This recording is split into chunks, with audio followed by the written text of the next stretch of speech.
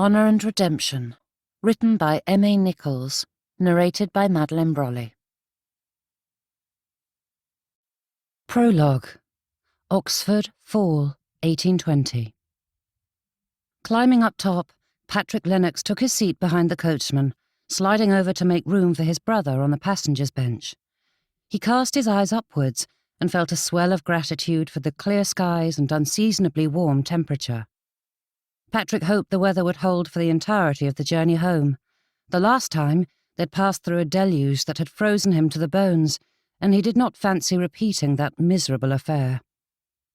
"It's a fine day for a drive," said Kelly, taking his seat beside Patrick. "Far better atop than stuffed into the coach with the rest." "It bodes well for the state of the roads. I would hate to be waylaid because of a muddy mess." Kelly's eyes glinted, and Patrick awaited the teasing words that accompanied such looks. "I would hate for you to be separated from your sweet Miss Eloise a moment longer than necessary." Patrick gave no reply, for there was none to give. Denying it only encouraged Kelly. They both knew where his heart lay, and the anticipation of the reunion had it thumping a rapid beat. Finished with their preparations, the coach took off from the inn's courtyard, and Patrick found himself quite pleased with their situation. Though the wind bit, theirs was the best vantage point from which to witness the glorious fields and golden landscape. And, most importantly, it allowed for more entertaining possibilities than were to be found inside the vehicle. As their family coachman had decreed, Patrick and Kelly needed far more practice with the simpler curricles and gigs before he would allow them to work with a four-in-hand team. Their journey to and from university provided the only opportunity to do so. All the fellows at Oxford had stories of their heroic adventures along the rough and tumble roadways, and the Lennox boys yearned to be given charge of a coach as well. The driver set the horses on a merry pace, and from the man's demeanour, Patrick thought this journey a lost cause. He had travelled enough to recognise which coachmen took their position seriously, and this one had all the makings of such a one. There was no stench of spirits about him, and he kept the horses at a hurried but prudent speed. However, Patrick's grim assessment proved flawed, for after only an hour of travel, the coachman glanced over his shoulder at the pair. "You two look like a fine pair of gentlemen with a good head about you. Would either of you like to take the reins for a few miles?"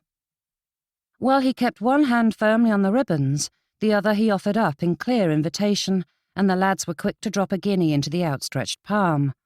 Pocketing the coins, the coachman motioned for Kelly to climb onto the front seat, and Patrick watched with an envious gaze as his brother was handed the reins and given a few curt instructions. The horses slowed, and Kelly gave a great "Gee up!" flicking the reins at the beasts, but the foursome continued to lag, their pace dropping to a walk. He shook the bits of leather, but the team had no intention of following Kelly's commands. "What is going on up there?" cried a passenger from inside the coach. "Why have we slowed?" "A bit of muddy road is all, sir," called the coachman with a smile at the young men. "We'll be along shortly." "I must arrive in Harrington by nightfall," came the reply, and they heard the coach window shut once more. "You're making a muck of it," said Patrick, leaning over Kelly's shoulder for the reins. His brother pulled away. "I am not. They're simply stubborn." "Give them a bit of the whip," said the coachman as he slouched in his seat. "That'll straighten them out." With a nod, Kelly did as told, but the end knotted up in the harness, rendering the whip useless. "You're tangling the reins," said Patrick, pointing to the ribbons all twisted together in Kelly's hands. "The team can tell you're a novice." Shifting his grip, Kelly straightened the bits of leather, but the horses would not budge from their sluggish pace, and the coachman appeared utterly unconcerned. "You're a natural," mumbled the driver with a lazy smile. "As good as any novice I've seen." "May I have a go?" asked Patrick, leaning forward until he was hanging over into the driver's seat. Kelly leaned away, causing the horses to list to one side. "It's only been a couple of miles. You'll have time enough later." "We've got an inn coming up presently," said the coachman, jabbing a thumb into the distance. We can change drivers then." "But I want to try now," said Patrick with a groan. "I'll give you extra time after the stop." Kelly's eyebrows rose. 5 miles? 2. Narrowing his eyes at the horses, Kelly pursed his lips as he contemplated the offer before handing the reins over. Patrick did not bother shifting seats. As it was, he was hanging over the railing between his bench and the driver's seat, which gave him space enough to manage, and he could not wait another moment. Taking the straps in his hands, he mimicked the coachman's grip, carefully positioning the ribbons between his fingers. When comfortable, Patrick gave the reins a nudge, calling out for the horses to get a move on, and they did. Though nowhere near the pace the coachman had set, Patrick was quite pleased with the fact that it was not much slower. "How did you get them to do that?" asked Kelly, and Patrick pointed out a few techniques he had gleaned from watching coachmen. With another flick, he increased the speed once more, and it was thrilling and terrifying at the same time. "Faster!" Kelly shouted, and Patrick grinned at his brother while pushing the horses to greater speeds.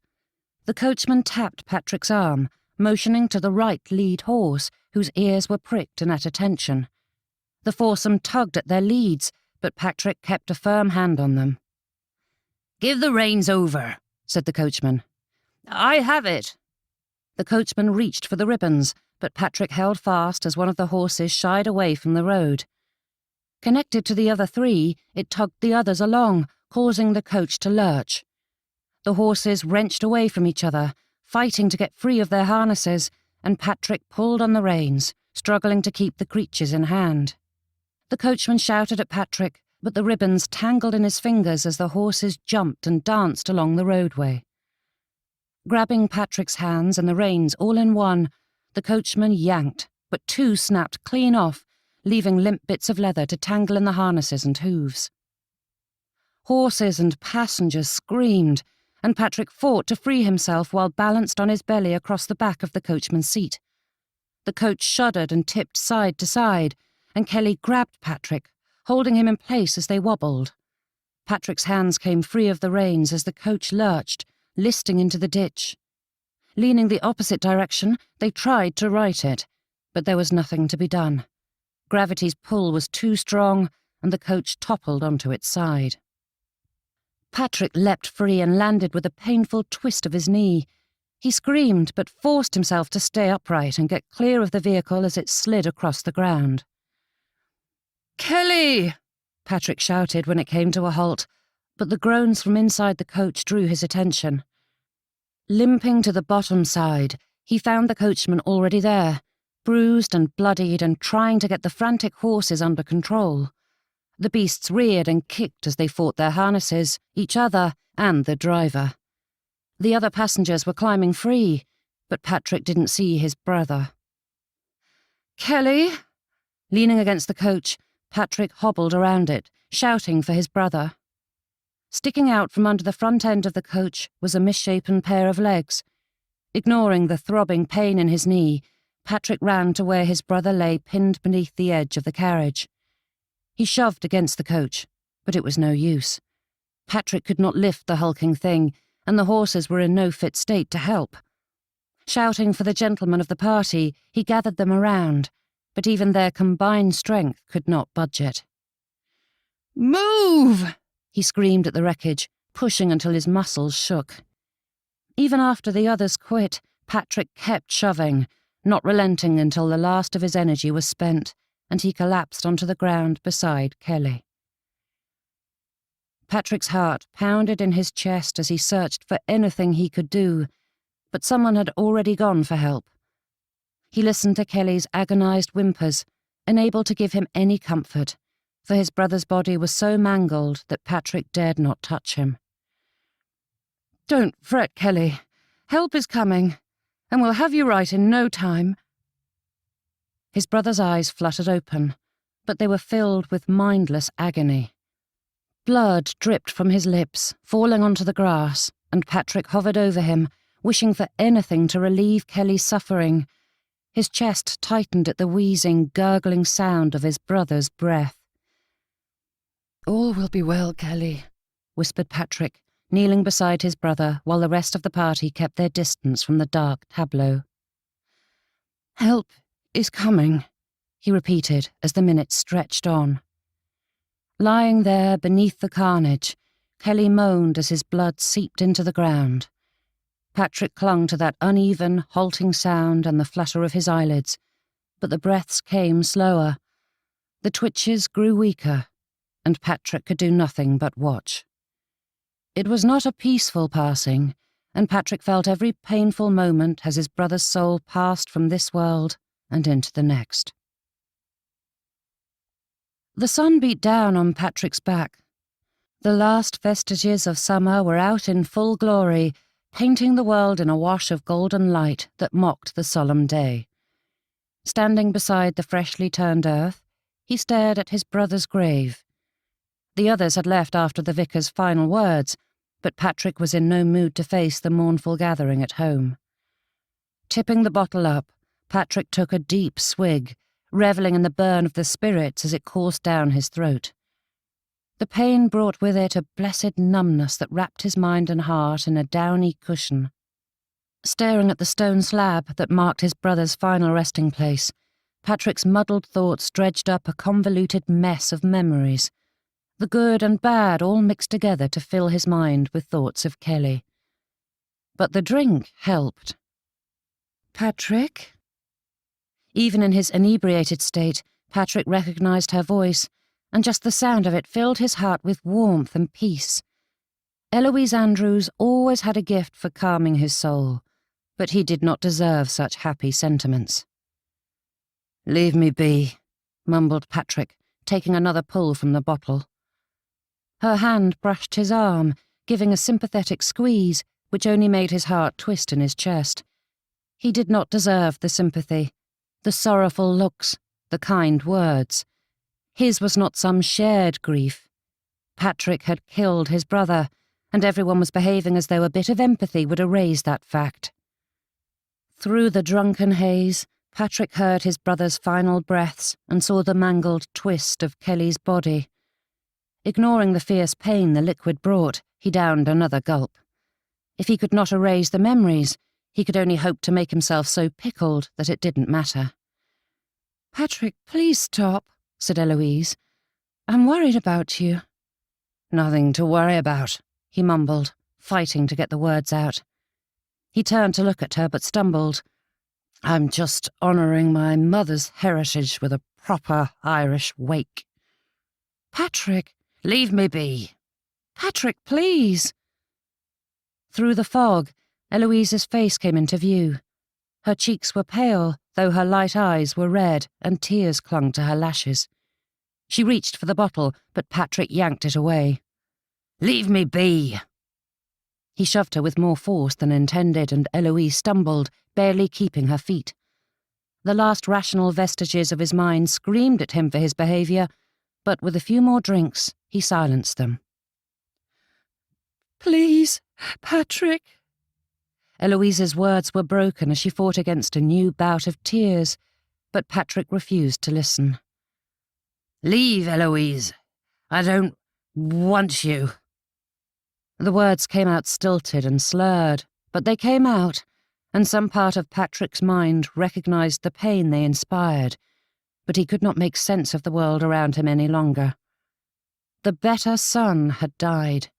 There was no fighting that fact. Even in his drunken stupor, Patrick saw the truth for what it was. His family's grief was still fresh from the loss of his father and little sister, and he had wounded them all over again with his thoughtless actions. His mother's sobs echoed through the house late into the night because of him. Patrick fought to keep his balance, but his drunken limbs couldn't keep him upright, and he fell onto the fresh grave. Broken, he lay there, watching the precious liquid leak from the bottle into the ground, and with a wobbly hand he grabbed it by the neck, clutched it to his chest, and closed his eyes to the world. Chapter 1. London, 6 years later. Batting her fan, Eloise Andrews fought to disperse the perspiration beading at her neck and temples, The ballroom was roasting. For all her girlish dreams of the fancy balls in London, Eloise had never thought that they would be quite so pungent. But the conflagration of candles around her filled the air with the scent of melting wax and tallow, and mixed with the natural aroma of the overheated dancers. Eloise wished the Felthams would be more circumspect with their guest list, for such an overabundance was bound to detract from the evening. Though the dancers had space, it was a tight fit. Each step and turn was done carefully to keep from colliding on the dance floor, to say nothing of the onlookers who were crushed to the sides. "Isn't that the loveliest lace you've ever seen?" asked Susie, tapping Eloise's arm to draw her attention to a gown. "I must get an introduction and discover where the lady purchased it." "I wonder if it is French," said Maria. "There is something in the pattern that makes me think it is. What is your opinion, Eloise?" Staring at the bits adorning the lady's décolletage and sleeves, Eloise had not the slightest inkling as to its origin or why it mattered.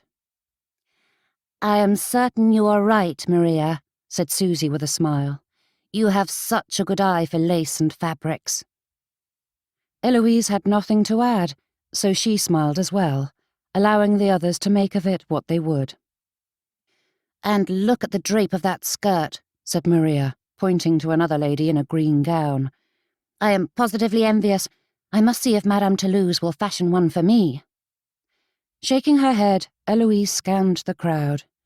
"You have a season's worth of new gowns. Do you need another?" Maria gaped with mock effrontery. "You are beyond the pale, Miss Eloise Andrews. There is always a need for more. Besides, it is my job to spend frivolously so that my parents are quite happy to be rid of me when I marry." Eloise fought back the smile those words elicited, though she could not keep it from her tone as she asked, "Is that so?" Maria gave her most winning smile. "Of course. I would hate for them to be devastated when I leave their household." "Then your motives are purely charitable?" asked Eloise with a raised eyebrow. Clasping her hands behind her, Maria gave a demure shrug. "That is most kind of you," said Susie, her expression the picture of earnestness. Both Eloise and Maria broke into laughter. "Dear Susie, she was speaking in jest," said Eloise. The girl blinked at her friends, her eyes fluttering rapidly as her mind worked through that revelation. Then, breaking into a grin, she laughed alongside the others. "And what have you found to occupy yourself of late?" asked Eloise. Susie wrinkled her nose. "I swear, Mamma has been running me ragged with visits, but it is rarely anyone of interest. Her set never has any decent gossip." "Then what do they talk about?" asked Maria with a furrowed brow. Susie gave a vague wave of her hand. "Nothing of consequence." "It must be of consequence to them," said Eloise as she battered her fan with such fury that her dark ringlets bobbed. "I know I should not complain," said Susie, reaching over to pat Eloise's arm with a look of genuine dismay. "My mamma may have little access to gossip, but at least she does not despise it. Whatever do you do during morning visits when yours will not abide such diverting conversation?" The utter horror in Susie's tone made Eloise grin, though she hid it behind her fan. "Mother is adept at discussing the weather for hours on end." "Take a look at Mrs. Croft's hair," said Maria, pointing her fan at the lady in question as she strode by the trio. "I am not a fan of turbans, but it looks lovely on her." "You are quite right," said Susie with a decisive nod. "But I've always thought that such accessories favour a lady with a shorter coiffure." Eloise struggled for something she might say, but if there was a subject she detested more than the origins of lace, it was the proper drape and styling of turbans. She adored a beautiful gown and all the accompanying accoutrements, and had no qualms about spending great lengths of time on such things, but she did not share Susie and Maria's zeal for every minute detail. But feigning interest during the occasional lengthy fashion discourse was the least she could do for her friends. Allowing the conversation to continue without her, Eloise's eyes drifted from her companions. Beating her fan, she wished she might have a bit of fresh air, but there was nothing to be done about it. With her mother standing guard mere steps away, there was no opportunity to sneak into the courtyard. "Miss Andrews?" With a smile, Eloise turned to greet the gentleman. "How good to see you, Mr. Godwin." "I had hoped you would honour me with a dance," he said with a bow. "I am told the next shall be The Spirit of the Dance, which, if memory serves, is one of your favourites." Susie tittered behind her fan, and Maria gave a conspicuous smile. Eloise refrained from rolling her eyes at the young ladies and took his arm with a word of thanks. "Are they quite all right?" asked Mr. Godwin, nodding back at the pair as he led her onto the dance floor. He looked so genuinely concerned that Eloise's heart warmed towards the fellow. However, his cherubic face gave him such an air of youth that she also felt the urge to pat him on the cheek, give him a biscuit, and send him to bed with a promise that he need not worry his little head about such things.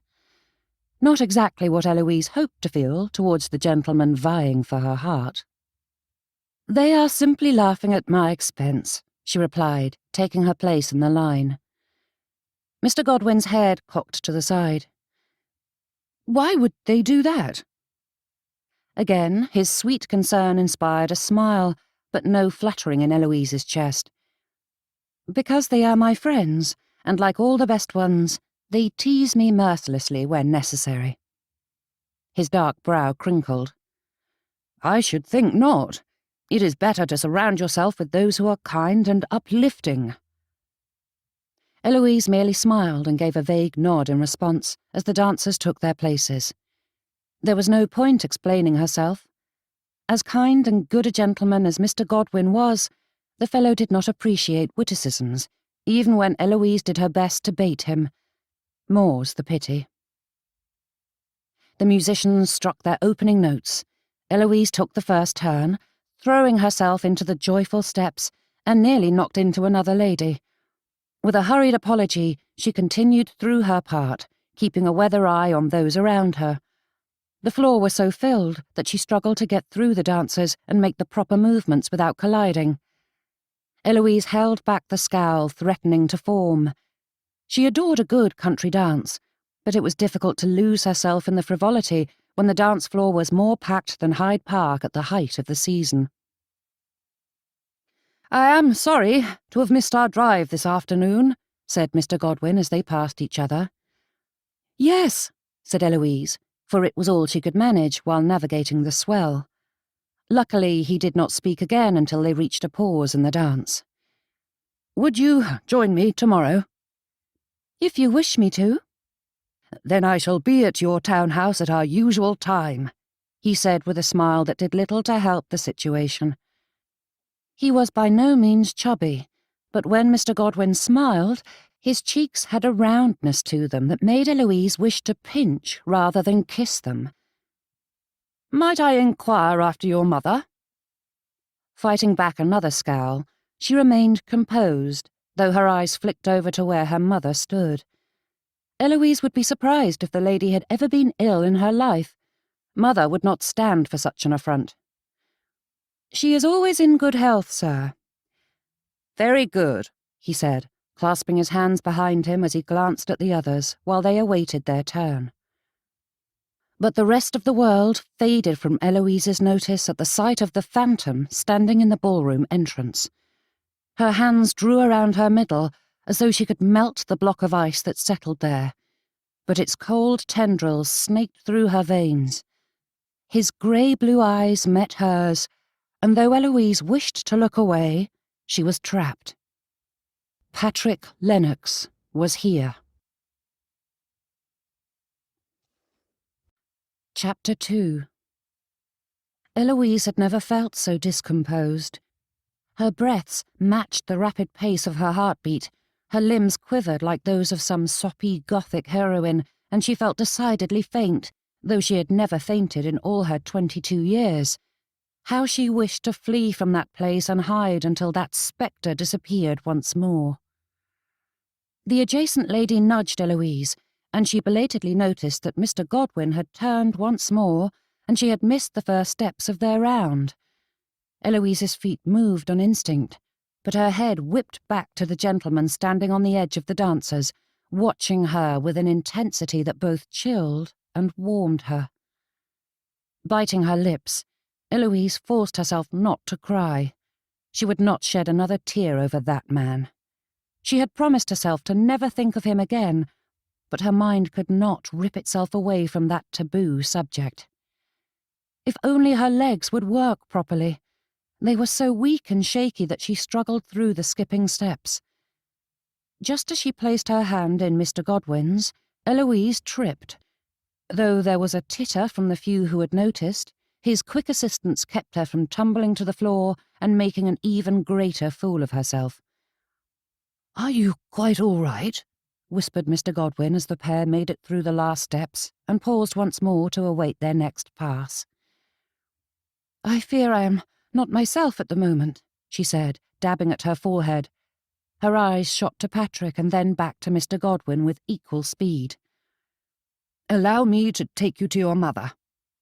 Eloise shook her head. She could not stomach a lecture on decorum at present, and there was no doubt that she would receive one if she appeared at her mother's side in such a state. "Please, no. I would like to return to my friends. I just need a bit of a rest." "Of course," he said, taking her by the elbow as he cut a path through the crowd. Maria and Susie wore clear signs of confusion as Mr. Godwin led Eloise back, but they showed restraint and said not a word, though their eyes begged an explanation. "Might I fetch you something to drink?" he asked. Eloise mumbled some reply, though she could not attest to what it was, for her mind was consumed with thoughts of Patrick. She had lost sight of him, but felt his gaze on her still. Mr. Godwin asked another question, and Eloise reflexively nodded, her eyes scouring the crowd.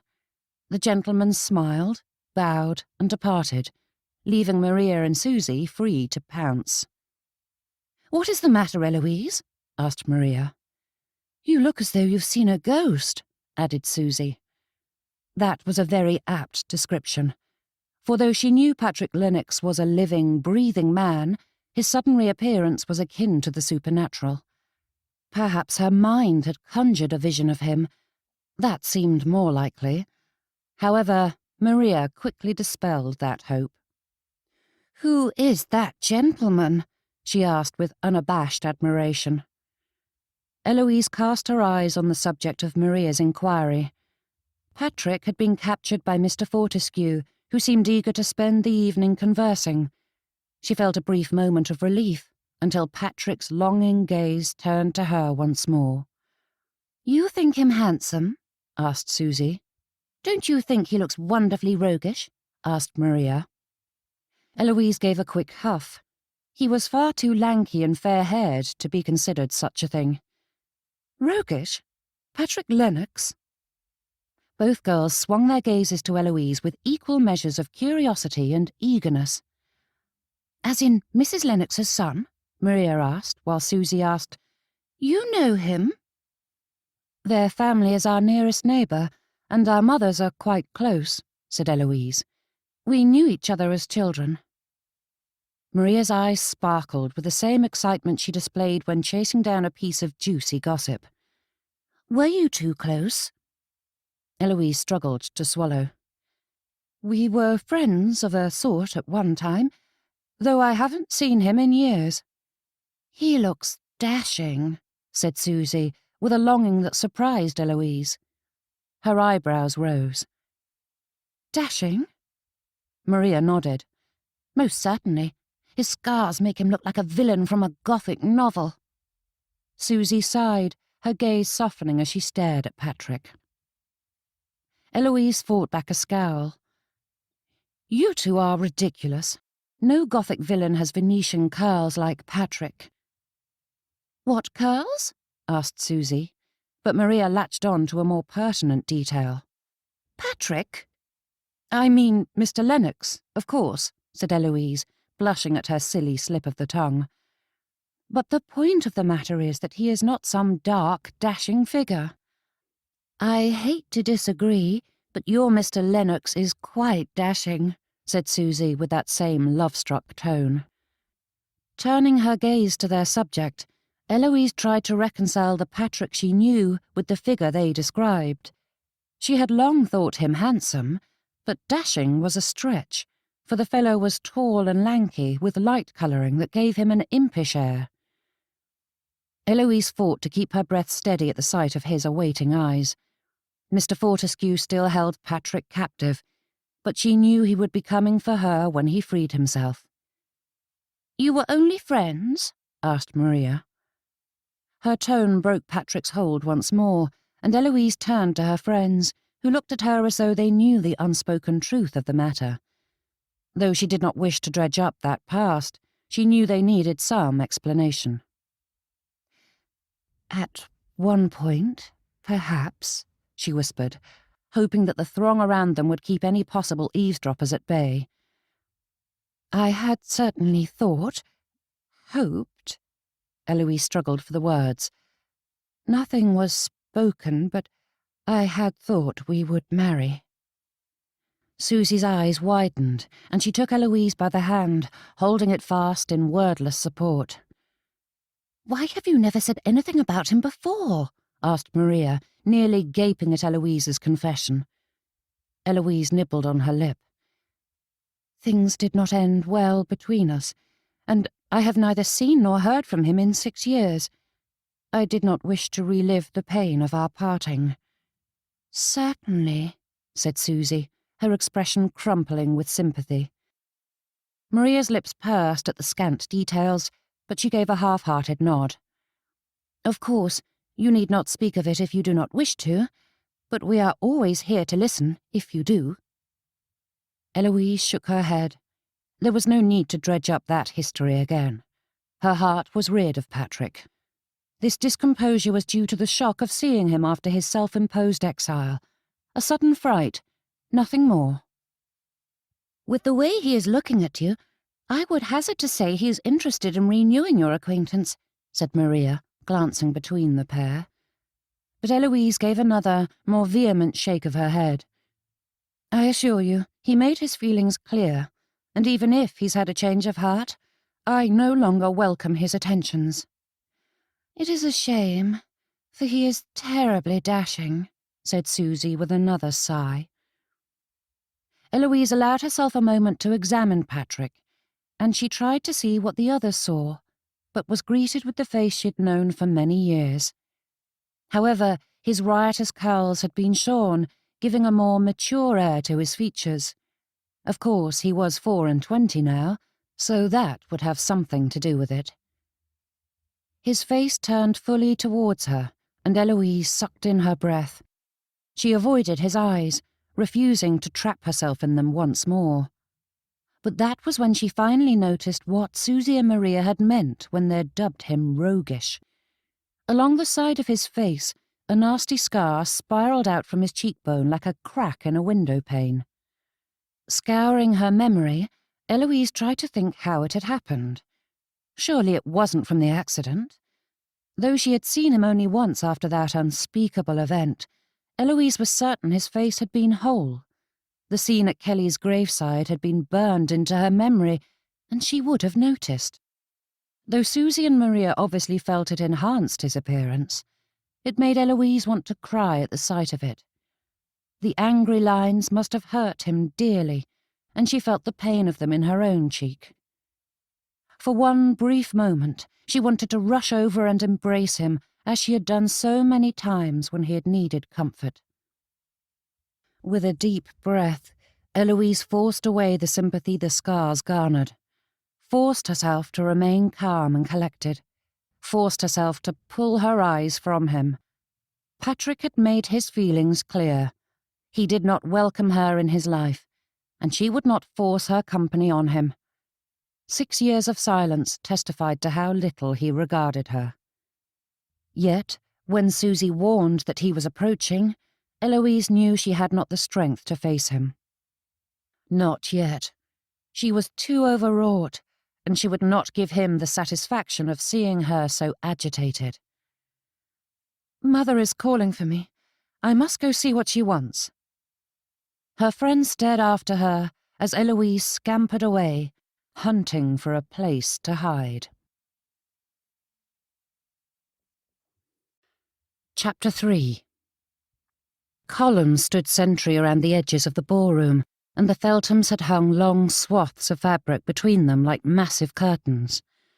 One particular pair had an alcove secreted behind them. That would do nicely, for it was hidden enough to be overlooked while allowing her a decent vantage point. Eloise ducked between guests, carefully dodging around them, and glanced over her shoulder to see if Patrick was following. His attention was occupied by a demanding gaggle of girls, all fluttering their fans and eyelashes at him, and Eloise used the opportunity to slip into the obscured corner. A young lady grunted as Eloise collided with her. "My apologies." Eloise leapt backward, nearly tripping over her hem as she untangled herself from the stranger. The young lady smoothed her skirts, her cheeks flaming as red as her hair. A great pinkish stain soaked her bodice, and it was Eloise's turn to blush. "Please tell me I am not the cause of that mess," said Eloise, pointing to the young lady's dress. With another furious blush, the lady shook her head. "Oh, no. I was being so careful not to bump into anyone lest I spill my drink, yet I ended up tripping over my own feet not long after I arrived."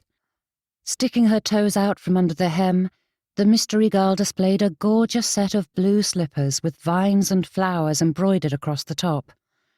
"My new dancing slippers have a most awkward heel, but I love them so much that I just had to wear them." "Those are worth the risk," said Eloise with an appreciative smile. "Yes, my hubris was my downfall." The girl gave a miserable laugh as she glanced down at the sopping stain. "I shouldn't care one whit what anyone thinks. It is not as though I am the only lady in attendance to have ruined her gown with a misplaced cup of punch. But I cannot bring myself to venture forth. Navigating a crowd of strangers is difficult enough without having my foolishness on display."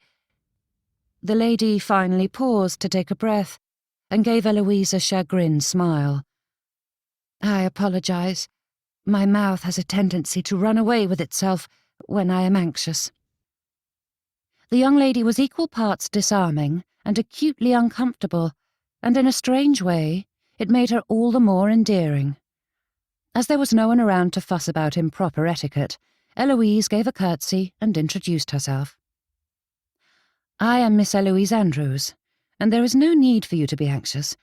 I was hoping to hide for a bit as well." "Miss Kitty Hennessy. Please do join me. You looked in need of an escape." "You witnessed that?" "Watching the crowd is far more enjoyable than navigating it on my own," said Miss Hennessy. She paused and added, "Of course, I have my parents, but clinging to them and their friends isn't particularly entertaining. I would much rather stand here and watch the party than to stand there awkwardly listening to their conversations. And I rather enjoy spying on everyone. It is quite entertaining to see them all in their element. But I am babbling again." Miss Hennessy sighed and shrugged, as though there was nothing to be done about the matter, and Eloise grinned. Though she could not describe what endeared her to Miss Hennessy, she embraced the sentiment and said, "You are welcome to join my friends and me, though I am not keen on returning to them at present." Tugging at the tops of her gloves, Miss Hennessy smoothed out the wrinkles. "Why ever not?" But then her eyes widened, her cheeks growing red again. "That was far too bold a question, but I cannot seem to stop myself. It's a trait I inherited from my father. I despair of approaching people, but once someone engages me in conversation, I cannot rein in my tongue. You needn't answer, of course. I was merely curious." "To be honest, I find it rather refreshing," said Eloise with a smile she hoped would calm her companion. "At least your questions come from curiosity, and not an obsession with secrets and gossip, which is why I'm happy to be free of my friends at present, for they know that there is potential tittle-tattle afoot, and they won't rest until they've unearthed it."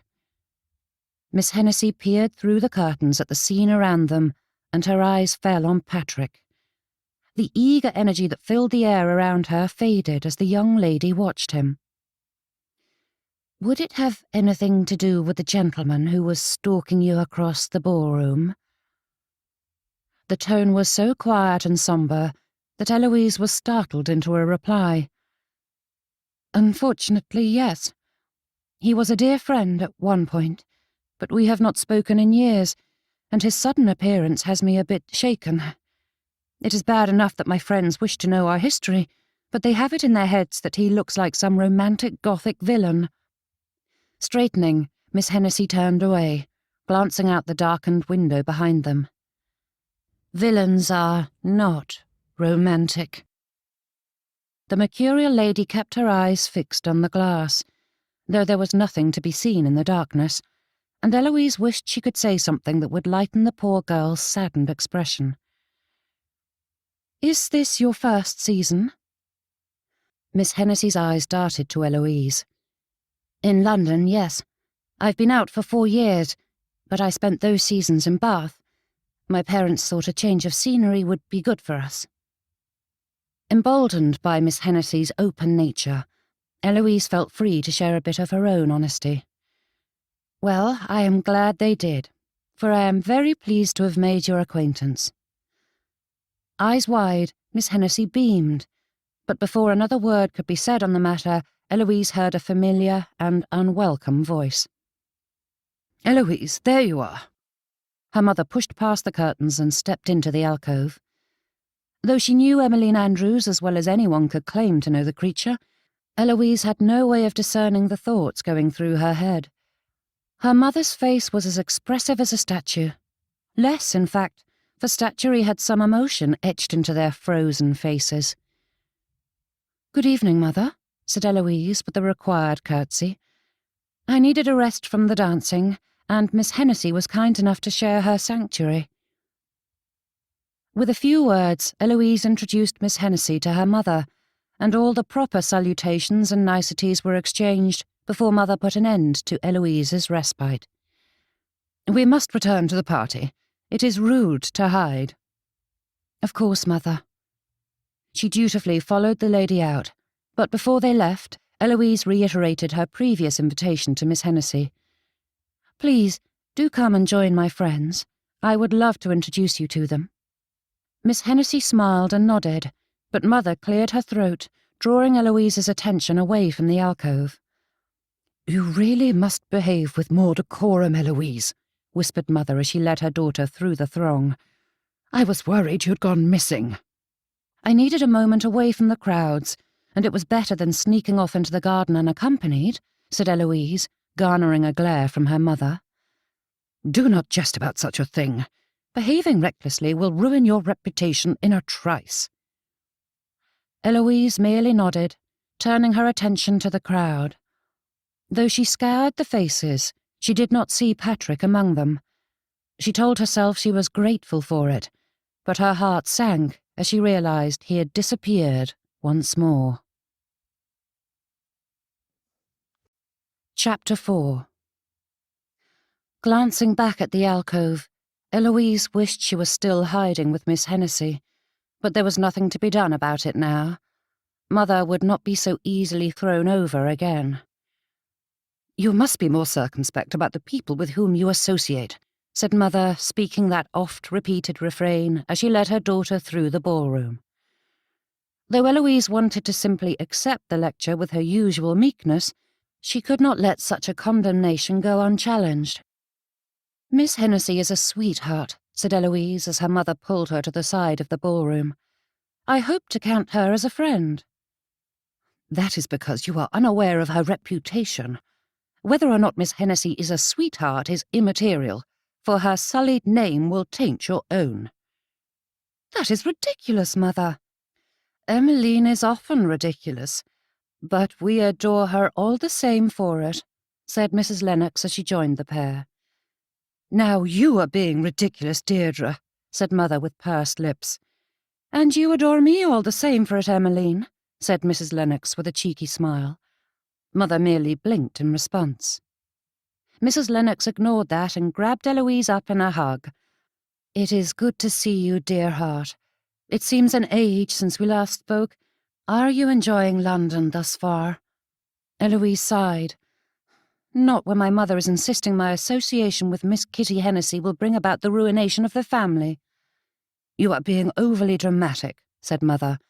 Though her expression was stoic, her tone held just a touch of exasperation, which was as much of a rise as Eloise ever got from her mother. At times, she felt the strongest urge to shake her mother just to see if it garnered any genuine emotion from her stony facade. "The Hennesseys are good people," said Mrs. Lennox. "Though I've only just become acquainted with them, I will vouch for their character." "They may be lovely people, Deirdre, but there are rumours running rampant about Miss Hennessy." Mrs. Lennox gave her friend a saucy arch of her eyebrow. "Since when do you countenance rumours?" If her mother were ever base enough to scowl, Eloise thought she might do so now, but Mother kept her expression schooled.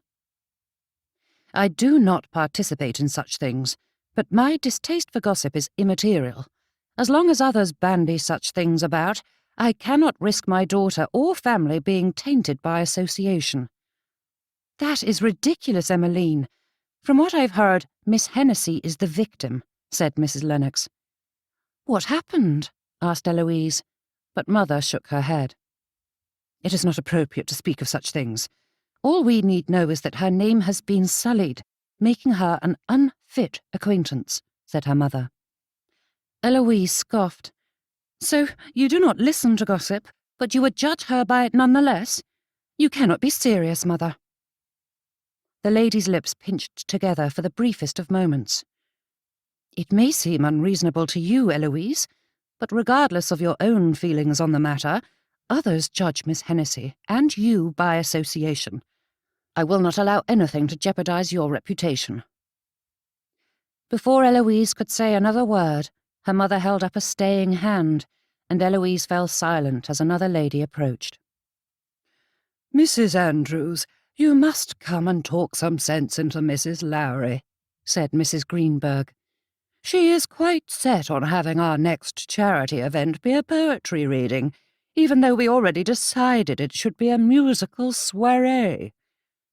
Mother gave a nod befitting nobility and asked Mrs. Lennox to look after Eloise before following Mrs. Greenberg. "She is impossible," grumbled Eloise with a huff.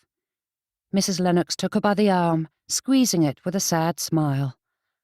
"Dear heart, I know she can be trying at times, but your mother is a good woman who loves you deeply." "I don't think she is capable of loving." Coming around to stand before Eloise, Mrs. Lennox gave her a stern look. "That is ridiculous." "But true," Eloise replied. "She is unfeeling. I don't understand how you can be friends with her. If she weren't my mother, I would want nothing to do with her." Crossing her arms, Mrs. Lennox frowned. "I've known your mother a long time. My marriage to Mr. Lennox was rather scandalous, and few in the neighbourhood deigned to acknowledge his Irish bride when he brought me home. Yet your mother readily accepted me and became my dearest friend. She wasn't always stern and distant, and that warm and loving heart still beats in her bosom. You're quite fortunate to have her as your mother." Thankfully, the lady in question was not near to hear the undignified snort Eloise gave, or the words that followed it. "Fortunate? I can't tell you how many times I've wished that you were my mother, or Aunt Mina, or Aunt Betsy, or just about anyone else for that matter." Mrs. Lennox's eyes hardened, her features growing frostier with each of Eloise's words.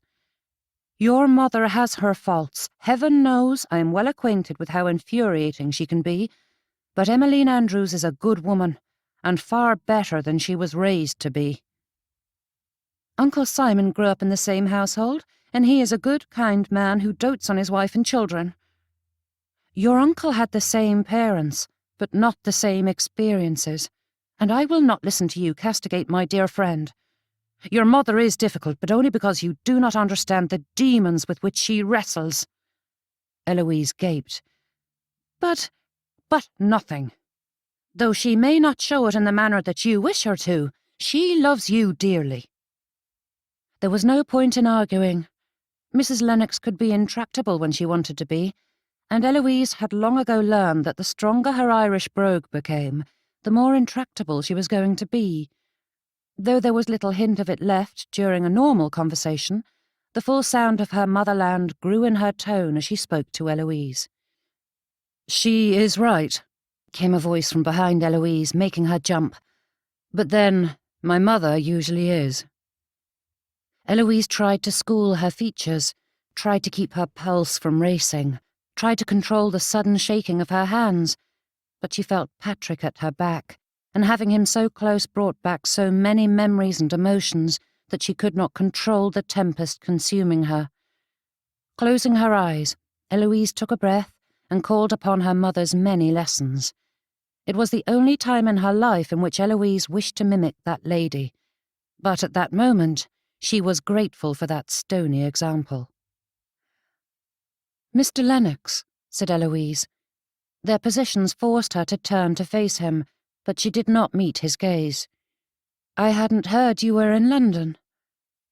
"Miss Andrews," he said with a tone that was more question than statement. "I am very glad to see you."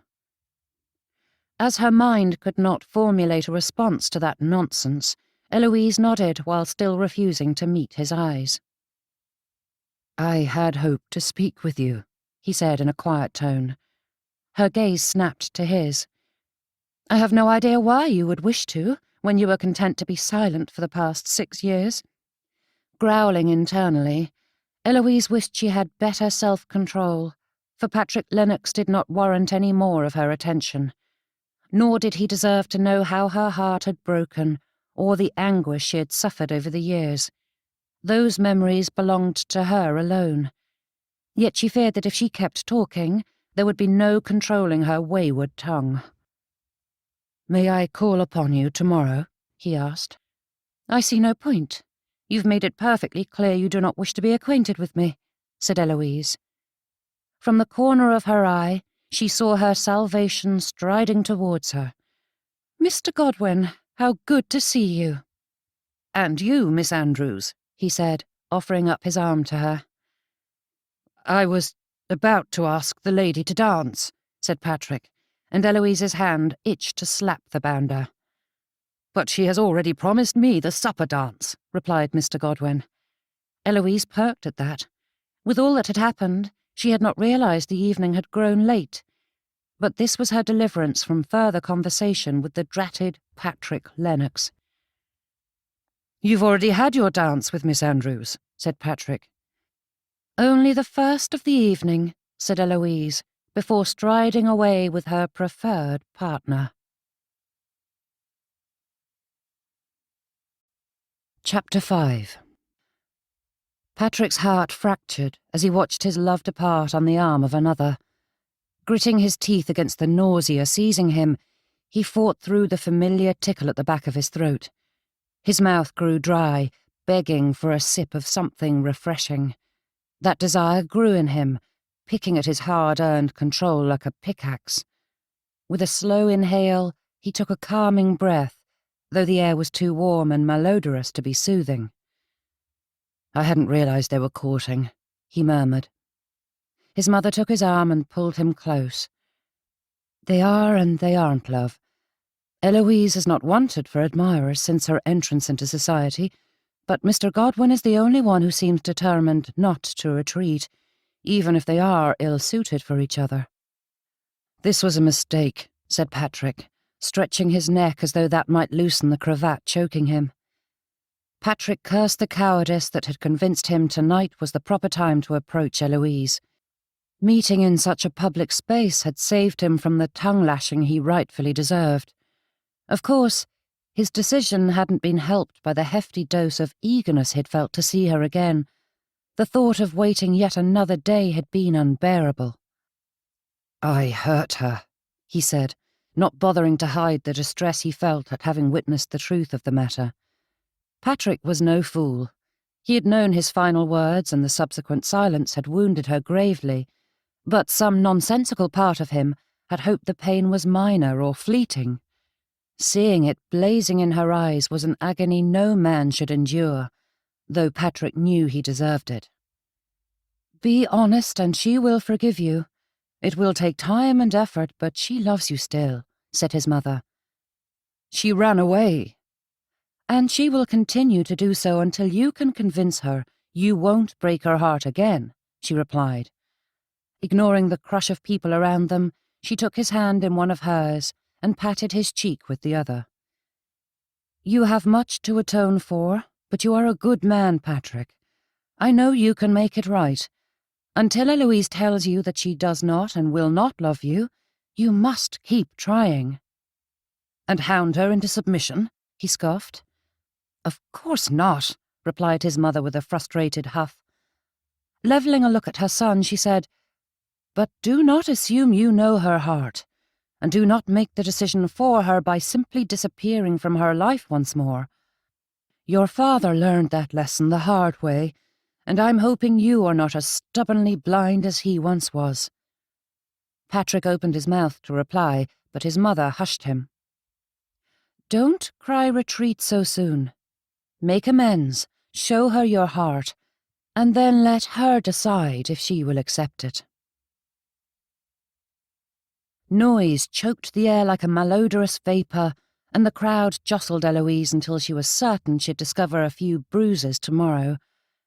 Yet still she jumped at every bray of laughter and touch, thinking Patrick had come to plague her once more. Luckily, the group around her required only the occasional smile and nod, for Eloise was not capable of carrying a conversation at present. Her chin trembled, but she gritted her teeth. For 6 years they'd had nothing but rumours and speculation to tell them if Patrick were alive or dead, and she couldn't believe his mother so readily forgave him that torture. Eloise didn't feel capable of such charity, especially when he appeared without warning and claimed he was very glad to see her, as though his absence had been nothing out of the ordinary. The group around her laughed, and she forced a smile. And he wanted to dance with her. Eloise would rather kick him in the shins, but her slippers were too soft to be decent bludgeoners, and her fan would break under such an assault. A reticule would do wonders, but she did not have one on hand at present. "Miss Andrews?" His voice startled her so thoroughly that Eloise stumbled to the side, but then Patrick's hands were there to steady her. "Mr. Lennox," she said through clenched teeth, wrenching her elbow free. "You should not sneak up on a lady." Beside Eloise, Miss Merriweather tittered with laughter and batted her eyelashes at Patrick. "He was standing there for several moments, Miss Andrews, and you did not notice him." "I apologize for any distress I may have caused," he said with a bow of his head. "I had hoped to claim a dance. Mr. Godwin cannot occupy this one as well." Eloise looked at Mr. Godwin, wishing she could enlist him for a third set, but Mamma would have a fit over that breach of etiquette. Casting her eyes to the rest of her circle, she discovered, much to her dismay, that Mr. Kirkpatrick was the only other gentleman, and he was such an appalling dancer that his partner always sustained some injury after a set. Thinking through the possibilities, Eloise weighed whether being crippled was preferable to standing up with Patrick. Ignoring the traitorous flutter in her heart that wanted nothing more than to put her hand in his and be led onto the dance floor.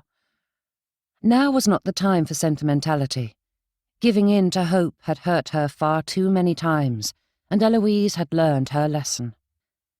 But regardless of her own internal debate, Mr. Kirkpatrick was so thoroughly oblivious to the drama unfolding that he wandered off in search of refreshment, leaving Eloise with no escape. "If Miss Andrews is otherwise engaged, I would love to stand up with you," offered Miss Merriweather, and Eloise gaped at her audacity. She did not care if another lady set her cap at Patrick. That had nothing to do with it. Nothing whatsoever. But Miss Merriweather was all but throwing herself into his arms. Her eyelashes were fluttering so much that Eloise could feel the breeze of it. Patrick cleared his throat. "I do appreciate your offer, Miss—" "Diana Merriweather." With a fluid dip, she gave a deep curtsy, more appropriate for royalty, and Eloise suspected Miss Merriweather had done so to enhance the already low cut of her décolletage. Mr. Godwin's eyebrows shot upward, and Patrick's cheeks grew rosy and kept his eyes fixed on Miss Merriweather's face. Patrick mumbled a halting reply, and Eloise sighed, unable to suffer this awkwardness a moment longer. Taking him by the arm, she dragged him towards the dancers. "Thank you for rescuing me from your friend," he muttered, glancing at her with a bewildered expression that was so terribly Patrick-like, Eloise's breath caught at the sight of it. "Miss Merriweather is not a friend. She's hardly an acquaintance," she said, taking her place among the dancers. "And it was nothing. I simply do not like to see anyone so uncomfortable, and she was terribly forward. It was shameful." Patrick took his place as well and nodded. Standing opposite each other, Eloise was forced to face him, unable to escape. "But it was understandable," he said. The musicians struck their notes, and Eloise held back a wince, for the dance was Cupid in armour. More than the unseemly name, it was far too sedate. Now was the perfect time for a rousing country dance that would leave them out of breath and focused on the steps. Instead, Eloise would get little respite from her partner. "How is Miss Merriweather's brazen behaviour understandable?" she asked. "When one is terrified of the future, one often resorts to extreme tactics." "Ridiculous," said Eloise with a shake of her head. "Miss Merriweather is a bold, fearless lady." "You don't see it?" Patrick asked, cocking his head to the side. "She is frightened of spinsterhood, and in her desperation she employs bold measures to secure a husband." She glanced past Patrick to look at the lady in question, but Eloise could not see a single ounce of trepidation in Miss Merriweather's expression. They followed the promenade, moving down the row, and Eloise glanced at their joined hands. Though separated by gloves, her memory supplied the feel of Patrick's fingers.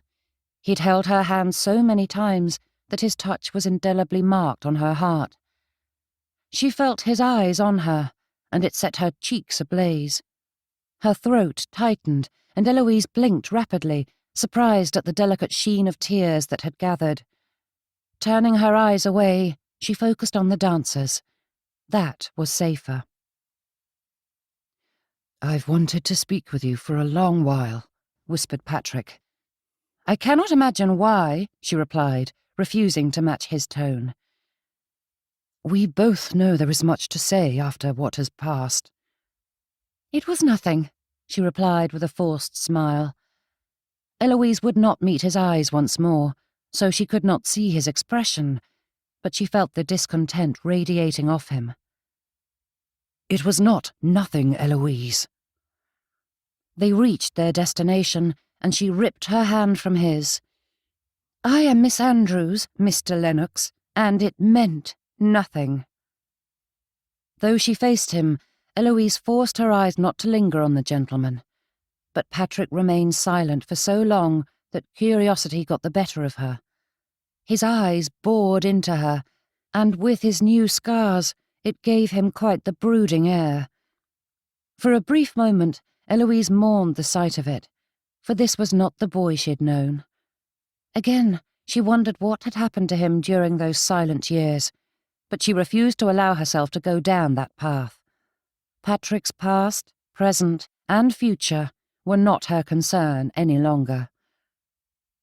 "We were good friends," he began. "Yes, we were, but that was in the past, Mr. Lennox, a long time ago. 6 years, in fact." Patrick's gaze fell, his shoulders drooping, but Eloise would not allow his dejected state to soften her heart. He had brought this upon himself. "Tell me you are happy with Mr. Godwin and want nothing more to do with me, and I will leave you alone," he murmured. "I give you my word I will never bother you again." Straightening her spine, Eloise raised her chin. "I am very happy with Mr. Godwin." But her lips would not form the other words. Her mind filled with all the accusations she wished to unleash, but even in that monsoon of emotion, Eloise could not give voice to the broken part of her heart that wanted nothing to do with him. Patrick's eyes rose to hers, a curious spark in them. Another promenade brought them together, and Eloise forced her feet not to trip over themselves. Generally, she was not a clumsy girl, yet she was straining to keep upright tonight. "Are you truly happy with him?" he whispered to her. "Of course," she whispered back, her puzzled eyes meeting his. "Why would I not be? He is a good man." The corner of Patrick's mouth twitched, and there was a hint of a smile in his eyes. "You always bite your lips when you lie, Eloise. You haven't changed." Eloise wrenched her hand free of his. "And how would you know if I've changed? You haven't been here, Patrick. Mr. Lennox." Flustered at her slip of the tongue, Eloise broke from the dance, not caring that it wasn't finished. Weaving through the crowds, she honed in on Mr. Godwin and came up beside him. Sliding her arm through his, she clung to it, giving him a bright smile. He blinked at her for several seconds before giving her a warm grin in return and placing his hand atop hers. Chapter 6. Fidgeting was unacceptable, and Eloise Andrews had long ago cured herself of such low-born behaviour, but there were moments when her fingers itched to fiddle with her necklace. It was a silly habit, but there was something about the motion that brought her a bit of peace. However, it put her nerves on display, and Emmeline would not allow herself to become a spectacle. The coach rolled down the cobbled streets, and Emmeline hazarded a glance at her daughter. Though sitting with her hands and feet in the right position and maintaining the proper posture, Eloise looked deflated. Her dim eyes tracked the passing scenery with a lethargy that broke her mother's heart, and Emmeline longed to buoy the girl's spirits. "Did you enjoy the Felthams' ball last night?" asked Emmeline, though she immediately wished she had not. She'd meant it as a simple nicety to spark a conversation, but the previous evening was not a happy subject for Eloise. "It was too crowded," was the only response she received. Eloise's features tightened, and Emmeline thought it prudent to let the matter drop. However, curiosity was rarely prudent, and there was too much unravelling in her daughter's life to let the conversation lie. "It was a pleasure to see Mr. Godwin," said Emmeline. Eloise's eyes finally turned to meet her mother's, and Emmeline was met with cold irritation. "There is no point in being circumspect, Mother. If you wish to know something, simply ask." "You two looked quite cosy." Eloise turned back to the window. "Mr. Godwin is nice enough." "You were clinging to his arm half the night." Giving that put-upon sigh that Emmeline had heard many a time from her daughter, Eloise said, "That is an overstatement, Mother. We are courting, after all. It would be strange if I did not spend the evening with him." Emmeline thought through the scene she'd witnessed the night before, and Eloise's resultant behaviour was anything but usual. "It was good to see Patrick," began Emmeline, but her words halted when Eloise levelled a hard look at her. "I do not wish to speak about Mr. Lennox." Eloise put extra emphasis on the formal address, but there was a brittleness to her tone that spoke of more than the anger she conveyed. The urge to scoop her daughter up into a hug overwhelmed Emmeline. Her sweet little girl was hurting, and her arms cried out to hold her, to comfort her. "Don't be so crass, Emmeline." Mother Andrews's voice came into Emmeline's mind as forcefully as if her mother-in-law were sitting beside her. Emmeline felt the stern disapproval, and she restrained herself, forcing those ill-bred feelings to the background. Then Emmeline heard another echo of her mother-in-law's voice. "Good girl." That memory brought a prickle of tears to her eyes, though Emmeline beat it back.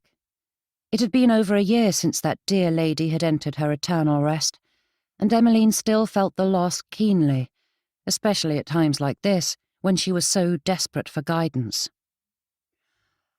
Reaching forward, Emmeline patted Eloise on the knee, as Mother Andrews had done many a time with her, but Eloise tensed and shifted farther away, turning her gaze back to the window with a rigidity that had nothing to do with proper posture.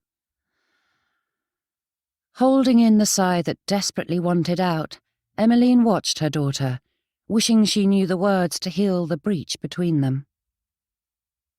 "I thought we might visit Madame Colette's this afternoon," said Emmeline. "I don't need another gown," came the quick response. Emmeline's hand twitched, but she caught herself before it moved to her necklace. Eloise may not need another gown, but Emmeline had seen a new style that would be perfect for her daughter. However, there was nothing more to say, for the coach came to a stop in front of Acton Court. In short order, the ladies were inside, divested of their cloaks and bonnets, and awaiting their hostess in the parlour. Clutching her hands in her lap kept Emmeline from bouncing out of her seat. She could not wait to see her new daughter-in-law. As they had been married only a few short months, Emmeline knew that it was likely too soon for Kenneth and Angela to have any joyous announcements to share, but Emmeline could not keep herself from longing for another grandchild. "Eloise, how good to see you," Angela said, greeting her sister-in-law with an embrace. Emmeline gave her daughter a small shake of the head at the display, and a quick scowl flashed across Eloise's face. But the girl calmed her overexcited energy and greeted her sister-in-law with a far more decorous curtsy. Angela stiffened, giving Emmeline a responding bob. The trio sat on the sofas as a maid arranged tea and cakes, but none of the ladies deigned to speak. Angela and Eloise shared a grim look, which Emmeline ignored as she stirred her tea. "How is Kenneth?" Emmeline asked, latching on to the first topic that came to mind. "Though I understand newlyweds need some space, I do wish you would stay with us at Caswell House." "He is at his club," said Angela before lapsing back into silence. Taking a sip of tea to cover her discomfort, Emmeline searched for a topic to broach. With all the training she'd received from Mother Andrews, Emmeline still had never developed a skill for creating conversation where there was none. When faced with such a situation, her mind seized and emptied, leaving her at a loss. "The weather." Mother Andrews's words fought through the awkward days, and Emmeline felt like the foolish, green young lady she had once been. "We've been enjoying very fine weather," said Emmeline. Angela set her teacup down, the china rattling, and Eloise gave another of her sighs. "Very fine indeed," responded Eloise in a lifeless tone. "Mrs. Kingsley paid us a visit last week," said Angela, turning her attention to her sister-in-law. "She brought me a gorgeous necklace and bracelet set to welcome me into the family. I believe she said they were an heirloom or something of that sort, and they are lovely. The most brilliant sapphire ringed with diamonds." It was Emmeline's turn to rattle her dishes, but she recovered quickly. "Yes, I am quite familiar with those jewels. They're not old enough to be considered an heirloom, but I had thought them quite beautiful." Eloise smiled, stirring her tea. "I had not realised that Aunt Mina and Uncle Simon were in London. I shall be glad to see them." Emmeline's jaw clenched, and she fought to keep her fingers from crushing the delicate cake she held. Placing it back on her saucer, she picked up her spoon to stir her tea, though it needed no such attention. The metal banged against the china in an unruly fashion, drawing the attention of the others. With a quick clink, she set the cup down with far more force than intended. The girls stared at her, and Emmeline forced her lips and jaw to loosen, affecting the calm demeanour Mother Andrews had insisted every lady needed. After a silent moment, Angela turned back to Eloise. "Not Aunt Mina. I meant Grandmother Kingsley. She's in town and wished to pay a visit as she was unable to attend the wedding. No one sent her an announcement or invitation." There was a hint of accusation in Angela's tone, but it did not bother Emmeline in the least. The slight against Amelia Kingsley had been intentional, and Emmeline would not feel guilty for protecting her children from that woman. "My grandmother?" asked Eloise, placing her own teacup down and leaning forward. "What is she like?" "A very amiable lady and quite generous," said Angela. "Do you know where she is staying? I would love to meet her," said Eloise, glancing between the others. "You've met her before, but it was so long ago you likely do not recall it," said Emmeline, "and it is best not to renew the acquaintance." "Renew the acquaintance?" Eloise gaped at that. "But she is your mother." "I have neither seen nor spoken to her in years, and for good reason," said Emmeline, smoothing the napkin draped across her lap. She channeled Mother Andrews as she spoke, adopting the tone her mother-in-law had used when making definitive statements that welcomed no further discussion. The girls looked discontented, but neither spoke another word on the subject. Running her hands over her knees, Eloise fidgeted for a brief moment before a look from Emmeline stopped her. "Angela, I hear you and Kenneth are throwing your first dinner party next month," said Eloise. Emmeline looked at her daughter-in-law, though she forced away the excitement, for she did not wish to appear too eager. This was a moment she had anticipated since her son had first announced his engagement. There was a clear strain between Angela and herself that Emmeline could not seem to rectify, and this was the perfect solution to build a better foundation with her son's new bride.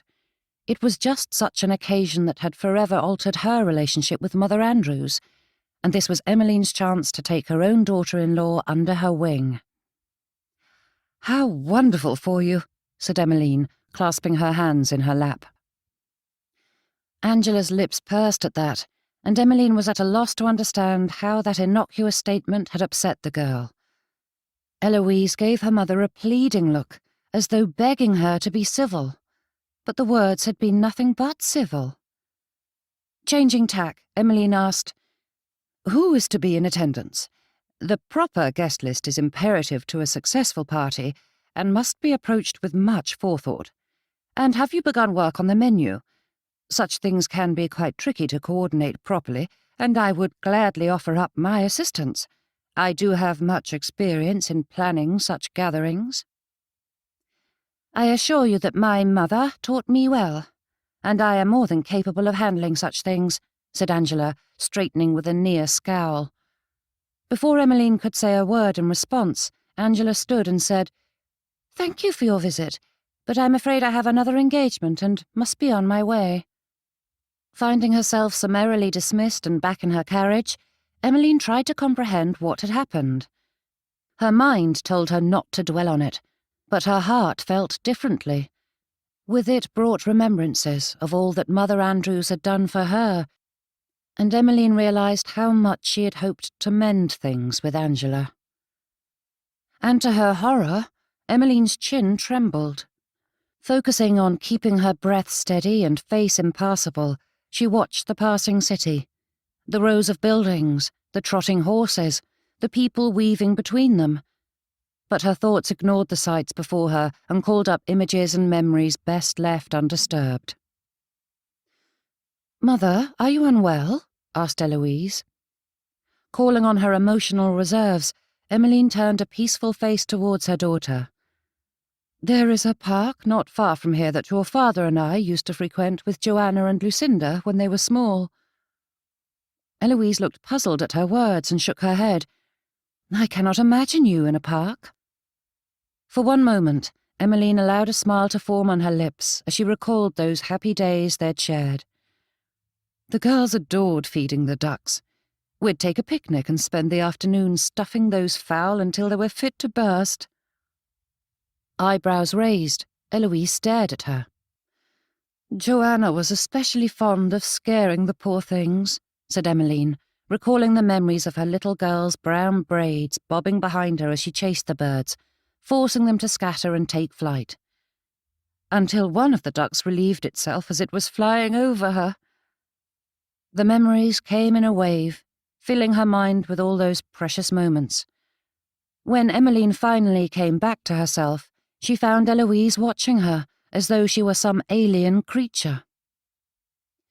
"You never speak of Joanna," said Eloise, "or Patience." Hands twisting in her lap, Emmeline murmured, "Some things are best left alone." The coach rolled to a stop, and Emmeline straightened, recalling herself.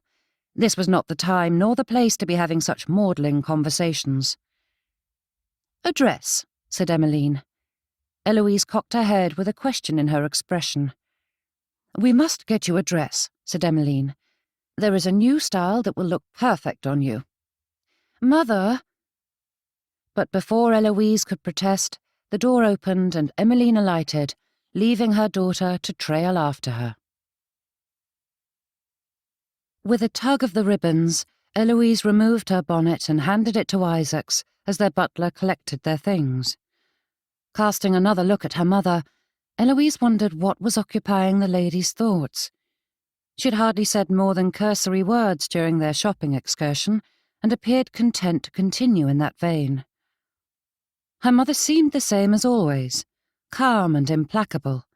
Her delicate features conveyed not a shred of emotion. Not a hair was out of place, nor a wrinkle to be found on her gown. But Eloise felt uneasy as her mother divested herself of her spencer, gloves, and bonnet. "Are you unwell?" asked Eloise. The lady glanced at her daughter with an arched brow. "What a foolish question to ask. I am perfectly well."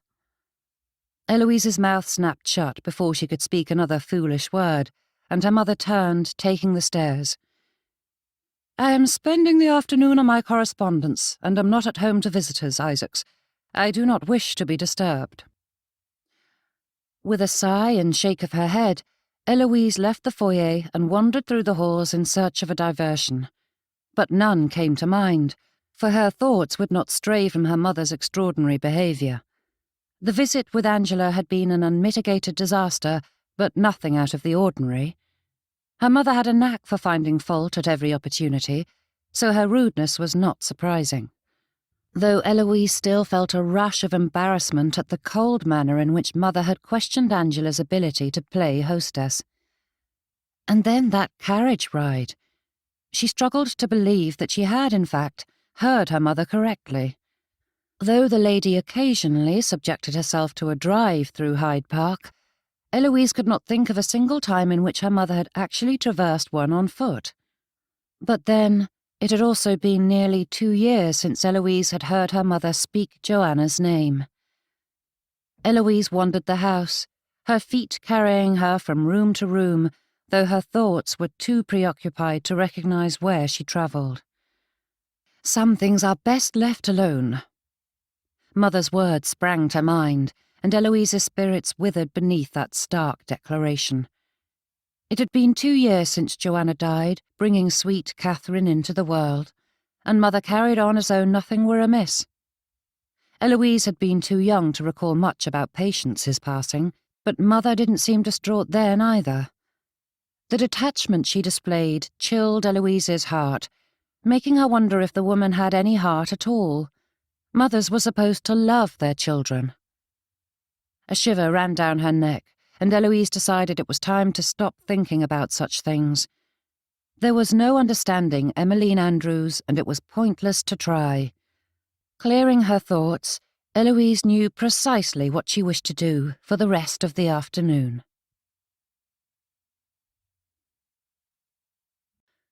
Chapter 7. Emmeline, age 7. Fingers brushed Emmeline's skirts, and she squealed, dodging out of Nurse Bliss's grasp. Emmeline fought to breathe, her sides twisting in delicious pain. With a great giggle, she paused, taunting her dear nursemaid. "I will get you," said Nurse Bliss, lunging yet again. This time the little girl was not quick enough. Scooping the lass into her arms, Nurse Bliss dug into Emmeline's sides, pulling peals of laughter from her charge. There was a squeaky shout, and Nurse Bliss stumbled as Simon leapt onto her back with a mighty roar. But the pair were no match for their nursemaid, who had played such games many a time before. She had both of them at her mercy, and little Priscilla scooted across the floor to assist in the torture of her elder brother and sister. With a drooling grin, the babe flopped down on Emmeline's chest, smacking her sister's cheeks with her tiny hands. Emmeline sputtered, but she could not free herself of the onslaught. Just when she could not breathe for laughing, Nurse Bliss released her prisoners, and Emmeline went limp, allowing the remnant giggles to fade into heaving breaths. On her hands and knees, Nurse Bliss loomed over the children with a grin. "Come now, my darlings," she said, getting to her feet. "It is nearly luncheon, and we must tidy up the nursery before we eat." "I don't want to clean," whined Emmeline as Simon groaned. Staring down at the children, Nurse Bliss put her hands on her hips and tapped her toe. "Only because you know Simon can clean faster than you." Emmeline bolted upright, eyes wide. "No, he cannot." "Yes, I can." Simon shot to his feet and scrambled to the nearest toy. Gasping, Emmeline hurried after him, scooping up blocks, soldiers and dolls. Casting a glance at her brother, she put on a burst of speed as she outpaced little Simon. With a snap of the lid, their toy chest closed. "I did it!" she shouted, throwing up her arms. "Did you see how fast I went, Nurse Bliss? Did you?" "You were positively flying, sweetheart," she replied with a warm smile that made Emmeline's heart even lighter than before. Throwing her arms around Nurse Bliss's legs, Emmeline squeezed her tight, and then Simon's little arms came around them both with a giggle. The crunch of carriage wheels against the gravel drive drew their attention, and the children hurried to the window to see who had arrived. "Careful, Emmeline," said Nurse as she helped her and Simon climb atop the window seat to stare out at the visitor. Emmeline pushed her face against the window, watching the carriage roll to a stop at the front door. "Who is it?" But the question was answered when Simon let out a squeal, bouncing on his toes. "Mama!" After so many prayers and pleadings, there she was, stepping out of the coach in all her finery, looking like the fairy princesses in Nurse Bliss's stories. Emmeline echoed Simon's shout, and the pair of them hopped from the seat, bolting out of the nursery with their nursemaid trailing behind them. "Children!" Nurse Bliss called, but the pair would not listen, and the nursemaid was hindered by the babe in her arms. Grabbing Simon's hand, she ran with all possible speed. Emmeline could hardly breathe at the thought of getting to see her, to embrace her. Perhaps they could play with her new dolls. Or she could show her mother that bit of field that had the loveliest wildflowers. That would make Mamma so very happy. Mamma stood at the other end of the hall, and Emmeline put on another burst of speed, her little feet tearing towards her. Simon pulled free of Emmeline's grip to run faster, and the pair of them launched themselves at their mother.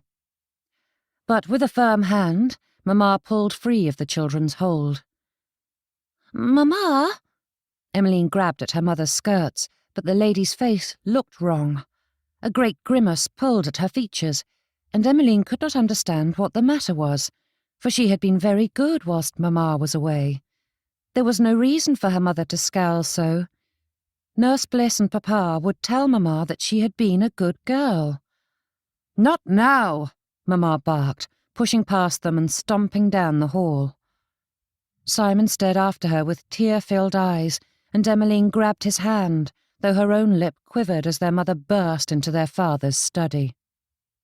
"Amelia," their father greeted her, getting to his feet, but before he could say another word, their mother flew across the room, letting her hand fly with all her strength. It cracked against their father's cheek, making Emmeline and Simon flinch. "Are you happy, you spineless cad?"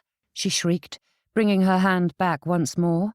But Papa's own shot forward, gripping hers and pulling Mamma flush to him. "Do not push me, Amelia," he growled with a sneer. "I have tolerated too much from you already, and I shan't be pushed any further." "From me?" Mamma gaped, her eyes narrowing to slits as she pulled free of his grasp. "You have made me a laughing-stock," he shouted. You have forced me to take in your bye-blow, and then you go gallivanting off into the arms of your next lover. Priscilla is your daughter, Papa scoffed. Huh. Anyone with eyes can see she's the spitting image of the footman. Mamma screamed and grabbed a vase from a sideboard and launched it across the study in a flurry of flowers. The porcelain crashed against the wall, and Emmeline jumped, squeezing Simon's hand. "Do not act so sanctimonious," she shouted. "You pox-ridden lech!" A hand came down over Emmeline's ear, pulling the child close and muffling the other in skirts that held hints of roses and almonds.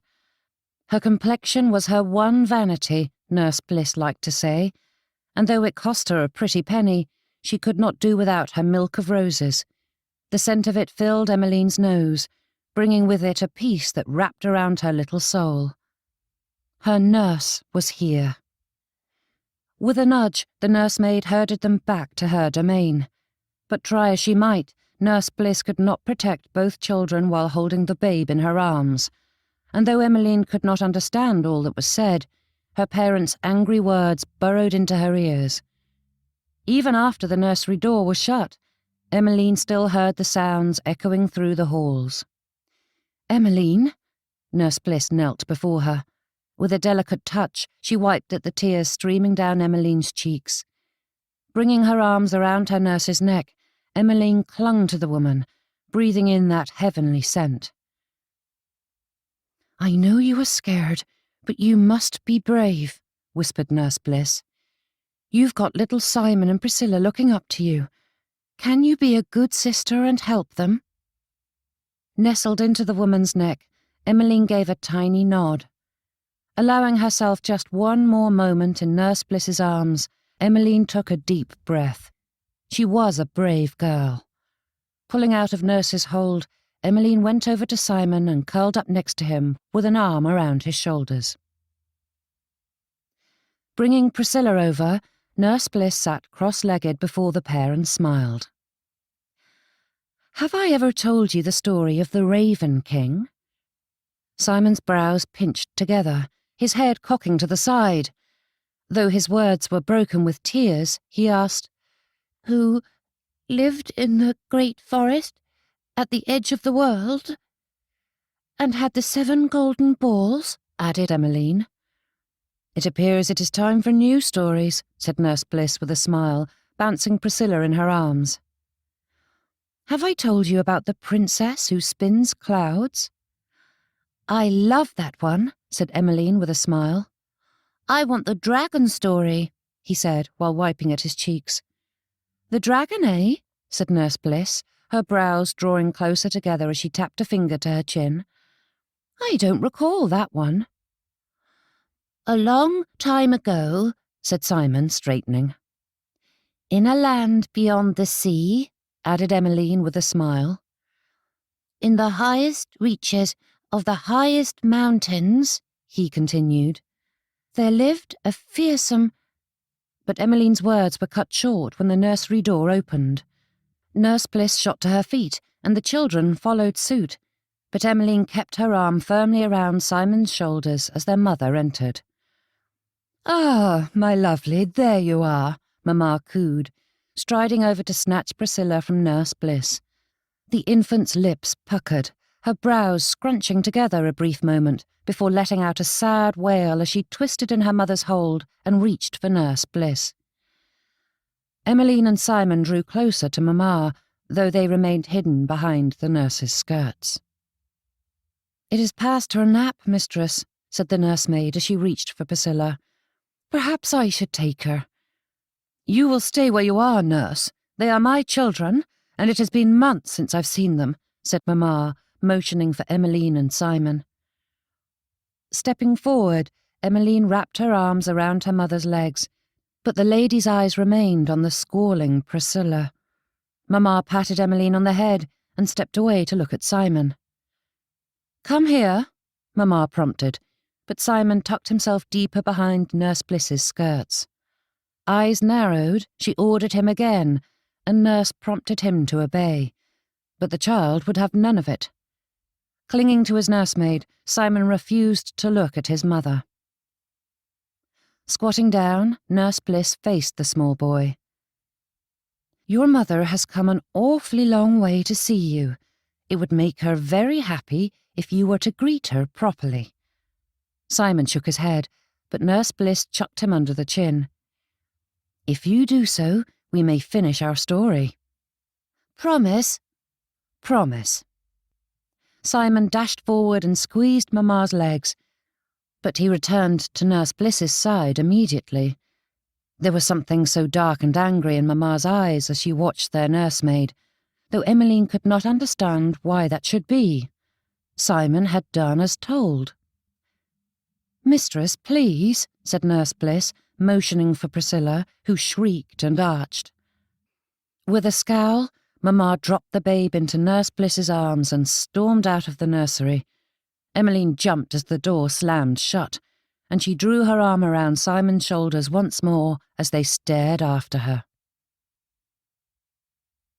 Holding Simon's hand, Emmeline led him through the dance steps. She hummed a meandering melody and approximated the movement she had seen the ladies and gentlemen use. It had been a long time since there'd been a ball at Avebury Park, but Emmeline still remembered sneaking away from the nursery to spy on the guests in their finery as they twirled about the ballroom. Simon spun and lost his balance, landing on his rump with a scowl, and Emmeline hid a chuckle behind her hand. "Quiet!" barked Nurse Jones, and Simon flinched. "We were only dancing," said Emmeline, facing the crone camped in an armchair off to one side of the room. "You were making a racket," she said, before closing her milky eyes once again. Priscilla fussed, squalling from the adjoining room, and Emmeline moved to the doorway. "Leave the babe alone," said Nurse Jones, not bothering to open her eyes. "But she's been spoiled rotten and has to learn that people aren't going to pick her up the moment she cries." And that was the end of the conversation, for she let out a rattling rumble of a breath as her muscles slackened. Simon sniffled, and Emmeline crept to his hiding spot beside the toy chest. "I miss Nurse Bliss," he said, his words broken by hitched breaths. Emmeline put a finger to her lips and whispered, "I do too." The words pulled at her heart, and Emmeline felt tears rising in her eyes, but she blinked them away. She was a good elder sister and a brave girl. Simon needed her to be strong, and she would do that. She would make Nurse Bliss proud. "Do you think she will come back?" asked Simon. Emmeline wondered that herself. Nurse had never been gone for so long. A few hours here or there was not an uncommon occurrence. A day was rarer, but not unheard of. However, a week was another matter, and Nurse Bliss had been gone too. With the added frustration Nurse Jones brought to their lives, time stretched to impossible lengths. Emmeline had taken to singing lullabies for Simon and Priscilla. But there were no such songs for her, no hugs and kisses or tucks into bed. Humming another tune, Emmeline rocked her brother, hoping for a bit of comfort herself, but she found none. "The fluff!" Simon straightened, turning wide eyes on his sister. Emmeline shushed him, and the pair cast wary eyes on their nurse, but her snores continued. "The fluff," he repeated in a whisper. "The Fairy Queen sent a message through it. We should send one to Nurse." "But we aren't fairies." Simon's expression fell, his whole soul drooping under that realization, and it broke Emmeline's heart, so she added, "But maybe the fairies would help us if we bring them a treat." Jumping to his feet, Simon yanked open the toy chest, pulling out his favourite soldier. "Would they like this?" Emmeline grinned and took Simon by the hand. Creeping across the nursery, the pair snuck out the door and through the hallways. It took effort to keep hidden from the maids and footmen, but Emmeline knew all the best hiding places in Avebury Park. Within minutes, they were out a side door and running through the garden, straight to the field that was just over the hill. They were certain to find dandelions there. Beaming as brightly as the sun above, Emmeline ran hand in hand with Simon. She revelled in the breeze brushing her cheeks, the sounds of birds and insects filling the air, and the bliss of being free from the dark clouds stifling the nursery. She could breathe again. "There!" shrieked Simon, pulling her towards a thick patch of dandelions that had greyed and shifted into their fluffy form.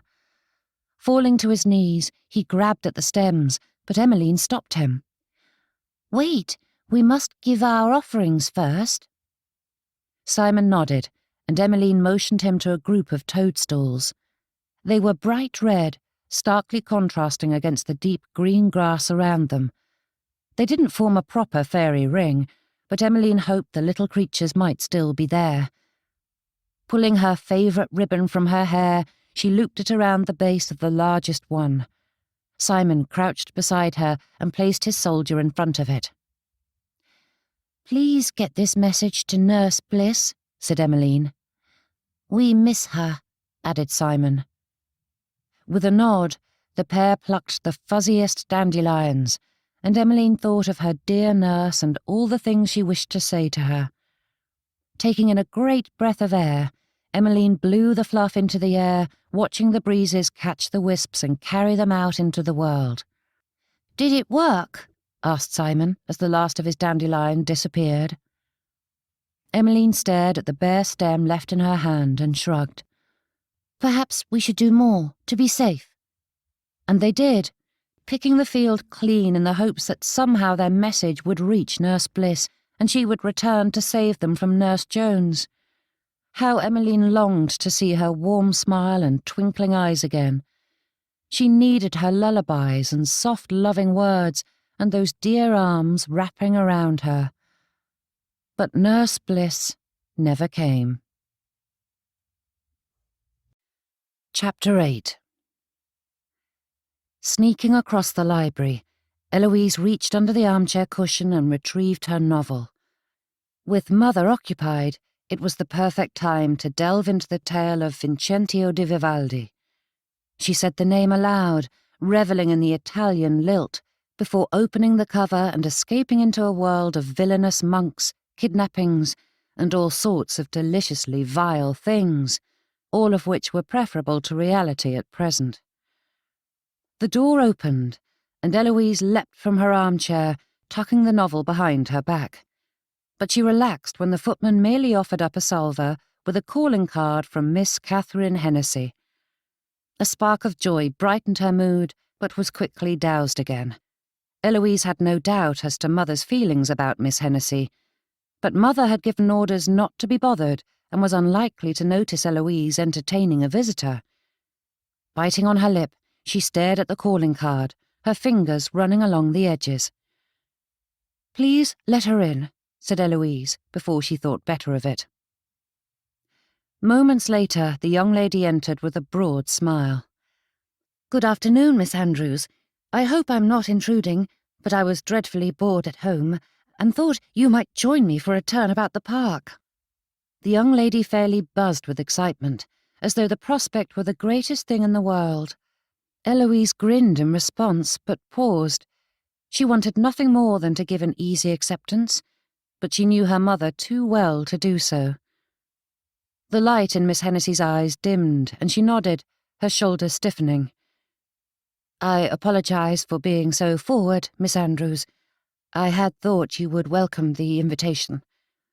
I would love to join you, but my mother is sequestered with her correspondence this afternoon and cannot accompany us." Miss Hennessy shook her coppery curls and waved away Eloise's objection.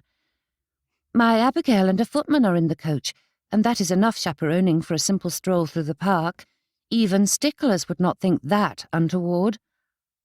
Eloise huffed. Her mother was more than a mere stickler, and would not appreciate her daughter being so reckless, though no one else would think it untoward for them to be out of doors with no less than 2 servants accompanying them. However, Mother was locked away in her rooms at present, unlikely to notice Eloise's absence. "I apologise. I don't mean to sway you if you think you ought not to go," said Miss Hennessy, moving towards the door.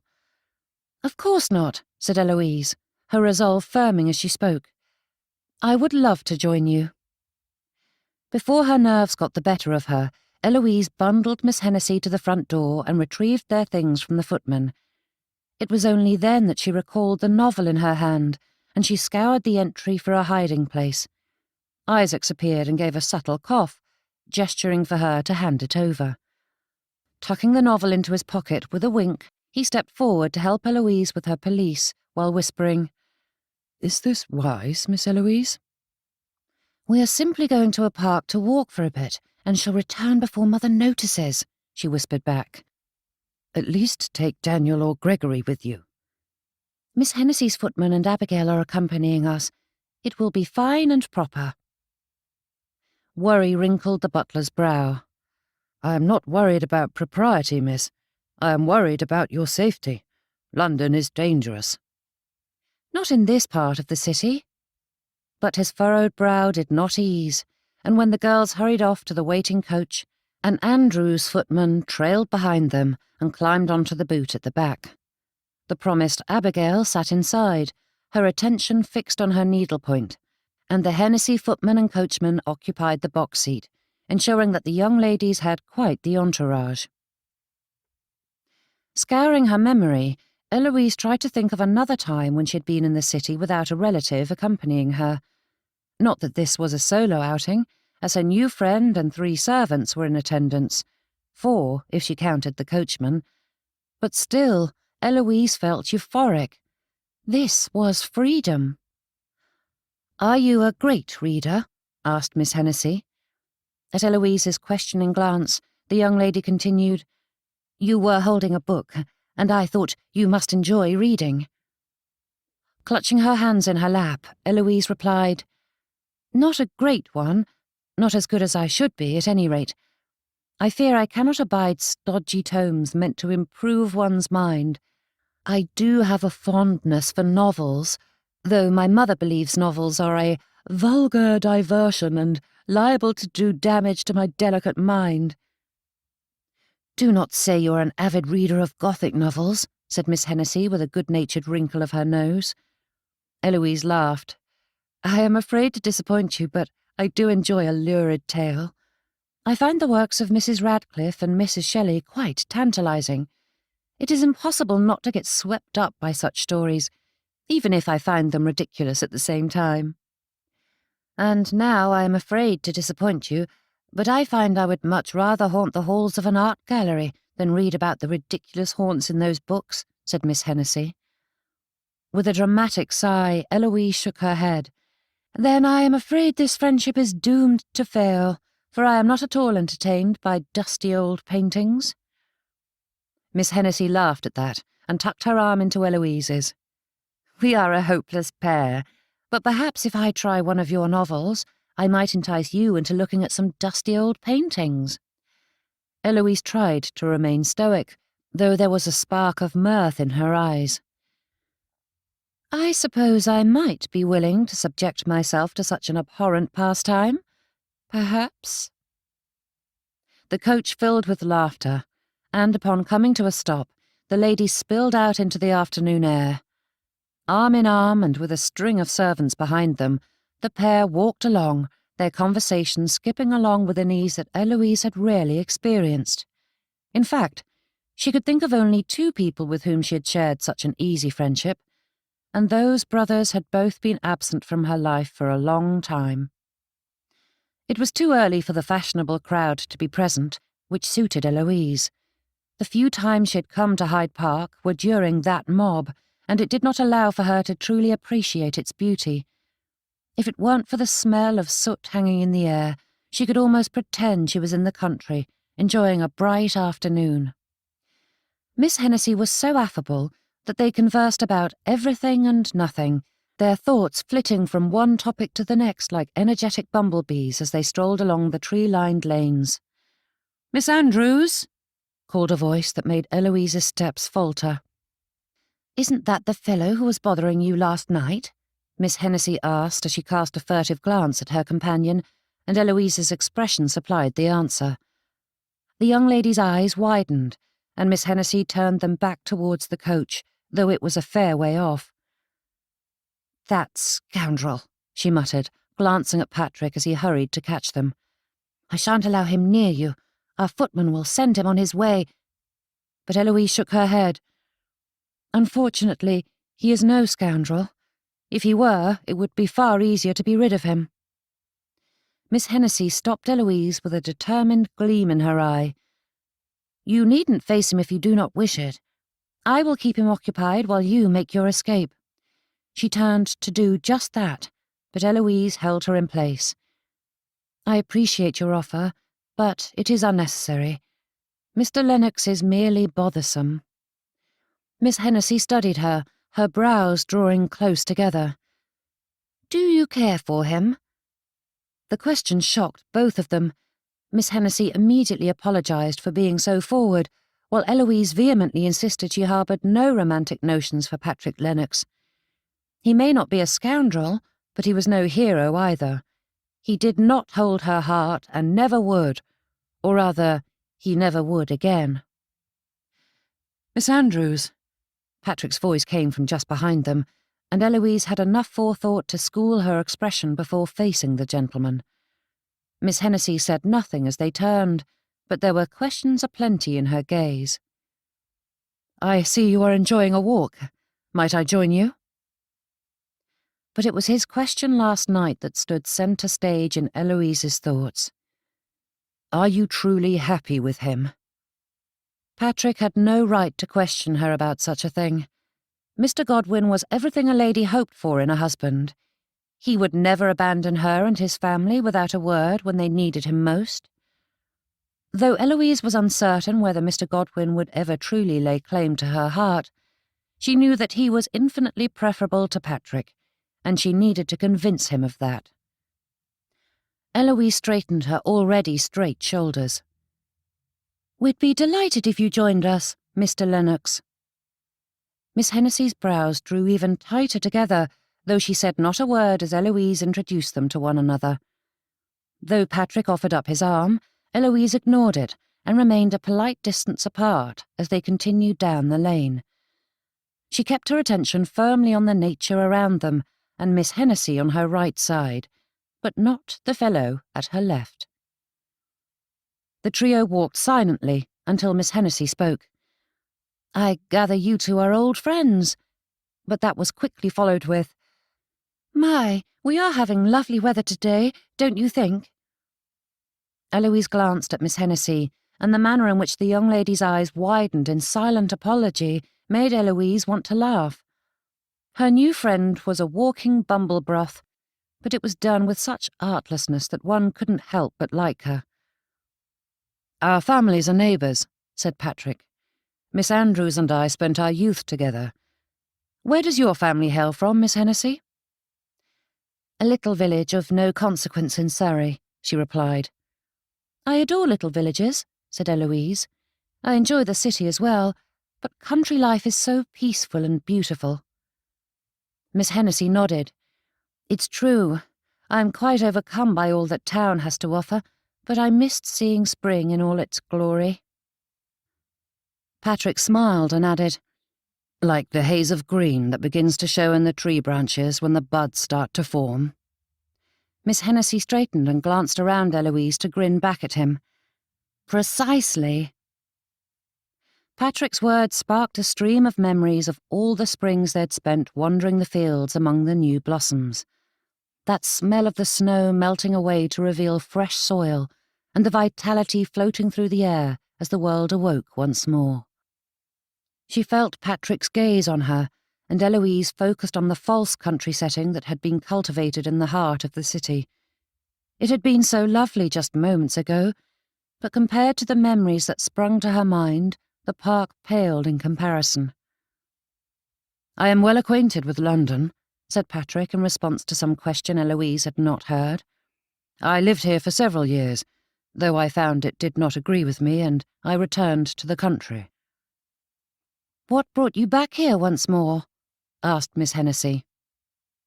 The question stole Eloise's breath.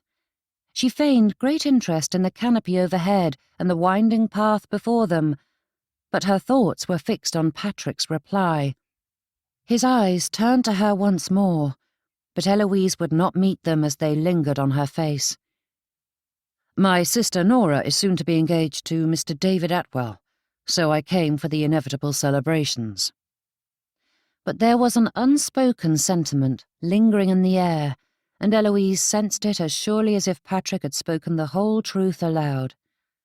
That long-forgotten part of her heart had always been attuned to the man at her side, and Eloise knew he had come to London for her. Chapter 9. "Oh, there's a ballad seller," said Miss Hennessy, pointing to a group of vendors standing around the park entrance. Each cried out, announcing their wares, but a clear singing voice cut above the noise. "Would you mind if we stopped? I haven't heard this one, and I would love to purchase it." "Certainly," said Eloise, and the trio turned that direction. Several street vendors approached, hawking oranges, ribbons, pies, bootlaces, and the like, but Patrick cleared a path to the ballad seller. The girl was no more than 16 or 17, and she beamed when Miss Hennessy offered a few farthings. Handing over a piece of rough paper that contained the lyrics, the singer proceeded to teach Miss Hennessy the accompanying melody. Eloise watched as Miss Hennessy mimicked the various notes, but her thoughts were on Patrick. Her hand brushed against his, and it was only then that she realized how close she stood to him. Straightening, she stepped away. "This reminds me of that travelling fair we snuck away to see." Patrick's voice was a low murmur, and though the noise should have swallowed it up, Eloise heard each word. The memory of that day was as clear as the world around her. Though they'd been little more than 12 and 14 at the time, Patrick had escorted her about like a grand lady. And when she had mentioned how much she admired a particularly fine ribbon at one stall, he had insisted on buying it for her, though it had taken the last of his money to do so. Patrick had smiled as though he wanted nothing more in the world when he draped it across her palm. Blinking, Eloise took a deep breath, for she was decidedly light-headed. Her silly heart liked Patrick's nearness far too much for her good. "I am sorry," Patrick murmured. Those words brought her eyes straight to his, and Eloise swallowed the lump that formed at the sight of his sadness shining in his gaze. "I hadn't meant to upset you last night, but the conversation got away from me," said Patrick. "I had intended to tell you that you have every right to be upset with me." Her heart thumped against her chest, pounding her rib cage as though trying to break free, and Eloise couldn't decide if it was an unpleasant feeling. It was painful, yet thrilling, crushing yet enlivening, and she didn't know what that fickle organ was trying to tell her. "You have no reason to forgive me," said Patrick, taking a step closer and lowering his voice. "I have no right to ask it, but you need to know I regret my behaviour, whether you accept my contrition or not." In full sunlight, his eyes looked more blue than grey, and they sent a flush of warmth through her. Eloise had always struggled to keep her wits about her when held in his gaze. It was as though time would grind to a halt, making her a willing captive in that moment. And then he had left her. "You refused to see me," she whispered back. "I tried to visit you, but you would not even see me. Then you disappeared without a word."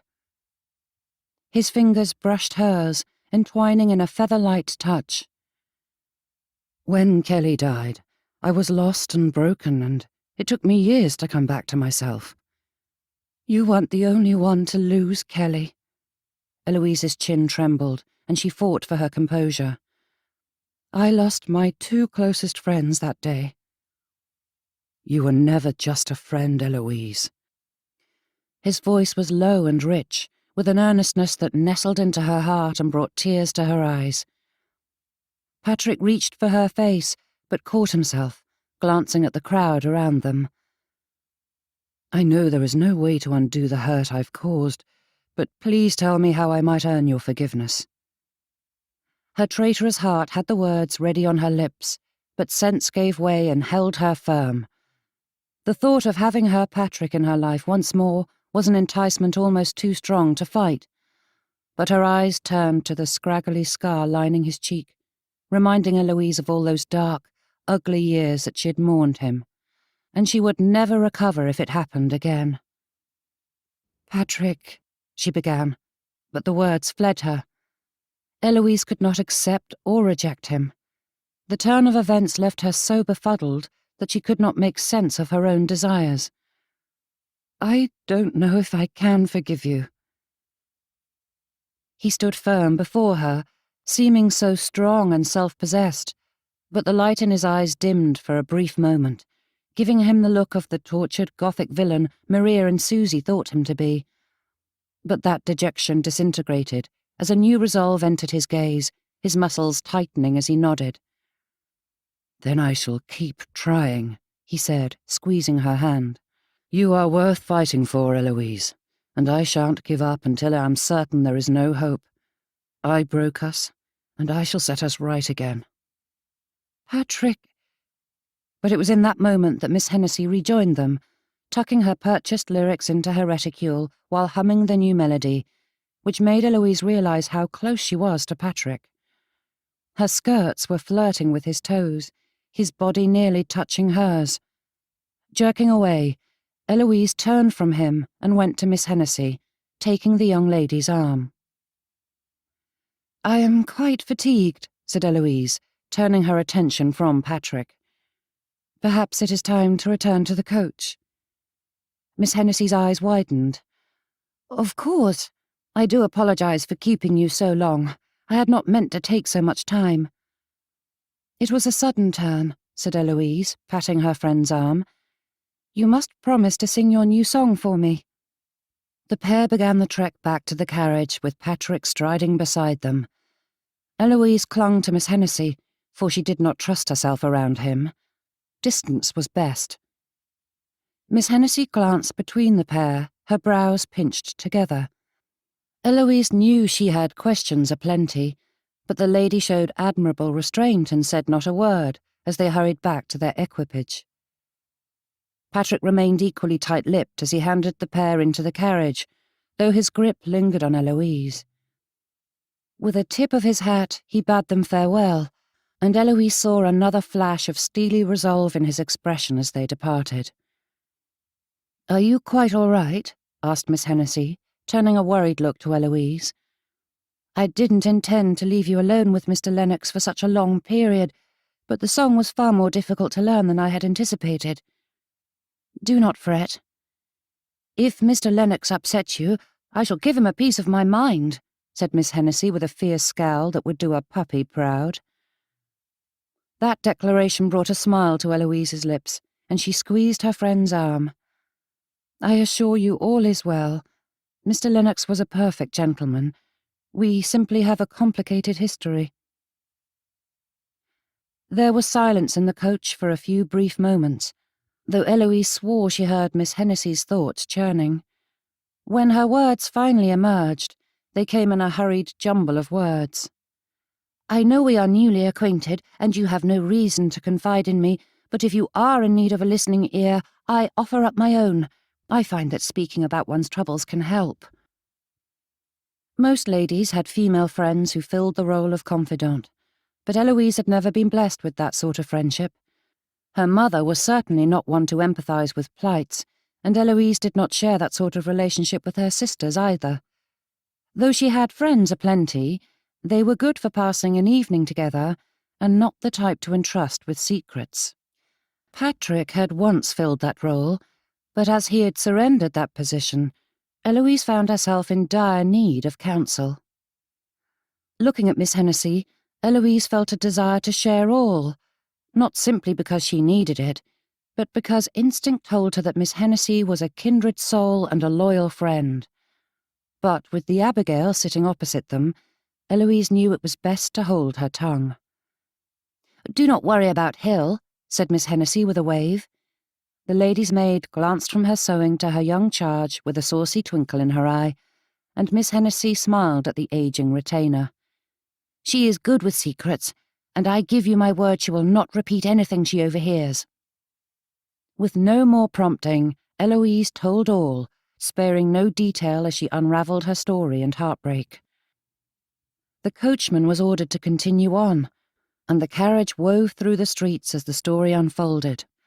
In the private confines of the vehicle, Eloise was able to unburden herself. Miss Hennessy, Kitty, offered up no judgment, no critique or commentary. She merely listened as Eloise spoke of all that had passed between the pair. It wasn't until she finished that Kitty finally spoke. Did he give no excuse for his behaviour? None, but there was no time to go into such detail. Perhaps you should wait to decide until you know the whole story, said Kitty, her expression downcast.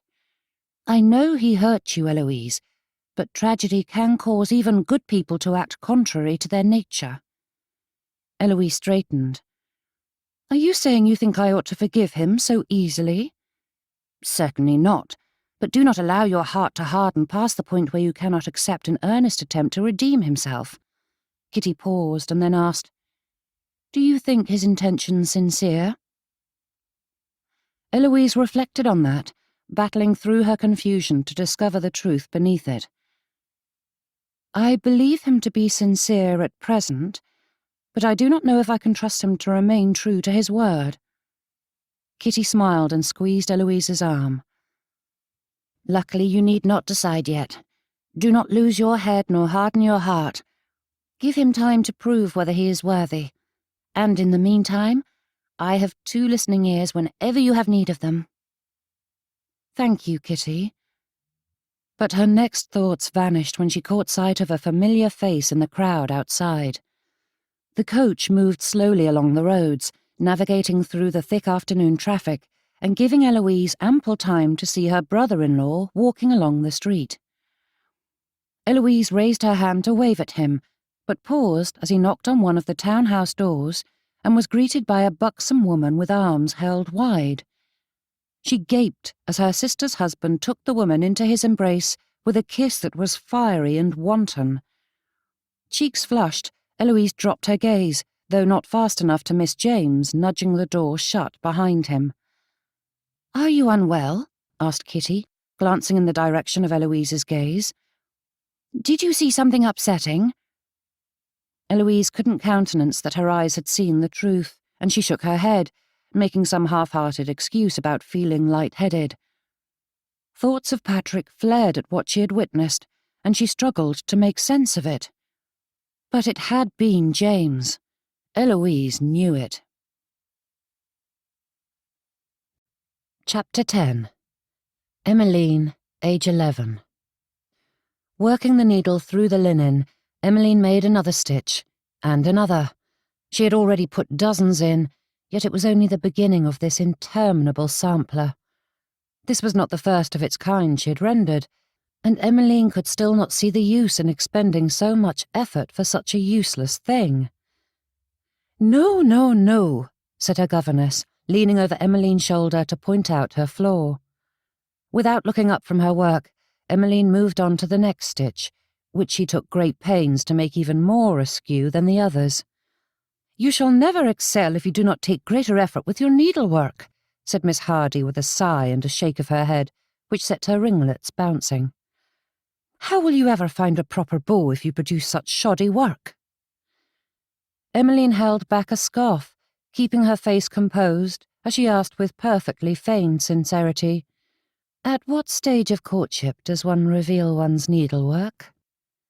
Every proper lady has her thread and needle nearby to show her industrious nature, and you must be found working on it when visitors call, said Miss Hardy.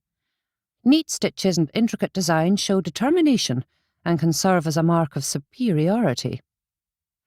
Eyeing her drooping flower, Emmeline knew it was a lost cause. Whether she had the skill or not was immaterial, for she had no interest in mastering it. Needlework was so rigid and lifeless, and though Emmeline appreciated the talent it took to produce the intricate detail, she had no desire to do so herself. Not that what she desired mattered to her governess.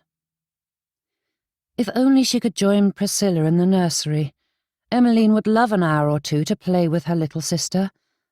The lass would soon be consigned to Emmeline's dreaded fate, but she still had a few scant months before she moved from nursery to classroom. Though Simon's rare letters home described school as an unending torture, Emmeline wondered what it would be like to join him in his lessons. She had no interest in science or Latin, which were his subjects du jour, but even such staid lectures must be preferable to Miss Hardy's endless nattering. At least Simon had other lads in his classes. Only she and Miss Hardy occupied that tiny room in a forgotten corner of the house. Making the next stitch, Emmeline found herself struggling to keep hold of the needle. Her shoulders slumped as she listened to Miss Hardy's ramblings without hearing a word. The governess was an endless deluge of words, but had the unfortunate habit of saying little of value and rarely acknowledging that anyone else might wish to speak. Casting her thoughts to the previous week, Emmeline realised Miss Hardy hadn't allowed her to speak of anything significant in all that time. Other than the occasional response to Miss Hardy's instructions, Emmeline's life was mute. Glancing to the window, she shifted in her seat, wishing she were free of the classroom, free of Miss Hardy, free to explore the gardens and fields, to breathe fresh air, to feel the sun on her skin. The more Emmeline thought of what lay outside, the closer the walls pressed in on her. A knock sounded at the door, and Emmeline shot to her feet before it opened, her needlework cast to the side. "Papa!" She greeted him with a wide grin as he crossed the threshold. Going over to him, Emmeline reached for a hug and received a cursory pat on the shoulder. "How are you faring with your lessons today?" he asked. Though his question was directed to Emmeline, his eyes sought Miss Hardy. "We are practising my needlepoint, Papa," said Emmeline. "I hope you are working hard. It is the mark of a well-bred lady," he said, without looking at his daughter. Emmeline fought back a blush, afraid he might discover where her thoughts had been mere moments before. "Of course." "I need to speak with Miss Hardy." "Certainly, sir," said the governess, giving him a curtsy.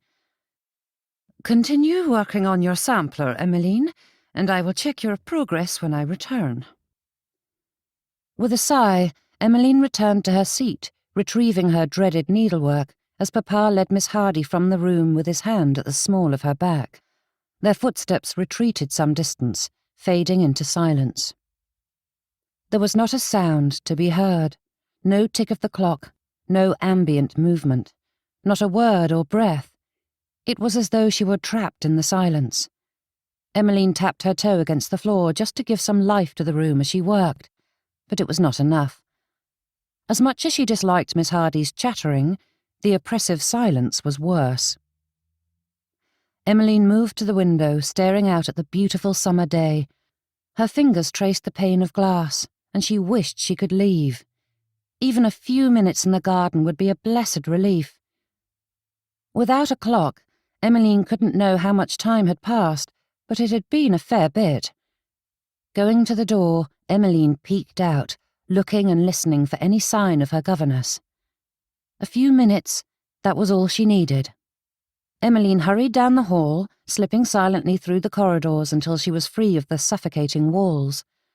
Abandoning her slippers and stockings beside the doorstep, Emmeline sprinted into the garden, her fingers brushing the flowers and leaves as she passed. She stopped at a patch of grass, sinking her toes into the blades as she sucked in a great lungful of warm summer air, heavy with the scent of blossoms. The world was awash with the fragrances and colours of the garden. The delphiniums, sweet peas, nigella, stocks, allium, and foxgloves were in fine form, and Emmeline admired each one. Mr. George had added a few new friends to the beds, and she needed to ask him their names the next time she saw him. The thick blossoms begged to be plucked and woven into a crown, but there was no time at present. Emmeline ought to return, but she couldn't bear to lock herself inside once more. However, neither could she bear to face Miss Hardy's wrath should she be caught wandering about in such a fashion. With each step back to the house, her shoulders slumped, and that pressing feeling returned. Back to the solitude and silence. Plucking one blossom, Emmeline held it close to her nose, allowing the scent to chase away some of the darkness that crept into her heart. She would be back to spend time with all her lovely flowers. Emmeline stepped into her slippers, but did not bother with her stockings. Instead, she wrapped them around her hand as she wandered back to the classroom. Then she heard her father's voice and Miss Hardy's tittering laugh. Ducking back, Emmeline jumped into an open doorway, hiding behind the frame. Peeking out, she saw the door to her father's bedchamber open, and Miss Hardy stepped out, straightening her skirts with a giggle. Papa grabbed the chit by the hand and pulled Miss Hardy flush to him. "John, stop," said Miss Hardy, though her tone contradicted her words. "I must return to your daughter." "Balderdash, her lessons aren't important," he mumbled, and Emmeline covered her ears against the ardent sounds coming from the pair as their conversation lapsed into fevered kissing. Long moments later, Miss Hardy whispered, "I must return." "Stay with me, my love," said Papa. Miss Hardy sighed, sending a shiver of disgust down Emmeline's spine. It was naught but a load of tripe, yet the silly governess was eating heaping spoonfuls of it as though it were a chocolate gâteau. Miss Hardy was a fool if she believed the words Papa tossed out with little care or meaning. Their tryst would end as they all did. The only question was whether or not Miss Hardy would be in the family way when she was dismissed. The bedchamber door shut, and Emmeline couldn't wait another moment. With silent steps, she sped past, ignoring the sickening moans coming from the pair inside.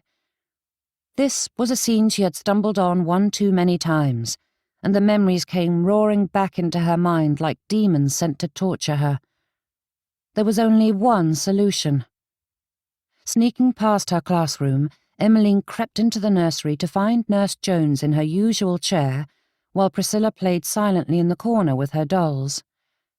Motioning for her sister, Emmeline took the child into the empty schoolroom and sat on the window seat. Priscilla climbed onto her elder sister's lap and wrapped her arms around Emmeline's neck. "I missed you, sweetling," said Emmeline, rubbing Priscilla's back. "Me too." Priscilla burrowed into Emmeline's neck, a happy sigh on her lips. "I hate Nurse Jones." "Don't say that," she said, but Priscilla tightened her grip, and Emmeline knew that they both needed a distraction. "Have I ever told you the story of the Raven King who lived in the great forest at the edge of the world?" Priscilla released her hold on Emmeline and leaned back to give her a smile. "With his 6 golden balls." Beaming, Emmeline brushed a strand of hair behind Priscilla's ear. "A long time ago, in a place so very far from here, there was a kingdom on the edge of an enchanted forest." Chapter 11. A woman of 50 years should have more control, but Emmeline was incapable of maintaining her composure. Heedless of the damage to her gown, she curled up on her bed and stared through her tears at the portrait clutched in her hand. Though Joanna was only 16 when she'd sat for it, it was a good likeness, and one of the only images she had of her dear, sweet daughter. She had no such remembrances for Patience. Thumbs brushing against the metal frame, Emmeline's vision blurred. The fresher grief of Joanna's loss fed into that older pain, opening the wounds Patience's sudden departure had left all those years ago. Together, they mingled into an overwhelming agony. Without a portrait of Patience, the child's features had grown foggy in her memory, though Emmeline still recalled the sweet, timid smile she'd inherited from her father. They'd had only 6 years with her, and the memories were too few. Emmeline longed for her journals tucked away in their country estate. She ached to remember those little details that were fading into obscurity. But Emmeline's memories of her eldest daughter were still fresh. All the hours they'd spent in the garden teaching Joanna the names of the flowers, and afternoons filled with needlepoint. Emmeline never found a liking for that odious pastime, but Joanna had adored it. The years flew through Emmeline's mind, And she watched anew as Joanna threw herself in the whirl of parties and balls, falling in love, the wedding. Her first child followed soon by a second. The feel of her daughter's hand as Joanna fought through that ordeal, the blessed moment of Catherine's first cries, followed by the ragged sound of Joanna's final breaths. Racked with sobs, Emmeline buried her face in the pillow, as though that might block the recollection of the panic that followed as they fought to save her life. But none of it kept Joanna from quietly drifting from this world while her mother watched. Surely she should be stronger. It had been nearly 2 years since that awful day, and Emmeline had thought her heart healed enough not to be undone by such a simple moment. But the mere sight of a park from a passing carriage was enough to remind her of Joanna and rip open the wound she'd thought had healed. The doorknob twisted, and Emmeline covered her mouth to mute her tears. Hand on the doorknob, Norman paused. He'd stood thusly many a time, but rarely did he give in to the urge to open it. There was little reason to hope that his wife would welcome this intrusion. However, the sounds of Emmeline's pain were too demanding to be ignored. They called to him from his bedchamber, begging him to comfort her, and his arms longed to hold his wife once more. "I wish to be alone," she said as the door opened. Her voice was fairly even, but Emmeline excelled at hiding her true self. Norman moved to the bedside, and Emmeline bolted upright, rubbing at her face, but there was no hiding the evidence of her tears. Silently, he waited for a stroke of brilliance to guide his actions, but nothing came. Emmeline fidgeted with her gown, her eyes fixed on her hands as she smoothed the wrinkled fabric. Joanna's portrait sat on the bed beside her. Picking it up, Norman took its place on the bed beside his wife and stared at the image of his daughter. I had forgotten you had this," he murmured. It was not as fine as the accompanying painting hanging at home in Pendleton Hall, but it captured his daughter's innocent beauty, and he treasured the opportunity to see her again. "Might I borrow this and have it copied?" he asked, glancing at Emmeline. Her eyes were wide, her chin trembling as she watched him. She held herself with her usual rigid posture, but there was a brittleness to it that made Norman think she would shatter with the slightest touch. Setting the miniature aside, he reached for Emmeline's hands, which were twisted in her lap. Her eyes followed his movements as he rested his hand atop hers, and they sat there for several long, silent moments. Then a sob ripped from her throat, and Emmeline turned to him, burying her face in his neck. Without hesitation, Norman brought his arms around her, his own heart breaking to see her so pained. And yet, joy coursed through him, which brought an additional pang of guilt. He found no pleasure in seeing her so broken, but getting a glimpse past that cold facade was elating. His dear, loving Emmeline still existed. "I miss her so," Emmeline whimpered through ragged breaths. "Whenever I feel at peace, something comes along to remind me she is gone." "I know, dear heart," he crooned, holding her tight and giving the only comfort he could. His hand rubbed her back as he held her to his chest, her tears soaking his lapels and cravat. Even when her cries lessened, Emmeline remained in his embrace, and Norman was afraid to speak lest it disturb this precious moment. He caught the scent of rosewater, and time stripped away, leaving him a besotted man holding his sweetheart, his darling Emmeline, the sensitive soul who had entranced him from the first moment. "I feel as though I am losing all my children," she said, a few lingering sniffles cutting through her words. Emmeline stared into the distance, and one of her hands moved to fiddle with the buttons on his waistcoat. It had been years since she had done so, and Norman longed to place a kiss on her head, but he did not want to draw attention to her unconscious movement. Marcus has all but disappeared after Joanna—" Her words trailed off, as she could not speak the word.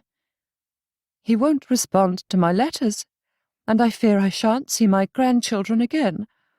And Kenneth hardly speaks to me because his wife dislikes me so. I've tried to befriend her, but she rebuffs my every attempt." She paused, her breath hitching. "Lucinda is disinterested at the best of times, and Noah never comes home, to say nothing of Eloise, who is forever belligerent and resentful. I've tried my best, but they're determined to cut me from their lives." Pulling away, Emmeline gazed into Norman's eyes, her own filled with despair. "I love them all so much, and I've tried my best to give them a happy life, but I feel as though I have failed them as a mother. What have I done wrong?" Norman's breath froze in his lungs, as though the slightest movement might disturb the beauty of this moment. He could not count the times he had wished to discuss this very issue with Emmeline, but its sudden appearance had him blinking as he struggled to form his thoughts into words. Knowing what he wished to say was easy enough, but Norman wasn't certain it was what he should say. What would help Emmeline to see the truth, to change her ways, and what would cause her to retreat into old habits once more? "Emmeline?" But the bedchamber door opened and Morris entered. The lady's maid paused before dropping into a quick curtsy. "Sorry, madam, but you told me to come when it was time to dress for dinner?" Emmeline stood, shoving her emotions away and locking them beneath that frosty exterior before the servant had finished speaking. "Yes, thank you, Morris. Is Miss Andrews dressing?" "She hasn't returned from visiting Mrs. Strickland, madam." The slight flare of Emmeline's nostrils was the only outward expression of emotion, but it was enough for Norman to know she was not pleased. "What do you mean?" "She went out with Miss Hennessy this afternoon." Those nostrils flared even more, and returned for a few minutes before setting off again to visit Mrs. Strickland. "Thank you, Morris, but it appears I will not be needing your services at present," said Emmeline. "Let cook know that dinner will be late, and have the coach prepared." "Forgive me, madam, but Miss Andrews took the coach." Another flare. "Then have Isaacs call for a hackney. I need to fetch Miss Andrews home." "Yes, madam." The lady's maid gave another curtsy and hurried out the door, shutting it behind her. Emmeline's lips tightened, her hands clenching together, though she retained her usual aloofness. Standing, Norman moved to the door. There was no point in speaking with Emmeline now, not when she had reverted to a replica of his mother, but he halted when Emmeline spoke. "I thank you for your comfort, Norman," she said, her tone lacking any of the warmth or emotion that he knew lurked beneath the surface. "And I apologize for my outburst." "You speak as though offering comfort to my wife is a terrible burden," he replied, crossing his arms. "We've lost 2 children, and it is natural for you to be overwrought at times. Emotion is the plaything of the lower class." Her tone was even, and her words perfectly delivered, and it sent a shiver of revulsion through Norman. "When you say such things, it's as if my mother has risen from the grave." Emmeline smiled, or rather, the corner of her lips twitched faintly in an approximation of a smile. "Mother Andrews was the best of ladies. She was a cold-hearted shrew." Though Norman had never spoken the words aloud, doing so released a bit of pressure from his heart, as though the vice holding it had suddenly released. That broke through Emmeline's calm reserves, and she gaped at him. "She was a good woman. She may not have been as demonstrative as you wished her to be, but she wasn't some common farmer's wife. She was a lady, and comported herself as such." "She was a cold-hearted shrew, Emmeline, and everyone knows that but you," he said with a shake of his head. Emmeline's expression pinched, a blaze of fire burning in her eyes. "You have no idea how blessed you were to have a mother like her. She was kind to me in ways that my own never was." My mother was an unfeeling creature who turned my loving wife into a heartless copy of herself. Norman watched that horrid self-reserve lock back into place as the anger drained from Emmeline. Standing before him was not the woman he adored, but a lifeless approximation of her, and he hated his mother for it. I do apologize if you are unhappy with me, but I am doing what is necessary to better my children's life, though you clearly do not understand that, she said, gathering her hands in front of her with that classic lady of the manor stance his mother had been so fond of. Speaking of which, I must attend to my daughter before she ruins her reputation. Sweeping out of the bedchamber, Emmeline left Norman alone, and his shoulders sagged as he wondered if his true wife would ever return to him. Chapter 12. This was silly, an unwelcome intrusion. It was none of her business, but Eloise couldn't rest while the question plagued her. Though she had clearly seen her brother-in-law kissing a woman who was most certainly not his wife, there must have been some misunderstanding or mistake. The doubt was driving her mad, which was why she was standing in her sister's parlour. Eloise paced the floor as she awaited Lucinda. She didn't know if the nerves were from the coming interview or the impending doom that awaited her if Mother discovered her missing, but that anxiety forced her to move. If only she knew how to broach the subject. There was no easy manner in which to ask if James was an immoral cur. "You look quite undone, Eloise. Is something the matter?" asked Lucinda, striding into the parlour. With a laugh, which was meant to be disarming, but verged on frantic, Eloise waved away the concern and sat with her sister on the sofa. "I simply wished to see my sister. It's been too long." "At this hour? I was about to dress for dinner when you arrived." Glancing at the otherwise empty room, Lucinda gave her sister a stern look. "And you are alone?" "I brought a servant in the coach, and I'm visiting family, so there's no impropriety." Lucinda levelled an incredulous look at her. "Mother would not approve of such an outing, and we saw each other just 4 days ago. Now what is the matter?" Eloise gave what she hoped was an airy smile and grasped for the first excuse that came to mind. "Mother has been beastly of late, and I needed to escape her. I thought a visit with my sister and her family would do the trick. Are the children around?" Eloise paused before tacking on, "And James? Is he here, dressing for dinner too?" A single brow rose as her elder sister regarded her. "The children are in the nursery, and James has been at his club all afternoon. You and Mother are often at odds, but you've never come looking for refuge before." "Then James is not at home, but is most certainly at his club. He dines there when the mood strikes him." Lucinda's tone was staid, but she watched her sister with a confused gaze. "Of course." Eloise nodded and smiled with a slight sigh as the tension eased from her. James was at his club, spending time with his chums and playing cards, not entangled in the arms of another woman. "I could have sworn I saw him on the street not an hour ago, but I must have been mistaken." Lucinda's expression shifted into a derisive smile, and she scoffed.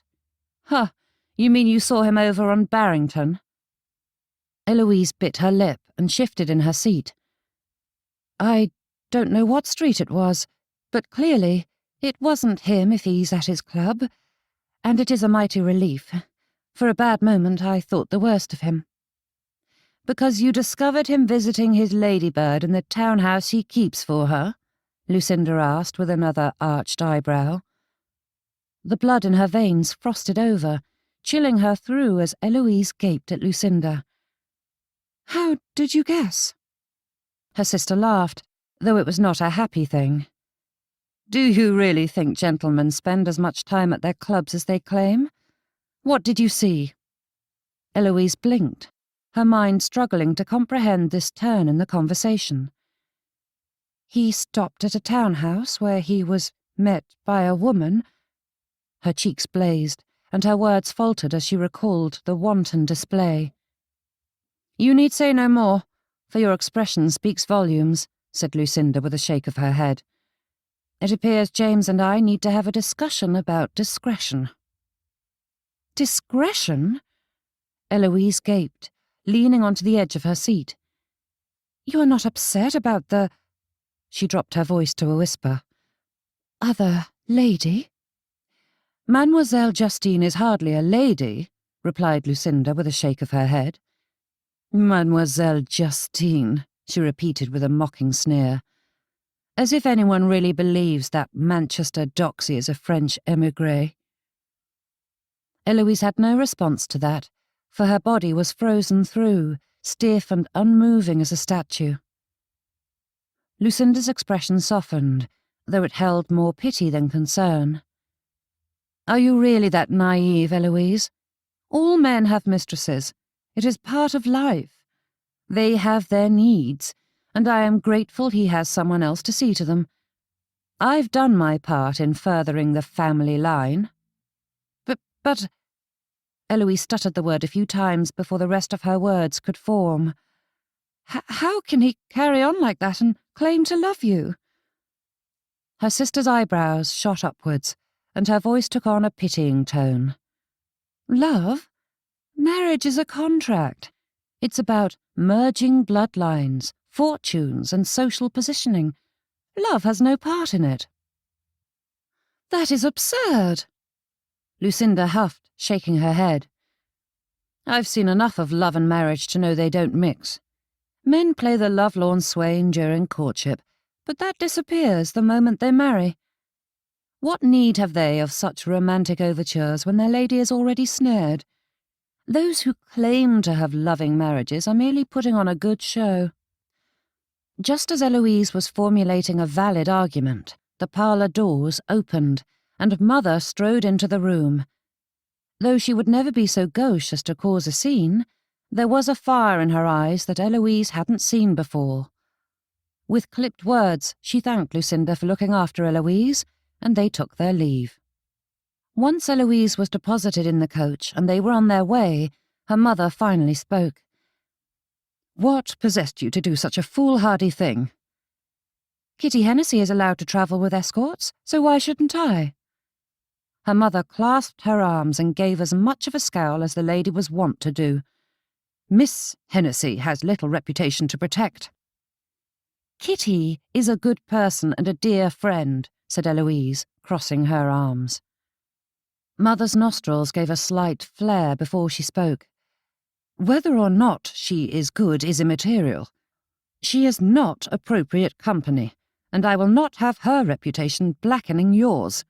Nor will I allow you near her corrupting influence. Or did you think I wouldn't discover your outing with her?" "We had 2 footmen and a maid.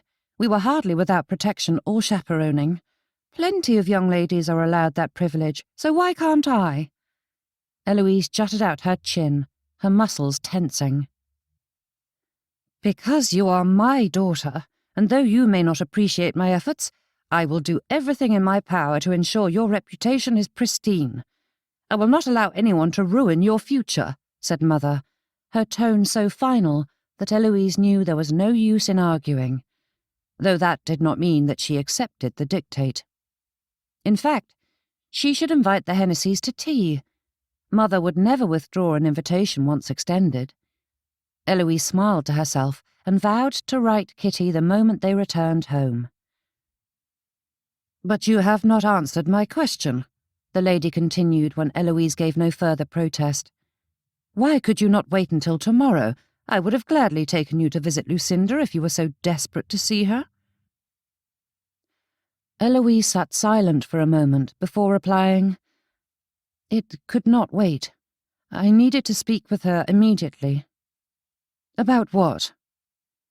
"I saw something unpleasant." Though Eloise did not wish to recall the previous conversation, she found herself unable to move past Lucinda's stark declaration. It picked at her, worming itself through her thoughts until it was the only thing she could think about. As much as she wanted to ignore her mother and return home in silence, Curiosity drove her to speak. "Do all men have mistresses?" blurted Eloise, in a grand imitation of Kitty Hennessy's awkward forthrightness.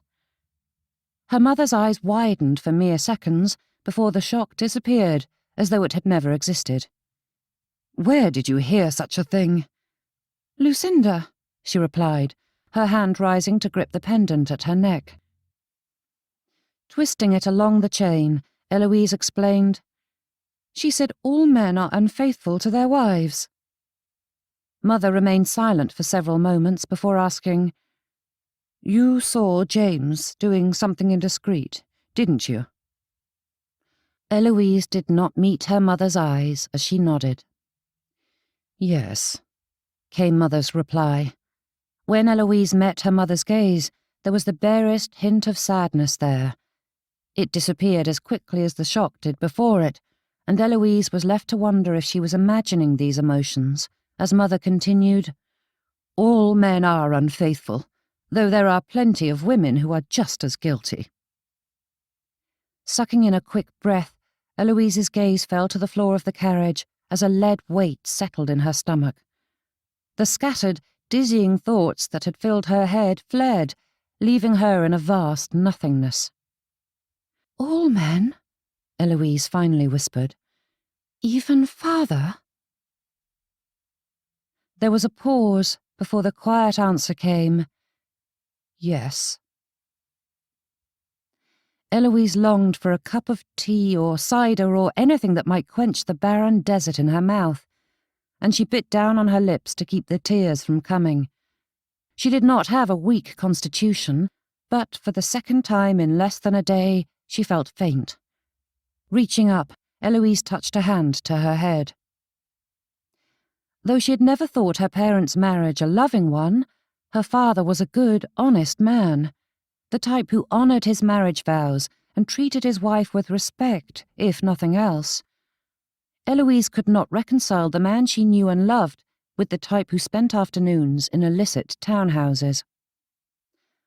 "I cannot believe it," said Eloise, shaking her head.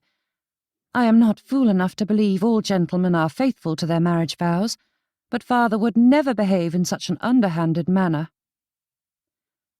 Her mother's face turned to the window so Eloise could not see her expression.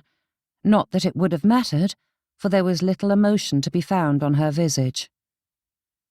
"Whether you believe it is immaterial, as it has no bearing on the truth. It is the way of men," said Mother. Her mother's words mixed with Lucinda's, and their combined weight pressed upon her thoughts, crushing her reality as readily as a flower beneath a boot. The coach was stifling, and Eloise longed to run to her bedchamber and lock herself away from all that had happened. Mother spoke, but Eloise did not hear the words. She focused on the window, but her eyes did not see the passing buildings or people. The ride was interminable, intolerable, uncomfortable, and every other horrid descriptor available in the English language. Trapped in that stuffy box, Eloise could not think of anything other than a frantic desire to be free of it. Her life was not filled with many surprises. It was quiet and rather simple, to her way of thinking at any rate. Yet the past few days had been an upending of those familiar things. Though she could not lay all the blame on Patrick's doorstep, he had been a harbinger of the unrest. Ignoring all else, Eloise hurried from the carriage the moment she was free to do so, scurrying up the stairs in a most undignified but thoroughly necessary manner, not sparing a backward glance as she hurried to her bedchamber and shut the door behind her. Throwing off her bonnet, she fell onto the bed and clutched a pillow. It was blessedly silent, and Eloise burrowed into her covers. She wanted to cry. Perhaps that might release the pressure building in her head, but no tears came. They always appeared when she wished them gone, and now that she needed a good sob, they were being entirely uncooperative. A timid knock at the door broke through the mountain of blankets, and Eloise shoved them aside to snap, "Leave me be!" "Sorry, miss, but a message arrived for you," came the tremulous reply. Wanting nothing more than to send the young maid away, Eloise fought to keep herself from lashing out. The poor girl didn't deserve such treatment. Shoving aside the pillow and blankets, Eloise forced herself upright and called for the maid to enter.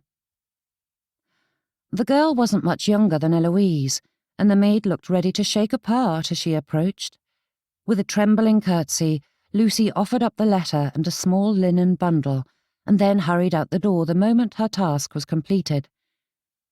Eloise liked Lucy, and felt a niggling of guilt for having been such a beast to her, but thoughts of the maid faded when Eloise saw her name scrawled across the envelope.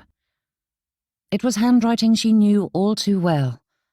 Eloise had read dozens upon dozens of letters written in this hand, and though it had altered somewhat since the last time she had seen it, there was no mistaking Patrick's penmanship. Laying the letter on the nightstand, she turned her attention to the accompanying bundle. Tugging at the twine that held the edges of the handkerchief together, Eloise opened the linen to find caramels resting inside. Lifting one to her nose, she breathed in the scent of butter and sugar, and though she had no appetite, Eloise dropped a piece onto her tongue. That heavenly taste made her smile, lightening her heavy heart as the flavour called forth glorious memories of her childhood. Eloise ran her fingers over Patrick's monogram in the corner of the handkerchief, and though she had not thought to read the letter at present, curiosity got the better of her, and she reached for the envelope. My dearest Eloise, I sit here, uncertain about how to begin such a letter. It is something I should have written long ago, but I fear I've been too cowardly to do so. Perhaps it would be better to speak to you directly, but I mustn't delay this any further, especially as you seem determined to avoid me. You deserve an explanation. I killed Kelly. Eloise's eyes widened at those 3 words, and she shook her head at that lunacy. She had surmised Patrick's guilt over the accident. It was only natural after surviving when his brother had not, but to make such an accusation against himself sickened her. No doubt you are thinking I'm a fool for writing such a thing, listing all the reasons I am wrong and planning the scolding you're going to give me when we see each other next. Eloise scowled at those prophetic words. But it is true. I was driving the coach when it overturned, and more than that, it was my pride that put us in such a dangerous position. If I had given up the reins when bidden by the coachman, the accident might not have happened. Kelly's death was unintentional, but it was a direct result of my arrogance. Eloise touched the stain where Patrick's tears had smeared the ink, and her own eyes filled at the sight of it. I cannot begin to describe what that did to me, Eloise. Every time I saw my mother's red eyes or heard her muffled cries, that guilt grew until the only peace I could find was buried at the bottom of a bottle. I spent 5 years hunting for that peace. Tears trickled down Eloise's cheeks as she remembered him at the cemetery, clutching that horrid bottle as though his life depended on it. The memory of Patrick, broken and collapsed atop Kelly's grave, had haunted her. I left you and my family because I could not face the sympathy and consolations. I thought I didn't deserve such forgiveness. I felt like a monster and wanted to wallow in the misery I felt. There were so many times when I wanted to find my way back to you, but I truly believed I did not deserve you. I was poisoned by my own self-loathing. Eloise's tears dropped onto the paper, mingling with the remnants of Patrick's. And then, one day, I woke to see how far I'd fallen, and I despised the man I'd become. At present, I cannot bring myself to tell you what brought about that change of heart, but know that for the first time since losing Kelly, I hoped to find redemption. However, it was not easy to pull myself free of the trap I had crawled into. The drink had too firm a grip on me. I wanted to speak to you, see you, write to you, anything, but I knew I was still too broken. Only now do I feel as though I have healed and am worthy of declaring myself to you. I only hope it is not too late for me to make amends. My dearest friend. P.L. With the taste of the confectionery on her tongue and his heartfelt letter in her hands, Eloise stared at those final words. My dearest friend. Perhaps some ladies preferred an ardent declaration of love, but to Eloise, those 3 little words were as dear to her as any flowery speeches.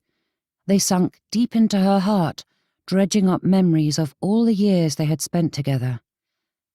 Standing, Eloise took the letter to her armoire and opened the bottommost drawer. Hidden beneath a pile of gloves and handkerchiefs was a bundle of letters. Kneeling, she untied the ribbon. The colour had not faded, and it was still as lovely as the day Patrick had purchased it for her. She still loved the feel of the silk wrapped around her fingers. Taking the topmost letter from its envelope, she carefully unfolded it. The creases were so worn that the letter was nearly in pieces, and she knew its contents well enough that she did not need to read it to remember what it said. Patrick's last letter. He had laughed about the foolishness of sending such a thing right before he was about to board a coach for home, but he knew how much she adored receiving post. It spoke of simple things, a vast array of nothingness that meant all the more to her, for it had arrived after Kelly's death. And now that Patrick was returned to her, Eloise found herself thinking of things she hadn't allowed herself to ponder in a good many years. Was there still a chance for them? But Lucinda's warnings cut through her warm memories. Men were unfaithful creatures, fickle. They pursued until they caught their prize, and then abandoned her to spend countless hours at their club. A pain stabbed at Eloise's temple, and she winced, rubbing at the megrim that had been building for the past few hours. Her thoughts were too muddled and her heart too conflicted for there to be any rational decisions made tonight. Tucking the newest letter in among the rest of Patrick's missives, Eloise returned to the bed and hid under the pillows. Life had been simpler yesterday. Chapter 13. Emmeline, age 16. Raising a hand to shield her eyes, Emmeline stared across the glimmering waters of Briar's Pond. A hint of gold edged the trees round about, and the air held the promise of autumn. Though part of her mourned summer's loss, Emmeline longed for the crisp winter days when the world was wrapped in a blanket of snow. "Shouldn't we return?" asked Priscilla. "Miss Rowe will be wondering where we are." "We have some time," said Emmeline. "The household is in an uproar over Papa's guests, and we shan't be missed for another hour or 2. But Mamma is too occupied with her own affairs to care what we do."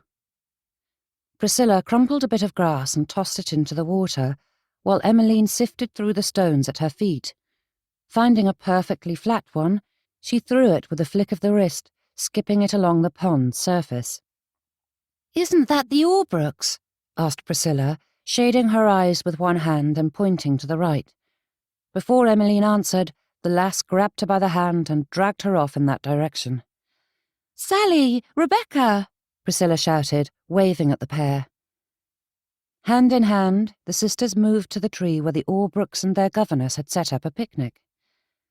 "How good to see you here," said Priscilla with a grin on her face, unaware of the frosty manner in which the governess glowered at the Kingsley girls. Emmeline's cheeks pinked as the woman pointedly took stock of their defects. Their bonnets had been abandoned long ago, and it had not even entered Emmeline's mind to bring gloves, a painful oversight at present.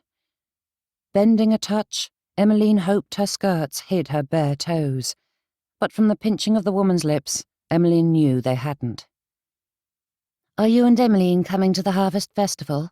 asked Sally, as she twirled the end of her braid around her fingers. "Yes," said Priscilla, clapping her hands. "Shall we pair up for the races again?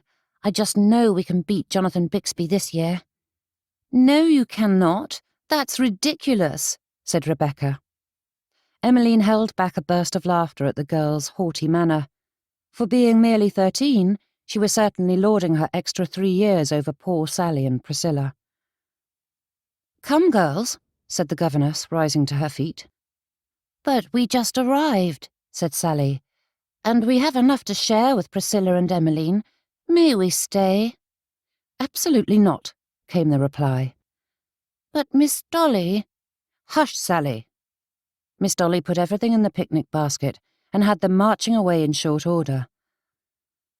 Though the governess placed some distance between her charges and the Kingsleys before explaining, it wasn't far enough for Emmeline to miss. "It is entirely inappropriate for you to spend time with the likes of them," said Miss Dolly with a frown. "They may be from money, but they are not well bred, which is no wonder when you consider their parents." Priscilla had already abandoned the tree and returned to the pond, so she was none the wiser, but Emmeline felt flushed with shame at the words. It was not the first time she had heard such things, but it did not make it any easier to bear. "Emmeline, is anything the matter?" called Priscilla. Forcing a smile, she shook away the melancholy.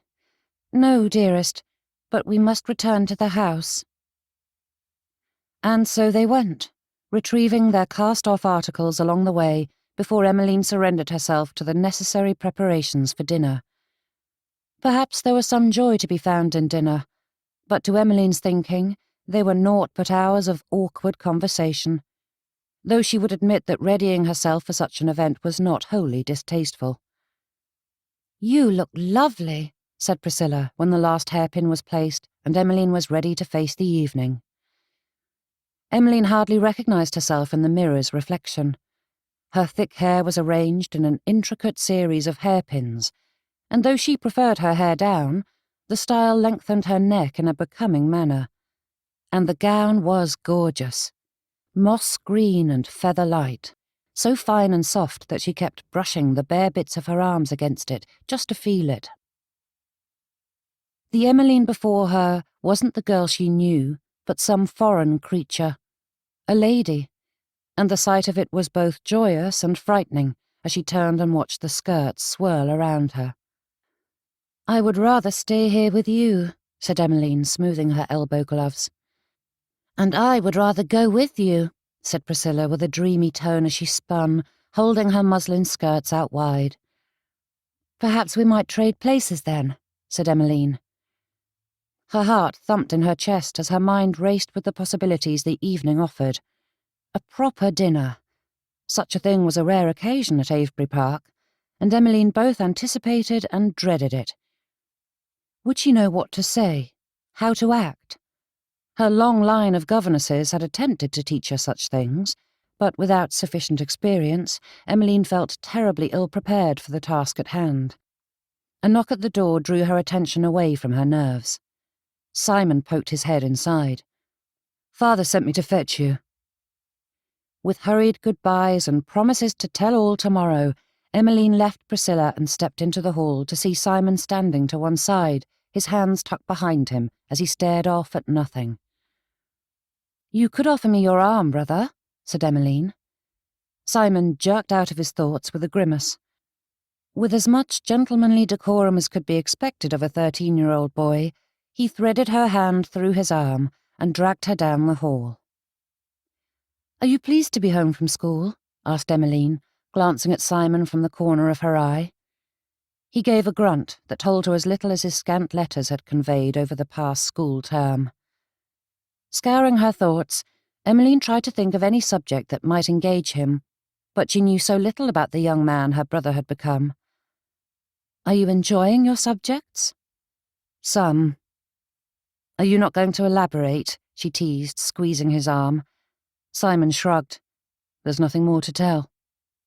"That cannot be true," she said, but Simon remained silent, and as much as she longed to heal the growing divide between them, Emmeline did not know how to do so. Silently, the pair descended the stairs and made their way to the parlour. The candles were out in force tonight, illuminating each corner of the room in a soft glow as the guests milled about, awaiting the call to dinner.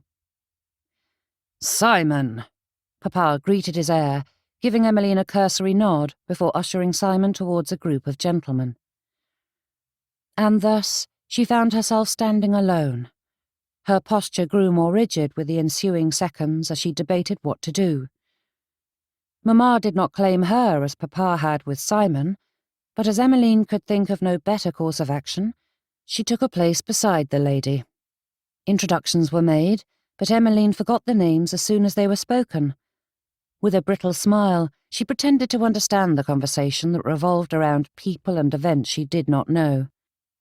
"Now, Mrs. Kingsley, you must introduce me to this exquisite daughter of yours," came a low voice from behind Emmeline. Turning, she found a gentleman old enough to be her father. The man leered at her with a gaze that made her wish she had a fichu to cover her décolletage. "Why, Mr. Parsons," purred Mamma, which sent another sickening shiver down Emmeline's spine. Her mother's smile widened and her gaze caressed Mr. Parsons as she slid her hand through his arm in a manner so intimate that no one in the company could miss the implication. From across the room, Papa's eyes narrowed on Mamma, and Emmeline searched for something to break the growing tension. "Mr. Parsons, I am pleased to make your acquaintance," said Emmeline with a curtsy. She despised the thought of drawing his attention back to her, but it broke the spell Mamma had cast over the room. Mr. Parsons caught Emmeline's hand in his and placed a kiss on her knuckles, his eyes never leaving hers, and for once Emmeline was grateful for gloves as they provided a barrier to his touch. "The pleasure is all mine, Miss Kingsley," said Mr. Parsons. Emmeline blushed, which only made the gentleman's smile broaden. Mamma's eyes flicked between the pair, but one of the other ladies drew Mamma's attention. Releasing her hold on Mr. Parsons, she returned to the previous conversation. But the gentleman still held Emmeline's hand, his thumb rubbing along the back of it. With a tug, she freed herself. The gentleman chuckled. "Shy, are we?" he asked in a low murmur. "I see you inherited your mother's beauty, but not her spirit." Before Emmeline could think how to respond, the final guests arrived, and the party was ushered into the dining room. However, she found no reprieve.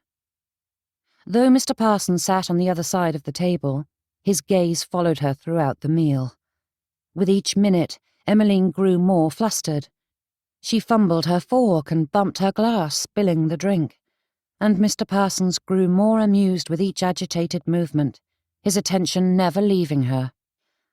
When the ladies finally left the gentleman, Emmeline seized the opportunity to slip away from the dinner party. Her spirits were in such a state that there was only one place in which she would find solace. Stepping through the side door, Emmeline sighed. The evening air was crisp against her flushed skin, and she raised her eyes to the full moon, basking in its white glow as she strolled among her beloved flower beds. Though many of the plants were dormant for the coming winter, the smells of the soil and grass mixed together and wove their way around her heart, calming it. Emmeline would not risk removing her gloves and stockings, but she towed off her slippers and took in another lungful of evening air, letting it wash through her. "I thought I might find you here," said Mr. Parsons, making Emmeline jump. Though some faint instinct warned her to keep her distance, she remained rooted in place as the gentleman strode towards her. "You are entrancing," he murmured, drawing so close that she felt his breath on her cheek, and still her feet would not move.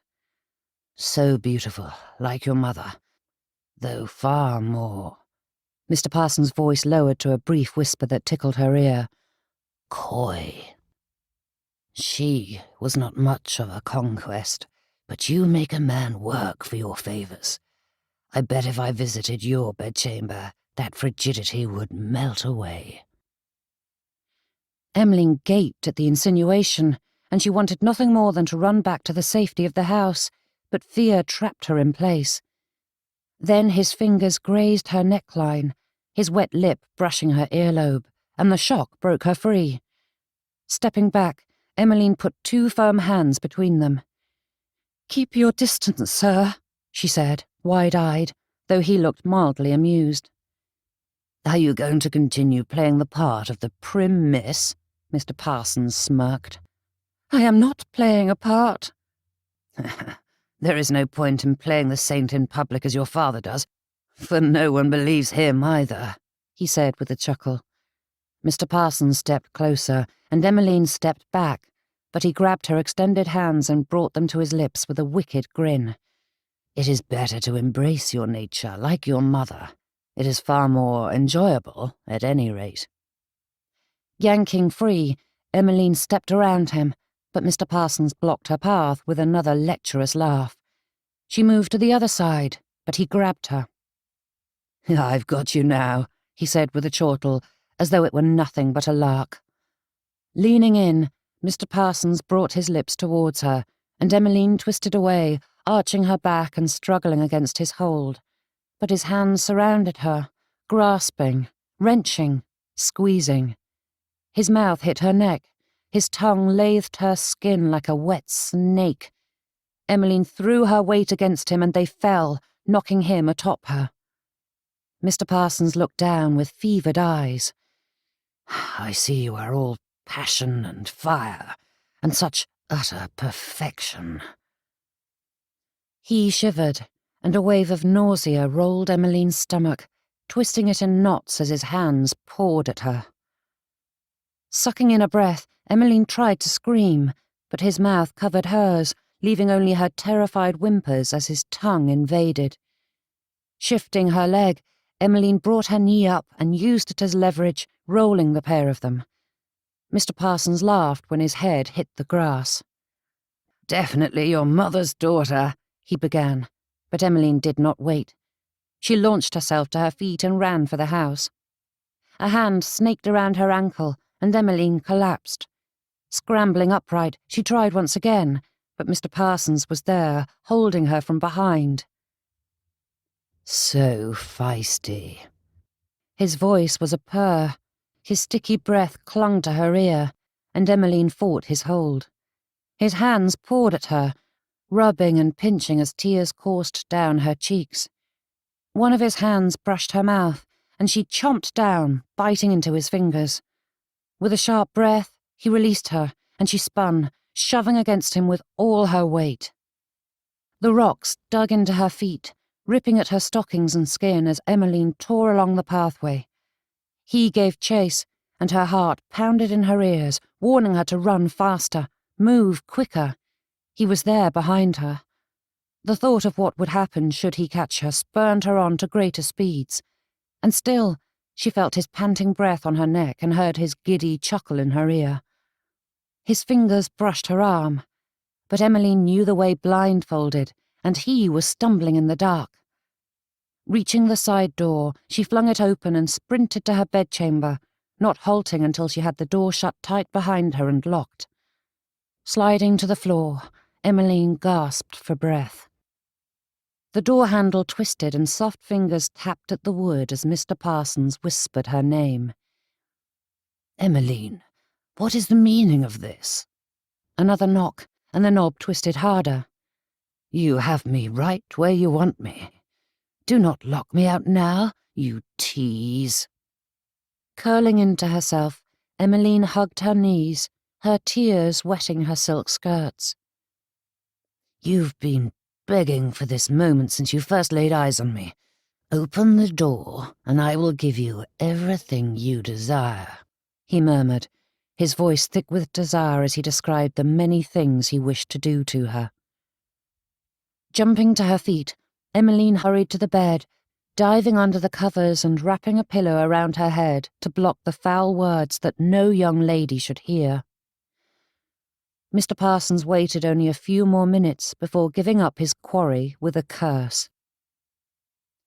The silence that followed offered no peace, for every creak of the floorboards brought nightmarish visions of him breaking into her bedchamber. Never had she prayed or cried so hard as she did that night, huddled in her bed. Please keep him away. Please keep her safe. Chapter 14. "Don't fidget. You don't want people thinking you're distressed, whispered Mother, and Eloise let go of the pendant at her neck. With her gloves on, fiddling with her necklace did not have the same calming effect, so it was no great loss, but Eloise's hand still wished to twist it, for distressed was precisely how she felt. "Is your head still paining you?" Mother asked, giving a few bats of her fan as she surveyed the crowd in the gardener's ballroom. "No," she replied. In truth, her head had not pained her much for the past few days, but it had served as the perfect excuse to keep herself out of sight. Not that the solitude had done much good, for Eloise was no closer to unravelling the tangled mess her life had become. Just thinking about it made her feel a little faint, and Eloise opened her fan to cool the sudden flush she felt. Gazing at the growing crowd, Eloise searched for anyone she might know, but the gardeners had the most eccentric taste in guest lists, and she hardly recognised a face. Perhaps she might have a quiet evening after all. As much as she adored dancing, Eloise hoped to sequester herself in a quiet corner. In normal circumstances, Eloise enjoyed the gardeners' gatherings. Theirs were never too full nor too empty, the right amount of people to fill their house, yet without making it the unbearable crush so many preferred. Personally, she did not see the point in arranging a party in which your guests are decidedly uncomfortable, but far too many hosts and hostesses felt differently. From across the room, Eloise saw Kitty and her parents enter the ballroom, and, not caring one bit for decorum, she fairly leapt in the air and waved at her new friend. "Eloise." That was all Mother said, her tone conveying all her expectations in that one little word. The Hennessy started towards them, and Mother stiffened, closing her fan with a snap. "Kitty is a dear—" "Miss Hennessy," corrected Mother, but Eloise would not be daunted. "Kitty is my friend," said Eloise, holding her smile in place as the trio crossed the room. "I've told you she isn't a proper companion for you." What could she have possibly done to warrant such treatment? Though a tad eccentric at times, she is a dear. "What happened is immaterial," said Mother, tapping her fan against her fingers. Casting a glance at her mother from the corner of her eye, Eloise couldn't help but murmur, "Don't fidget, Mother. You don't want people thinking you are distressed." The lady's eyes narrowed on her daughter, and she poked Eloise in the side with her fan as the Hennessy's approached. Greeting each other with a buss on the cheek, the girls made the proper introductions, though to Eloise's eye, Mother looked quite put out.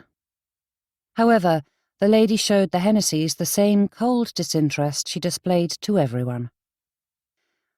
"Have you met Miss Maria Alder?" asked Eloise, pulling Kitty towards another group of ladies before any objection could be made. As she already anticipated a stern lecture from her mother about keeping company with Kitty, Eloise didn't mind adding to her list of offences. Hooking their arms together, the pair made their way across the ballroom towards Maria. "There is so much to tell you," said Eloise. "But we only spoke 3 days ago," said Kitty with a laugh. "How can you possibly have more drama to share?" "I can hardly believe it myself, but it has been a trying few days," said Eloise, glancing over her shoulder to see her mother still standing with the Hennessys.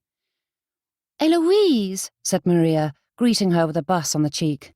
"I hadn't realised you were coming tonight. What a pleasant surprise, for I had despaired when I learned Susie had another engagement. I was quite certain I would be all alone and miserable."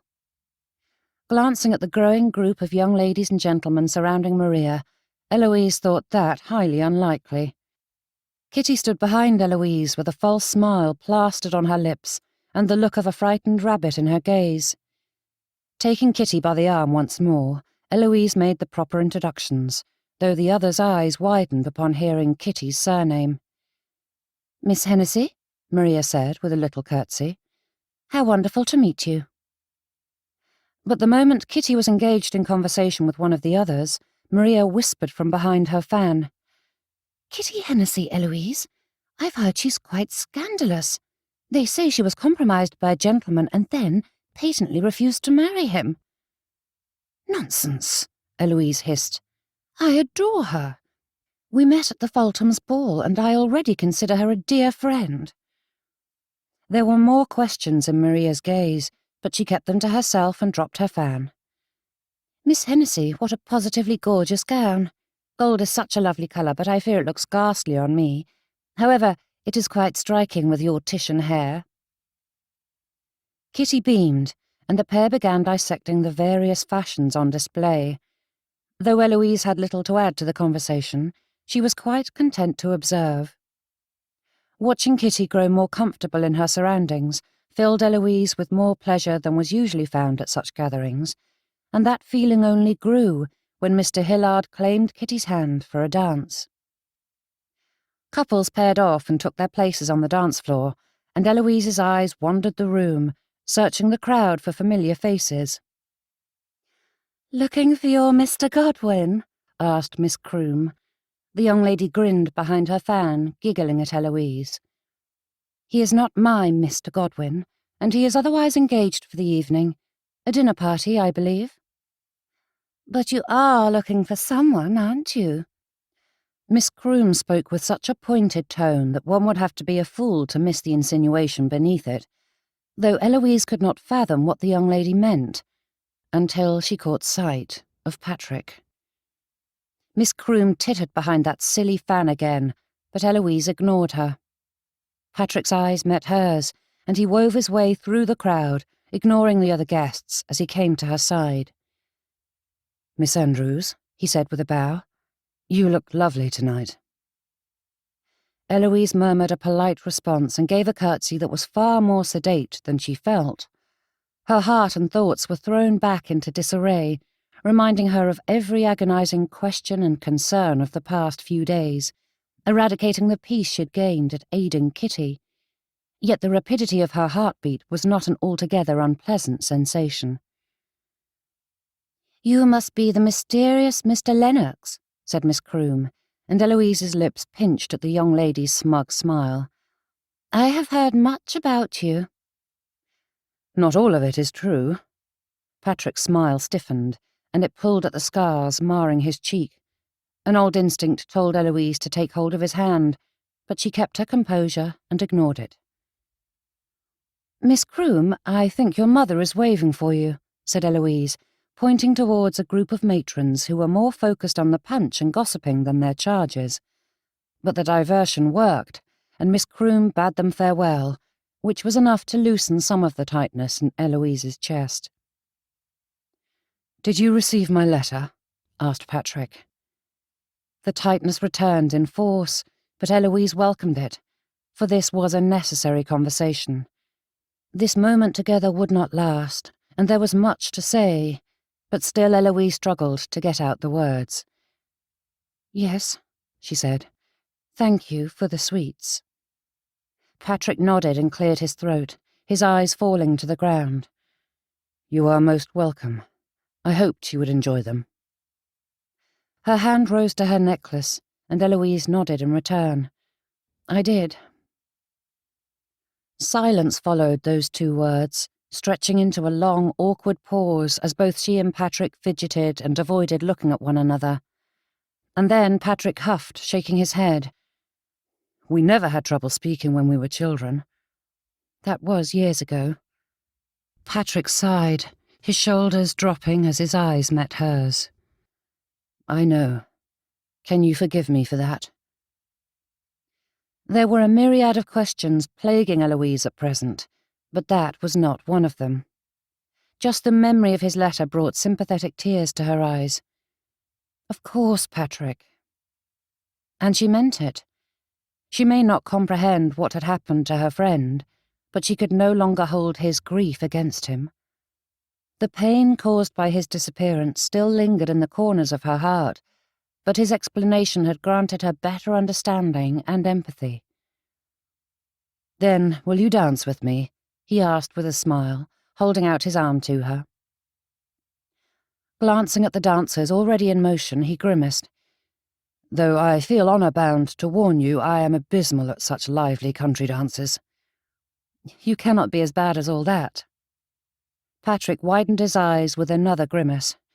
"Yes, I can. I am passable at slow or simple dances, but anything more is fraught with disaster. Well, I shan't complain if you tread on my toes. He snorted. Huh, you cannot expect me to believe you would overlook an opportunity to tease me, Eloise.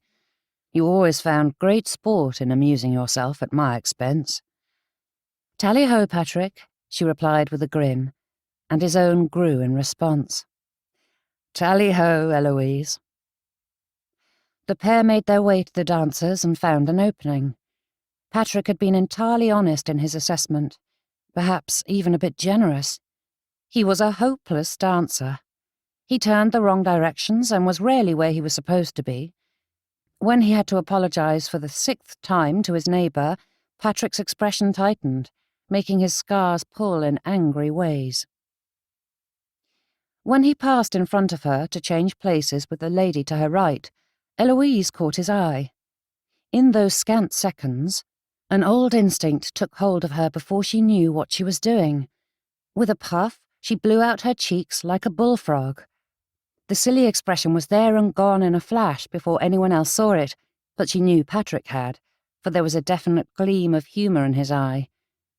The irritation over his ineptitude faded, and soon he was embracing the ridiculousness of the situation.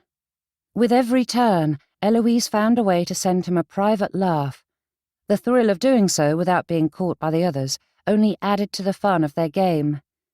Before long, they were making a fine spectacle of themselves. Eloise tried her best to stifle her laughter, but she could not keep it contained as Patrick spun her about the dance floor. The music was lively, the conversation varying, and the lighting plentiful. All in all, the evening was a success, but Emmeline struggled to find any enjoyment in it as she watched Eloise and Patrick trip their way through the dance. Though it did her good to see them so happy, too many guests watched them, whispering behind their fans as they stared at the pair. "I cannot remember the last time I heard Patrick laugh," said Deirdre, coming up beside her. "I am pleased to see him looking well," replied Emmeline. Deirdre turned her eyes to her friend with a raised eyebrow. "Pleased? That is cold, even for you, Emmeline. It is a miracle to see my son in such good spirits. No matter how much I hoped and prayed for this, there were times when I doubted he'd right himself." A smile slipped into place, though she felt a phantom rap of a fan on her wrist. "Don't be so gauche, Emmeline," Mother Andrews's voice echoed in her mind, and Emmeline schooled her expression. "Good girl." The brightness in Deirdre's eyes dimmed as she watched the shift, and Emmeline struggled to know what to say. "I am very happy for him," she said. Deirdre sighed. However? Your tone implied more was forthcoming, said Deirdre, a glimmer of humour returning to her eyes as she turned her gaze back to her son. "I hadn't meant to imply more," said Emmeline, which was true, though there were many thoughts passing through her mind. Deirdre levelled a disbelieving look at her. "I worry for them," said Emmeline. "Eloise seems taken with Mr. Godwin, and I'm certain she can expect a proposal any day now." "You wish her to marry him?" asked Deirdre with a raised eyebrow. "Mr. Godwin is a fine gentleman, but theirs would not be a happy union." Emmeline's eyes darted to a figure hidden in the far corner. Though Norman rarely spent the evening at her side any more, she always seemed to know precisely where he was. "Do you think so?" asked Emmeline. "I thought I detected a change in her opinion as of late." "Do you mean you hoped she changed her opinion rather than marry the scandalous Patrick Lennox?" Emmeline's eyes widened, her mouth dropping open for a brief moment before she caught herself. "I beg your pardon?" "Do not act so innocent with me, Eloise Andrews.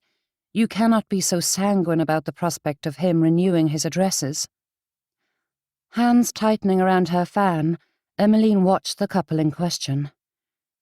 "I adore Patrick, and I do think him a good match for Eloise, but I know what it is like to have your life tainted by gossip. I do not want that for my daughter." Your life wasn't tainted as much as your mother-in-law had you believing, said Deirdre with a frown. But Emmeline's mind provided vivid evidence to the contrary. I am merely worried about my daughter. Deirdre sighed and shook her head. And that is precisely the problem, Emmeline. You worry more than is necessary. Eloise is a good girl, and Patrick would make her a fine husband. Unfortunately, that is not always enough, replied Emmeline, slipping into silence as she watched the young pair. Chapter 15. Pumping her fan, Eloise tried to cool herself, but after a few sets, such efforts were ineffective, and she was quite flushed from her exertions on the dance floor. Her eyes darted from her companions to the figure standing to the side of the ballroom, and she promised herself that Patrick had nothing to do with how warm she felt. Propriety demanded he keep his distance for some of the evening. He could hardly follow her about for its entirety without raising eyebrows. Not that it made a bit of difference, as he watched her with an intensity that was quite improper, even if it brought a crimson glow to her cheeks. Eloise sighed, wishing she understood her erratic heart better, but the world kept shifting, leaving her at odds with herself. Did she wish for Patrick to court her? Did she wish for any gentleman to court her? Marriage had been a priority before, but Lucinda's and Mother's words had soured that former dream. "You are awfully quiet," whispered Kitty. "I have much on my mind," replied Eloise, forcing her attention away from the confusing Patrick Lennox. "Or rather, one thing on your mind," said Kitty with a smile as she gave a pointed glance at that gentleman. "Though he is imposing at first, I like your Mr. Lennox. He is quite an affable fellow." "He is not my Mr. Lennox," said Eloise, though her traitorous cheeks grew even hotter. She flapped her fan harder to stave off the blush and sought out a change in topic. "You appear to be enjoying yourself." Kitty beamed. "Very much so. My welcome to London was disheartening until you offered your assistance." Eloise scrunched her face. "I didn't do anything." "You did far more than you realise. I am positively envious of how easy it is for you to navigate such things." Her fan paused as she realised it was all due to good training, but Eloise wasn't about to give her mother such credit. "Well, I am positively envious of your freedom to wander about on your own." The girls glanced at Eloise's mother, who lurked some 10 feet away. It was enough distance to give them the appearance of privacy, but not far enough that anyone would think the impeccable Eloise Andrews was shirking her duty. Kitty took up her own fan, staring at the backside as she battered it. "Yes, well, you have a reputation to protect, and I have none. There is no point in my mother going to such lengths when it will do no good." Before Eloise could think of a reply, a buzz of conversation caught her attention. With so many noises around them, a few more voices would hardly make a difference, but there was a shift in the air as more people cast furtive looks at the entrance and spoke in hasty whispers. Rising to her toes, Eloise tried to see above the crowd to glimpse the object of their conversation, but she had not the height to do any good. Tapping Maria on the arm with her fan, Eloise asked her friend if she knew what was happening. "I believe Mrs. Gardiner wanted a bit of a scandal to highlight the evening," replied Maria with a mischievous grin. "And what does that mean?" asked Eloise. "She invited the Dowdings," said Maria with an arched eyebrow. When Eloise did not respond to that, she continued, "As your mother does not participate in gossip, you likely have not heard about Mrs. Dowding's special acquaintance with a certain old friend of yours." Kitty gaped. "That is a terrible accusation. Mr. Lennox is far too stalwart a gentleman to do something so unseemly." Maria fluttered her fan, one shoulder rising in a delicate shrug. "Many a gentleman is known to dally with married ladies, and I heard Mr. Dowding stumbled upon them in a compromising situation." But Eloise heard no more of their conversation, for her eyes shot towards Patrick. He stood in the same place, but his gaze was no longer on her. His face paled as he stared at the entrance like everyone else. Even the dancers' attentions were not on their partners or steps as they moved through the motions. "It looks as though Mrs. Dowding is alone tonight," said a nearby lady, though Eloise could not tell which it was. She wished she knew, for she wanted to give the lady a set-down for her insinuating tone. Then, through the crowd, Eloise caught sight of the lady in question. Though closer to mother's age than Eloise's, Mrs. Dowding was gorgeous. Her gown was the height of fashion, and she walked with an elegant confidence that had the crowd parting for her. Mrs. Dowding's eyes held Patrick's, and though she made a show of giving passing salutations, she did not stop her trek across the ballroom to his side. It could not be true. It couldn't be. Despite her doubts about the honour and morals of gentlemen, her heart still trusted in Patrick. For all his faults, she could not believe he would act in such a manner. Mrs. Dowding greeted Patrick, and he comported himself precisely as a gentleman ought, but his expression showed no pleasure at seeing her. Though not a word of their conversation could be heard, it held everyone in rapt attention. Mrs. Dowding lifted a hand to touch the scars on his cheek, and Patrick stepped away, tucking his hands behind him as his eyes darted around as though searching for an escape. "He would never do that," she said to those within hearing distance, before hurrying to Patrick's side. Patrick had expected their paths to cross at some time, but he had hoped that inauspicious meeting would be at a more opportune moment. Certainly not when his courtship with Eloise was on such tentative footing, and certainly not at such a public gathering where they were meant to be the main event. The entire ballroom watched as Mrs. Dowding wove her way towards him. The coward in him wanted to flee. It would be so much better to avoid this altogether, but Patrick was done hiding from his consequences. "Patrick," Mrs. Dowding murmured, "I cannot tell you how good it is to see you. I had feared the worst." "Mrs. Dowding, I beg you to remember yourself," he said through clenched teeth. "Oh, Mrs. Dowding, is it?" she asked with an arched brow. Patrick sighed. "Yes, it is, and that is all it shall ever be." The lady studied his face, her eyes softening as they tracked the scars. "I will never forgive my husband for what he did to you." Her hand rose to brush his marred cheek, but Patrick pulled away, his skin flushing as he glanced at all the wide eyes staring at them. "On the contrary, Mrs. Dowding, I thank him for it. It is a reminder of how far I fell and my determination never to do so again." The lady's expression shifted, her features slackening for a moment as she watched him before they hardened once more, her eyes narrowing. "Does this have anything to do with that silly little maiden you're chasing?" "That question is beneath both of us, madam," said Patrick. "But I will tell you that my stance has nothing to do with anyone else. I have changed. I do not wish to return to that life again. I will not do it." Patrick could not decide if it was opportune or ill-timed, but Eloise appeared just behind Mrs. Dowding with that fierce glint of battle in her eye that spoke of the warrior lurking in her heart. Mrs. Dowding followed his gaze and stared the girl down. "Mr. Lennox," said Eloise with a forced smile, her words falsely bright. "Where have you been? We were supposed to stand up together, and the set is nearly halfway over." Oh, how those words made him want to kiss her. Of course he felt that way quite often, but now it was especially strong. Mrs. Dowding watched Eloise with a tight expression.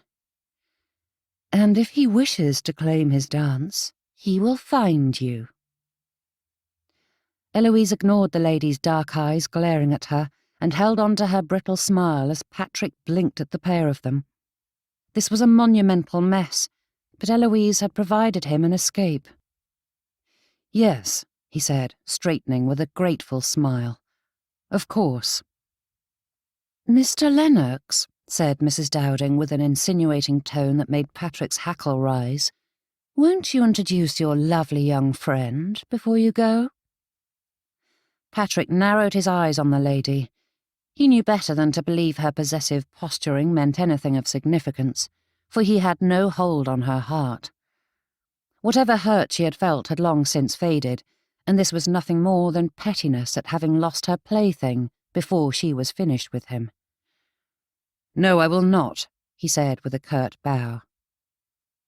He offered his arm to Eloise. She took it, and the pair strode to the edge of the dancers. Thoughts of Mrs. Dowding held his attention as dancers took their places, and it was only then that Patrick realised the upcoming number was a waltz. Glancing at Eloise's red cheeks, he guessed that she had not realised it either. Patrick's heart tapped a rapid beat that was contrary to the languid tempo of the dance. Though he was no grand dancer, a fact that had been proven many times over that evening, there were no elaborate steps for this. It was hardly a dance at all, merely a chance to hold his love in a manner that was socially acceptable. They found a place on the floor, and Patrick restrained himself from pulling her closer than was respectable. Moving with the music, they rotated in line with the other dancers, and this time it was Eloise who struggled to keep her steps. It took a few turns before she steadied and met his gaze. "Dancing a second set is liable to raise speculation," he murmured. "There is already plenty of that tonight, and you looked to be in need of rescue." Patrick let out a halting chuckle. If anyone had needed rescuing tonight, it was certainly him. "Eloise Andrews, defender of gentlemen," he said. "You needn't laugh at me," she said with a scowl. "I am not laughing, Eloise." Her name was a mere whisper on his lips. "I am entirely honoured and humbled that you would put your reputation on the line for me." He shifted their position, bringing her as close as he dared. His hand was at her shoulder blades, holding her scant inches from him. So close that for a brief moment Patrick wished he could wrap his arms fully around her. Eloise held his gaze, and her eyes were filled with such a confusing mixture of emotions that Patrick hurt for her. Eloise had such a big heart, but she often felt too much, leaving her lost and struggling to comprehend it all. He had been the one to help her sort through such things, but now he was the cause of it. Yet, beneath it, he saw the longing in her eyes as her gaze dropped to his lips. Then, the tiny intake of breath as her cheeks reddened. Oh, how Patrick longed to close the distance between them and steal a kiss. Eloise stumbled over her own feet, though his arms kept her from collapsing. Her face was a bright crimson, and she nibbled on that lovely lip of hers. She swallowed and tried again. "It wasn't my reputation I was worried about." Patrick gave a silly, wide grin. "You were protecting my honour?" Eloise huffed. "I am still not certain I like you, but I am certain you do not deserve such slander." His heart dropped to his toes, and his conscience's frantic whispers had him wishing to flee for a second time tonight. He had to tell her. He knew he must, but things were too tentative, too fragile, too early. To admit the truth might drive a final wedge between them.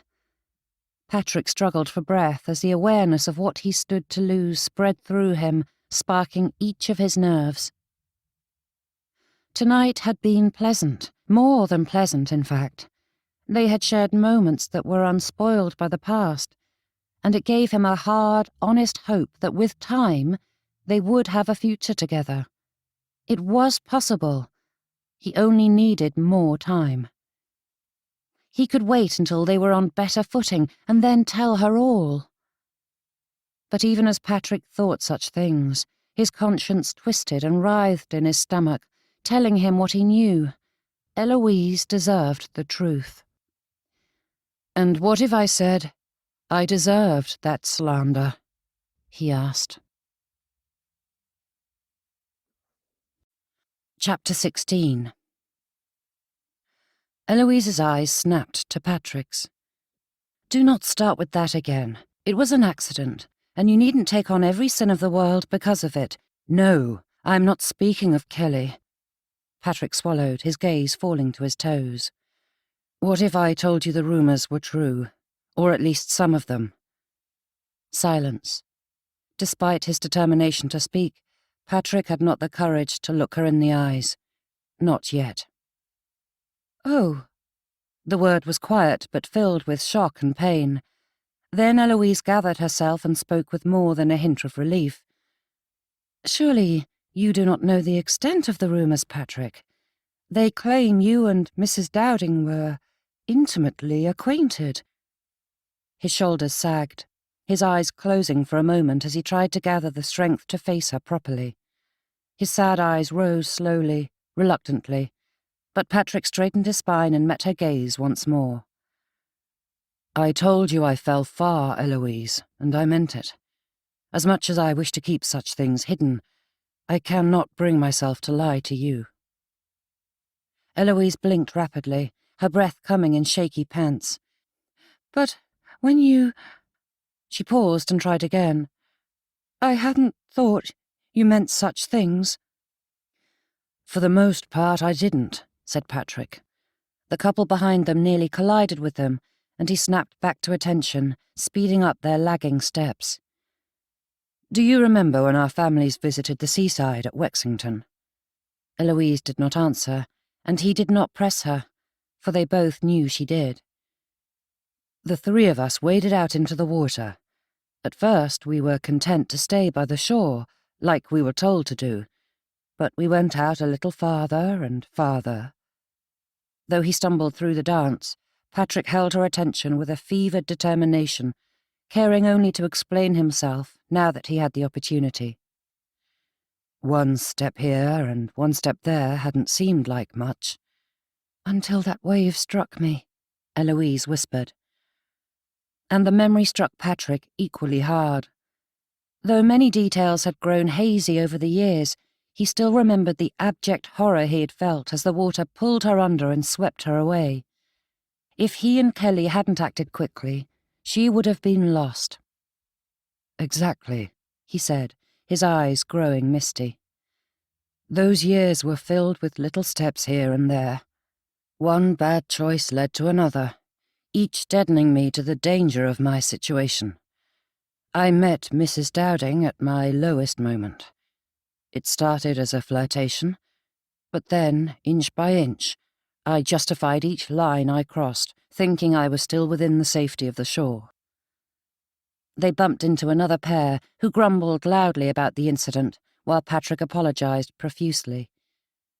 Seeing the other dancers lining up for the next set made him realize the waltz had ended, unnoticed by either of them.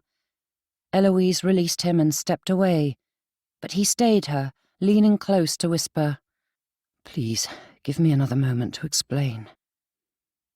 He was not above begging if that gained him a few more minutes.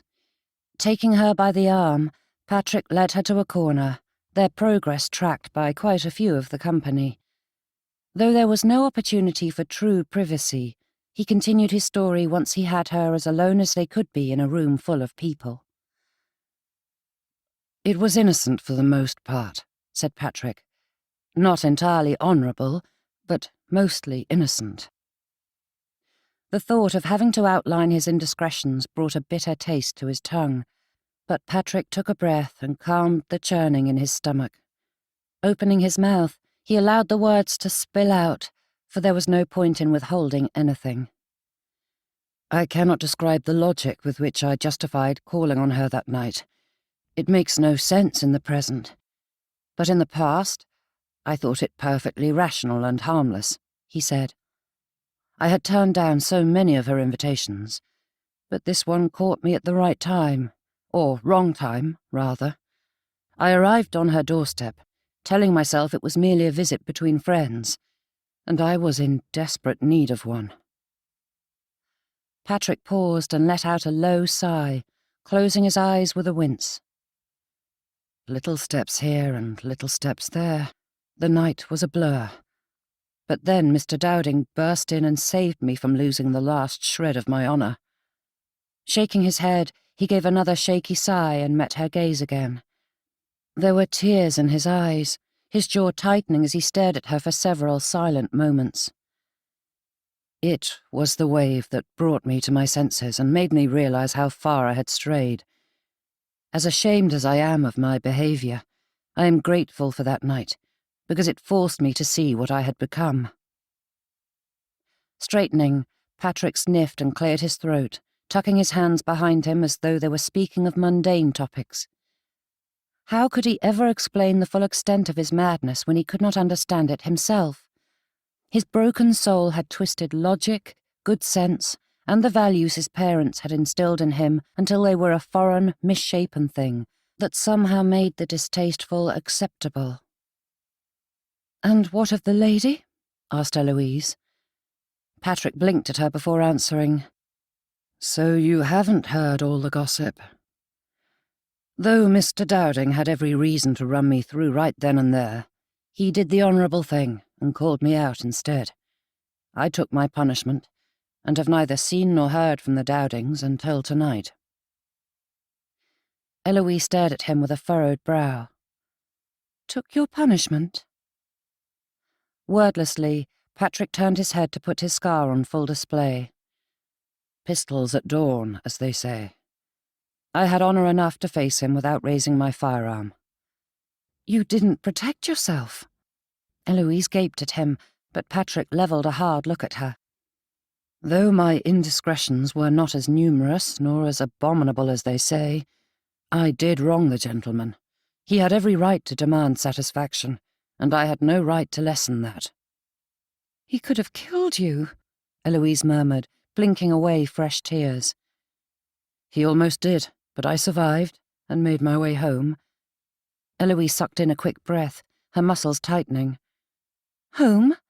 When?" Patrick's brow furrowed. "A year ago." Of all the things he'd confessed tonight, Patrick couldn't comprehend why this inconsequential detail mattered so much, but the intense manner in which Eloise gaped at him spoke of its importance to her. Her nostrils flared as they always did when she was in a temper, her chest heaving as she sucked in a breath. Patrick stared at her, dumbfounded as to what had her in such a dither. "You were in Holbrook for a year and did not tell me?" she asked through gritted teeth. "I was hardly fit company," he said with a huff. "I spent months recovering from my injury, and I had to sort myself out before I could see you." "But you didn't send word, not even a message to tell me you were alive." "And if I had, would you have simply sat at home and left me be?" Patrick's brows drew together. "I wasn't myself, Eloise, and in no state to be around you or anyone. Our mothers thought it best to keep my presence in Holbrook secret until I was fit, and they were right." "My mother knew you were there?" Eloise's nostrils flared again as she filled her lungs to capacity. Patrick stared at her, struggling to think of how to respond to this strange turn of the conversation. "I had been shot, which led to a serious infection and fever, and after that, I needed help to break free of my vice, and my mother could not nurse me alone." Eloise actually laughed at that. "And she turned to my mother to care for a sick man? My mother, the frigid, unfeeling lady—" "I hate that you speak of her so," said Patrick with a scowl. Much of those dark months were lost in the fog of fever and pain, but he remembered Mrs. Andrews at his bedside as much as his mother. Even now, he could hear her voice talking him through the worst of it, nursing him not only through his fevered moments, but those when he thought he might die while his body cried out for a drink. "You are defending her?" she hissed. "Unequivocally," he replied, crossing his arms. "She is imperfect, like everyone is. She has her own cross to bear, and she helped me to bear mine when I needed it most." "I could have done that for you." Eloise's voice rose, but she checked herself and repeated the words in a calmer tone. "I could have helped you. I could have been there for you, but you turned to my mother instead." "That doesn't matter. You are focusing on the wrong things, Eloise. Yes, it does matter, Patrick.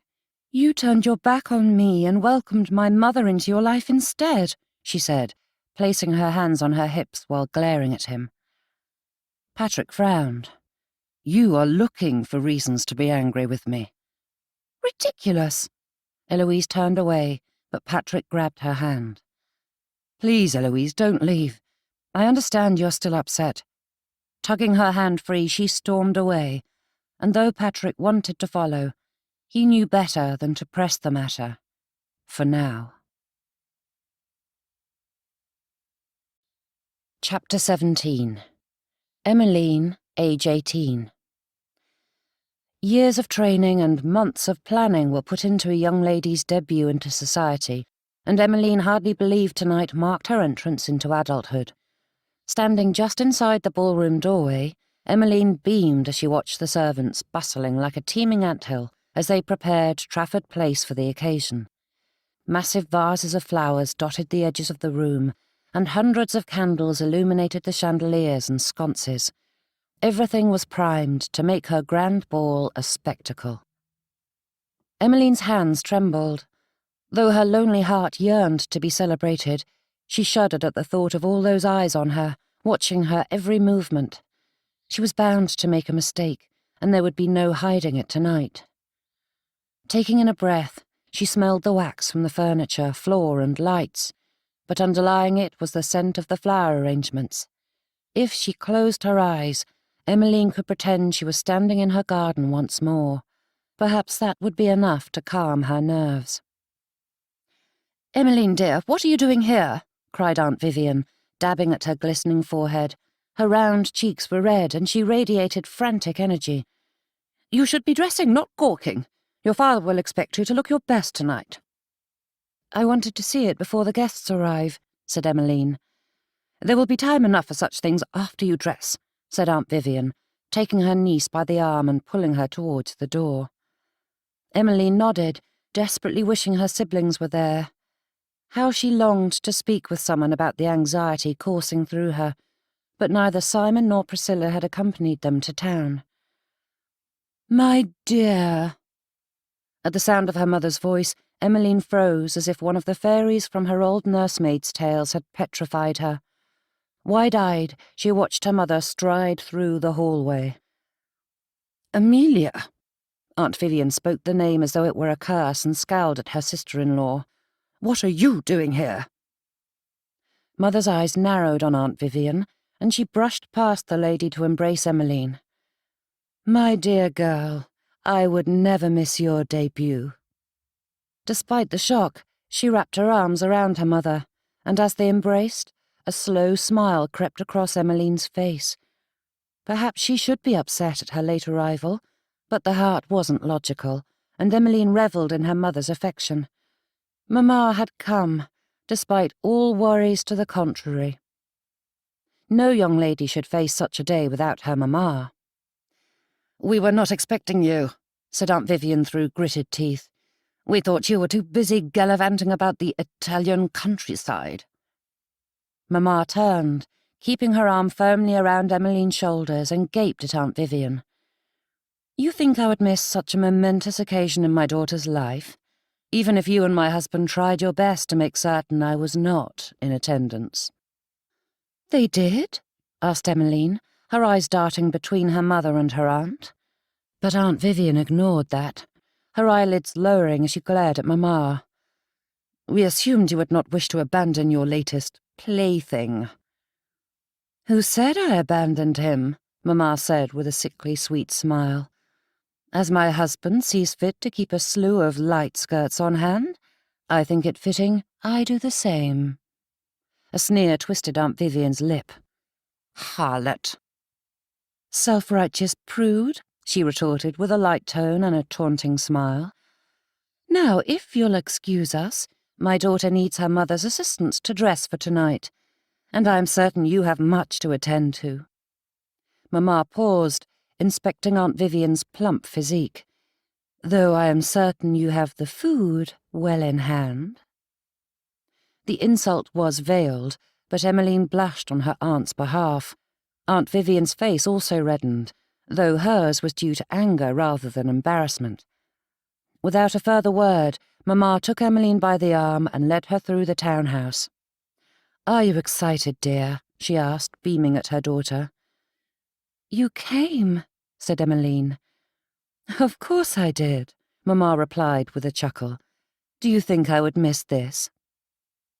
Emmeline refrained from expounding on all the moments her mother had missed, for now was not the time to rehash old wounds. She squeezed Mamma's arm, and the pair walked to Emmeline's bedchamber. "I brought you a present," said her mother, throwing open the door to reveal several maids fluttering about the room. Mamma drew Emmeline's attention to a gorgeous gown, draped over a maid's arm. Layers of white gauze wrapped around the bodice, swathing the sky-blue underskirt like a fine mist.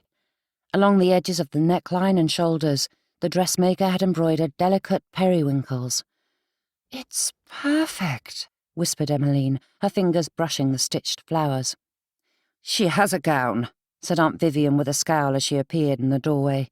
"She doesn't need your frippery. The dress I chose is perfect." With a few quick strides, Mamma shoved Aunt Vivian back through the doorway and slammed it behind her. Then, snatching a jewellery box from a servant, she grinned at Emmeline. "And look what I have to pair with it." Emmeline's breath caught at the sight of the sparkling gems in the box. The pendant was simply designed, but that was to showcase the beauty of the sapphire in the centre. The gem was a good inch in diameter and ringed in tiny diamonds. The bracelet and earrings had much smaller gems, but followed the same motif, and Emmeline could hardly believe she would be allowed to wear them for the evening. "They are gorgeous," she whispered, her fingers brushing the smooth surface of the pendant. "They are yours," replied Mamma. Gaping, Emmeline stared at her mother. "You cannot be serious." Mamma grinned, a gleeful twinkle in her eye. "Every lady needs fine jewellery, and I knew your father would be too stingy to provide them." There was an edge to her tone that sent a shiver down Emmeline's neck, some niggling warning she couldn't comprehend. This was a present from her mother. That was not an uncommon occurrence for such an occasion, but Emmeline felt uneasy as Mamma left her to the care of the maids. They primped and polished, pinned and poked to get Emmeline into the ensemble her mother had chosen. Emmeline had never taken so long to dress before, but she could not argue with the results. Standing before her mirror for one final inspection, she was awed by the transformation. She looked gorgeous and far more grown up than she felt. However, there was a lingering fear in the back of her heart. Phantom memories came to mind of standing in a similar position not long ago, and the awful evening that followed it. But Emmeline refused to think about the past. Twisting her hands in front of her, she took a breath to calm her racing pulse. Tonight would be different. Tonight was her night. Tonight she would be surrounded by people who were there to celebrate her, both her father and her mother. A knock came at the door, and Mamma poked her head inside. "Ready, dear?" Emmeline turned to show her mother the finished product, but she received only a vague smile before her mother led her from the room. "The guests are set to arrive soon, and we must be ready to welcome them," said Mamma as they walked down the hall towards the staircase. "Of course," said Emmeline, glancing at her mother. There was an odd twist to her lips. That shiver of apprehension grew, making the natural nerves that accompanied such an evening grow until Emmeline half wished she could escape to her bedchamber. Papa stood at the top of the stairs, his expression darkening as the pair drew closer. He spoke Mamma's name in a growl, his eyes narrowing. "I thought you weren't coming tonight." Mamma clutched Emmeline's arm, patting it with a smug smile. "You think I would allow you to shunt me aside, to have my role usurped by that cow you call a sister? Introducing Emmeline into society is my responsibility, not Vivian's." "Insufferable nonsense. You've never cared for your motherly responsibilities, and I see no reason for that to change now." Papa's nostrils flared, his jaw tightening as he glowered at his wife. "Emmeline deserves an appropriate chaperone. Someone who knows how to comport themselves, and you are only fit for a brothel." Emmeline gasped, but Mamma laughed. "You would know all about brothels," replied Mamma. "Keep a civil tongue." But Papa's angry words were cut short when the butler appeared and announced that the first guests were arriving. "We must go down and greet our guests, my love," said Mamma with a vindictive grin and a demure flutter of her eyelashes at her husband. Papa held out his arm for Emmeline, but Mamma took it. "I am your wife," she reminded him, a taunting gleam in her eye. "Then behave like it," he retorted. But then his eyes turned to Emmeline and widened, his expression hardened, his muscles tensing. "What are you wearing?" Emmeline opened her mouth, but Mamma responded first. It was a present. From me. The lady squeezed her husband's arm, every inch of her expression crowing in triumph. "I can change," Emmeline whispered, her cheeks reddening and hands shaking from the fury burning in Papa's eyes. "There isn't time," said Mamma, pulling Papa down the stairs. Emmeline stood in the hall, staring after her parents as they descended. All her former nerves were forgotten amidst the fresh tears that sprouted from that tense interlude. Her evening, indeed. Shoulders drooped, Emmeline followed them down and into the ballroom, arriving moments before the guests appeared. "Mr. and Mrs. Garvey," said Mamma with a brilliant smile. "How lovely to see you." "Welcome," echoed Papa, his smile equally fervent. "We are pleased to have you here to celebrate our dear daughter." Emmeline fought back her gape at the radical shift in her parents' moods. Though she had seen them play the doting couple in public before, she had never witnessed tension melt with such ease, for no one looking at the pair could think they had been so close to a shouting match mere moments before. Struggling through the proper words and curtsies, Emmeline felt held together by a fraying thread. She smiled and danced, laughed and chatted, pretending all was well, while a tempest raged in her heart. She longed for this terrible evening to end, yet feared what would come when the last guest left. But all things must come to an end, as they say, and Emmeline watched the guests trickle home in the wee hours of the morning with growing apprehension. The door was hardly shut before Papa stormed over to his daughter. "Take those blasted things off this minute." Emmeline's mouth opened, though she had no idea what to say. When she did not move fast enough, Papa snatched the pendant, yanking it clean off. The metal scratched and bruised her neck, and Emmeline cried out in fright, but he ignored it as he ripped the bracelet from Emmeline's wrist. "How dare you, you brute!" shrieked Mamma, but Papa flung the jewellery at her. "I will not allow my daughter to be dressed in the profits of your whoring," he bellowed. Mamma let her hand fly, striking Papa's cheek, and he snatched her arms before she could land another. Instead, she spat in his face.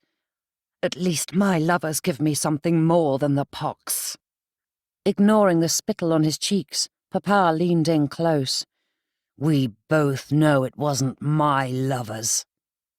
But Emmeline placed her hands over her ears and fled the ballroom, not pausing until she escaped into her bedchamber. Once the door was shut tight, she flung off the rest of her mother's tainted presence. She should have known better.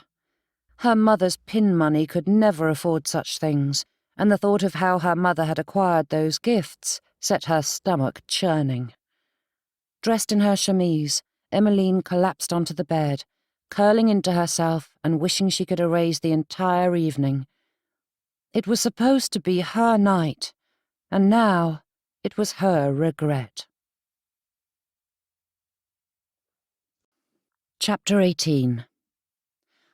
Calm and demure. Sitting on the sofa in their parlour, Eloise repeated those two words in her mind until she was their physical embodiment. A breath in and a breath out. She allowed the air to fill her with serenity, to clear her mind of irritating things, like gentlemen. Or more specifically, one gentleman who left her so addled that Eloise hardly knew what she was feeling. If only she had someone to speak to about such things. Kitty filled that role admirably, but Mother was decidedly against their friendship, leaving them with little opportunity to visit one another. Though they'd stolen moments here and there over the past se'nnight, Eloise needed more. That brought Patrick to mind once again, and again Eloise shoved the thought aside. He was the last person with whom she wished to speak, even though her convoluted, erratic heart longed for him. "What is wrong, Eloise?" asked Mother, looking up from her needlepoint. "Pardon?" "You sighed, in quite a tragic manner." Eloise tugged at her neglected needle, adding a stitch to yet another ridiculous and utterly useless piece of embroidery. "It's nothing, Mother." The lady's eyes flicked between her work and her daughter. "Are you certain? You've seemed agitated of late." From anyone else, the words might sound like a genuine expression of concern, but her mother's lifeless tone drained any heart from them. "You are sighing again," said Mother as she added another stitch. That made Eloise want to sigh once more, but she held it in, while feigning a singular interest in the work on her lap. Try as she might, she could not see a single reason why her mother had engendered such loyalty from Patrick. To think, he had actually defended the lady. Even after watching Eloise struggle under her mother's dictatorial regime throughout her childhood, Patrick spoke kindly of her, warmly even. It was clear from his tone and expression that he held the lady in high regard. Pausing, Eloise took another breath to calm the mounting pressure in her chest and relaxed her aching jaw. Serenity. Peace. It did no good to dwell on that subject. Patrick Lennox had brought nothing but upheaval into her life. She hadn't slept soundly in the week and a half since he had reappeared, ushering in a slew of unanswerable questions and conflicting sentiments. Patrick. Eloise's needle paused, and she turned her attention to the window. Carriages rolled by, their wheels and hooves clattering on the cobblestones. There were not many people out and about, as it was still too early for most in their neighbourhood, but it was a day that begged to be enjoyed. Eloise longed to sit in the light, filtering through the windows and lap up the sunshine. Perhaps that might clear her mind of the gentleman who haunted her every thought. Patrick's words played through her mind, repeating that painful confession over and over. Then the heartbroken words in his letter joined the throng, bringing tears to Eloise's eyes for those dark years when Patrick had suffered alone. As much as she had wished to hold on to her anger, there'd been too much remorse and pain in his confession for her to condemn him. However, Lucinda and Mother's accusations against men picked at her, demanding she remember the inconstancy of men's hearts. It was a confusing cacophony of questions and concerns that left Eloise hopelessly lost, and she was heartily sick of the feeling. "Eloise?" Looking to her mother, Eloise found the lady gazing at her with pinched lips. "Are you unwell?" Shaking her head, Eloise mumbled some reply. Mother opened her mouth and closed it with a frown. Her brows drew ever so slightly together, and her eyes darted from her daughter to her needlepoint to the floor and back again. Eloise merely stared as her mother looked almost uncomfortable, though she had no thought as to why the lady would feel so. The vague expression cleared from her face, and Mother turned her attention back to her work. "I would love to take you to Madame Leclerc's shop this afternoon. She has a lovely new style of bonnet that would be most flattering on you.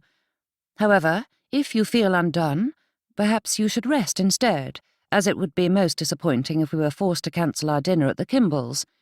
We can visit Madame Leclerc tomorrow, if you are up to it." Before Eloise could respond, her mother added, "And you are sighing again." Eloise was saved from responding when they heard a knock on the front door. She and her mother put away their needlepoint and awaited Isaac's to open it. 2 words were all it took for Eloise to recognise the voices of their callers, and she shot from her seat. Running to the foyer, Eloise launched herself at Aunt Mina. The lady stumbled back a step and laughed as she squeezed her niece. "I hadn't realised you were coming to London," cried Eloise, moving to hug her uncle and cousins in turn. Little Lily tugged at Eloise's skirts until she had her cousin's full attention. "We spent all day in the carriage, and we had a picnic with jam tartlets and Shrewsbury cakes." "That sounds delightful," said Eloise, crouching down to give the girl a kiss on her cheek. "I thought I told you that you were not allowed to grow any further, Lily Kingsley, but I see you've ignored me and grown into quite the young lady." Tucking her hands behind her, Lily gave Eloise a gap-toothed grin. "You didn't think we would miss such an auspicious season?" asked Aunt Mina with a grin. "We heard rumour that a special young lady was soon to be engaged, and we could not stand missing the festivities." Eloise's eyes widened and she straightened. "I am not soon to be engaged?" "Mr. Godwin is a fine gentleman," said Mother, drawing the group's eyes to her as she stood in the parlour doorway. "He is speaking with Mr. Andrews at this very moment." An icy hand latched onto Eloise's heart, squeezing it. "Then we're just in time," said Uncle Simon, but his smile dimmed when he glanced at Eloise's stricken face. "Please, do come in," said Mother, with an expression that looked more sour than usual. "It is unseemly to be standing about the foyer like ragamuffins." Uncle Simon stiffened, but Aunt Mina touched his arm and motioned for him to follow Mother into the room. "Mr. Godwin is speaking to Father?" Eloise whispered to her mother as they took their seats on the sofa. "Of course," said Mother, straightening her skirts. "I don't know why you should look so surprised at that. You've shown a marked attachment to him of late." Lily climbed onto the sofa beside Eloise and snuggled into her cousin's side, while Mina and Simon's eldest, Oliver, wandered over to the shelves and began examining the knickknacks. "Dearest, be careful," said Mina, calling the boy over to sit beside her and her husband on the other sofa. "How kind of you all to come to town to join in the celebration," said Mother. Though Eloise wanted to shout that there was nothing to celebrate, she held her temper in check, choosing instead to take a few calming breaths. "Perhaps we should have you to dinner," said Mother. "That sounds delightful, though I would hate to burden you," said Aunt Mina. "With a wedding to plan, you shall have your hands full. Perhaps I might be allowed to host a family dinner, and then we might meet Eloise's young fellow." The change was subtle, but Eloise swore her mother stiffened. Of course, she was always stiff, but there was a slight tightening of her muscles. "Are you certain?" asked Mother. "There is much to do in planning such an event. Mina is more than capable of throwing a dinner party, Emmeline," said Uncle Simon with a scowl, and once again Aunt Mina placed a hand on his forearm and squeezed. "It is no trouble at all, Emmeline," said Aunt Mina. A surge of jealousy shot through Eloise. She had no idea how her aunt remained so affable when faced with the cold judgment of Eloise Andrews, but Aunt Mina merely smiled before Lily and Oliver began regaling the group with the ever-important intricacies of their young lives. "Perhaps we might invite the Hennesseys to the dinner," Eloise blurted, as she narrowed her eyes on her mother. "They are not family, but Miss Hennessey is a dear friend of mine." Mother's expression grew more brittle, but Aunt Mina's smile grew equally more joyful as she questioned Eloise about Kitty and her parents, which did not improve Mother's mood. However, it was Eloise's mood that took significant damage when the parlour door opened and Mr. Godwin entered with Father at his side. Eloise shot to her feet and regretted it immediately. Her head spun until it felt as though the room had shifted around her. "Miss Andrews?" asked Mr. Godwin, his hand at her elbow to steady her. Pressing a hand to her temple, Eloise feigned a smile. "My apologies for startling you. I merely stood up too quickly." "She was feeling poorly just before the visitors arrived," said Mother. "I was not," said Eloise, shooting a look at her. I am only a little tired, I assure you." But Mr. Godwin's brows drew together, his gaze filled with concern.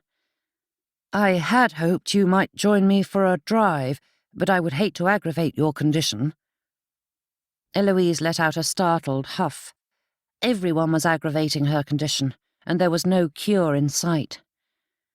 "Perhaps you might accompany her to the garden," said Mother, motioning towards the door. "Fresh air might do her some good."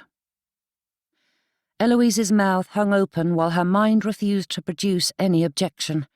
In a trice, she was bundled off with Mr. Godwin, the door shutting tight behind them so that they were alone, which only made Eloise's heart pound harder. However, there was a slight breeze that kissed her cheeks. It held the scent of the city and horses, but the flowers and shrubbery were in full bloom, masking much of the stench with their floral bouquet. Though three sides were surrounded by the townhouse, the southern side had only a wall just high enough to block the sight of the stables, but low enough to allow in the sunlight. Eloise closed her eyes and stepped into its warmth. The sounds of their visitors and the cityscape were muted, quieting enough to give Eloise some semblance of peace.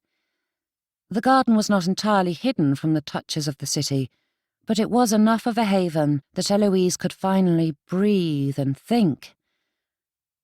In that moment of clarity, Eloise knew what she wanted, and it was not a proposal.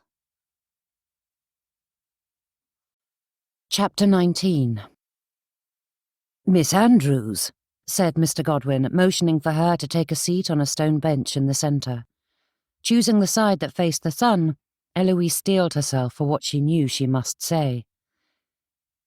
"I am terribly sorry I was unable to attend the gardener's ball," he said, taking the seat beside her. "I would have liked to dance with you again." "You are too kind, Mr. Godwin," said Eloise, her gaze focusing on a particularly lovely rose. Though the winter had been bitter, summer had come early and strong, causing many of the bushes to bloom early. Eloise wished she understood the protocol for such a moment. Though her mother and governess had been thorough in their lessons, not a single one had covered this situation. Should she wait until Mr. Godwin declared himself, or should she nip it in the bud? Her gaze darted to the flowers, and the absurdity of her predicament and unconscious pun nearly had her laughing, though she kept her wits about her. And that was when she realized Mr. Godwin had been speaking for some time, and she hadn't heard a word of it until he took her hand in his. "I have come to greatly admire you," he said, his smile growing, "though that does not do justice to the depth of my feelings. Miss Andrews, would you do me the honour of becoming my wife?" Eloise dropped her head. Her mind sorted through all she might say and could not decide on any route that would lessen the pain she was to inflict. When she lifted her head once more, she found herself locked in Mr. Godwin's sweet and earnest gaze. "I am most flattered," said Eloise, but clearly it was the wrong thing to say because he fairly beamed at that pronouncement. "And I am honoured to have earned the good opinion of a gentleman such as yourself." "It is not only a good opinion," he said, squeezing her hand, and a lump formed in Eloise's throat. "However, I fear I cannot accept your kind and generous offer." There were a few silent seconds before the smile faded from his face. "Pardon?" "I do admire you, Mr. Godwin," she said in a hurry, her heart squirming as he tried to cover his heartbreak. "But I do not love you, and I cannot fathom entering into matrimony without my heart engaged. In all honesty, I am not inclined towards matrimony at present.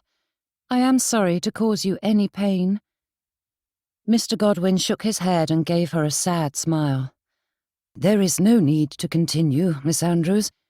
I may not seem the sentimental type, but I have no interest in marrying without love either, or marrying when my love is not returned." Standing, Mr. Godwin adjusted his jacket and brushed a bit of lint from his sleeve while avoiding her gaze. He swallowed, his jaw clenching together, and then cleared his throat before giving her a sketch of a bow and leaving. Sagging on the bench, Eloise held her head in her hand, wincing at what had passed. Perhaps she did need a lie down, for she could not stomach the thought of facing the family yet. As she was plotting her escape, Mr. Godwin cleared his throat again. Leaning upright, Eloise stared at him. He had turned back to face her, but his eyes were focused on the ground. "Miss Andrews—" His voice broke, and he cleared his throat once more. "Might you need more time to make a definitive decision, or is there no hope at all?" Eloise opened her mouth to answer, but Mr. Godwin rushed ahead to add, "I do not mean to pester you, but I find myself quite confused." He paused. You... Another pause before he rushed through, saying, "You've shown a marked interest of late, and I had thought it a sign that you would welcome my declaration. Did I do something to change your mind?" Her hands shook, and Eloise clenched them in her skirts to calm them, but there was no containing the tremors taking over her. Her heart sank to her toes, and Eloise was grateful she was already sitting as her last bit of strength seeped from her. "I never meant to show more than I felt, Mr. Godwin," she said, her own words now hitching. "I do apologize if I raised your hopes, but it was unintentional, and I am truly sorry for causing you any pain. However, I am quite decided." With a final nod, Mr. Godwin turned away and strode into the house. Collapsing forward, Eloise hid her face and wished she could disappear, simply vanish, escape this tangled mess that was her life. The look on Mr. Godwin's face plagued her. Though she did not care for the gentleman as a wife ought to, he did not deserve to have his heart broken, and unintentional or not, it was she who had shattered it. The garden door opened, and she braced herself. "Eloise, what is going on?" asked Mother. "Mr. Godwin left with hardly a word and looked quite unhappy. Please do not say you rejected him." Hunched over, Eloise kept her face pointed to the ground as she sighed. "Of course I rejected him. He was your choice, not mine." A hand patted the back of her head, and Lily murmured, "Don't be sad, Eloise." Sitting up, she gave her cousin a sorry attempt at a smile, and found Mother standing before her, spine as straight and unyielding as iron. "I thought you cared for him," said Father, standing off to the side. "As a friend, perhaps, but not a husband," said Eloise. "Why is Eloise sad?" asked Oliver, tugging on his father's jacket, but Aunt Mina hushed the lad. "How could you raise his hopes like that?" asked Mother, her brows drawing together. "You've been practically hanging on him of late. Everyone expects you to announce your engagement any day now." "I did not hang on him." Even if she was unsure of the accuracy of her words, the whole affair was none of her mother's concern. "You were the one who encouraged the match from the beginning. You were the one who led him to believe I welcomed his attentions. And I do not care what everyone expects. I am not going to marry Mr. Godwin or anyone else for that matter." Mother's expression tightened. "Ridiculous. You do not want to be a spinster." Shooting to her feet, Eloise glared at her mother. "Do not tell me what I want." Aunt Mina cleared her throat, drawing the fierce gazes of both mother and daughter. "Eloise, might I ask what has brought on this sudden change of heart? Last we spoke, you seemed keen on the idea." Mother's lips pinched. "She is my daughter, not yours, Mina, and you have no part in this conversation." Uncle Simon scowled, stepping towards his sister, but Eloise interrupted before he could speak. "How dare you speak to her like that?" She fairly shook as she stomped her foot. "I wish Aunt Mina were my mother, for she has been more of a mother to me than you." Thick silence followed that pronouncement, as Mother's mouth slackened into a large, unseemly gape. But Eloise was finished. Stepping around the others, she fled the garden. "Eloise!" Her father tried to stop her, but she evaded him, hurrying through the house and up to her bedchamber. Barring the door behind her, Eloise tried to sit, but the events of the past hour were too much for her to hold still. This was all her mother's fault. That determined lady did not care two jots about what anyone else wanted. She forged ahead as though no one's opinion mattered. Pacing the room, Eloise tried to sort through the issues plaguing her life, but the only thing she knew for certain was that her mother would never stop until she was married off. There was no reasoning with her. The lady was intractable, and Eloise could not stand suffering through season after season while mother tossed eligible bachelors at her. And that was when Kitty's words came into her mind. They had been hovering in the back of her thoughts ever since the young lady had spoken them. They had seemed too drastic, too audacious, but now they seemed to be her only hope. You have a reputation to protect, and I have none. There is no point in my mother going to such lengths when it will do no good. Though Kitty had said those words in passing, Eloise suspected they may be her salvation. Guilt twisted Norman's heart as he watched Emmeline's mouth slacken into an ungainly gape, her eyes widening as Eloise's words dug deeper into his wife's heart. Though he did not wish for Emmeline to receive such a hearty blow, he was grateful to see any emotion written on her face. It was a rare enough sight that even this heartbreaking moment was welcome. There was even a tremble of her chin, and that blasted mask of hers cracked and crumbled before their eyes. Mina stepped forward and touched Emmeline's shoulder, but his wife jerked away as tears trailed down her cheeks. Simon stepped forward, but Mina stopped him and herded her family away, giving Norman a farewell nod as they left. Lowering herself onto the bench, Emmeline gathered herself enough to properly mask the pain once more, but there was no life in her eyes as she stared into the distance. "Emmeline?" But he received no response. The slam of a bedchamber door echoed through the townhouse, and Norman held in a sigh. Something needed to be done, though he had not a thought about what that was. Deciding it best to face Eloise first, Norman slipped out of the garden and went in search of his daughter. Chapter 20. "Leave me be," was the answer he received when he knocked on her bedchamber door. "Eloise, please let me in," he said. "If you are here to force me to marry Mr. Godwin, I shan't do it." Leaning his head forward, Norman sagged against the door and wished he knew how to handle such scenes. There was a time when Emmeline had had quite a temper, but he had never succeeded in calming it.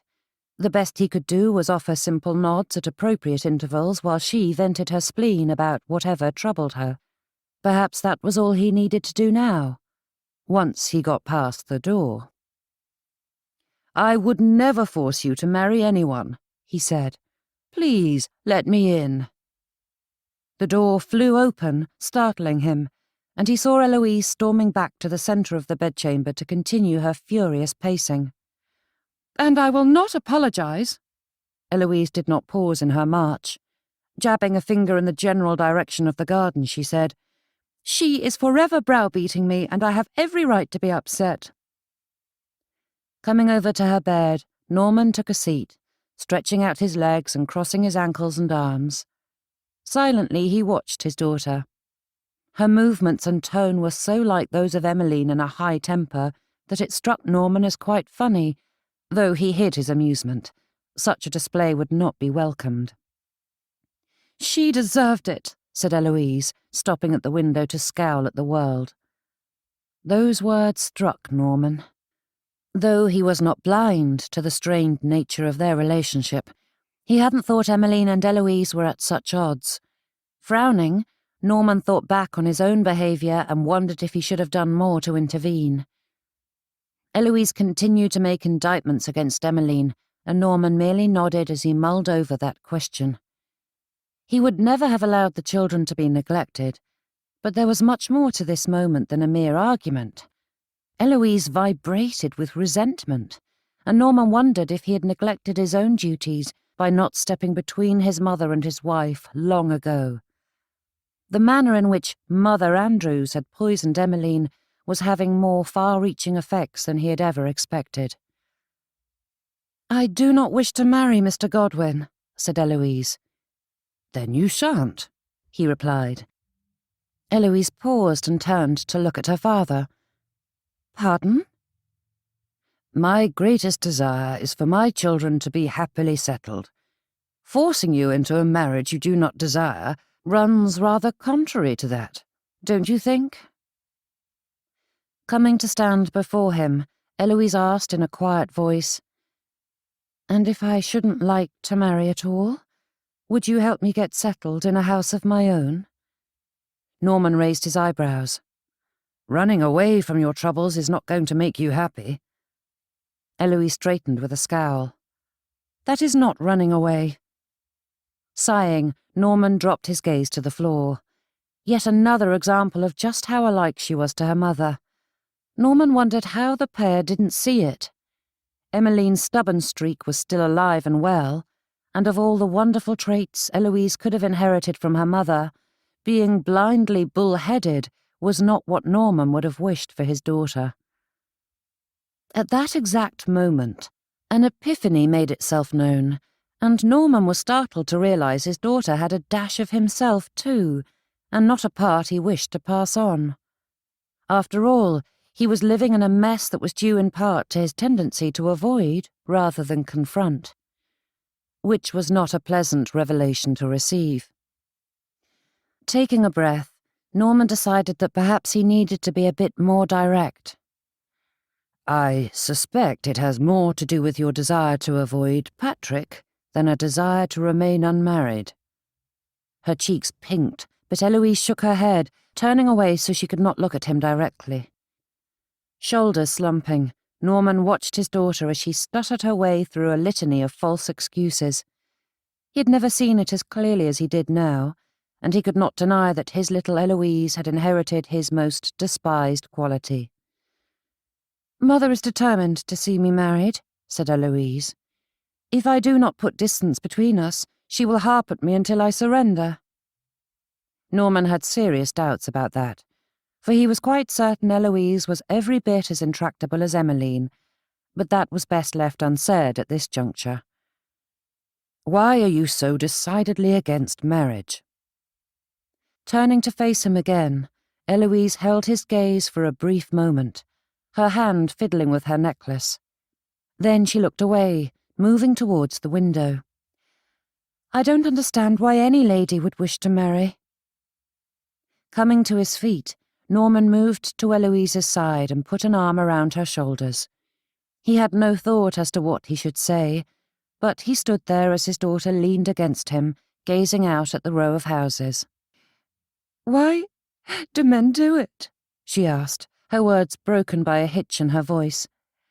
"How can they declare their undying devotion to their wives, and then keep company with other women?" Norman stiffened and looked down at Eloise. "What do you mean?" Pulling away, Eloise wiped her eyes and said, "Lucinda and Mother told me about the club." Norman scratched at his chin, casting through his thoughts for understanding, but when he found none, he asked, "The club?" Eloise whirled around to face him, her chin quivering. "Gentlemen say they are at their club, but in truth they're visiting their mistresses." It took a moment or two before Norman comprehended his daughter's accusation, then another two to fully believe it. Held in place, he stared at Eloise, blinking, for that was the only thing he could manage at the moment. "Your mother and sister told you that?" It was not the most pressing question, but the only one Norman could form at present. Chin trembling, Eloise nodded before going into a halting explanation of what she had witnessed and her trip to her sister's home. Throughout her tear-filled explanation, Norman's heart constricted. His breaths came out quick and short as he listened to his daughter recount the allegations his wife had laid against him. Norman had never been good with words, but all fled from his mind as his character was thoroughly impugned. When Eloise finished speaking, there were several silent moments while Norman forced his thoughts to gather. Stepping around to face his daughter, he took her by the shoulders and held her gaze. I never thought I'd need to defend my honor from such slander, especially in my own home and from my own family, but I need you to know the absolute truth. I have not now, nor have I ever, broken my wedding vows, he said, his heart in his eyes. Your mother and sister are wrong. Though there are gentlemen who see no harm in such behaviour, there are plenty who never betray their wives or their honour in such a manner. Eloise's expression pinched, her chin trembling all the more as tears filled her eyes. Patrick did. Patrick made a mistake, one he truly regrets, said Norman. At Eloise's puzzled expression, he added, Do you think I would allow a gentleman to pursue you without having a word with him? And doing a thorough investigation into his background and behaviour, though Norman wasn't about to admit that. You spoke with Patrick about that? Asked Eloise. Absolutely. He did not wait for me to confront him about the rumours I'd heard. Though not proud of his behaviour, he did not hide from it.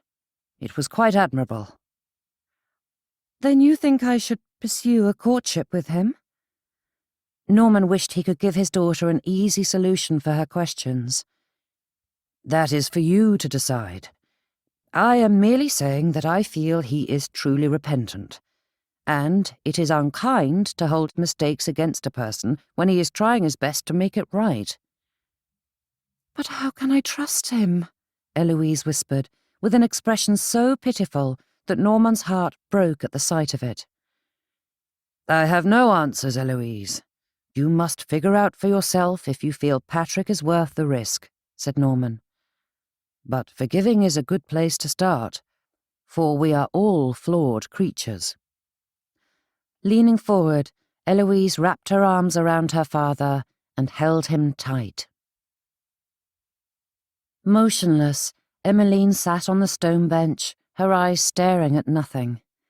There was an emptiness in her heart, and only the weight of the world pressing on her chest testified that it was still there. It was as though she was disconnected from everything around her. The sun shone above, the breezes caught the foliage, but Emmeline felt none of it. Eloise despised her. There was no pretending it untrue, for Emmeline had seen the look on her daughter's face and heard the vehemence of her words. Emmeline could not reconcile the life she had with the one she had wanted. She had given her family everything they needed, sacrificed her very self for their well-being, yet they were not happy. What more could she do? What more could she give? Was Eloise correct in thinking her life would be better with another mother? Thoughts of her own childhood resurfaced, breaking through the numb haze that surrounded her. Memories best left buried came to mind, and a shudder passed through Emmeline at the thought of Eloise suffering such treatment. Her daughter may hate her, but she had never been propositioned, had never struggled through a dance while fending off the wandering hands of her partner, had never been made to feel undeserving of the dignity afforded other ladies. That was enough for Emmeline. It had to be, for she could not give up protecting Eloise. The door to the garden opened, but Emmeline did not glance towards the intruder until her husband stormed into view. Did you tell Eloise I had a mistress? It was more accusation than question, and Emmeline cocked her head to stare at his dark expression. She caught James. I know what happened, Emmeline, he said with a scowl. I want to know why you felt it necessary to tell her that all gentlemen, including myself, behave in such a manner. That is a blatant lie. How could you accuse me of such a thing? And to my daughter of all people. She's having a difficult enough time without you filling her head with such rubbish." Norman was not one to shout. Emmeline could not think of a time when he had raised his voice to her, but at that declaration his volume raised enough that she found herself quite startled. "She wanted to know the truth," she began. Coming to stand right before her, Norman glared down at her. "I have never strayed. Such a thing has never crossed my mind." Blinking up at her husband, Emmeline struggled to stay afloat in such a shift, but her mind was still too befuddled to mount much of a defence. "But you haven't visited my bedchamber in years, so you must be seeking your pleasure somewhere." "Do you have a paramour?" asked Norman. Leaning away, Emmeline gaped at him. "Of course not." "But you have not visited my bedchamber either, Emmeline. If you doubt my loyalty because of that, there is no reason I shouldn't doubt the same." "You are a man." Huffing, Norman shook his head, looking up into the sky and turning away from her. His head dropped again as he stared at his feet for several long moments. "I see. Since I am a man, I am little more than a rutting beast." Standing thusly for several more moments, Norman finally turned to meet her eyes. "It was you who left our bedchamber. It was you who withdrew your affections. It was you who imposed all these rules and strictures on our relationship.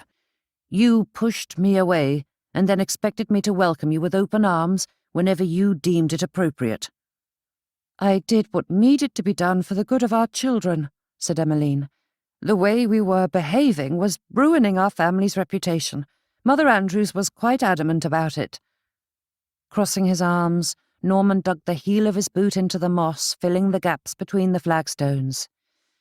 "I see we have now circled round to that old argument." With another shake of his head, he strode away, leaving Emmeline alone again. Chapter 21. Emmeline, aged 20. Smoothing out the wrinkles in her gloves, Emmeline swayed with the coach. Her shoulder bumped against her aunt as Emmeline tried to keep herself in place. Papa sat opposite, the shadows obscuring his face, though she knew he paid her no heed. If only Aunt Vivian would do the same. "I wish you would agree to Mr. Dyce's suit, Emmeline. Young ladies nowadays have the strangest notions about courtship and marriage." "Wishing to choose my own husband is not strange, Aunt Vivian," replied Emmeline with a sigh while watching the passing street lamps. "Modern claptrap. You had best leave such important matters to those who know better." In the dark recesses of the coach, Emmeline could hardly make out her aunt's expression, but she felt the accompanying scowl. "You, of all people, should know the dangers of following your heart." "Vivian!" Papa fairly growled the name, but Aunt Vivian would not be deterred. "You know it to be true, John. You married as your heart dictated, and that harlot has made you miserable." Emmeline stifled a huff of laughter. It was not as though Aunt Vivian's own arranged marriage were any better. Uncle Edgar had not been in the same county as his wife in a decade. "Leave it be," said Papa. "Suffering through yet another insufferable evening is agony enough without your harping." Crossing her arms, Aunt Vivian turned her gaze from her brother to stare out the window. "If we are not on our guard, she will end up making a horrid match." Unable to stop herself from twitting her chaperone and father, Emmeline smiled to herself and said, "Perhaps I do not mean to make a match at all." "No match?" Aunt Vivian fairly gasped at the words. "And why not? I do not lack fortune, and I have no interest in marrying for marrying's sake." "Ridiculous," said Aunt Vivian, gaping like a cod. "Every young lady must marry." "Calm yourself, Vivian," said Papa. "She's goading you. Like her mother, Emmeline takes perverse enjoyment in tormenting those around her. However, unlike Amelia, Emmeline understands her duty and will do it. A woman's only use in this world is bedding and breeding." Emmeline's lip curled at her father's revolting words, but she remained silent, as it did no good to confront him. Papa was as changeable as a rock. Less so, for a boulder must bend to the wind and water that slowly shape it over the years. Emmeline was certain that given a millennia, her father would still spout the same nonsense, convinced his opinion was eternal, unshakable truth. Across from them, Aunt Vivian quieted, her eyes fixed on the window.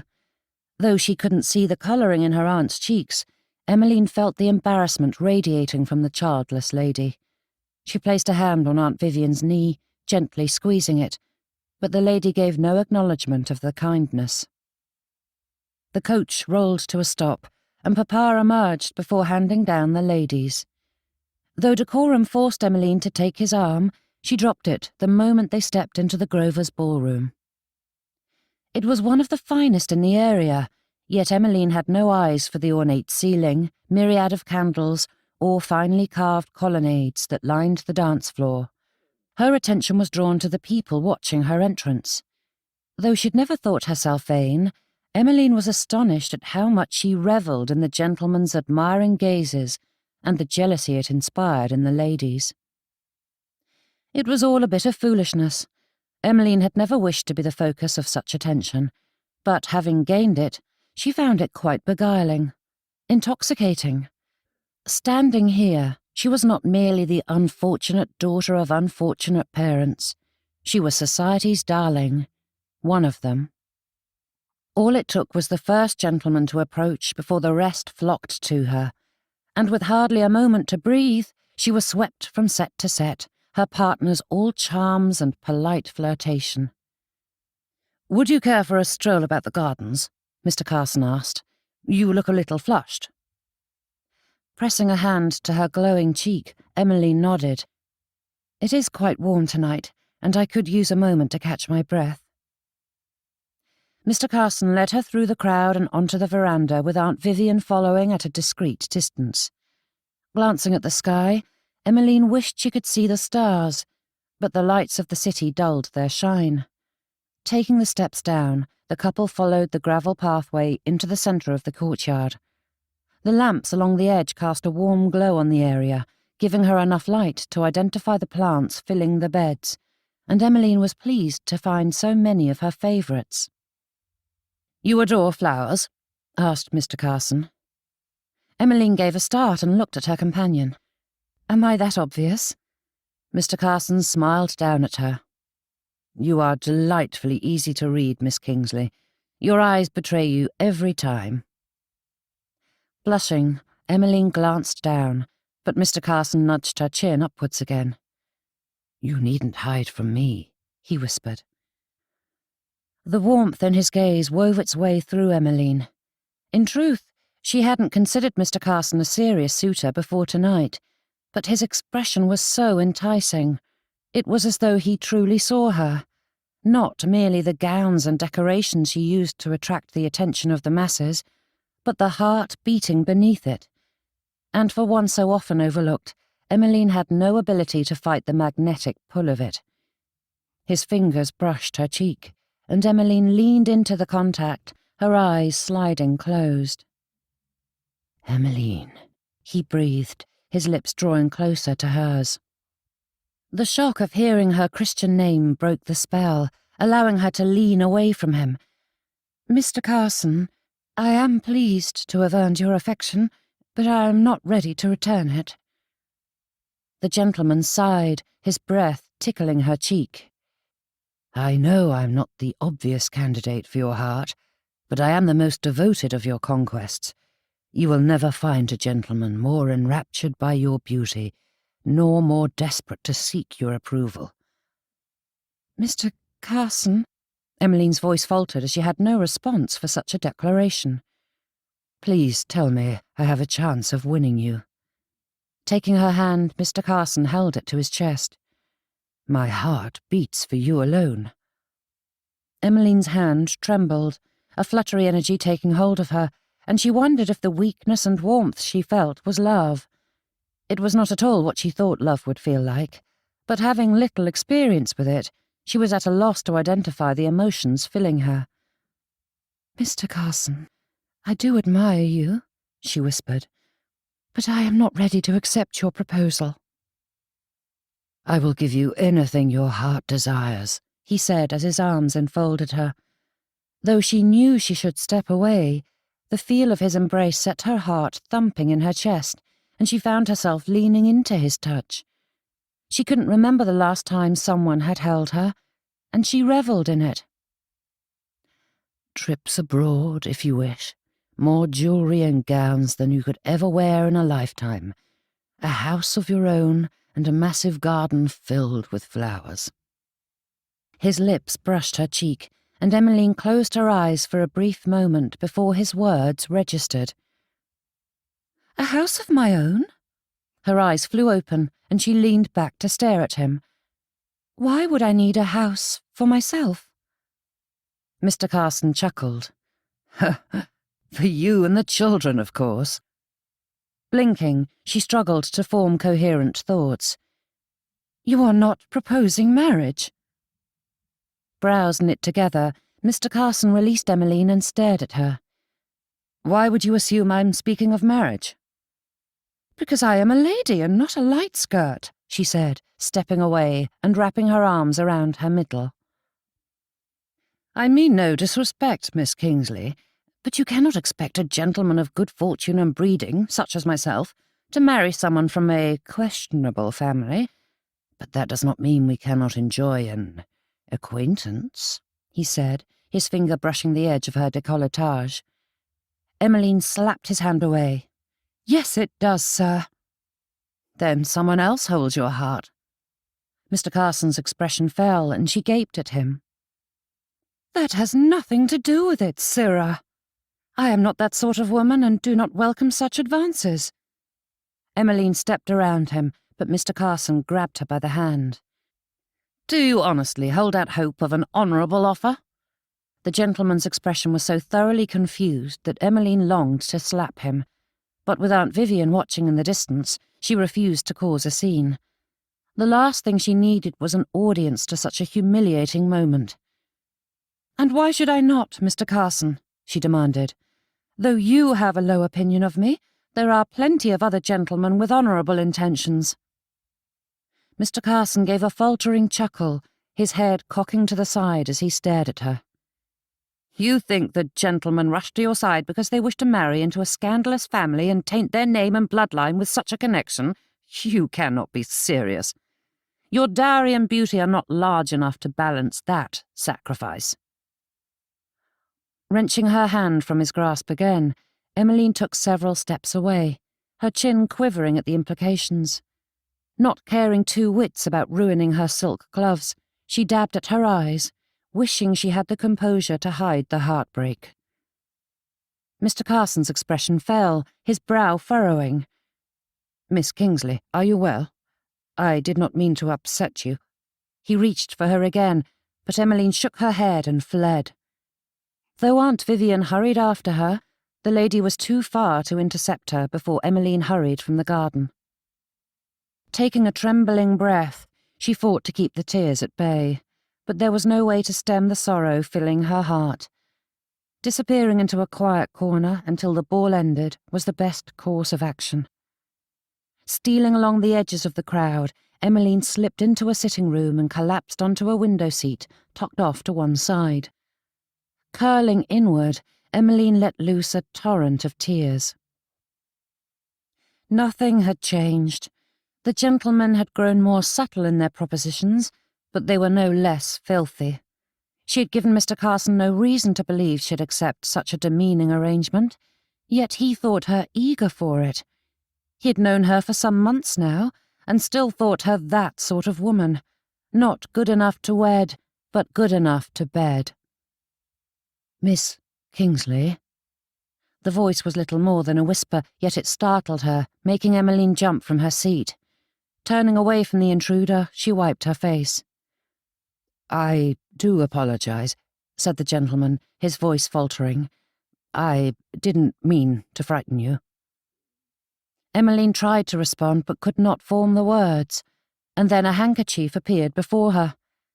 Stepping away from the offering, she straightened her spine. "I do not wish to be bothered. Please, Leave me be." There was a hesitant chuckle.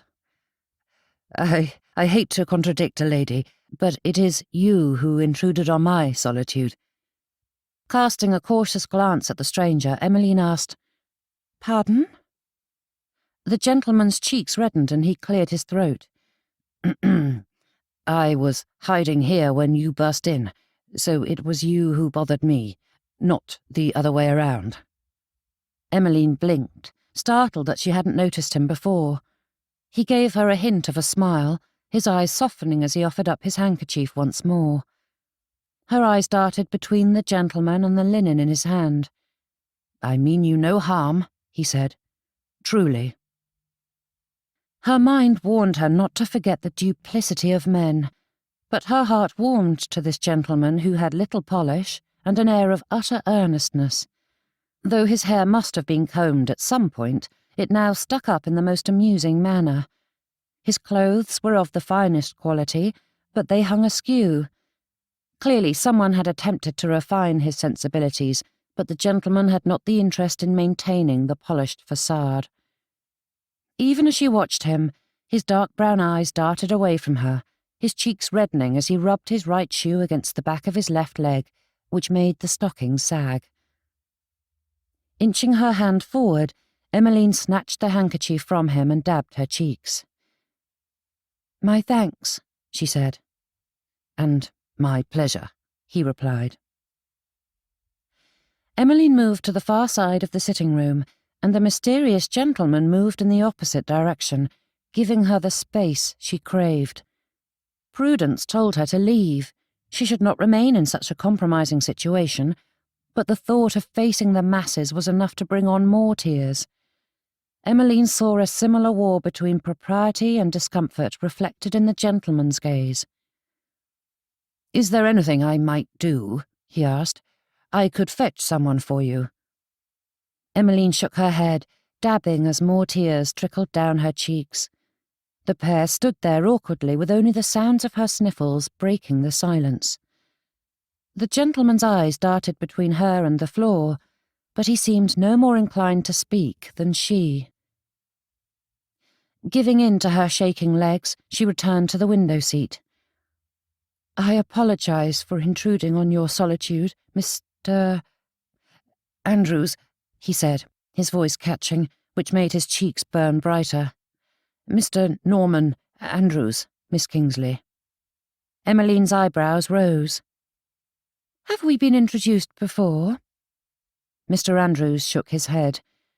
"I've long wished to make your acquaintance, but I could never make it past your throng of admirers." Spine straightening, Emmeline fought back the sudden rush of embarrassment and anger. For all his benign appearance, Mr. Andrews was nothing but another gentleman seeking a bit of easy affection. Getting to her feet, Emmeline strode to the entrance. "I am sorry to inform you my favours are not forthcoming, no matter what the others believe." Mr. Andrews grabbed her hand to stop her, but he released it almost as quickly, that ever-present blush deepening. "I would never presume, Miss Kingsley, nor do I have any interest in sullying your virtue so." "It appears I have no virtue to sully." Frustration pulled the words from her mouth before she thought better of it, and then it was her turn to blush. "That is as untrue a statement as any I've heard," he said, while once again rubbing his shoe against the back of his other leg so that both of his stockings sagged. Emmeline huffed. You may be the only person to believe that." "Then they are all fools," blurted the gentleman with a scowl. His cheeks blazed red, his eyes darting away from her, but he squared his shoulders as though daring her to disagree. "And what would you know about it? You speak in such firm terms, yet this is the first time we have met." Mr. Andrews gave a self-deprecating laugh. "This is the first time you've noticed me, but it is not the first time I've noticed you. I'm used to being overlooked. It gives me the chance to observe, and from what I've seen, you are a lady of the highest quality." Perfect for a paramour, perhaps. Yet again the bitter words crept up on Emmeline, bringing a new sheen of tears. The embarrassment was too much for her to bear, and she moved to the exit. "Never," said Mr. Andrews, the force of his word drawing Emmeline to a halt. His lips pinched, his expression strained. "A man would be blessed with you for a wife, and if anyone tells you differently, they are not worthy of your time." Emmeline's chin trembled, her fingers twisting the gentleman's handkerchief. "How can you believe that?" "How can I not?" Mr. Andrews' speech was slow and stuttering, as though each word took great effort.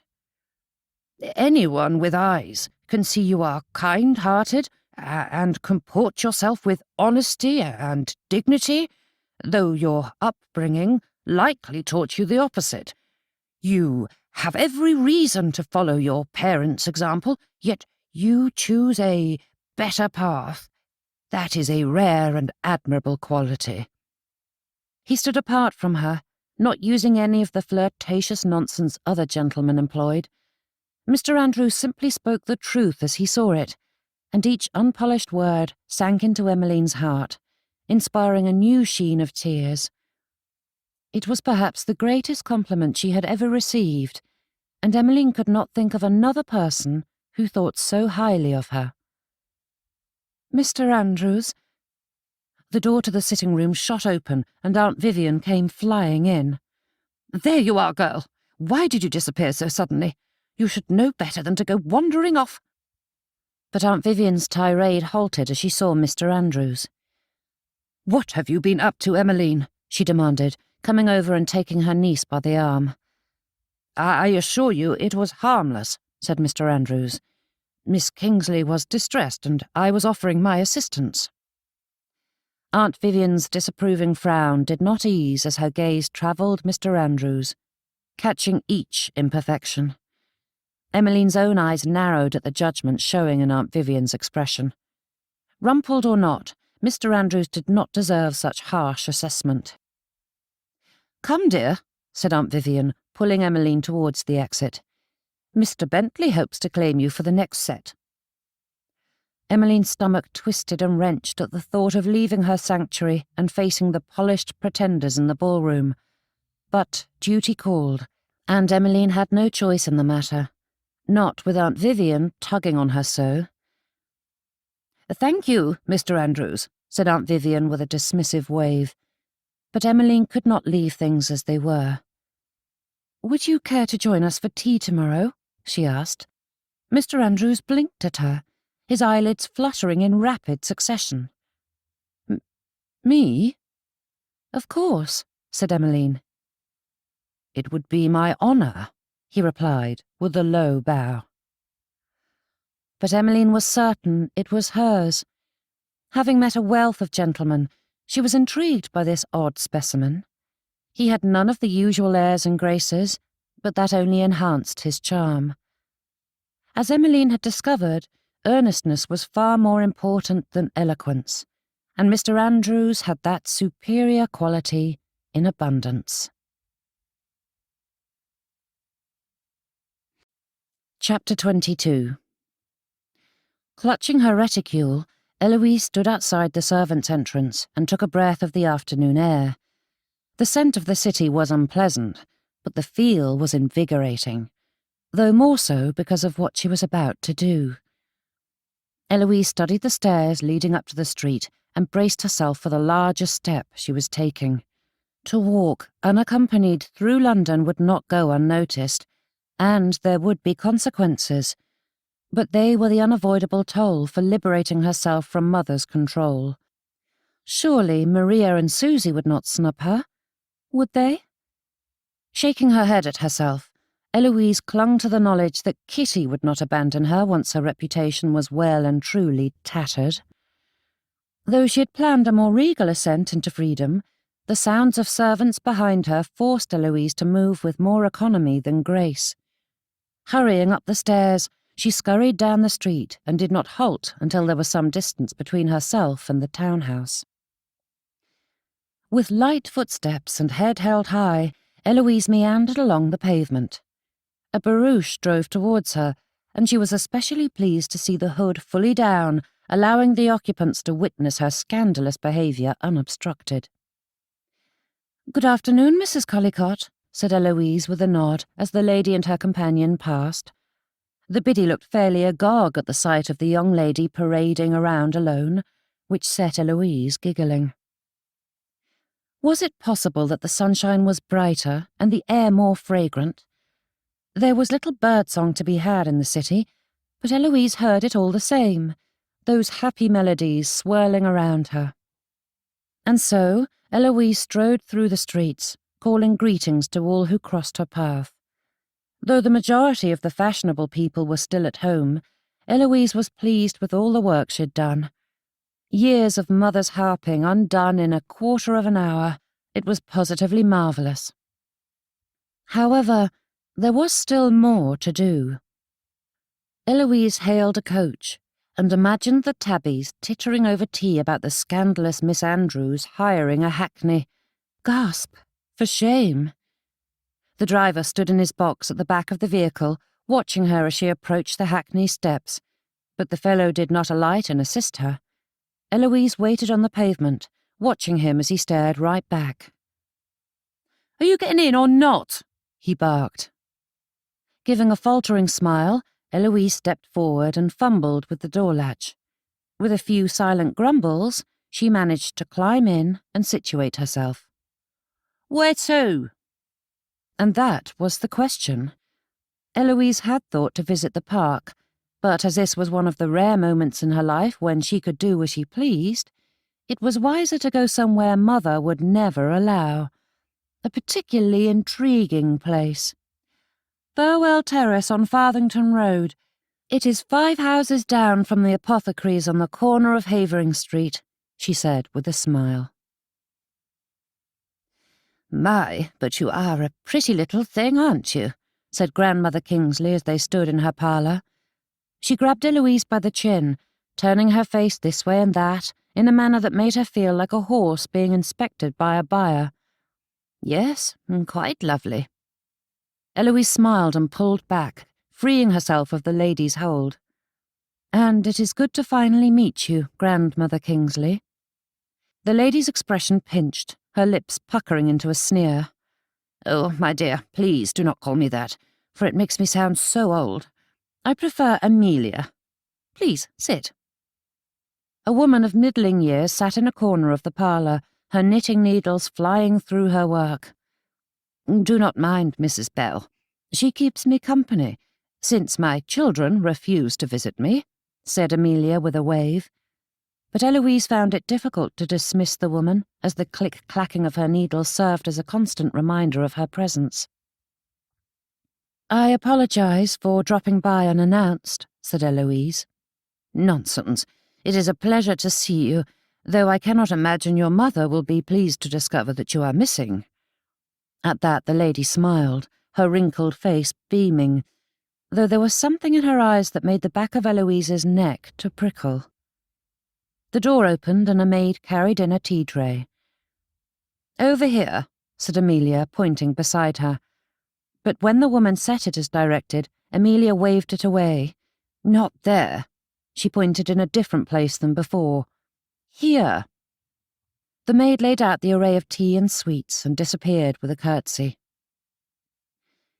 "It's a tad embarrassing to admit I had to sneak away," said Eloise, taking the refreshments Amelia offered. "I am a grown woman after all, and should not be forced to such clandestine methods to visit family." Amelia shook her head and gave an airy wave of her hands. "It's good to see an Andrews with backbone. I had all but despaired for your branch of the family, as my daughter has far too much starch for her good." Eloise chuckled into her tea. "That is a perfect description of Mother." Sharing a grin with her granddaughter, Amelia took a bite of cake. "Heaven knows where she got it. I taught her better than to live such a confined life. I wanted her to embrace the world, and instead she became a dried-up prune." Amelia followed that with a puckering expression that looked so like Mother that Eloise laughed and promptly choked on her tea. Dabbing at her lips with a napkin, Eloise felt lighter than she had in days. Coming here had been exactly what she needed, and her heart warmed at the thought of becoming acquainted with this lovely lady and her wicked sense of humour.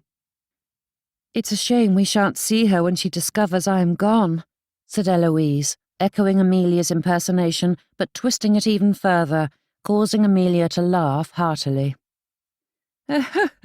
"My dear," she said, wiping at her eyes, "I can see we are kindred spirits, you and I. It is such a shame she denied us the opportunity to know each other sooner." Setting aside her dish, Eloise sighed. "Unfortunately, my mother is determined to control my every movement, and has a keen dislike of you, for some odd reason." Amelia rolled her eyes. "It is not odd at all. She is a cold-hearted wretch of a woman who cannot stand to see others enjoying their lives as they ought. I spent years trying to breathe life into her, but she grew spiteful of my joie de vivre and hasn't spoken to me in almost 15 years. That deflated some of Eloise's newfound joy, for it was clear at a glance that the lady was in need of support. Her house was of decent quality in a moderate neighbourhood, but it was a far cry from what it ought to have been. Amelia's furnishings were worn from age, though clean and cared for, and the lady herself was dressed in fashions that were several years old. Though Amelia's life was comfortable, it broke Eloise's heart to see the lady with less than was her due as the matron of the Kingsley family. She wondered why Uncle Simon allowed his mother to live like this, and she vowed to speak to him directly after this visit. Feeling quite pleased with that decision, Eloise took up her tea again and bit into a bland slice of cake. "I am pleased to see you have not been tainted by her sour view of life. I love a girl with spirit, and it is clear you have that in spades," said Amelia, raising her teacup to her lips with shaking hands. Eloise wrinkled her nose and smiled. "I certainly hope so, for it will take spirit to stand firm against my mother. She is determined to marry me off and refuses to listen to anything I have to say on the matter." Setting down her dish with a clatter, Amelia leaned forward. "Oh, you must hold strong, girl. You must. Marriage is a prison, and I would hate to see you shackled." Unbidden, Patrick crept into her mind, and Eloise could not understand why she still yearned for him after all that had passed.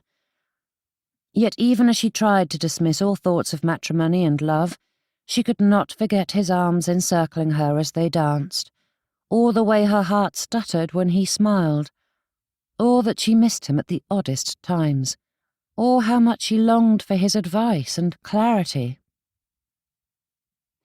"I am not set on marriage," said Eloise, but she felt the need to be honest. "However, I am not set against it either. I merely wish to be free to make the choice as I see fit." Amelia inched forward on the sofa, holding Eloise's eyes with a fiery gaze. "Marriage will ruin your life. My husband was the source of every pain and heartache in my life, and the happiest moment during our years together was the day I received word of his death. Do not repeat my mistake and trap yourself in matrimony." Though Eloise could not pinpoint the precise cause of her unease, the tickle at the back of her neck grew as Amelia spoke. Eloise felt Mrs. Bell watching her, the noise of her knitting needles not stopping as Amelia expounded on all the hardships her husband had heaped upon her. The lady required nothing more than an occasional smile and nod, for she hardly paused to draw breath before launching into more of his shortcomings and vices. The gentleman sounded like a veritable monster. After a good long while, the lady slowed enough for Eloise to ask, "But do you wish for companionship?" Amelia barked out a laugh and then smirked. "Though my health is restricting me as of late, I never wanted for companionship, except when my husband forced me to return home to him. Then I was subjected to weeks or months of loneliness in the country with limited society and no one of note. Eloise bit her lips as she tried to think of what to say next. Why she felt the need to defend the merits of matrimony were beyond her, but the question came to her lips. But surely children are a happy result of marriage. Though not reason enough to marry where one will be unhappy, it is an enticement. Eyes wide, Amelia stared at Eloise for a heartbeat before breaking into great peals of laughter. Holding her stomach, the lady chortled and guffawed until tears filled her eyes.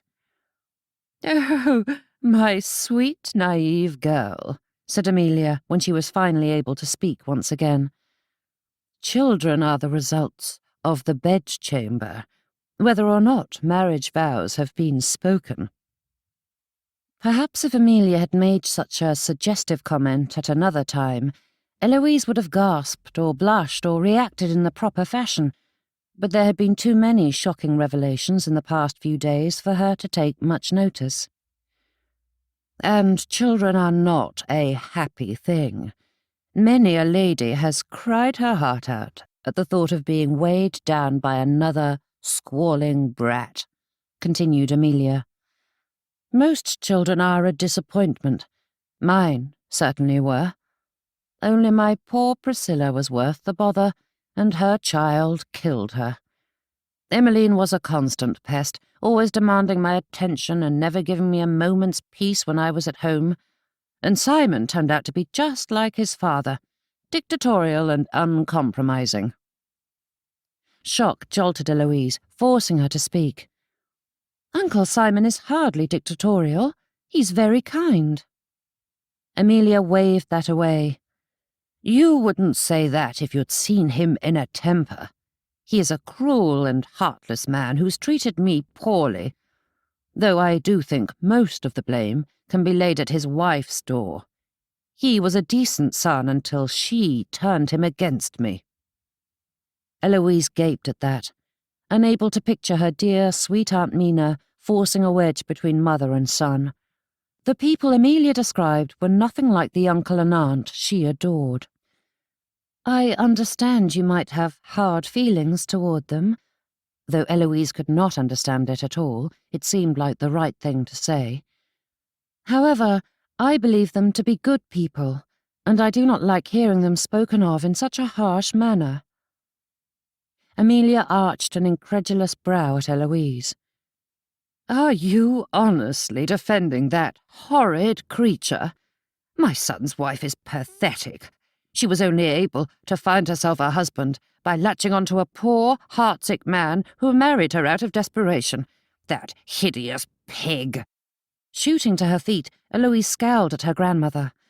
"I adore Aunt Mina, and I shan't listen to you speak of her in such a manner." The click of Mrs. Bell's knitting needles halted as Amelia's eyes narrowed. "Then you are like the rest of them, so quick to turn on me." "I am not turning on you, and I have no wish to speak so bluntly, Amelia. However, I cannot remain silent when you are saying such unkind things about a person I hold dear." But Amelia turned her face away, waving a dismissive hand. "I will not be judged by small-minded people, especially not in my own home." This turn came so quickly that Eloise was still in shock when she was led by Mrs. Bell to the front door and summarily dumped onto the doorstep. Staring at the street, Eloise felt something she'd never thought to feel: sympathy for her mother. Only a few minutes and Amelia Kingsley's company had been taxing for Eloise. No wonder Mother was so dour. Eloise's own mood had soured quickly around that vitriol. Forcing herself to clear her mind, Eloise scoured the street for a hackney, but there was not an available one in sight. Turning right and left, she tried to decide which direction to go, but neither provided any clues. So she chose at random and wandered down the street. She was bound to see a hack sooner or later. A glance at the sky told her the sun would soon set, and Eloise was startled to realise how much time she had spent with Amelia. Apparently, the lady's complaints had been more effusive than Eloise realised. At this late hour, she would not have time to reach the park, but hopefully she had done enough damage for the day. Turning a corner, Eloise found another identical street. Everything looked so similar, and none of it was familiar. She wondered if she was headed in the right direction, though she supposed it did not matter, for once she found a coach, she would be home in a trice. Chapter 23. Emmeline, aged 24. Beaming at the mirror, Emmeline turned this way and that to examine her coiffure. Her lady's maid had fingers of gold, for they manipulated her stubborn locks into the most handsome of styles. Understated yet elegant, and utter perfection. "Splendid, Mary Beth, as always," she said, smiling at her Abigail. "You are a master." Mary Beth's cheeks pinked, and she bobbed a curtsy before going to the bureau to rearrange the gowns that had been dislodged during their search for the perfect outfit. Twisting a ringlet around her finger, Emmeline gazed at her reflection until her eyes caught sight of her husband standing in the doorway.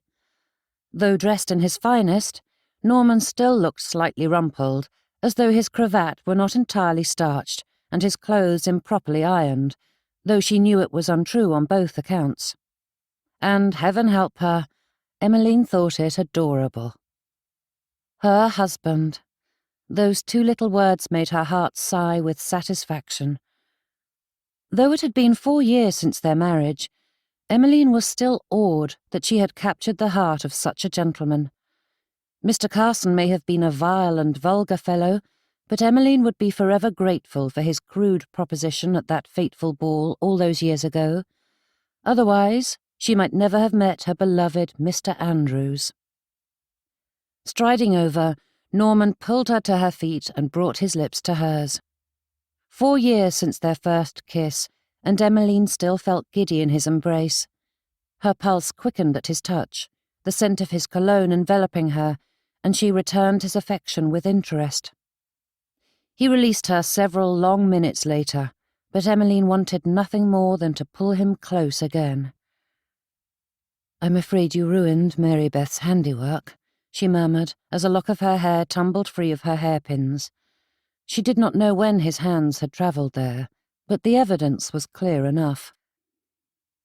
"Then you should not look at me so, dear wife of mine," he murmured back. "How is a man to control himself when given such a look?" "And what look is that?" she asked with a coy smile. Norman's right eyebrow rose, his fingers brushing her cheek. "You know full well." And then his lips feathered her jaw, and Emmeline was lost once more. "Your mother is expecting us," she whispered, and Norman froze. With a sigh, he straightened, though he did not release her from his hold. "That is one way to bring a man back to himself in a hurry." Emmeline chuckled. "She lectured me for a full hour about the importance of punctuality. She will not forgive us if we're late to Vera's ball." "It is not as though my mother or sister would even notice if we were in attendance," grumbled Norman. "Your mother would notice. She always notices," said Emmeline with a sigh. "If only Deirdre were here." Norman laughed, his hands resting on her hips. "I doubt my sister would appreciate the trouble the two of you would stir up." Emmeline fiddled with his cravat, her eyes affixed to the layers of intricately folded linen. "True, but I wish you were here. It would be nice to have a friend among the throng." "You have me," he whispered, and Emmeline's gaze drew to his, and she revelled in its warmth. "I know, but I feel so out of sorts among the ladies of town." "Do you regret coming?" asked Norman, his brow furrowing. Emmeline bit the side of her lip but shook her head. "No. Vera's introduction into society is important, and we must support the family. But Your mother frightens me." Norman laughed once more and stepped away. "You and everyone else. My mother has the personality of a block of ice." Raising Emmeline's hand to his lips, he pressed a kiss to her knuckles. "You are an incredible woman, my love, and have no reason to feel intimidated by the likes of her." Emmeline touched her lips to his cheek and whispered, "I love you, Norman." "I never tire of hearing you say that," he replied. The mantel clock chimed the hour, shocking Emmeline into action. "Oh dear, we must leave. Mary Beth?" The maid was at her side in a trice, working in steady movements to repair the damage her husband's affections had done. Minutes later, they were striding arm in arm out their bedchamber door and towards the townhome's entrance. "Mama! Papa!" Little voices rang in the hallway and tiny footsteps followed, then arms wrapped around Emmeline's and Norman's legs. "My little monsters," said Norman with a smile that belied the declaration. Reaching down, he scooped up the child clinging to him as Emmeline did the same. "Madam, your dress," said Nurse Grove, but Emmeline waved her off and held her dear girl tight. "Now go straight to bed, my sweets." "But why can't we go with you?" asked Joanna, clinging to Norman's neck. "You would be bored to tears," said Emmeline, nibbling on Lucinda's soft cheek. "We would far rather stay here with you," said Norman. Joanna wrinkled her nose and stuck out a sad lip. "But we want to go." "Go!" cried Lucinda, clapping her hands. Bouncing her babe in her arms, Emmeline cast a mischievous look at Norman. "You know, perhaps we might allow it," he conceded, and the pair clapped and squealed. "But if you do, you'll be too tired tomorrow for the special treat your mother and I have planned." Joanna gaped at her father, and with wide eyes she asked, "What is it?" "An exhibit of exotic animals and a picnic in the park," said Emmeline. "But if you'd rather go to a boring ball—" "Do they have monkeys?" asked Joanna. Norman nodded, and before he could say another word, the girls pushed out of their parents' arms and sprinted towards the nursery with their nursemaid trailing behind them. Emmeline laughed, tucked her arm through Norman's, and the couple went on their way. Clinging to her husband, Emmeline attempted a look of casual ease, but the ball was already a crush, and not a single pair of eyes tracking their entrance were friendly. Norman tensed with each step farther into the crowd, and Emmeline rubbed his forearm, leaning in close to whisper, "Breathe, dearest," she teased. "How can I be comfortable around these vultures?" "That is rather harsh, Norman." He gave Mrs. Peabody a pointed look. The lady had terrible posture and was often found with her head hung low, on top of which she had the unfortunate tendency to wear layers of lace around the edge of her neckline, which accentuated her hunched shoulders. Add to that her propensity towards scavenging for the juiciest pieces of gossip, and she had both a physical and metaphorical resemblance to a vulture. Emmeline's hand flew to her mouth to cover a bubble of laughter, but Mrs. Peabody's gaze snapped to them, her beady eyes narrowing at the pair before she moved on. "Behave," said Emmeline. "Why would I do that? Misbehaving with you is the only way I tolerate such occasions." Emmeline blushed at the wicked tone he infused in his words, and she fought back a giggle. "You are terrible," she hissed, "but you love me all the better for it." Breaking into a broad grin, Emmeline gave him a saucy wink, just as someone nearby cleared her throat. "Mother," said Norman with a bow, "you look lovely. Where is Vera?" Mother Andrews stood with her hands clasped before her in what Emmeline had come to think of as the lady's perfect hostess position. Though petite, Mother Andrews had a presence about her that belied her diminutive stature. Not a hair was out of place. Not even a stitch on her dress was anything less than perfection. She gave an approximation of a smile to her son, though it was more akin to a mild twitch of her lips than a true expression of joy. She and your father are sharing the first set of the evening, she said. You are late. My valet was all thumbs tonight and took forever to get my cravat right, said Norman, covering for Emmeline with ease. Mother Andrews' expressionless eyes fell to his neck and the messy cravat. I understand you intend to throw her a dinner party. Norman beamed at his wife. It was Emmeline's idea. We thought it would be grand to throw her a more intimate celebration. If that pleases you, added Emmeline. Her mother-in-law's eyes turned to her, and she felt trapped in their dark depths. They gave no hint of her thoughts as she stared long and hard at Emmeline. That is acceptable, said Mother Andrews with a stiff nod, though I would like to discuss a few details with your wife, if I might borrow her for a moment.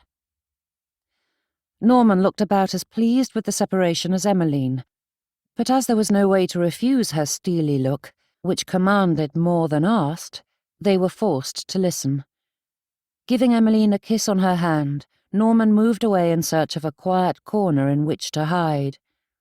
Tracking his retreat, Emmeline wished to join him. I am curious as to your guest list for the evening, said Mother Andrews. Guest list? Emmeline watched Norman weave through the crowd, unable to fight the smile on her lips. For the dinner party, the lady prompted. Who is to be invited to this intimate affair? I have not had a moment to think about it, said Emmeline, turning her attention to her mother-in-law. We have a fortnight to sort that out. A fortnight? Mother Andrews would never go so far as to look discomposed, but there was a flash of stern disapproval in her eyes that spoke volumes. But the invitations should have already been sent. How are you to throw a successful dinner party if all your guests are already occupied? We had planned on a simple celebration with family and close friends. That is all. My dear, do you not understand how important it is? Asked Mother Andrews. Do you truly not understand how much Vera is being scrutinized? I know you did not have a conventional upbringing, but do you not see that these short months we have to launch her into society will dictate much of her future social standing? It may be only a small, intimate dinner, but it could do damage if not done properly. Emmeline smiled at that. You make it sound as though all is lost if the place cards have a single misspelling. She'd meant it to be a joke, but Mother Andrews looked positively affronted at the thought. Reputation is everything, Emmeline, and I need to be assured that you will not damage Vera's, even with something you believe to be innocuous. Which brings me to another important topic. Your behaviour with my son. Pardon? Emmeline straightened and stared at her mother-in-law. I've held my tongue for some time, but I cannot remain silent any longer, said Mother Andrews, casting a furtive glance at the guests, and then motioning for Emmeline to move further into a quiet corner. You must learn to control yourself in public. The way you and my son comport yourself is shameful. Shameful? Emmeline could think of no other thing to say, as the whole conversation was beyond her comprehension. It is bad enough you and your children cavort about the city as though you are nothing better than street urchins, but the wanton way in which you and Norman behave towards each other is ruinous, she said. Though her voice never deviated from its perfectly moderate tone, that cold steel filled her gaze, slicing at Emmeline. Are you accusing me of being wanton? Poor choice of words, but I am quite flustered, said Mother Andrews with a sigh. When you go out in public, you ignore everyone else, choosing to seclude yourself in your own conversation rather than socialize as you ought. And then you hang on each other, displaying flagrant affection that is entirely inappropriate for polite society. He is my husband, and I love him. I see nothing wrong in showing it. In the country, people are more forgiving, though I have heard talk of your behaviour bandied about even in those quieter circles. Here in town, such behaviour is boorish. That gossip reflects poorly on you and the rest of the family. You cannot be serious, said Emmeline, blinking at her mother-in-law.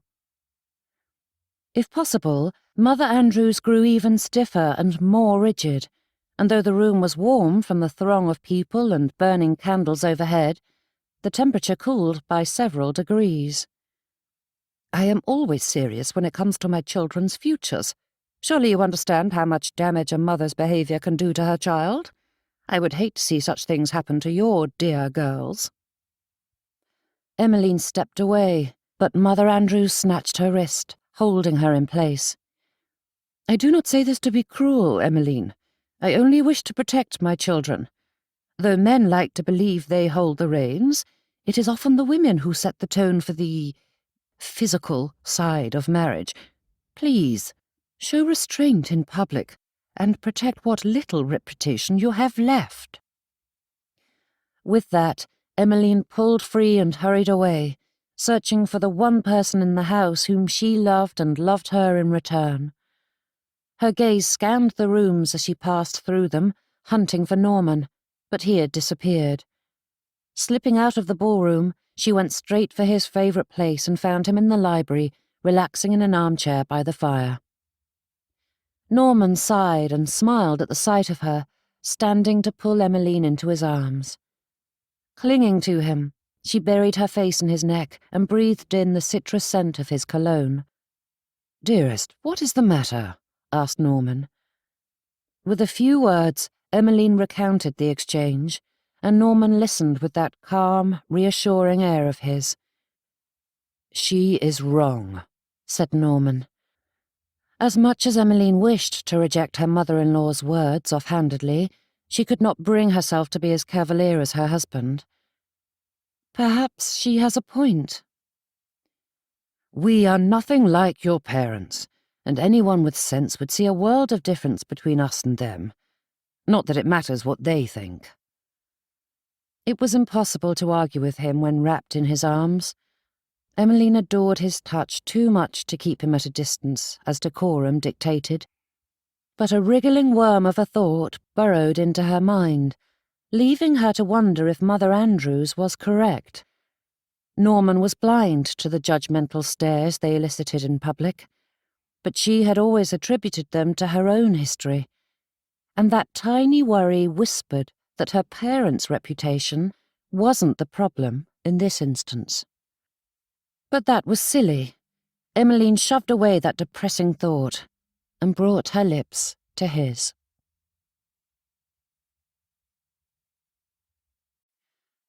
Chapter 24. Patrick's sweaty palms made it decidedly difficult to keep a proper grip on the reins, and it was foolhardy to drive while his thoughts were so thoroughly preoccupied with Eloise. But Patrick could not bring himself to turn the reins over to another, nor could he forego this errand. Rumours were well and good, but he could not rest until he knew the truth. So, there was nothing to be done about it. Had Eloise truly refused Mr. Godwin? She had seemed keen on the fellow, but whispers abounded that she refused his offer of marriage. Though his own courtship was as fragile as spun sugar, Patrick could not help but hope that her turning away such a fine gentleman meant that her heart was already engaged, however minutely. Regardless, Patrick needed to see her. There was still so much to say, and they were never allowed time enough for it. If he could just get her alone without the busybodies hovering nearby to snatch whatever titillating crumbs they could, Patrick might have a chance to fully explain himself. Eloise's heart was in turmoil, but he sensed some part of it still belonged to him. If he could simply get enough time to woo her properly, he would be able to rebuild what he had ruined. Pulling into the Andrews' stable, Patrick hopped down and handed the reins to a groom. He brushed himself off, righted his hat, and then took the path around to the front of the house. "They're not at home to visitors," said the footman, before Patrick offered up his calling card. "I understand that they might not be to others, but I'm an old family friend," said Patrick. The footman shook his head. "Mrs. Andrews is not to be disturbed." "I'm here to see Miss Andrews." The lad's expression froze, though his cheek twitched. Glancing behind him and then back at Patrick, the footman opened the door just enough to allow Patrick into the foyer. "Stay here," he ordered, snatching the calling card. The parlour was the first room on the right, but the footman ignored it and continued down the hallway and into the library. He opened the door and stepped through, closing it behind him. But the footman wasn't quick enough to hide the sounds of crying coming from within. Before he knew it, his feet carried him after the footman, and Patrick pushed his way into the room. But it wasn't Eloise. Mrs. Andrews sat, slumped over in an armchair with great tears wetting her cheeks. She shot to her feet and turned away, dabbing at her face, but it was too late to hide. "I asked to be left alone," she said through halting breaths. Ordering the footman to leave them, Patrick came to her side, taking her by the arm to sit her back down. "What is the matter?" Mrs. Andrews made a most peculiar sound that was part sob and part laugh, with a heaping portion of hysteria. "What is not the matter?" she asked, twisting her handkerchief in her hands. Pausing, she stared at it and then at Patrick, who squatted beside her chair. His heart squeezed at the sight of her naked pain, for he knew that the lady must be in utter distress to allow anyone to see her in such a state. "I am making a fool of myself," she said with a trembling chin. "I apologize, but I cannot seem to help myself. So many awful things have happened today, and my nerves are a wreck." "Shedding a few tears is hardly making a fool of yourself. You've seen me at my worst, so it would take something greater than that to embarrass either one of us," said Patrick with a comforting smile. "You must help us. She doesn't understand how dangerous the city can be," said Mrs. Andrews, grabbing his arm. "London is so big, and there are so few of us to search for her." Patrick blinked at her, thinking through the words to see if he could decipher her meaning. "Is someone missing?" Mrs. Andrews nodded, her fingers digging into his sleeve. "We had an awful row, and Eloise snuck away. No one knows where she went or how she got there. She simply vanished without a word, and we only just discovered it." Straightening, Patrick looked down at the lady. "She went alone onto the streets?"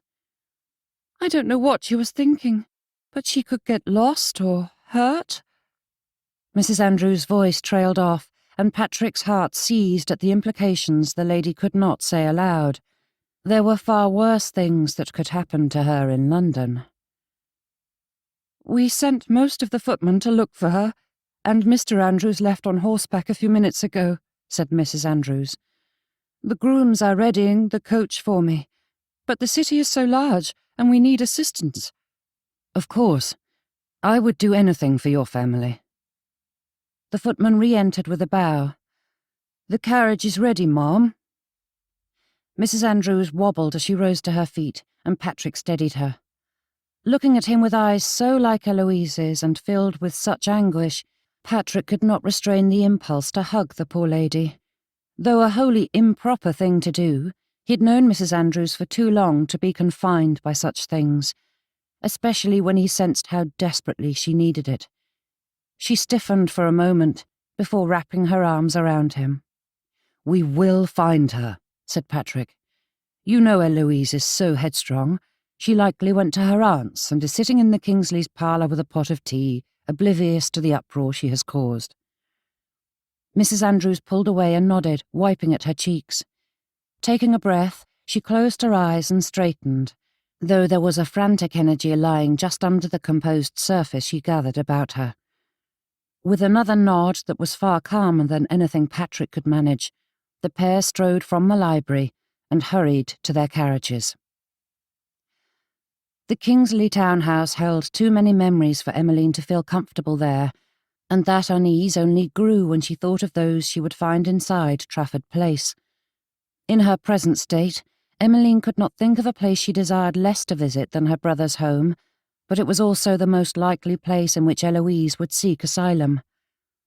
The footman took her card, and Emmeline waited as he went in search of his mistress. Since Simon spent so little time in London, Emmeline had avoided stepping through these doors for many years. Though the Kingsleys' country seat held more memories, the ghosts haunting these halls were far fresher and had fewer pleasant reminiscences to counteract that taint. Emmeline's eyes were drawn to the main staircase, as the architect had meant them to be, but instead of the fine woodwork and marble accents, she saw the shadows of her past. It was there that she'd await the evening's entertainment, with all the hope her young heart could muster. Magic always seemed possible in that moment, promising her that night would be perfect. But that joy never lasted. Some nights her parents kept up the civil appearances long enough for the last guest to return home, only to devolve into verbal brawls that shook the rafters. Other times, they would not bother with pretense, and she and Aunt Vivian would be left to see to their guests as dear Mamma and Papa lost themselves in some dark nook with their paramour du jour in a constant effort to strike a blow against their spouse. At their worst, they did both, and Emmeline was subjected to the subtle mockery of the guests asking after their missing hosts, and then lulled to sleep by the sounds of shouts and breaking things. Regardless of how the party went, Emmeline was always certain of one thing. Her mother would vanish the next day, leaving her father with no other target for his vitriol than his eldest daughter. A sickening shiver ran down her spine, and Emmeline took in a breath to steel herself against the memories. Such things had no hold on her, not any longer. She had found a proper home, a proper family. Mother Andrews was more of a mother than Amelia Kingsley had ever been, and Emmeline's children were blessed with a kind and loving father in Norman. Her children. Those two little words had such a profound effect on her that Emmeline struggled to keep herself from devolving into that horrid, sobbing mess Patrick had stumbled upon. "Do control yourself, Emmeline. You are a lady, and above such common behaviour," came Mother Andrews' voice. The words were faint, but Emmeline pictured Mother Andrews' face and that hint of a smile she gave when she was especially pleased. Though heaven knows Emmeline did not deserve such a happy look after her behaviour the past few days. Her foot tapped against the floor as she awaited the footman. Mina's servants were shockingly slow if it took such a long time to deliver a simple calling card. To be left standing in the foyer like some common visitor was beyond the pale. Emmeline had lived at Trafford Place longer than Mina Kingsley had been its mistress. The footman returned and ushered her into the parlour, and Emmeline forced her fears and worries away. Whatever else happened today, she would not allow any more slips in decorum. There was no better tribute to Mother Andrews's memory than to hold firm to the lessons that good lady had taught her. Mina Kingsley stood to greet Emmeline, and at least her sister-in-law had the decency to curtsy, rather than forcing some sentimental display they both knew to be hollow. Even if Emmeline would condescend to welcome guests with a buss on the cheek or some other crude act, she had no desire to greet Mina in such a fashion. When they were seated, Mina asked all the polite questions about her health and if she wished for refreshment, but Emmeline was in no mood to prattle.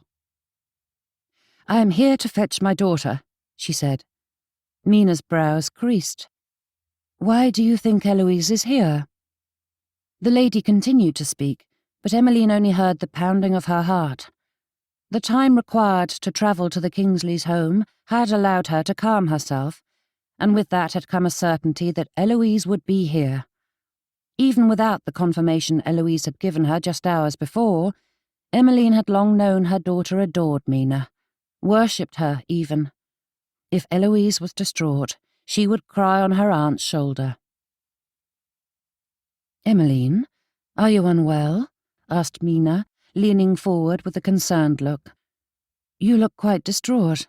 What is the matter?"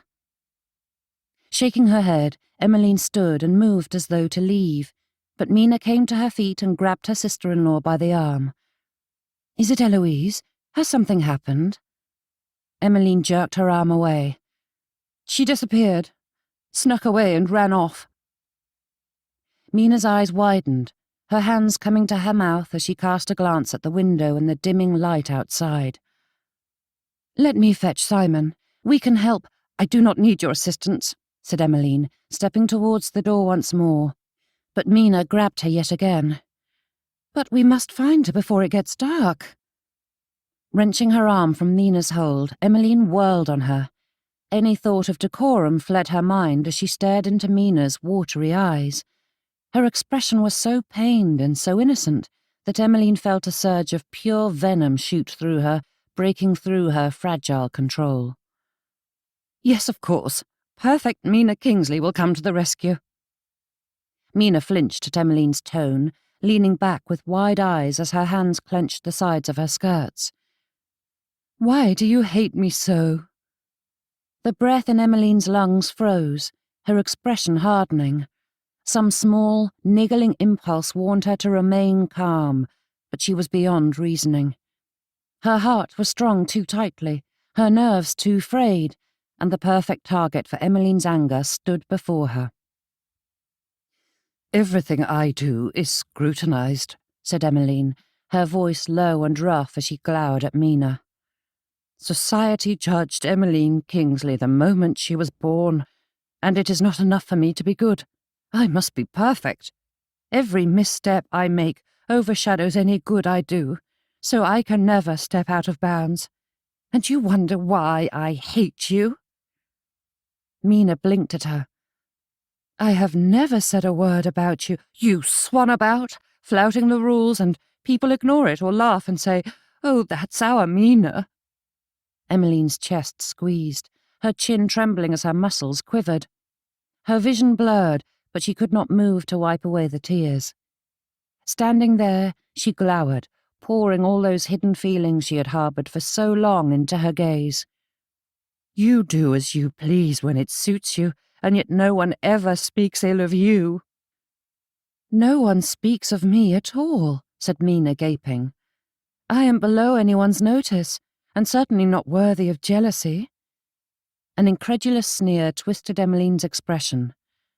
Do you have any idea what I would give to be able to live below society's notice? To be free of my family's reputation? But Simon and Priscilla, Emmeline gave a cruel huff. Ha! You mean my dear siblings? Priscilla decided to stop fighting the reputation and embraced it, becoming a copy of our mother, and Simon simply didn't notice the stares and whispers. I had to sacrifice everything to make certain my children would not be faced with such unabashed condemnation. I did what I had to. Her words trailed off as reason took hold once more.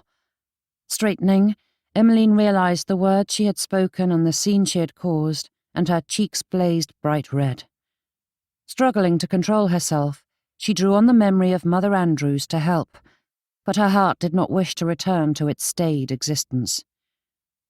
Forgive my outburst. Emmeline, please do not, began Mina, but Emmeline could not stand to be there a moment longer. Rushing past her sister-in-law, she escaped and hurried back into her coach. Chapter 25. Emmeline, aged 24. Lucinda clapped as the coach bobbed along the street, and Emmeline leaned forward to nibble at her daughter's sweet neck, eliciting a squeal from the child as she wriggled on her mamma's lap.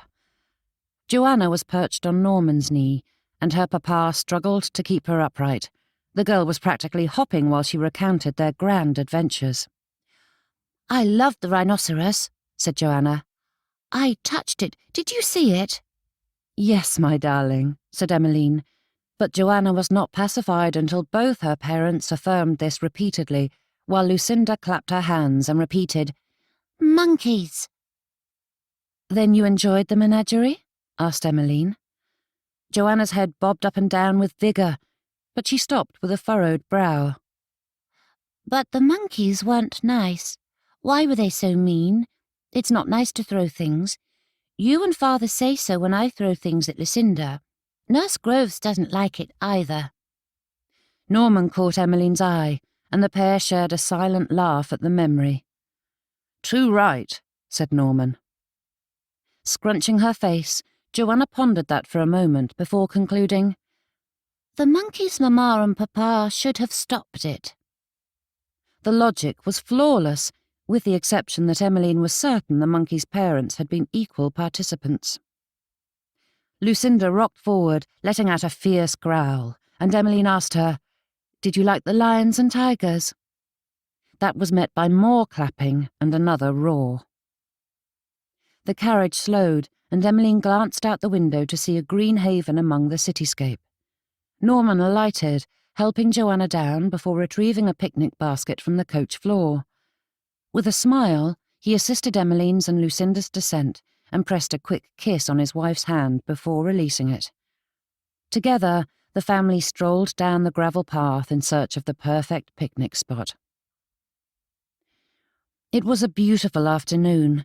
Though it had rained for days before, the skies had cleared to a crystalline blue, and the spring chill had evaporated, as though the weather knew of their picnic plans. Out in the air with the sun beaming down on her, Emmeline felt as though she could finally breathe. Though there was pleasure to be had in the city, she found herself missing their quiet country life. "Ducklings!" squealed Joanna as they drew up to a pond, and Lucinda began wriggling in Emmeline's arms, begging to be put down so she might join her sister. Norman quickly deposited the picnic basket and followed the children to the water's edge. Holding her hand, he escorted his daughter along the pond, and Lucinda finally got free of her mother's hold and toddled after them. The scene before Emmeline was not unique. These felicitous moments had become a constant companion after she had met Norman, and they continued to multiply with the additions of their daughters.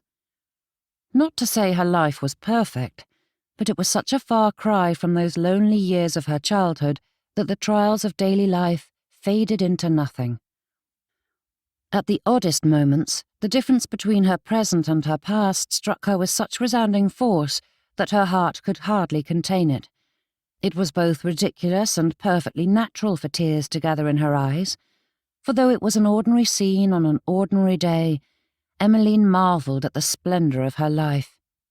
Her family.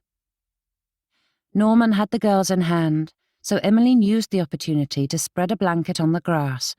Not that it would do any good to keep the girls' clothes clean, as they already had mud caking their hems, but a picnic seemed incomplete without it. She spread out the collection of pies and treats cook had provided while the girls laughed and threw pebbles into the water. Retrieving an obliging piece of bread, Emmeline joined her family and gave the girls a few crumbs to throw to the ducks. With all the hubbub her children had caused, the least they could do was feed the waterfowl in recompense. The girls squealed with delight as the birds drew closer, some getting so bold as to snatch a bit from their hands. Before long, Emmeline noticed another girl about Joanna's age watching them with naked longing. Emmeline smiled at her and offered her some bread, and the lass was swept into the fun. "Harriet!" a harried nursemaid called out, the tone speaking of the poor woman's fear at having lost her charge, and the young girl gave Emmeline an apologetic smile. "Here, Nurse Smith," called Harriet in reply, handing back her bit of bread with slumped shoulders and an expression so devastated that even the hardest of hearts would break at the sight of it. Moving over to the nursemaid, Emmeline intercepted her. "Nurse Smith, might we borrow Harriet for a bit? We were feeding the ducks, and the children are having such a fun time together." Nurse Smith looked at Harriet, who had taken the opportunity to return to the frivolities. "I don't know, ma'am. My mistress is quite particular about the schedule." Glancing over her shoulder, the nursemaid motioned to a lady who was occupied in conversation. Though Emmeline did not know most of the party, she recognised Nurse Smith's mistress. "Allow me to speak with Mrs. Devereux," said Emmeline, and though Nurse Smith twisted her hands in front of her, she stayed put and allowed Harriet to play while Emmeline crossed the lawn to the trio. "Mrs. Devereux, how lovely to see you this afternoon," said Emmeline with a curtsy. "Mrs. Andrews," she said in return. Upon hearing the name, one of the other ladies' eyes widened a fraction before she schooled her expression. "It is good to see you again," said Emmeline. "I was wondering if we might borrow your sweet Harriet for a bit. She and my girls are having such fun, and it would be a shame to ruin it." Mrs. Devereux stiffened, casting a quick glance at her mysterious companions. "I am afraid we must return home shortly." Stifling a sigh, Emmeline nodded. "I understand, but perhaps we might schedule another time when they can play together. So many families leave their children in the country, and my girls miss their playmates. Perhaps we might have your entire family over for luncheon and some games. Are you available Thursday next?" Stiffening even further, Mrs. Devereux turned to her companions, asking for a moment alone. The others moved away, giving them space before Mrs. Devereux finally spoke. "I appreciate your invitation, but we must decline." "Then another day?" "No, Mrs. Andrews. I do not think it wise for my Harriet to mix with your daughters." The statement was so shocking that Emmeline stood there silently blinking at Mrs. Devereux for several seconds before speaking. "Pardon?" "I was attempting to be politic, but as you are pushing the subject, I am forced to speak plainly. Your daughters are not suitable company for my Harriet." The lady spoke as though the situation ought to be clear to anyone listening, but Emmeline was at a loss to comprehend her meaning. "I beg your pardon, but that is nonsense," said Emmeline, though at that moment she caught sight of Lucinda stuffing a handful of pebbles in her mouth while Joanna laughed. Norman swooped in to keep the babe from swallowing them, but the pair certainly looked like wild creatures. There was a stark difference between them and Harriet, whose clothes were still pristine. Even the bow in her hair was perfectly straight. "I have seen the way you carry on. Mr. Andrews was a decent, upstanding gentleman before your unfortunate alliance," said Mrs. Devereux with a haughty sniff. "It is bad enough being forced into your company at parties and balls, but I will not allow my daughter to be corrupted by your inappropriate behaviour like your husband has been. And I doubt there's a mother in the city who would disagree with me." "How dare you, madam?" said Emmeline, fighting to keep her voice low. "They are children, and it is unkind and unfair of you to judge them." But Mrs. Devereux would have none of it. With a frigid look, the lady turned away, called to her nursemaid and daughter, and bundled them off. In a heartbeat, all of Mother Andrews's warnings came back to her in a flood of pain. Emmeline could hardly believe it to be true, but there was no mistaking Mrs. Devereux's meaning. Despite all the changes in her life, Emmeline was still nothing more than Amelia Kingsley's tainted daughter.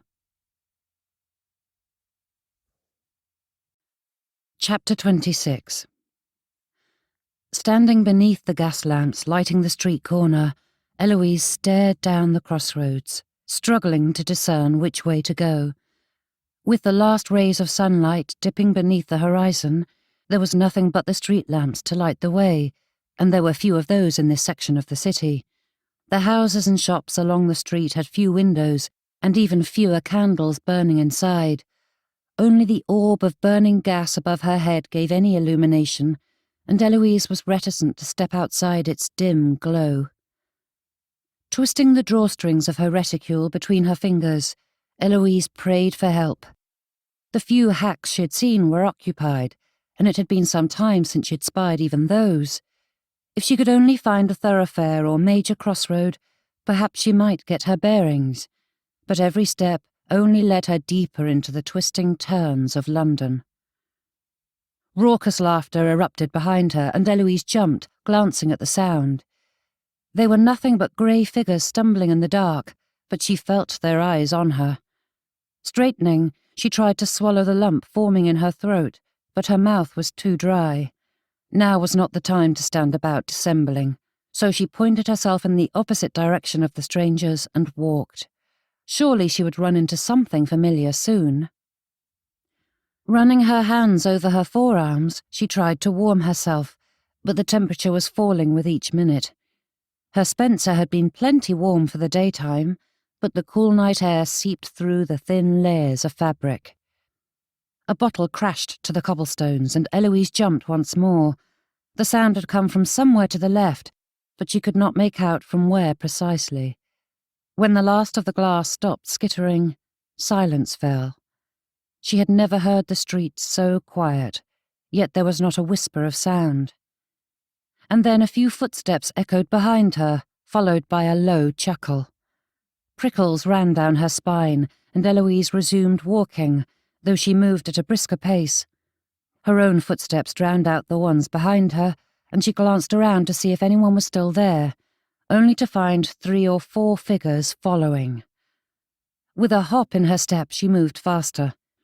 At the next corner, Eloise searched either direction and saw another crossroads to the right that had a fair bit of traffic. Turning that direction, she hoped it would be her salvation. And the other footsteps quickened. Eloise was nearly running down the street. She cast a glance over her shoulder here and there, but she could see little of what was happening, though the footsteps told her they still followed. Her pulse quickened, and the sound of her heart filled her ears until it surrounded her. The crossroads drew closer, and Eloise's pulse calmed when she stepped onto the roadway. She still did not recognize the street, but there were more lamps and the houses were better lit, adding to the weak gaslight's illumination. Eloise searched the street she'd left, but with the lights at her back, it was swallowed up in darkness, and the clatter of carriages hid the noises that had spurred her on. Looking up and down the busy street, she searched for a hackney, but there was not an empty one in sight. A hand grabbed her arm and Eloise jumped, pulling free with a shriek. Whirling, she saw a man. His face and hair were coated in grime, his mouth cracked and craggy. He stepped forward, grabbing at her reticule, and she scrambled backward. A horse whinnied, and Eloise spun around again and nearly collided with the passing carriages. The horse shied away, and the driver shouted profanities at her as he calmed the beast and continued on his way. Eloise grabbed her skirts in one hand and ran with no thought of where she was going. A curricle pulled to a stop ahead of her, and the driver stepped down. But just as she was about to pass, he stretched out a hand and grabbed her, yanking her to a stop. She screamed, but he did not let go. "Eloise!" She paused, finally looking at her captor's face. With a happier cry, Eloise threw her arms around Patrick and clung to him with a string of grateful babbling. But he forced her away, standing her before him with a dark scowl. "What were you thinking?" Patrick felt liable to shake apart as he glowered at her, his heart pounding against his ribs at the thought of what would have happened had he not stumbled across her. Anyone with sense would not stop in this section of town, and Eloise had been strolling right through the middle of it. Even now, the shadows watched the pair of them with piqued interest. "I am so happy to see you," she began. "What were you thinking, wandering the city by yourself?" he asked, his words growing more heated with each syllable. "Have you any idea how dangerous that is? What could have happened to you? People are robbed, beaten, and worse every hour, and you willingly wandered out into it unprotected." Those figures in the dark moved closer, and Patrick knew now was not the time to dither. Turning her towards the curricle, he fairly shoved her into it. Another time he might have worried about Eloise's hurt and frustration at his cold treatment, but his attention was trained on the growing danger. Climbing in next to her, Patrick flicked the reins and set the horses at a steady trot while keeping a watchful eye on the vermin retreating into the shadows. That had been too close, and his heart would not stop pounding that hard, rapid beat. It felt like it was trying to break free of his chest. He let out a long, shaky breath through his nose and tried to take control of the fear coursing through his veins. And then he heard her sniffle. "Eloise?" Her breath hitched. "It has been a wretched day." Hours of worrying had culminated in the triumph of finding her, quickly tempered by the discovery of how precarious her position was, which left Patrick in perfect agreement with Eloise's assessment. Wretched indeed. Not only due to what had happened, but what could have been. Even now, he felt so tightly wound he was liable to snap, though having Eloise safe and at his side was helping to calm his anxious heart. "I got in a terrible argument with Mother." "And wanted to spite her, no doubt," he mumbled. The shadows hid most of her face, but there was enough for him to see the scowl she pointed at him. But it softened into chagrin, which she attempted to hide. "Please do not bring up that argument again. I cannot stand the thought of fighting about her. Not now." With their complicated history, it was not surprising that her mother was a tender subject, but the hardness in her tone set the back of Patrick's neck prickling. "I hadn't meant to wander so far, but I got lost," she said. Though Patrick knew she was skipping over other details, they were not pertinent at present, and he decided to keep his own counsel. "You came looking for me?" Her question was quiet, but Patrick clung to every word, not letting one slip by him. "Of course." Eloise rested her head on his shoulder and whispered, "Thank you." Patrick hated that his hands and arms were occupied with the ribbons, but as much as he wanted to pull her closer, he would not risk Eloise's safety for such a thing. So he contented himself by leaning his cheek on her head. The night was thick enough that no passing person could identify them. Eloise smelled of flowers, something beautiful and delicate, and intoxicating. "I am still mad at you," Eloise added with a huff that held more humour than malice. "Can you even remember the reason?" A pause. "There are too many to point to a single one. You can be very vexing at times." "Which is good, as you are quite adorable when you're in a huff," said Patrick.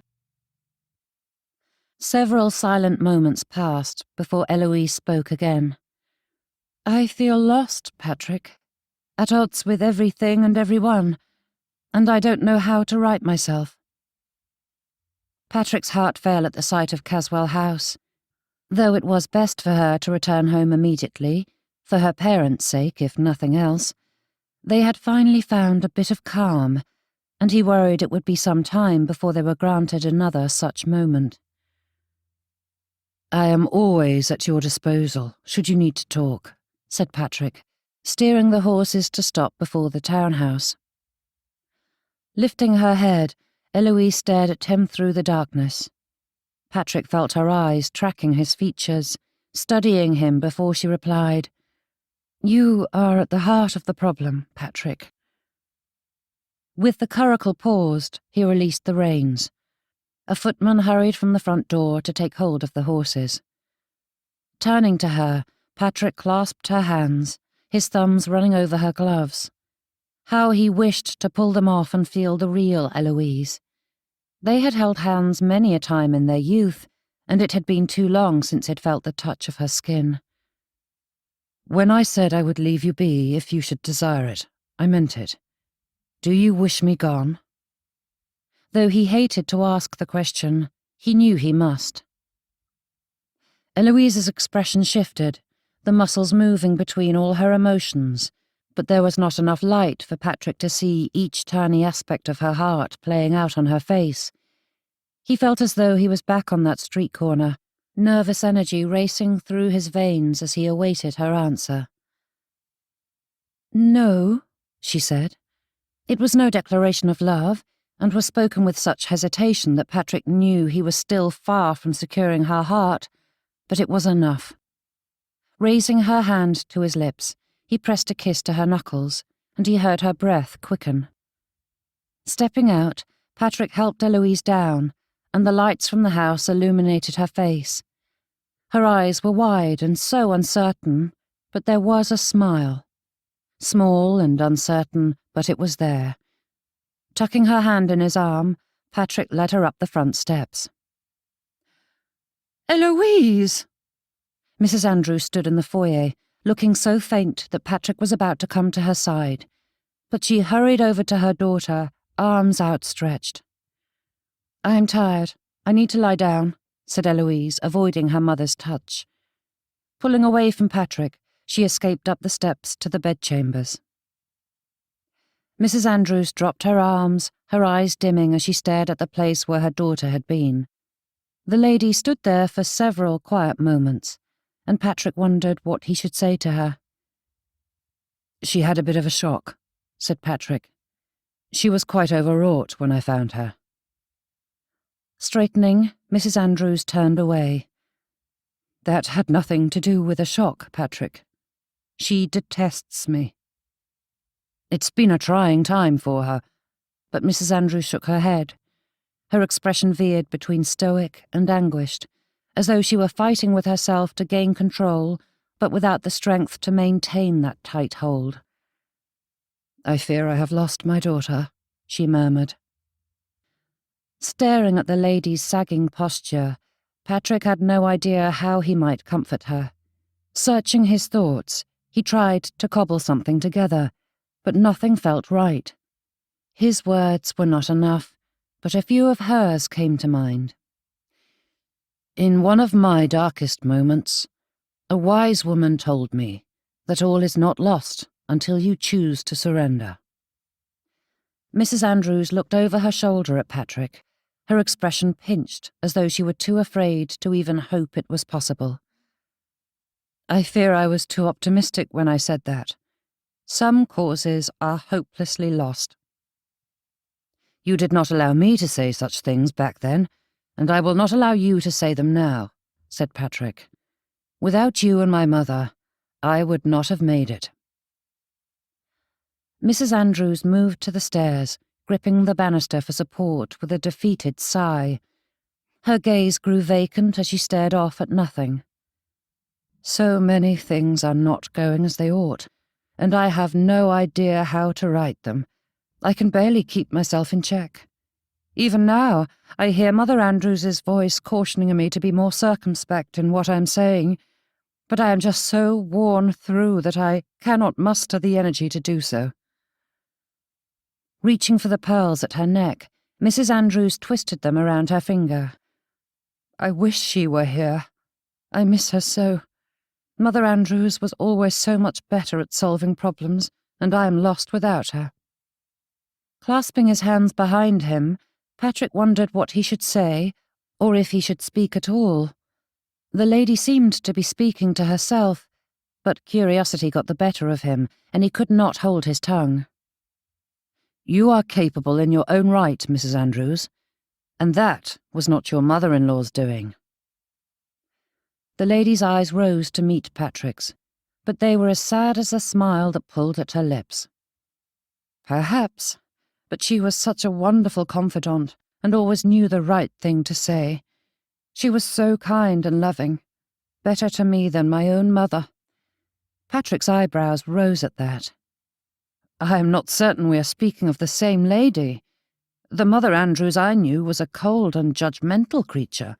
I cannot recall her ever saying something genuinely kind." Shaking her head, Mrs. Andrews replied, "You sound like Mr. Andrews, but I knew her better than most. Though she had high standards, she could be very warm and complimentary when one met those expectations. She helped me become the woman I am." Tapping his fingers, Patrick thought through possible responses, but the pure fiction Mrs. Andrews believed was difficult to contend with. "I do hope you'll forgive me for being so bold, but my memories do not reflect well on the lady. The only kindnesses I saw her bestow were upon those who behaved as she wanted them to, but that is not true kindness." Patrick paused, choosing his words carefully. Though he would rather not invite trouble by stepping into such a quagmire, he was not about to abandon his duty, and Mrs. Andrews needed a bit of blunt truth. "I fear you've imagined more affection than Mother Andrews truly felt, for I am not certain she was capable of loving anyone but herself, and you are a far better woman on your own than when you are parroting Mother Andrews." Mrs. Andrews stared silently at him as he spoke, sparks of pain flashing in her gaze, though Patrick hoped he had not hurt her too much. With a nod, she straightened and climbed the stairs without another word, leaving Patrick to hope he'd said the right thing. Chapter 27. Emmeline, age 24. Staring at the piles of papers around her, Emmeline sorted through seating charts, menus, and invitations. For every decision made, there were 2 more awaiting her, and she felt ready to surrender and succumb to the sea of details. "It is a simple dinner party, my love. There is no reason to fret," said Norman, taking the pages from her hands. Standing her up, He wrapped her in his arms, and Emmeline sighed, sinking into his hold. "I thought so too," she replied, her voice muffled by his shoulder. "But it is our chance to prove we are good, upstanding people." "Mrs. Devereux is a shrew," he replied. Emmeline gave a huffy chuckle, and then lifted her head to meet his eyes. "Perhaps, but what if she is right?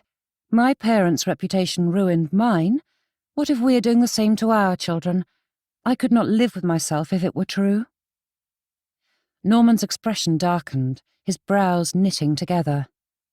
"That is decidedly untrue, Emmeline. Our little girls are blessed to have you as their mother." Her heart melted, and Emmeline burrowed into his hold, revelling in the comfort found there. "You are too good to me, Norman Andrews."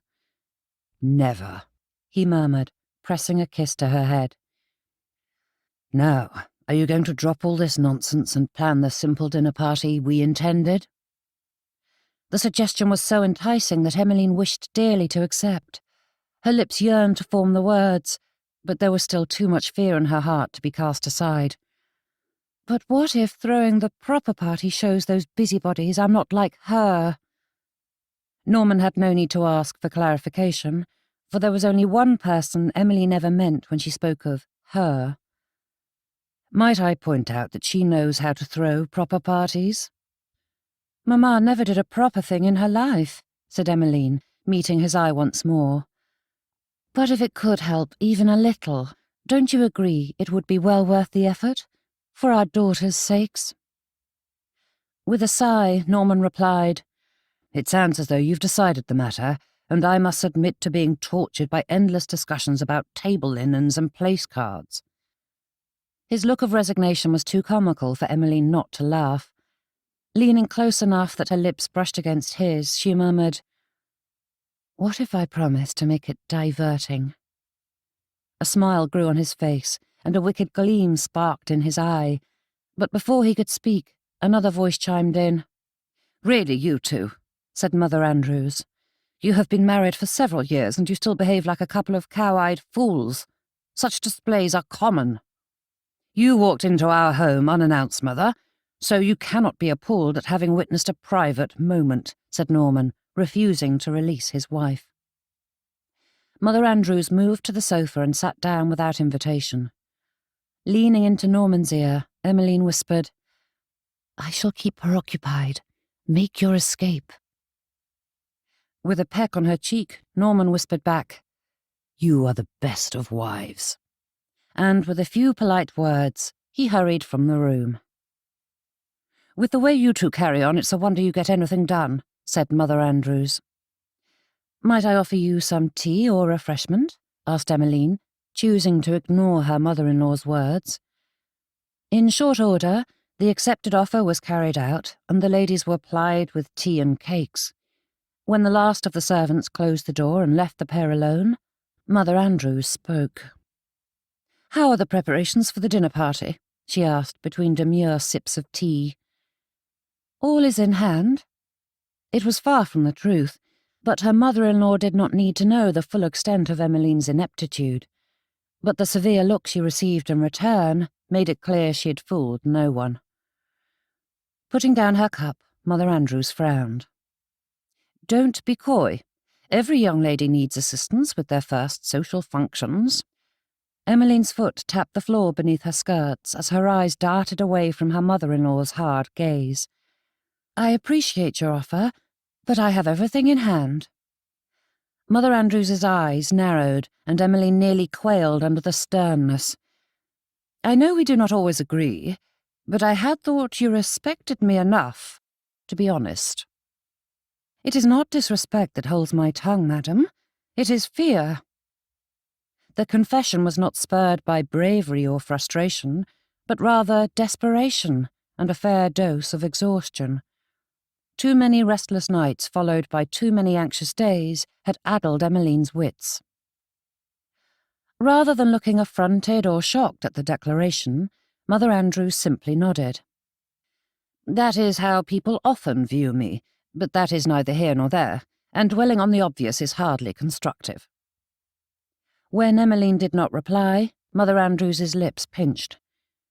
"I see I must reassure you further." Though the lady would never be so gauche as to show her frustration with a put-upon sigh, Emmeline felt the undercurrent of one as her mother-in-law paused before continuing, "I am here to assist, that is all. I wish for your party to be a success." Again, boldness seized her tongue, and Emmeline replied, "But you do not care for me." "You are not the lady I would have chosen as my son's bride, and I will not hide that fact. However, his choice is made, and I see no need to cause contention by belabouring the point." Emmeline stared at the lady, but she had no chance to reply to that blunt statement, for her mother-in-law continued, "Though I do not show it as you and my son wish me to, I do care for my family and their success, and I have been anxious about your efforts. I thought it best that I offer my assistance." Toes tapping, Emmeline struggled between the dual desires to accept and reject that aid. She was desperate for such an offer, yet to admit to this stern lady that she was hopeless at such a basic task felt like more than she could bear, especially in light of Mother Andrews's confessed disapproval. But prudence won out, and Emmeline handed over her notes.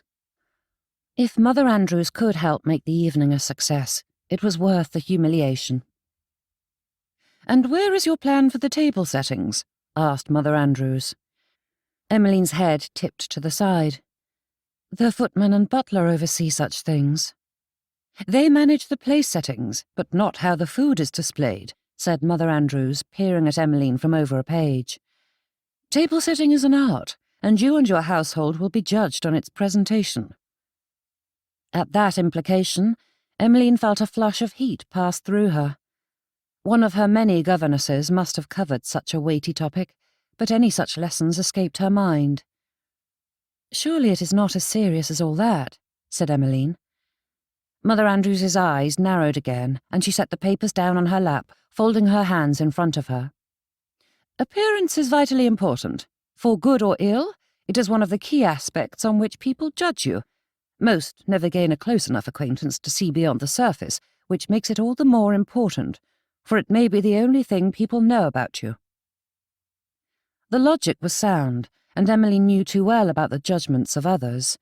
Seeing the party in a new light made her certain that she had made a monumental mistake in offering to organise it in the first place.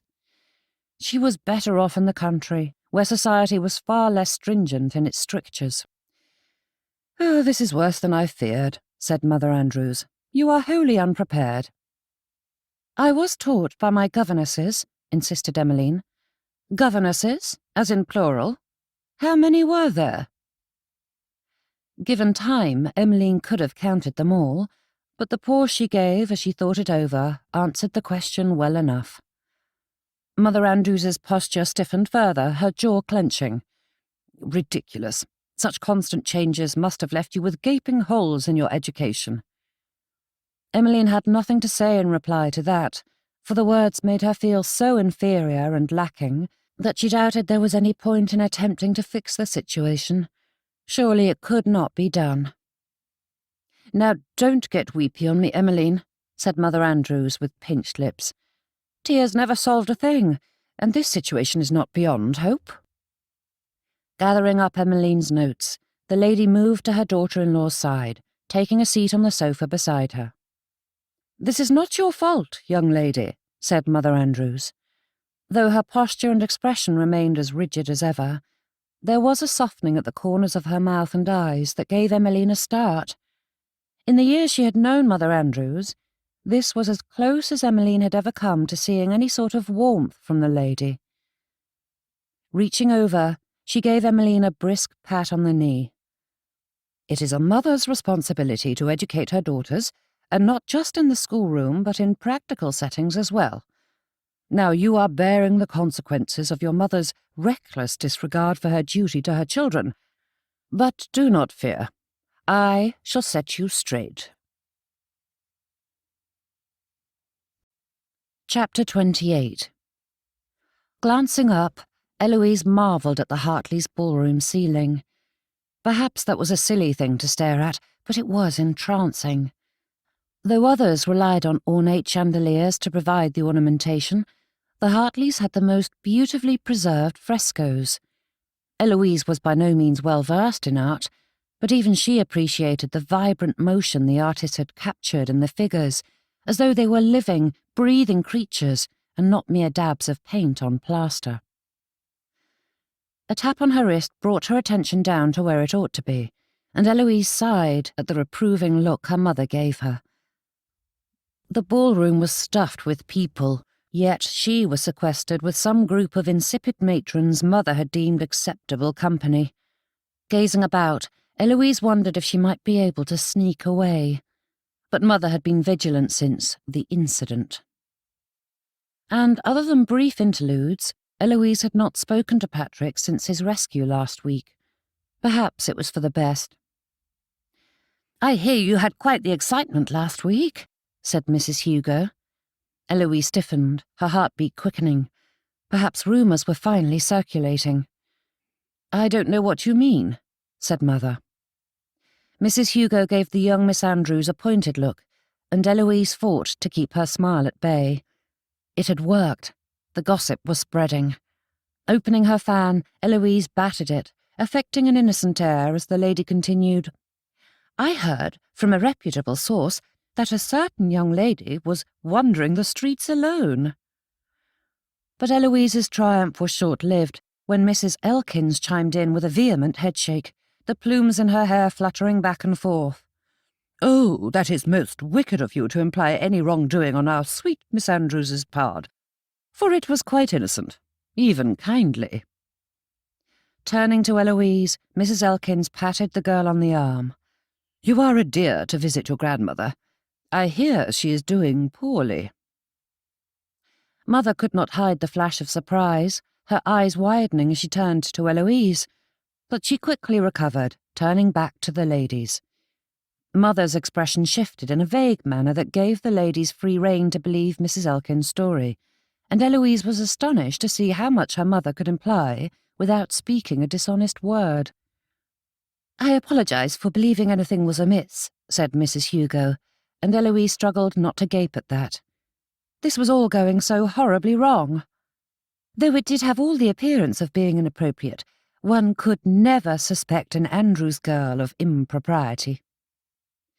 Eloise could not believe what she was hearing.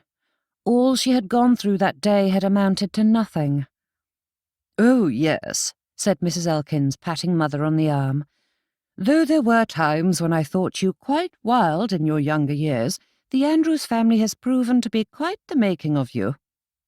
Mrs. Hugo gave an emphatic nod, though Mother said nothing. For her part, Eloise froze, her fan blocking out most of the shock she showed at that pronouncement. "Most definitely," said Mrs. Hugo before turning to Eloise. "And you must watch yourself around your grandmother. Though I applaud your Christian behaviour towards her, I would caution you to keep your distance, my girl. I would hate to see the Andrews family tainted by Amelia Kingsley's influence. Follow your mother's sterling example instead." Now it was Mrs. Elkins' turn to nod. "Oh, yes." Turning her eyes back to Mother, the lady added with a smile, "You have done well for yourself, Mrs. Andrews." Another horrid busybody caught the ladies' attention, and Mrs. Hugo and Mrs. Elkins bade them farewell, leaving Eloise and her mother alone. Turning on Mother, Eloise stared at her. "How could you stand there silently as those ladies insulted you?" Levelling a cold look at her daughter, Mother asked, "Because you are the only one allowed to speak to me in such a manner?" Eloise paused, her mouth hanging open, though she had no thought as to what she should say. Before she could form a response, Mother left. Try as she might, Eloise could not understand that woman. Not that she wanted to. But Eloise knew that wasn't the truth, not a whole truth at any rate. Shaking her head, Eloise knew now was not the time for such thoughts. Now was the time to act. The previous attempt left much to be desired, but at its heart, her plan was sound. If nothing else, those ladies' judgmental words solidified her resolve. Being free of such ridiculous company was yet another reason why ruining her reputation was the only way forward. She could sort out the Patrick question later. As she surveyed the ballroom, a perfectly simple idea came to mind. There were always tales of girls caught in a compromising embrace at balls. Mother had lectured about just such a thing many a time, and there was no manner in which an embrace could be misconstrued or overlooked. All she needed was a most unsuitable gentleman. Standing along the outer rim of the gathering, Patrick tucked his hands behind him and surveyed the ballroom. Which Eloise would attend tonight? Would she be coy and flirtatious, hard and unyielding, joyful, angry? She'd always been a temperamental soul. That had not changed in the ensuing years, but her behaviour seemed extraordinarily erratic now. Something had changed in his Eloise, and a sliver of worry buried itself into his heart. Patrick shook his head at his own misguided musings, for he knew the precise source of her upheaval. Any fool could see it. He had bungled his way back into her life, and that was reason enough for her distress. Once more, Patrick wished to turn back time and undo their disastrous reunion. Staring at the strangers, gratitude swelled in his heart. That feeling struck at the oddest times, and always left him marvelling at the change that had been wrought in him. He'd spent years hiding from his pain, which only added to that great weight bearing down on him. Patrick hadn't realised just how heavy it was until his mother and Mrs. Andrews helped him to free himself of it. And now he could breathe again. But such thoughts were best left at home, for he did not need to become emotional in the middle of the Hartleys' ball. "Mr. Lennox?" He nearly missed the timid voice among the throng of people and music, but Patrick turned to see Miss Hennessy a few steps behind him. "Good evening," he said with a bow and a grin. Noticing the manner in which she clung to the wall, Patrick asked, "Are you hiding?" "Not hiding, per se," Miss Hennessy replied with a wrinkle of her nose. "Merely attempting to be inconspicuous. I feel a bit out of place in this gathering." "Then you must keep me company, for you are the only person I recognise," he said. "I fear I am not very good in these settings. I find it quite unnerving to attempt conversation with strangers." Miss Hennessy gripped her fan, twisting it in her fingers as she came to stand beside Patrick. Nodding towards several of Eloise's usual set, Patrick asked, "Are you not acquainted with them?" Miss Hennessy's lips scrunched to one side, her eyes drifting in the opposite direction. "Though they accept me when Miss Andrews is present, they are not quite as welcoming when she is absent." Patrick began to respond, but Miss Hennessy held up a staying hand. "Not that I am complaining, mind you. I am quite blessed to have been invited at all. My parents and I were shocked when the invitation arrived at the last moment, though I am certain it has more to do with my association with Miss Andrews than my own merit. She has been so good to me." Her praise warmed Patrick's heart as thoroughly as if Miss Hennessy had praised him directly. "Miss Andrews has a great capacity for kindness," he said. Miss Hennessy smiled, turning her gaze to his. "There are not many who would have taken me under their wing as she has. Few seem willing to risk the taint of association, and I have greatly missed having friends since—" Her cheeks pinked and she let out an irritated huff. "I do apologise. I always seem to say more than I should and cannot keep hold of my tongue." "Do not trouble yourself," said Patrick, turning his eyes to the dancers to give her some privacy to compose herself, should she wish it. "Your honesty is refreshing." "Miss Andrews often says that." Patrick nodded. "And in honour of your confession, I will add one of my own. I understand how difficult it can be to find yourself adrift in society." Miss Hennessy turned her head just enough to examine him from the corner of her eye. "Then perhaps we are both lucky to have Miss Andrews help us find our way once more." "Speaking of whom, do you know if the lady in question has arrived yet?" asked Patrick. Nodding, Miss Hennessy stretched to see over the crowd. "I spied her an hour ago." "And how did she seem to you?" Perhaps it was a silly question to ask, but his curiosity got the better of him. Miss Hennessy set herself down on her heels again, her brow furrowed. "We have not spoken yet. I thought she was coming to join me, but she never appeared. She seemed rather preoccupied." "And might I ask how she was when you spoke with her last?" asked Patrick. Yet another silly question, but he could not help himself. If such inquiries were a sign of his insecurity or weakness, so be it. Any insight Miss Hennessy could offer into Eloise's state of mind could prove useful. But Miss Hennessy was no fool. Though he affected a casual air, one of her eyebrows rose as she examined him, a smile pulling at her lips. Shaking her head, she chuckled to herself. "Assuming I would break a confidence." "I'm not asking that." Miss Hennessy paused, the laughter in her expression fading as she examined him. "I fear I cannot tell you how Miss Andrews is, for I have not spoken with her since the Pools card party." "But weren't you planning to visit the National Gallery yesterday?" Nibbling on her lip, Miss Hennessy nodded. "We were, but Miss Andrews did not join me. It must have slipped her mind." And now it was her turn to feign indifference, but Patrick saw the disappointment and hurt shining in her eyes. "Miss Hennessy," Patrick began, though he had not thought as to how to finish that sentence. He wanted to give her some reassurance that Eloise had not thrown her over, but something inside him tightened as though unwilling to give that platitude. In truth, Patrick wasn't certain how to interpret Eloise's behaviour. Having seen the pair together, Patrick knew that Eloise cared for her new friend, doted on her in many ways. However, there was a new shadow to Eloise's personality, for which he could not account.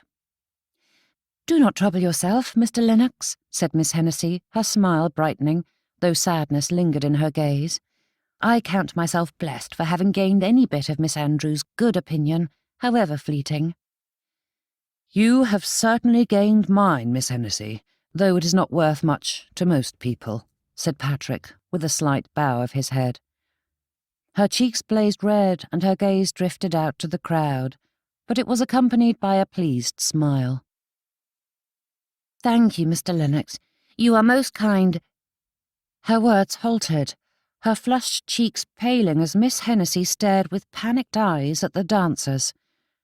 Patrick's gaze followed hers, and it took a moment before he found the source of her agitation. Mr. Reginald Goldsmith stood at the far end of the ballroom.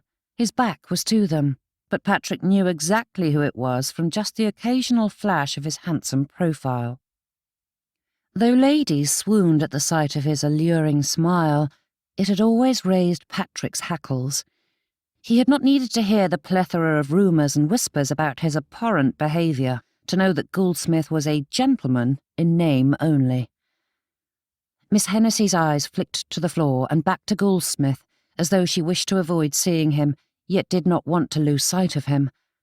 Judging by the way her hands trembled, Patrick guessed it was not for a pleasant reason. Even if he did not know Goldsmith's reputation, he would have to be a fool not to connect the fellow to the villain of Miss Hennessy's past. "I hadn't realised Mr. Goldsmith was in London," she stammered. My parents were told he was travelling abroad." Patrick cleared his throat. "Miss Hennessy, I find it unbearably stuffy in here at present. Would you join me by the windows?" He nodded towards the part of the ballroom that was as far from the object of her distress as possible. "Thank you, but I should return to my parents," Miss Hennessy said, with a weak approximation of a smile, her eyes not meeting his. Touching her forehead, she said, "I feel very piqued, and I think it best that we leave." Miss Hennessy flinched when he offered up his arm, so Patrick dropped it once more. Shifting their positions so he stood between her and the others, he helped navigate the crowd as Miss Hennessy fought for control. Keeping an eye on the scoundrel, Patrick wondered what lady was fool enough to get herself trapped in Goldsmith's company, for though he could not see the cad's companion, there was no doubt that it was a lady. Goldsmith never wasted time with gentlemen when there was fairer prey to hunt. The thought of him set Patrick's blood boiling. Goldsmith was vile, and anyone with sense would avoid him as they would any other danger. But his continued presence in society was further proof of the power of noble ties, even if he was only the untitled grandson of a degenerate earl. Navigating around a rather raucous group, Patrick spied Mr. and Mrs. Hennessy. Catching Mr. Hennessy's eye, he motioned for the pair to join them. "I'm afraid Miss Hennessy is feeling unwell," said Patrick. Mrs. Hennessy touched a hand to her daughter's forehead and started fluttering about the girl. Holding Mr. Hennessy's gaze, Patrick silently gestured towards Goldsmith. Her father's expression hardened, his hands clenching at his sides, and, with a nod of thanks, Mr. Hennessy herded his family to the door. But Miss Hennessy froze. "What is she doing?" Miss Hennessy's voice was a tremulous whisper, her eyes widening as she stared at Goldsmith's back. And that was when the fellow moved enough for Patrick to see his companion. Eloise gazed up at the blackguard, a coy smile on her lips as she said something that made Goldsmith laugh. Cold swept through his veins like a winter wind as Patrick watched her flirt. Every inch of her conveyed unspoken invitations. Patrick quickly scoured the ball, wondering where Mrs. Andrews was, and how Eloise had been introduced to that rake in the first place. Miss Hennessy gasped, drawing Patrick's attention back to her, and then his eyes darted to Eloise, and they watched as Goldsmith led her from the ballroom. Leaving Miss Hennessy to her parents' care, Patrick hurried after the pair. Chapter 29. Absolute perfection. There were not many times in the past few weeks that qualified for such a description, but this moment certainly earned it. Glancing up through her eyelashes, as she had seen many a lady do in such situations, Eloise smiled at Mr. Goldsmith. His arrival was so felicitous that she wondered if fate was giving her a guiding hand. Eloise had never thought brown eyes particularly handsome, for she preferred blue, but Mr. Goldsmith's had a richness to their hue that was quite entrancing. His lips curled up, amusement sparkling in those dark depths. "And what would the precious little Miss Andrews want with the nefarious Mr. Goldsmith?" His voice was so low that Eloise had to lean in to catch the words. "I have long wished to make your acquaintance," replied Eloise, and it wasn't entirely a lie. Though Mr. Goldsmith had not seriously occupied her thoughts until this moment, Eloise was curious about the man who made matrons faint at the very mention of his name. Perhaps being seen in public with him would be enough to taint her, but Eloise was not willing to take another half-hearted step towards ruination. "I can only imagine," he said, pursuing her figure with half-lidded eyes. Eloise blushed, and though the room was quite warm, a sudden chill had goose-flesh rising beneath her gloves. Mr. Goldsmith chuckled, and it brought to mind a certain gentleman whose laughter also made her heart thump faster, though that sensation was far more pleasant. Struggling to think of what to say or do next, Eloise wished she were more adept at flirting. Though she had witnessed that subtle play between the sexes, she had never truly participated in it herself. Only one gentleman had inspired any such fluttery feelings in her, and he had never been fond of such games. Giving herself a shake, Eloise forced herself to focus. Patrick had no place in her head at present. "I would think a gentleman, such as yourself, would find a ball far too mundane," said Eloise, bringing her closed fan up to tap on her lips, as she had seen others do. Perhaps drawing attention there would put him in mind of kissing. Though that sultry smirk of his did not leave his face, Eloise saw thoughts turning in his mind as he leaned in, capturing her in his gaze. Mr. Goldsmith held her there for several seconds before a low chuckle sounded in his throat, growing as he drew scandalously close. Eloise's eyes darted to the side, for she was certain others were watching, but Mr. Goldsmith was so close she could hardly see around him. Surely such a display was enough to set the gossip-mongers gabbing, but Eloise would not risk it. She needed more. A kiss was a small price to pay for freedom. A whisper of a thought warned her that this might not be the best course. Her heartbeat quickened, bringing to mind her perilous walk about town. But that was nonsense. They were at a ball, and though Mr. Goldsmith did not have a sterling reputation, he was a gentleman. She was safe. As he leaned forward, his breath tickled her ear, sending another discomforting shudder down her spine. "Perhaps you might serve as a pleasant diversion for the evening," said Mr. Goldsmith, his tone eliciting a nervous twist of her stomach. But surely it was just the thought of kissing this stranger that was so unsettling. Taking her by the arm, Mr. Goldsmith slipped them out of the ballroom and down a side corridor. Having never been in this part of the house, Eloise was uncertain as to where they were heading, but Mr. Goldsmith didn't falter in his path as he pulled her into a room. The fire had been abandoned for the evening, but there were still a few flickering flames giving some light to the library. Though Eloise could hardly see the shelves, she was startled by how many volumes the Hartleys had in their collection. Eloise made note to ask if Mrs. Hartley would lend her a few. Arms grabbed her, and Eloise squeaked as they pulled her flush to Mr. Goldsmith's chest.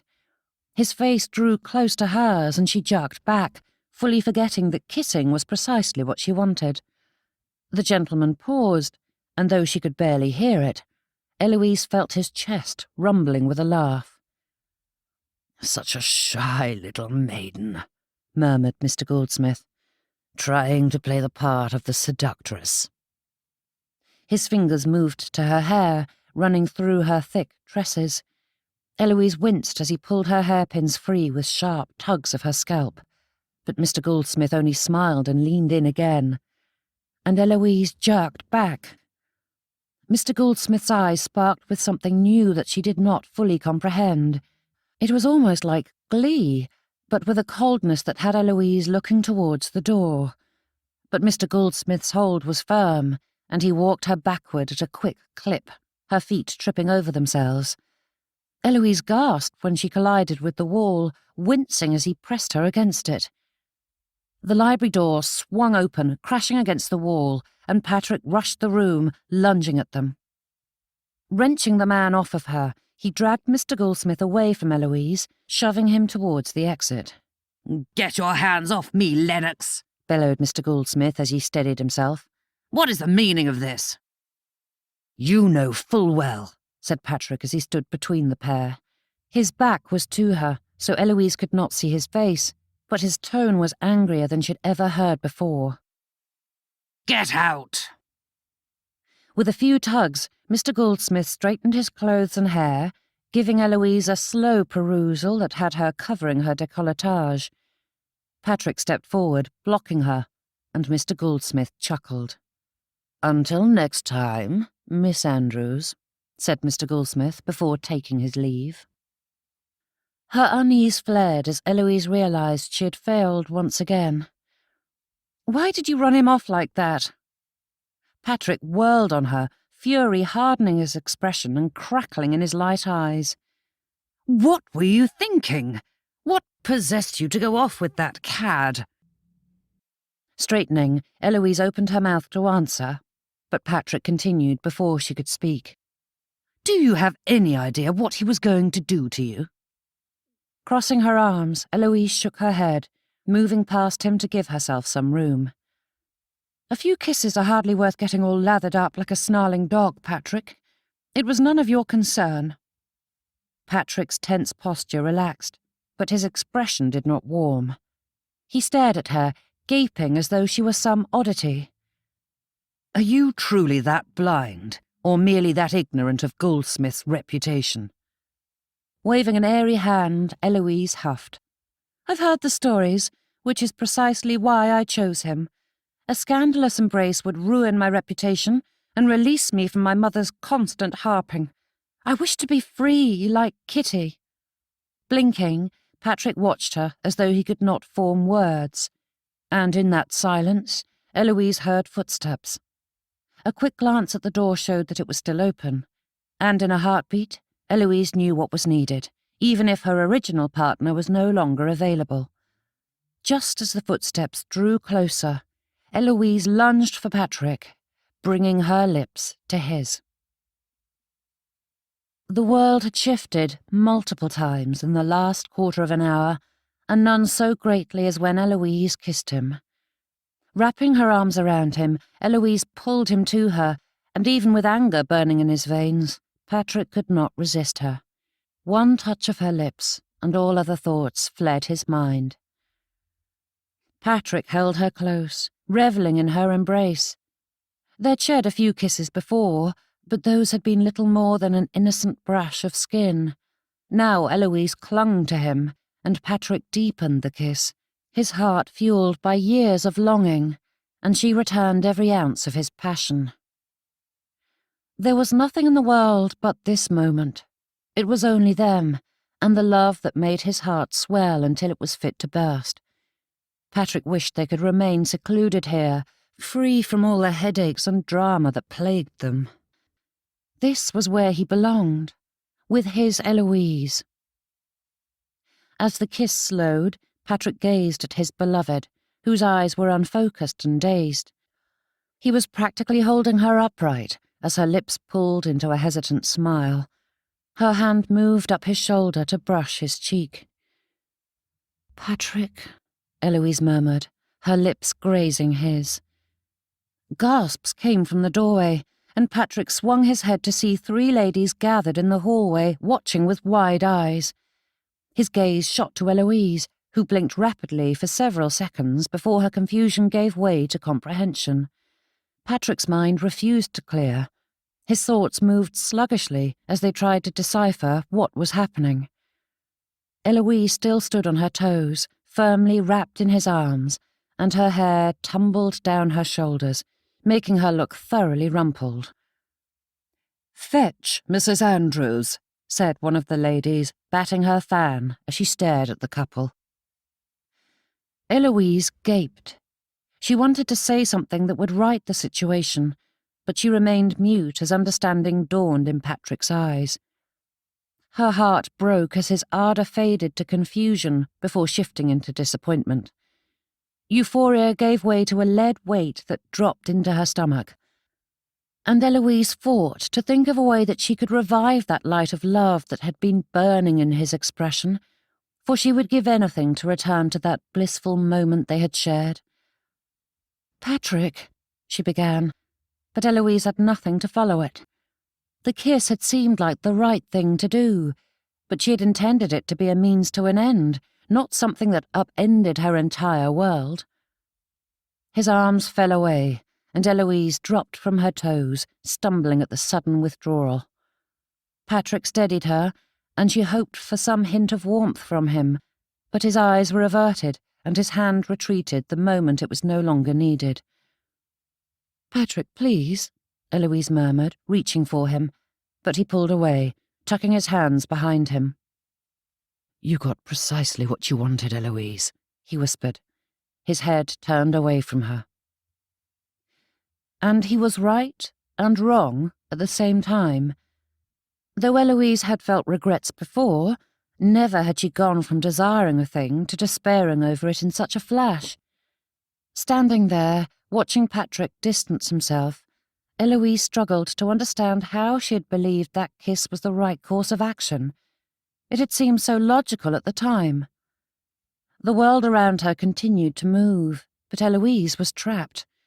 The torment in her heart and the pain in Patrick's expression consumed her. Mother appeared at some point, and Patrick gave a few short words before taking his leave. Others spoke, but Eloise simply stared at the empty space where Patrick had been. What had she done? The candles were melted to the barest nubs, their flickering flames casting wavering shadows around Patrick's bedchamber. The room had grown chill, but he remained in the armchair facing the dying fire. He hardly remembered the journey from the Hartleys, or coming to this very spot. He certainly could not recall how many minutes or hours he had sat here in the cold darkness. Eloise had betrayed him. No, it was more than that. If it were only a hurt that needed forgiving, Patrick could face that. He had done plenty of wrong in his life, and he could not withhold forgiveness when others were in need. Eloise had changed. Just thinking those 3 words made his stomach tighten. An itch travelled down his spine, and his throat burned, begging for relief. Getting to his feet, Patrick paced, as though he could outmaneuver the desire picking away at his resolve. But it haunted his every step, pleading for him to surrender. It was like a living thing, whispering in his ear, giving him every reason to do so. It was only a little drink, a bit of numbing, an escape. Though Patrick's mind recalled all the reasons why that was a terrible idea, his body craved a sip. That base need took control of him, forcing out everything but that powerful desire to drink. Sucking in several rapid breaths, Patrick shook out his hands, calling upon every ounce of resolve to shove the temptation aside. But it followed him like his own shadow. In quick succession, Patrick thought through his options. There was not a drop of spirits in the house, but he knew there were public houses nearby in which he could find a bit of blessed relief from this all-consuming urge. It had been months since he'd felt such a strong attack on his resolve, but tonight had left him raw and vulnerable.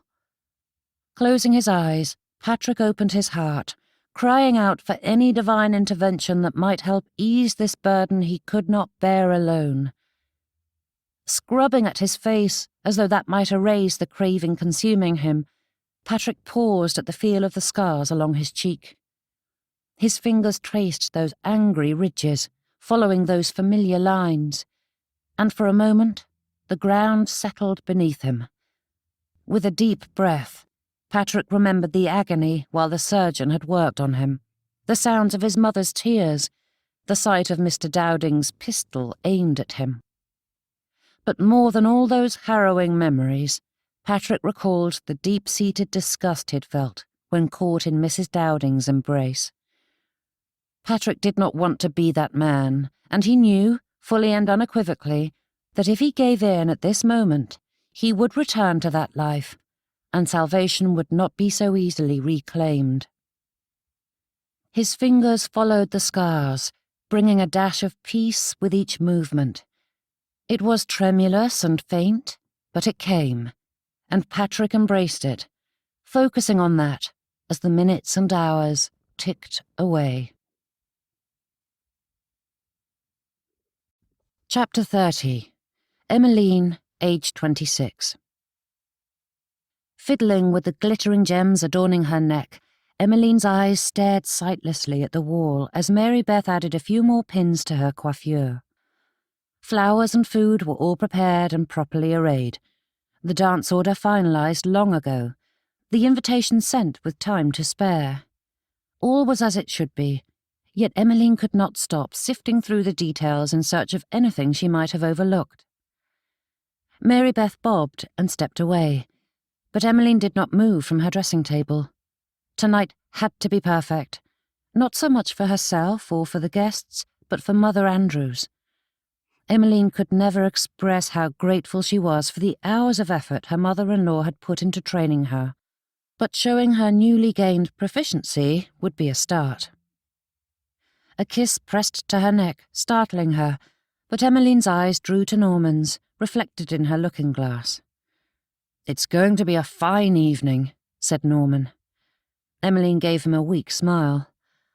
"I wish I had your confidence, but I'm certain to have forgotten something." But Mother Andrews's voice echoed in her thoughts, chiding her not to be so overwrought.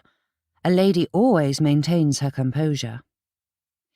"It will be a success," said Norman, rubbing her neck. Taking a cleansing breath, Emmeline straightened her spine and nodded. Standing, she drew close to Norman, his arms coming around her. "It will be a success," she echoed, reaching for his cravat to straighten the misaligned folds. "My first ball." "Hardly your first," he said. "The first I have organised on my own," she amended, her fingers tugging and smoothing the linen. The silly thing did not wish to lie properly. and it will be a success." Emmeline nodded, leaning in to kiss his cheek. "Boyle should see to your cravat."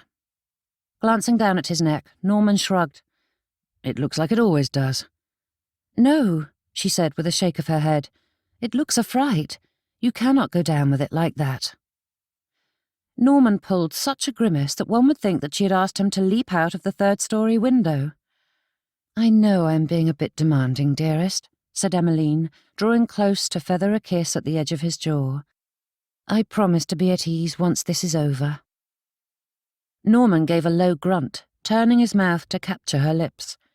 Melting into his embrace, Emmeline allowed the euphoria of his touch to wash over her, giving her a sense of peace she had not felt in several days.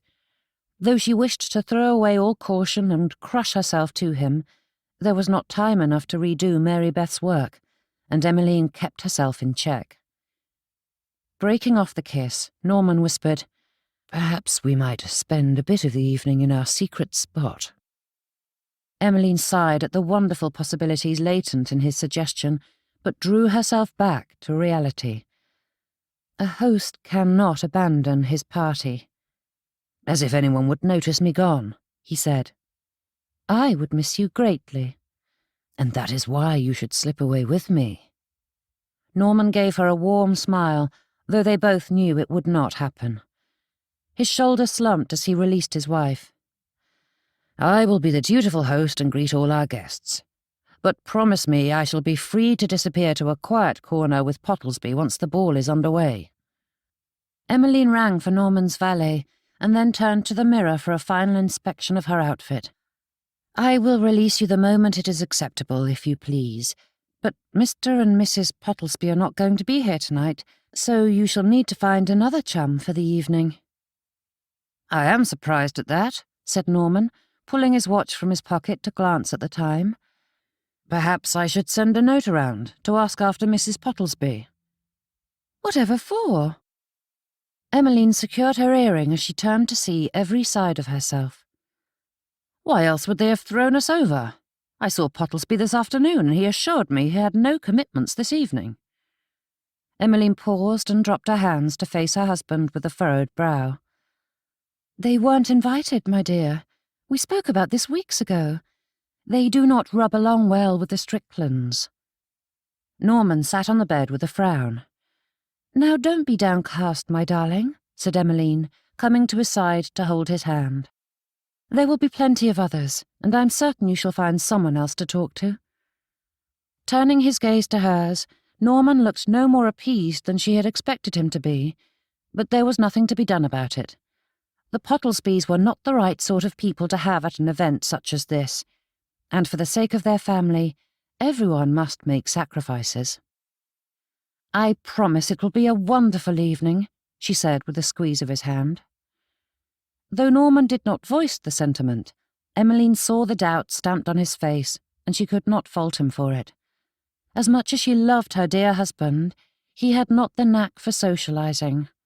But again, sacrifices must be made, and Emmeline gave him a tender kiss to ease his pain. "Just give me your word that we will return home to the country as planned," said Norman. "Of course. Why would you even ask?" "You cannot be wholly surprised."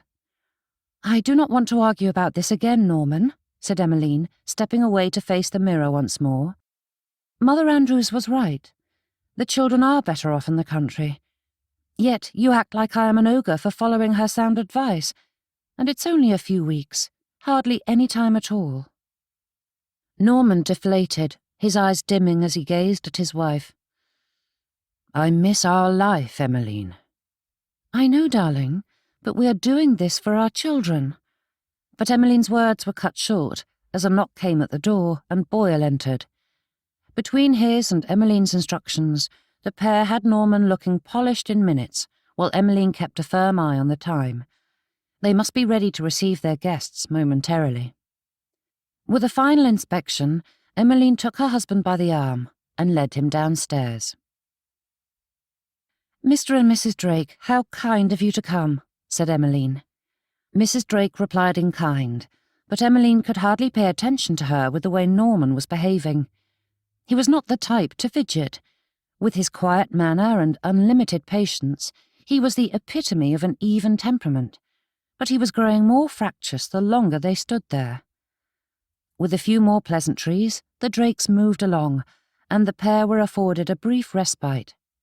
Luckily, the last few guests were arriving, and soon she could release her poor husband from the duty he despised so greatly. "Only a little longer, dearest," said Emmeline, squeezing his arm. Impulse had her leaning into him, but she caught herself before she moved scandalously close to him. As much as she wanted to wrap her arms around her husband, Mother Andrews's voice came to mind, reminding her of just how terrible an idea that was. Tension pulled at the corners of his lips while his gaze begged her to set him free. "Do you promise?" "Emmeline, my dear girl, how good to see you." Every muscle in her body tightened at the sound of Mamma's voice. Caught between panic and elation, Emmeline had not the clarity of thought to decide whether she was happy or angry about her mother's sudden appearance. "Mamma," Emmeline greeted as the lady leaned in to buss her cheek. "I heard you were travelling the continent." "I was, but I had to return when I heard my dear Priscilla was to be married," said Mamma, reaching over to take her youngest by the arm. "Your aunt would make a mess of the whole business, and I cannot allow that to happen." Emmeline's eyes darted to Priscilla, her heart fracturing under the weight of a double betrayal. It was painful enough to know her sister had not bothered to tell her of the engagement, but it was unbearable to know that Mamma would shoulder the effort of planning the occasion when she hadn't bothered to even attend Emmeline's wedding. Norman rested a hand at her back, his thumb brushing a gentle touch as Emmeline battled her gathering tears. "Mrs. Kingsley," said Mother Andrews as she joined the group. Giving the others a slight curtsy, she lightly tapped Emmeline on the arm with her fan. It was just the reminder Emmeline needed to clear her mind. She could hear her mother-in-law's voice as though the lady had spoken the words aloud, censuring Emmeline about her lack of composure. "It is a surprise to see you here tonight," said Mother Andrews, giving Mamma's dress a hard look. In the shock of the moment, Emmeline had not noticed her mother's garish gold gown. There was not a speck of mourning about it, though she was still far from the end of that solemn period. The tempestuous nature of their relationship was no secret, but this blatant affront to her husband's memory was beyond the pale. "Why would I deny myself the opportunity for such entertainment?" asked Mamma. "And I have not seen Emmeline in ages." "We are pleased to have you both," said Norman, and Emmeline clutched her blessed husband's arm in relief, for he was able to find something to say when she was at a loss for words. "Emmeline has outdone herself tonight, and it is wonderful that you and Priscilla are here to celebrate her triumph." Mamma grinned, a cloying, coquettish thing, but her eyes were not directed at anyone in their party. Rather, her gaze lingered on a young gentleman standing at the edge of the ballroom. Priscilla smiled, though hers was genuine in every aspect. "The decorations are quite lovely, Emmeline." Their mother made a vague noise and waved her hand. "Rather ordinary, in fact. Nothing I haven't seen before, but not a terrible attempt. I am certain you will get better with time." Though Emmeline thought herself a rational creature, those words stoked a fury in her heart that pointed itself inward.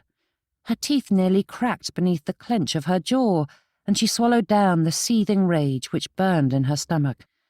Why must she be such a fool? Emmeline knew precisely where she stood in her mother's estimation. Amelia Kingsley had made her feelings clear time and time again. Yet when her mother's apathy reared its ugly head, Emmeline's heart acted as though it was the first time. Through the self-loathing, her eyes prickled with unshed tears, which only made her anger grow, for she knew better than to hope for a morsel of affection from her mother. Yet her traitorous heart longed for it. Before anyone in the party could say another word, Mamma took Priscilla by the arm, leading her into the crowd in search of finer companions. "Do not listen to her, Emmeline," murmured Norman, wrapping his hand around hers. Emmeline nodded, for she could not form a proper response. It was all well and good to say such things did not matter, but her heart refused to listen. Emmeline could not fathom how her mother still held such power over her. For goodness' sake, Emmeline had spent more time with most of the ladies in the ballroom than Amelia Kingsley. Why should Mamma's opinion matter so? "Norman, fetch your wife a drink," said Mother Andrews. "She looks piqued." "But, Mother," he began, but the quelling look she gave him sent Norman scurrying towards the refreshment table. "Compose yourself, Emmeline," said Mother Andrews, stiffening her posture and looking down her nose at Emmeline. "Such hysterics are hardly useful." There were no tears or great gasping breaths, so Emmeline was far from hysterical, but she felt a tremble spreading through her as though the last of her strength had evaporated in the aftermath. "Head up, child," said Mother Andrews, tapping Emmeline's chin with her fan. "Your mother is and always has been a fool of the highest order. Do not give her power by falling to pieces now. You have done an admirable job tonight." "Truly?" Emmeline's voice warbled, the sad question wringing a tear from her eye. "There are certain areas in which you can improve, but you have done fine work. Do not doubt that, and do not spend one more minute mourning Amelia Kingsley. She is not worthy of such efforts," said Mother Andrews. Though her rigid spine did not relax, nor did the tightness in her expression soften, there was a warmth to her eyes that was all the more poignant for its rare appearance. "Now, compose yourself." Emmeline nodded. With a slow breath, she straightened, forcing her nerves to settle as she erased any outward sign of her distress. Once she was calm, both inwards and out, she turned to face the next guests, who were fast approaching, and greeted them with a curtsy that was the picture of perfection, just as Mother Andrews had taught her. Chapter 31. Eloise sat like a statue, staring at the far wall of the parlour. Her eyelids felt like crudely spun wool as she blinked at the nothingness, her thoughts vacant. Having passed most of the morning thusly, Mother had given up coaxing her to speak, and the pair sat silent while the lady's gaze darted between her needlework and her daughter. Would Patrick visit today? That question set her stomach churning, even though she hoped he would. How could one long to see someone, yet dread their presence? It made no sense to Eloise, but the few sluggish thoughts she managed to formulate today were supremely unhelpful. Of course, honour dictated that he call. Though few had witnessed the heated embrace, the ballroom buzzed with the rumour before the Andrews had taken their leave. If no announcement was made forthwith, Eloise would be ruined. And ruination was what she desired, wasn't it? Such thoughts were too big for her mind to contemplate at present, and they fled once more. However, Patrick's expression would not leave her be. In her spiteful moments, Eloise had wished to cause him the same pain he had caused during his absence, but seeing it played out before her brought no peace or comfort. Rather than a tit-for-tat exchange, it left another bruise adjacent to those he had inflicted. The parlour door opened, and a footman entered, coming to Mother's side to offer up a silver tray with a calling card atop it, but Eloise needed no announcement to know who awaited them. Speaking a few words to the servant, Mother put aside her work, and moments later, Patrick stood in the doorway. Eloise went through the proper greetings, moving on instinct rather than conscious thought as she stared at him. "Might I speak with your daughter alone?" asked Patrick, while avoiding Eloise's gaze. Mother looked between the pair and then left. Heat filled Eloise's cheeks as she took her seat again, her eyes dropping to the floor. Patrick strode to the fireplace, standing silently with his back to her. "Eloise," he began, but she could not allow him to continue. "That is unnecessary. I know duty and honour require you to offer marriage, but my honour will not allow you to be forced into an engagement. We both know that was not my intention." Patrick did not turn to look at her, but his head dropped. "No, but you intended to do as you pleased, regardless of the cost to anyone else." Eloise stiffened at that accusation. "Perhaps I was being self-serving, but surely you understand my desperation. Being compromised was my only solution." Her words were cut short when Patrick let out a bitter laugh, turning to look at her with such disappointment and disbelief that tears gathered in Eloise's eyes. His head dropped again, and he stared at the rug, shaking his head. "Are you that naive, Eloise, or are you merely blind to the truth? You speak of being compromised as though it is a godsend." "It is, if it frees me of my mother's control."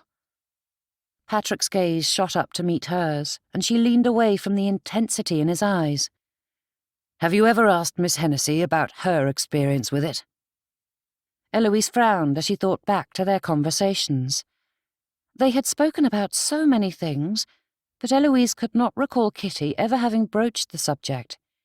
In point of fact, Kitty rarely spoke of herself, and a spike of shame pierced Eloise's heart at the realization that she had never thought to ask many questions of her new friend. "I heard she was caught in an embrace with a gentleman," said Eloise, her fingers tracing patterns in the sofa cushions. "Mr. Goldsmith, in fact." "An embrace?" asked Patrick with an arched eyebrow. Stepping closer, he glared down at her. When she did not meet his eyes, he let out a frustrated huff. "Mr. Goldsmith is adept at preying on innocent young ladies, and though I do not know the whole of the story, it was no simple embrace. Have you never noticed how nervous she is around men?" Of their own accord, Eloise's eyes snapped to his, and he held her gaze as he continued. "That monster delights in the struggle and forced himself upon her, Eloise.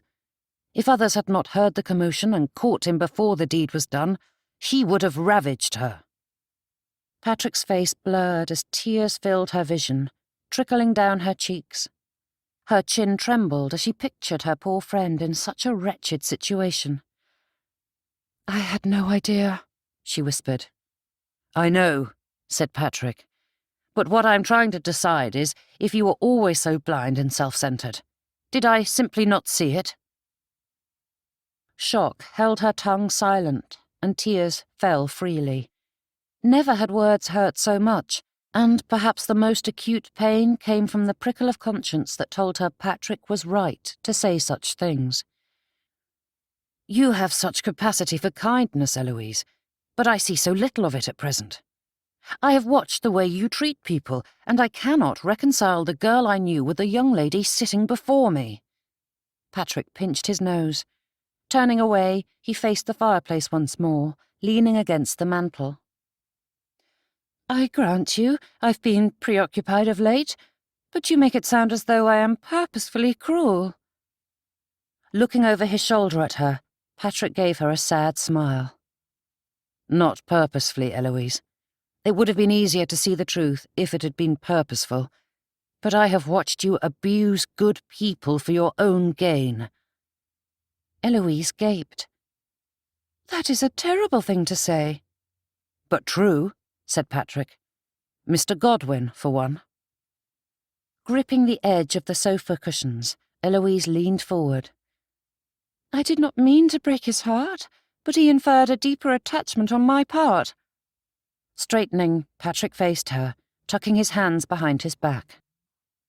"You cared little for him, yet you flirted and hung on his every word to make me jealous, and by doing so, you encouraged his feelings."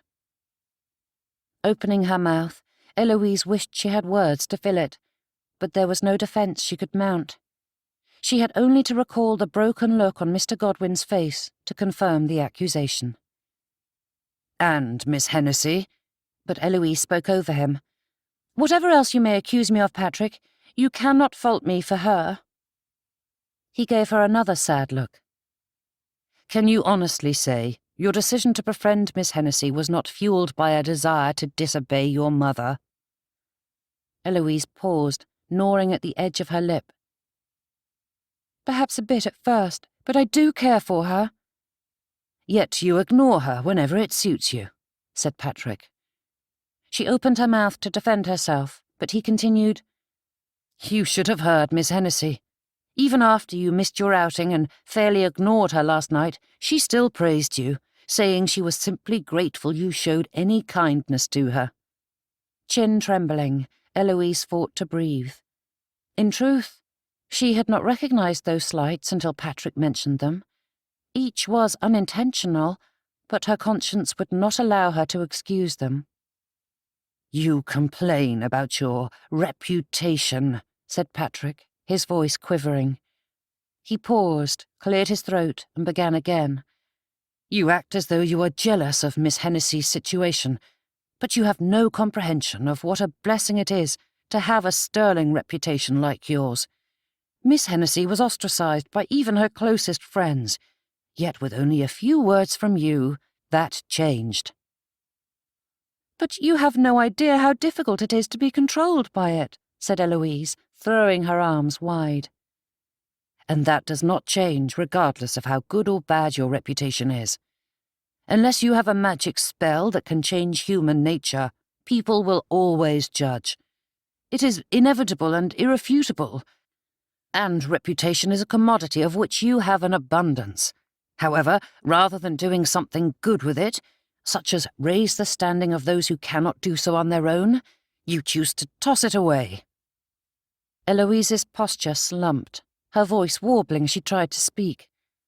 "I had not thought of it that way." "Because you've never been treated like a pariah." The silence stretched out, filling the parlour with an oppressive weight that felt liable to crush her. There was no containing the tears pouring down her cheeks or the tremors that had taken hold of her hands. Though she wished to refute Patrick's words, they held too much truth to be turned away. "I wish I had some better justification for my behaviour, but I am ashamed to admit I have none.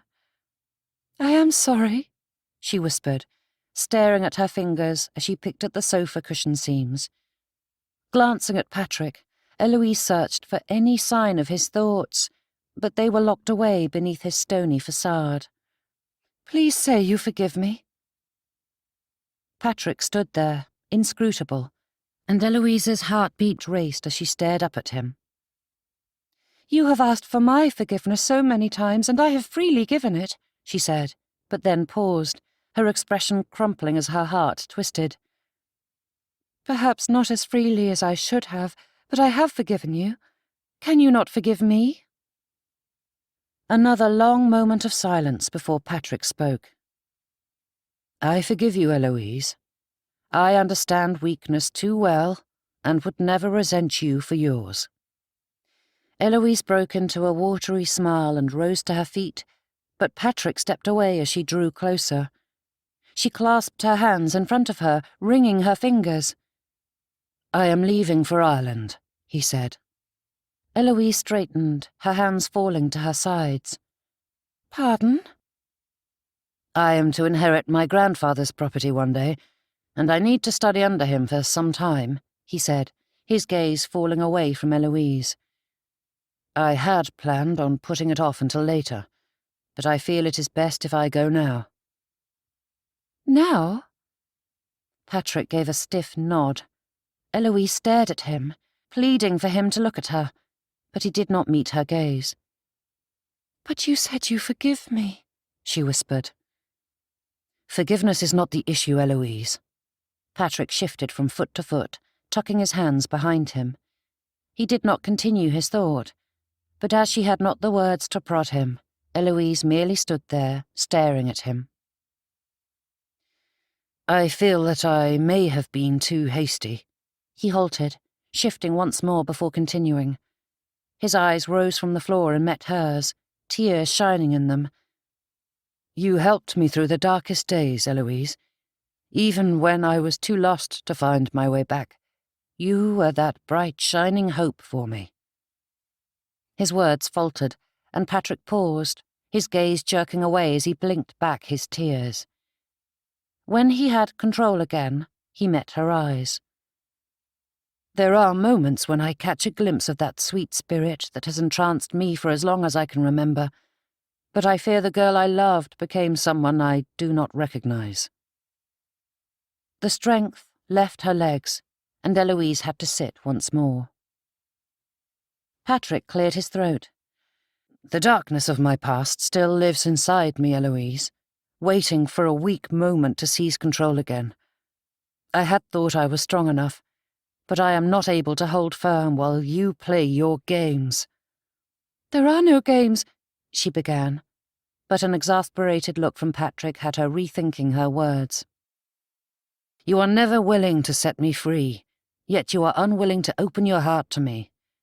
I am a patient man, and I am willing to spend the time and effort to rebuild a future with the Eloise I love. However, I am not certain she still exists. He paused, his brow furrowing.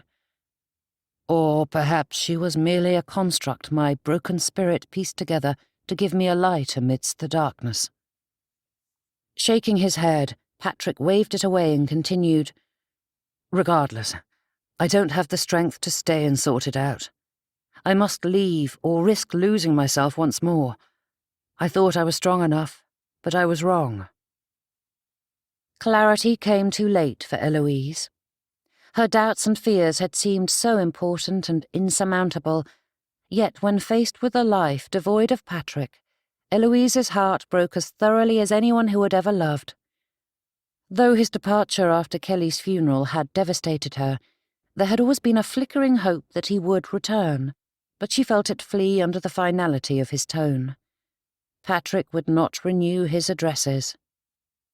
The parlour door opened and Mother strode in. Then you two are not to be reconciled? Eloise turned her tear-filled eyes to Patrick, but he did not meet her gaze. She could not speak the words, and apparently neither could he. Mother stood before the pair, her hands clasped in front of her as though she were inspecting the maid's work. I see, she said, and Eloise swore she saw a flash of sadness, but it vanished before Eloise could say for certain. Then I am afraid we have no other recourse than to bar you from our home, Patrick, said Mother with a pinched expression that Eloise could not decipher. It is the only way to salvage Eloise's reputation with this scandal looming over the pair of you. Patrick's eyebrows rose. I am leaving for Ireland, so I shan't be a problem for long. Mother took a hesitant step forward, reaching for him, but she caught herself, straightening once more. I do apologize, but I must do what is best for my daughter. If you two aren't going to marry, then we must distance ourselves. Patrick's gaze flicked between mother and daughter for a moment before he gave a curt bow. Then I shan't sully your family with my presence any longer.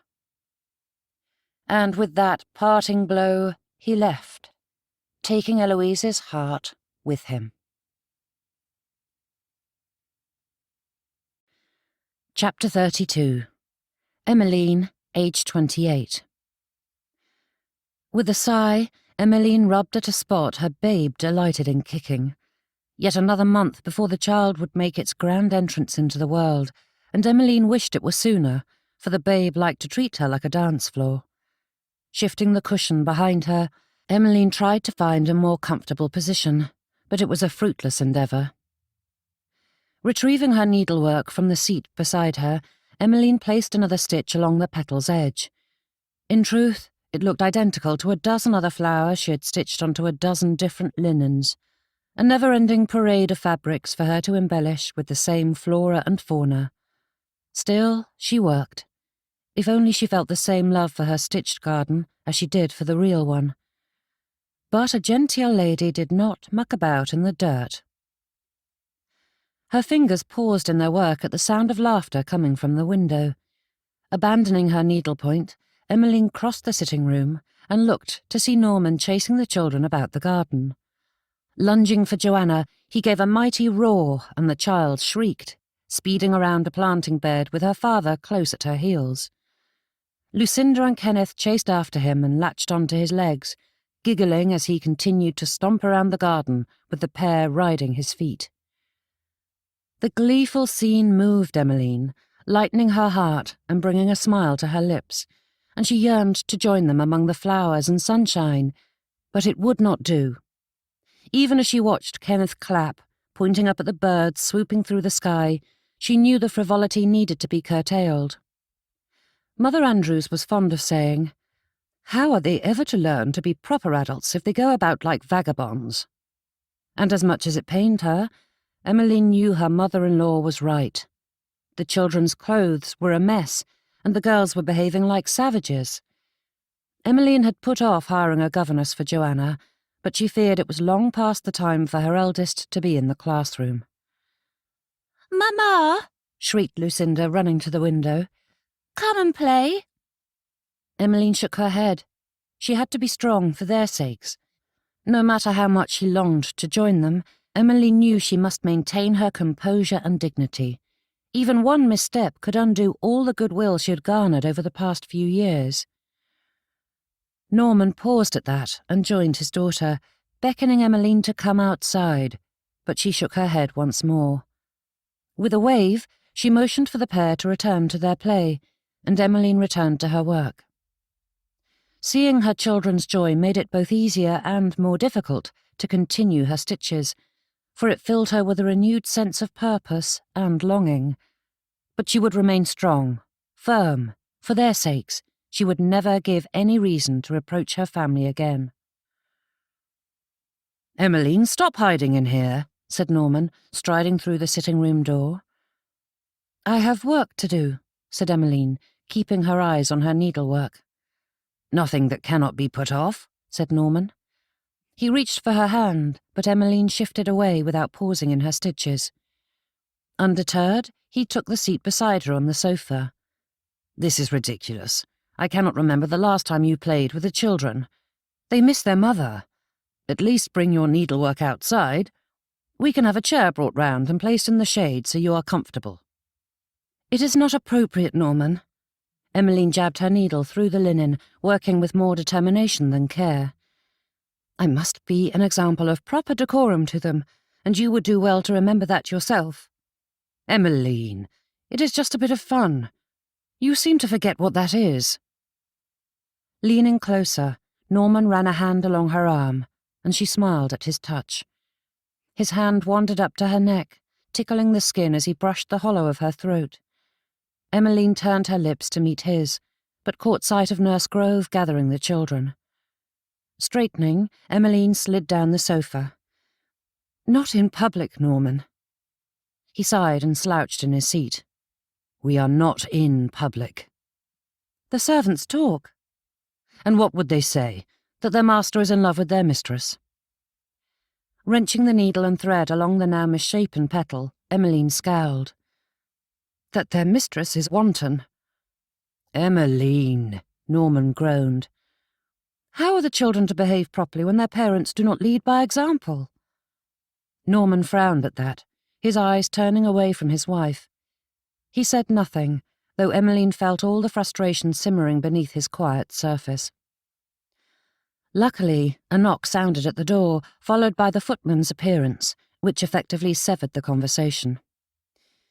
"We have everything moved as you ordered, madam," said John with a bow. "Wonderful," said Emmeline. "I will be by shortly to inspect the work." Norman's eyes darted from John to Emmeline. Once the door closed, Norman spoke. "I hadn't realised Mother was leaving. She said not a word about it at breakfast." Glancing over at Norman, Emmeline shook her head. "Why would Mother Andrews leave? She is so happily situated here at Pendleton Place. It is her home." "Of course, my dear," said Norman, standing to look out the window at the children.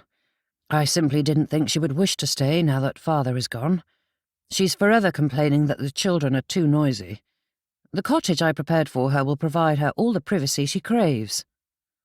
"But we cannot do without her," said Emmeline, pushing aside her needlepoint. Joining her husband at the window, she drew her arm through his. "I depend on her so, and she is so helpful." "Perhaps a bit too helpful." Coming around to stand before Norman, Emmeline took his hand in hers.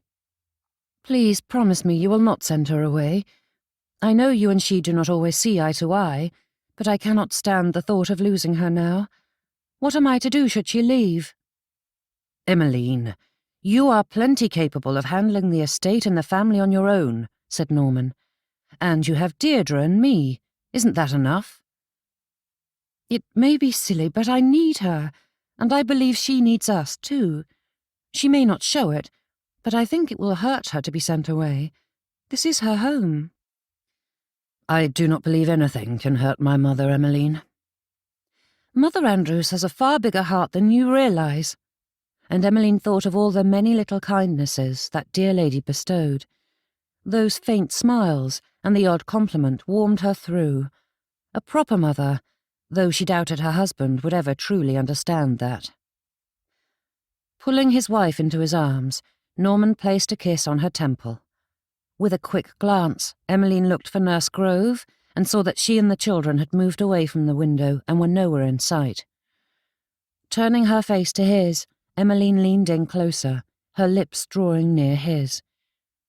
But Norman paused, his brow furrowing as he looked at his wife. "If Mother isn't leaving, what was the staff moving?"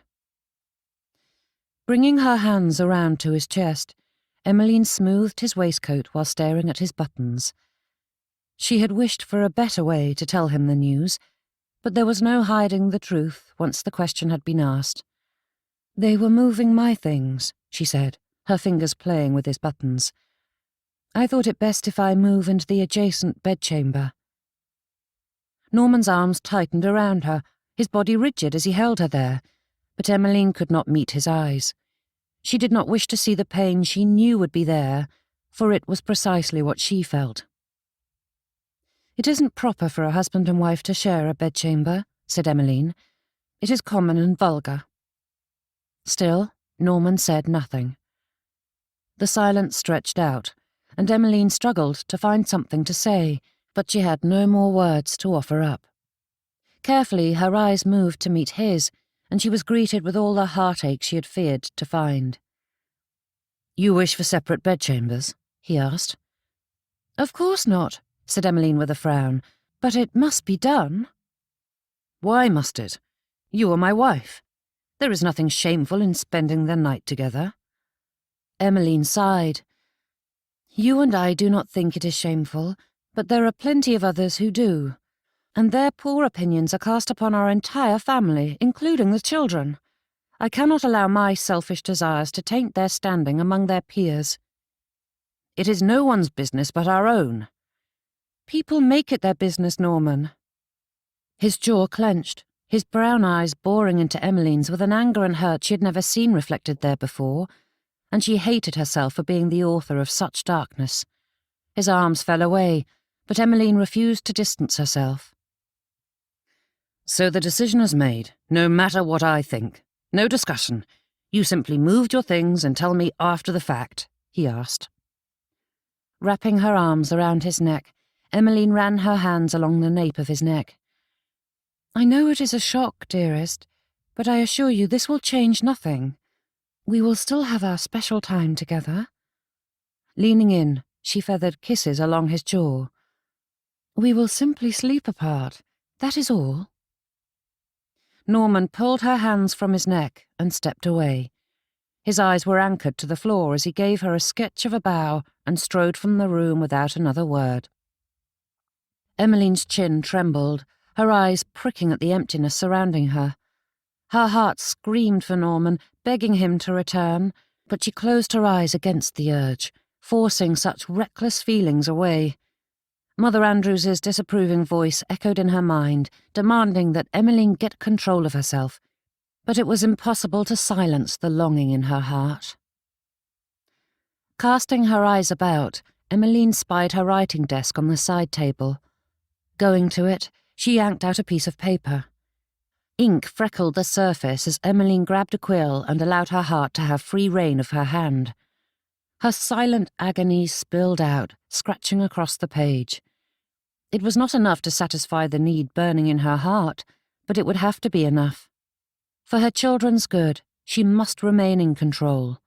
For her own sanity, Emmeline must allow herself to be free in this hidden place. No one need know. Chapter 33. Had she done the right thing? The question plagued Emmeline, but she could not think of another way to salvage Eloise's future without cutting ties with Patrick. The quill flew across the journal page, her hand struggling to keep up with her stream of thoughts. Emmeline didn't know when tears had formed, but they blurred the words and left droplets across the page. Memories of Eloise, Patrick, Norman, and Mother Andrews swarmed her like flies, picking at her well-being until she had no reserve left to shoo them away. Why had she neglected her duty last night? Emmeline could only attribute it to the shock of discovering that Eloise had visited her grandmother. Combined with having her past dredged up by those shrews, and Emmeline had been thoroughly out of sorts. She should have watched Eloise closer. Emmeline's pulse raced at the thought of what might have happened had Patrick not rescued Eloise from Mr. Goldsmith. Though the memories did not plague her as they once had, Emmeline could not forget the hands that had gripped her, the weight of a man pinning her to the floor, the lurid whispers in her ears, wet lips covering hers. For all that Emmeline had done to protect her daughter from such things, Eloise had willingly put herself in the path of such danger. But Eloise was safe, for the time being. Though her daughter had done her best to destroy everything Emmeline had worked so hard to build, there were other steps to further mitigate this disaster. Emmeline would not allow her daughter to be painted with the same brush she had been. That would not happen. It could not. The door to the library swung open, and Deirdre swept in, anger vibrating off her. "How dare you, Emmeline?" she said, slamming the door behind her. Dropping the quill on the desk, Emmeline abandoned her journal. There was no point in feigning ignorance. "I did what I must." "How could you bar my son from your home?" she asked, tapping her breastbone with a jerky movement. "My son!" "Deirdre, please, can we not speak peaceably?" Emmeline asked, motioning for Deirdre to sit on an armchair, but her friend pulled away. "Peaceably?" Deirdre asked, her muscles quivering. "How can you expect me to be peaceable about this? Do you think I will allow you to treat my son in such a manner and say nothing?" Clasping her hands in front of her, Emmeline took in a breath, but it did nothing to calm her fraying nerves. "I have to protect my daughter's reputation." "What tripe? The majority of people have already dismissed the rumours, for no one can believe your daughter would behave in such a manner." Emmeline sighed. "After all that has happened of late, I cannot be too careful. I did what needed to be done for my daughter. Patrick is best for Eloise. They are clearly meant for each other." Emmeline tried ushering her to sit again, but surrendered at the fierce look Deirdre gave her. "You know I adore Patrick, and I would love nothing more than to see them happily settled, but it was clear they were not going to reconcile." Deirdre rolled her eyes, waving her hands at that nonsense. "Don't be a fool, Emmeline. Of course they will reconcile. They've had a rocky go of it, but this is not the end of their story, unless you keep standing in their way." Slumped in his armchair, Norman stared off at nothing. His eyes blurred the world as a jumble of thoughts cluttered his head. His chin rested heavily in his hand, keeping him upright when his body wanted to sag to the floor, and he longed for a bit of sanity, peace and quiet, happiness. Someone had painted over his beautiful life, leaving it a muddy, grey mess. The change had crept up on him, sucking the brightness from his world in slow but steady ways, until it was nothing but a dull approximation of what it had been. It was no longer a case of merely lacking happiness. Norman was miserable. Rubbing a hand along his head, he could not think of how to fix this. Perhaps there was no solution. A door slammed somewhere in the townhouse, and Norman sighed. He had hoped that Eloise's mood would improve, but it appeared it had not. However, the raised voices that accompanied the slam weren't Eloise's. To his shame, Norman's instinct was to pretend he hadn't heard Deirdre's shouts, but he had hidden from such things for far too long. Getting to his feet, he went in search of the trouble and found it in the library. I had to ensure Eloise did not become a byword. Norman pushed open the door, and Emmeline paused. Both ladies turned to see him enter, and Norman froze. But it was too late to retreat. Deirdre's gaze burned him, and though Emmeline stood poised and proper, there was a frenetic energy resting just below the surface, as though she were barely holding herself together. I heard raised voices, he said, holding his hands up in surrender. Deirdre turned her fiery gaze from Norman to Emmeline. If you bar my son from your home, you bar me. Norman sucked in a quick breath, his eyes darting to his wife as his blood ran cold, while Emmeline's hands fell to her sides, her mouth gaping as tears filled her eyes. I have been your friend for a long time, said Deirdre. The lady's lips trembled, a sheen of tears filling her eyes. I have stood by you through everything. I have overlooked so much because I hoped the Emmeline I knew and loved would return to me some day. Emmeline opened her mouth, but paused when Deirdre held up a staying hand. Though I am ashamed to admit it, I was relieved when Mother Andrews passed, said Deirdre with a shake of her head. I thought you would finally be free of her influence, and there are times when I see your perfect facade cracking, but I cannot stand it any more, not if you are going to do this. Emmeline blinked at Deirdre, and Norman saw his wife struggling for words. He prayed she would make the right decision. I cannot risk my daughter's future, said Emmeline. Norman's heart constricted, shrinking into itself, his whole chest tightening. The fight seeped from Deirdre. Her posture slackened, and she pressed a hand to her stomach, tears falling from her eyes. I have always admired how willingly you sacrifice for your family. You may be the most giving person I have ever met. But the disheartening thing is that you are too bullheaded to realize when you are doing more harm than good. With that, Deirdre turned to the door, pausing as she passed Norman. Their eyes connected, and he saw his own heartache and disappointment echoed there. Giving his forearm a brief squeeze, Deirdre left. What had Emmeline done? But quick on the heels of that question came another. What had he done? This hollow life had not occurred in the blink of an eye, or even in 2 blinks. It was a culmination of years sitting idly by, hoping things would work themselves out. I cannot believe it, whispered Emmeline, dropping onto the armchair. I can, said Norman, and Emmeline's eyes jerked to his. Pardon? Habit kept his mouth shut tight, but knowing his wife believed herself the victim of Deirdre's wrath, rather than the appropriate recipient of it, made him realize he could no longer remain silent. You have gone too far, Emmeline. Getting to her feet, she straightened. I did what was needed to protect my daughter, for her happiness. That oft-repeated refrain struck Norman's ears, and fire blazed in his veins.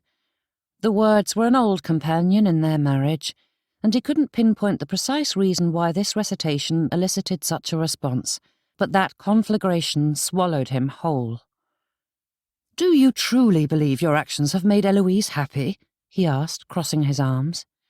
She is unbearably miserable because you insist on behaving like my frigid, lifeless mother.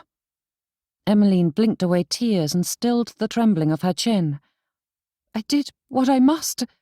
Do not say those words to me again, Emmeline, said Norman with a scowl. You have said them so many times, I do not think you truly comprehend what they mean. Stomping her foot, Emmeline glowered back at him. People were gossiping about our children. They judged them for every misstep we took, she amended, gesturing between them. My parents' choices tainted my life. You cannot comprehend the pain it caused me, and I had to protect our children from suffering as I did.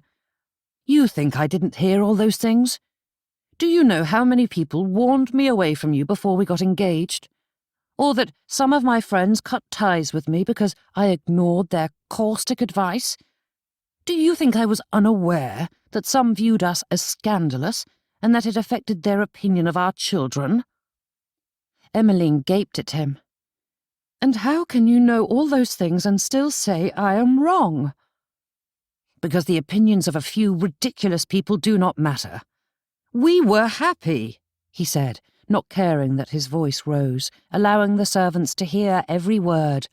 Let them listen in, for it did not matter to him now. "You say you only care about their happiness, but do you really think your behaviour has made them happy?" "Of course." Her nostrils flared and her face reddened. "They never knew what it felt like to be shunned or to have to bear the shame of their parents' sins." Instead, they had to suffer through my wretched upbringing, with a lifeless mother and complacent father." It wasn't until the words were spoken that Norman understood the extent of his wrongdoings. Though he had not been the driving force behind the fracturing of their family, he was equally complicit. Norman sighed, his shoulders slumping. "I can no longer stand by and do nothing." Emmeline leaned away, staring with wide eyes. "What do you mean?" "Like Deirdre, I am tired of hoping you will come to your senses," said Norman. Putting his hands on his hips, he stared at the toes of his boots. "I have loved you deeply, Emmeline. I still do. But I will not allow our family to continue on as it has." Bringing his head up, he met her eyes. "Eloise needs unfiltered love and guidance. So, I am taking her to stay with your brother. Perhaps Mina and I can undo the damage before she ends up as miserable as you." Emmeline clutched her stomach, dropping down onto the armchair, her hands trembling. "You are leaving me?" Norman pinched his nose, breathing through the unwanted tears that pricked at his eyes. But his voice faltered. He cleared his throat. "You left a long time ago." He could not meet her eyes, but he felt her heart breaking. It was the truth, and it needed to be said, but that did not stop his own heart from aching in response. Without another word, he walked out of the sitting room, leaving Emmeline alone. Chapter 34.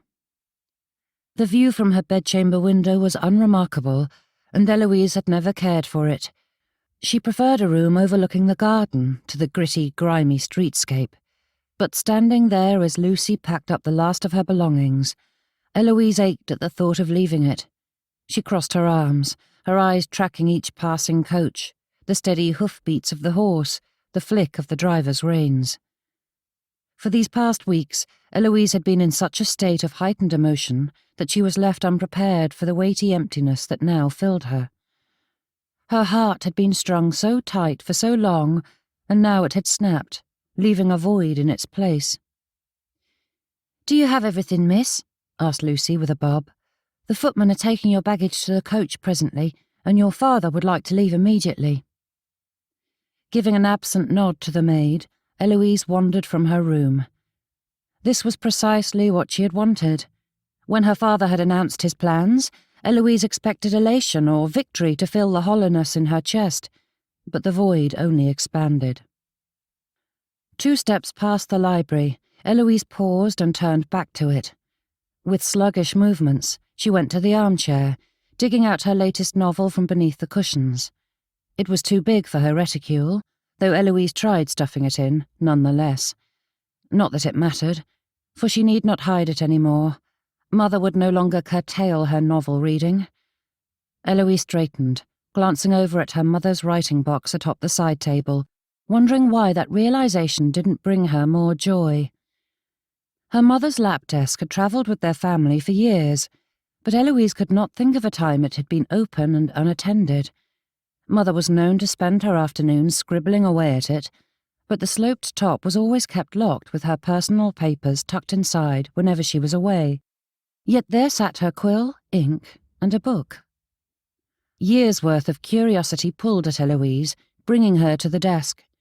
Staring down at the words, she expected to see the polite nothings that filled Mother's usual conversation, but found tear stains and near indecipherable scribbles. The image the page presented was so diametrically opposed to the poised image her mother presented that Eloise could not turn away from it, even if she wished to. Eloise had never seen tears in her mother's eyes, yet here was clear evidence that she felt any such emotion, that she felt anything at all. The scrawls were hasty, as though mother's hand could not keep up with the stream of thoughts in her head. Glancing to see that she was completely alone, Eloise looked closer. Her eyes jumped straight to her own name on the page. What more can I do? What more can I give to secure Eloise's future happiness? There is nothing left of me to sacrifice, and I fear it is all for naught, for she is so determined to throw away everything I have given her. I love her with all my heart, yet she despises me, and when I attempt to show her how I feel, I hear Mother Andrews's voice warning against it. I am trapped behind invisible bars, beating against my cage, and shouting for someone to hear me, but I am alone. "Eloise," called Father from the hallway. Jumping from the desk, Eloise moved to the door, but paused, glancing back at the book. The right and wrong of her impulse played through her mind in rapid succession, but the temptation was too great.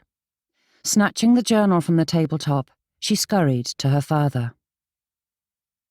Silence descended on Caswell House, as though it had a life of its own, creeping through the building until it filled each nook and cranny with its nothingness.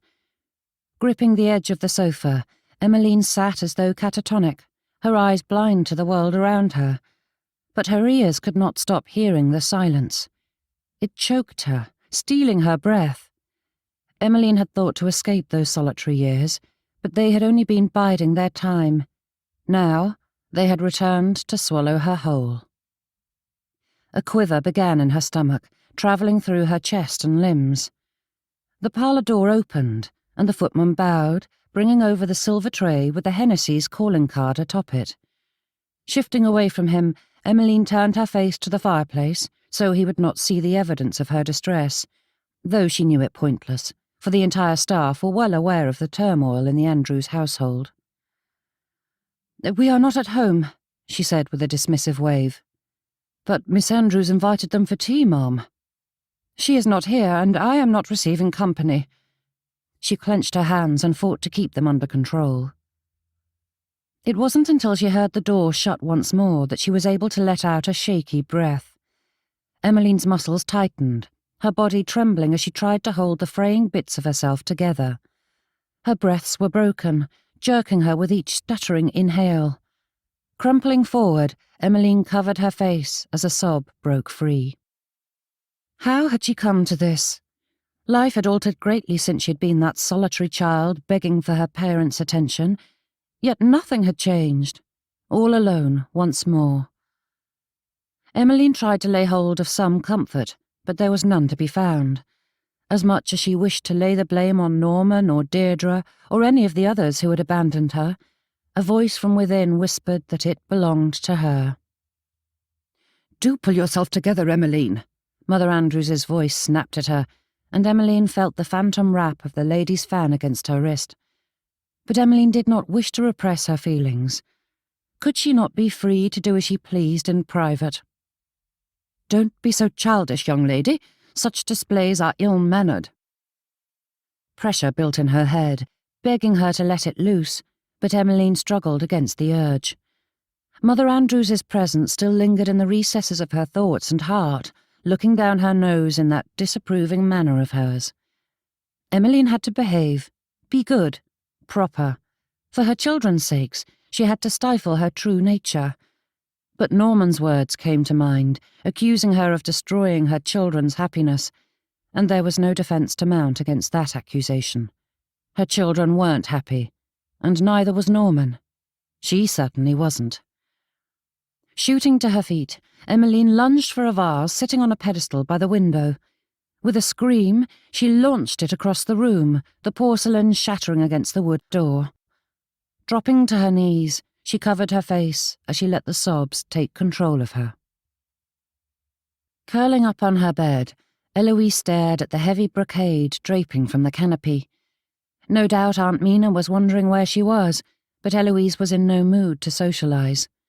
The day had been too exhausting for her to face small talk, large talk, or anything in between. Peace and quiet were what she needed, yet she could not seem to find the former. Eloise's heart wrenched at the thought of what she had done to Patrick. Her mind replayed each of his words in a never-ending loop. Selfish, naive. How she wished to refute those claims, but the more she thought on his accusations, the more she came to accept that they held an element of truth, though she did not understand how she had become such a person. She had betrayed Patrick, used him, played with his heart for her own benefit. Though some of it was unintentional, obliviousness was a sorry excuse for poor behaviour. Whatever his past sins against her, Eloise had treated him ill, and it shamed her. And now he was leaving. Mother's journal lay beside her on the bed, and she ran her fingers over the leather binding. Yet another sin to add to her list, though Eloise could not muster any proper guilt for pilfering it. Propping the book against the pillow, she opened to the first entry. I caught Eloise sneaking away from her governess today. It is the third time this week, and I am struggling to be as firm as I should be, for my heart sympathises with her plight. I would much rather be out picking wildflowers with her than sitting through another round of tedious morning calls. How I wish I could strip off my shoes and run barefoot through the fields with her and spend a lazy afternoon lying in the grass. Mother Andrews fully despairs that Eloise will ever become a lady, but I cannot bring myself to curtail her joy. She nearly laughed at that. The thought of her mother enjoying such larks was so foreign that Eloise could not conjure the image. At best, her mother strolled, dignified, along cultivated paths, but that was the furthest her imagination could extend. Glancing at the date, Eloise was startled to find that the entry was dated only a few years ago, not long before her 17th birthday. Minutes ticked away as she immersed herself in her mother's journal, poring through each entry. The words showed a side of her mother that Eloise struggled to believe existed, even though the words were written by her mother's own hand. In these pages, Mother poured out her heart, sharing every hope, joy, sorrow, and heartache that touched her life. The woman on these pages was far from an unfeeling creature. Her mother was so full of life and feeling that Eloise could not comprehend how the lady was able to bottle it all away. Some pages were filled with such happy musings that Eloise laughed aloud. Others brought tears to her eyes.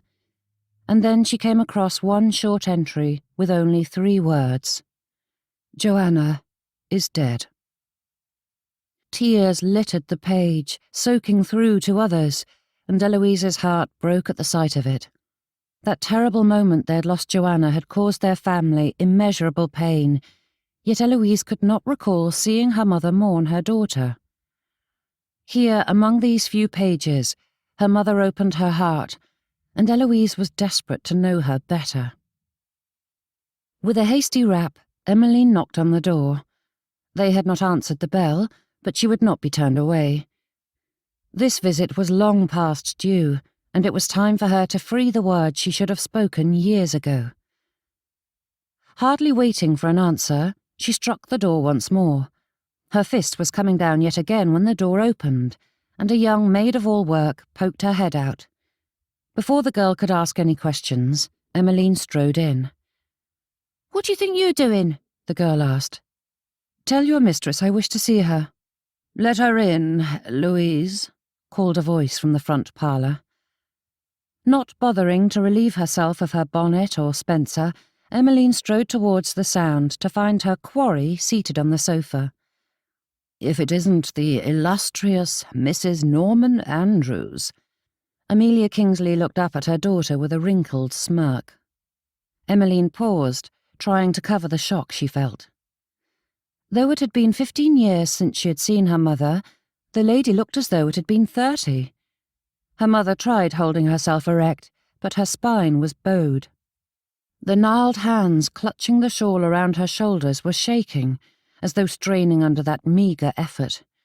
More than the surface signs, Mamma looked like a dried leaf, as though any touch might cause her to crumble away. To think I have received visits from my family twice in a fortnight. What felicity! Her tone was as dry and brittle as she looked. Emmeline sucked in a fierce breath, holding it for several moments in an effort to slow her speeding heart, but it did no good as she glared down at Mamma. There were years' worth of words she wanted to speak, so many wrongs to bring to light that Emmeline's mind could not sort through them all. "If you are merely going to glower at me, you might as well take a seat," said her mother, waving a shaking finger to the sofa opposite, but Emmeline could not bring herself to sit. "How can you be so selfish?" Emmeline blurted. Mamma raised a grey eyebrow. "I offered you a seat. Are you demanding refreshment as well?" Emmeline clenched her jaw until her teeth ached. "You know my meaning." "Has my day of judgment finally arrived?" asked her mother with a smirking huff. "Am I now to be castigated for all my supposed sins?" Turning away, Emmeline crossed her arms with a shake of her head. "You needn't mock me, Mamma." "And you needn't be so dramatic, daughter." Looking at her mother over her shoulder, Emmeline's brows drew together. "Do you truly have no idea how much you hurt your children, ruined our family? Even now I am suffering because of your selfish decisions. Your actions have caused irreparable damage." Mamma scowled, stabbing a finger at her. "You and your brother always blamed me for everything. You have no idea how much I suffered, how cruelly your father treated me. He is the one who ruined everything. I tried my best to be a good mamma to you children. You were absent more than you were present." "I did what I needed to survive, Emmeline.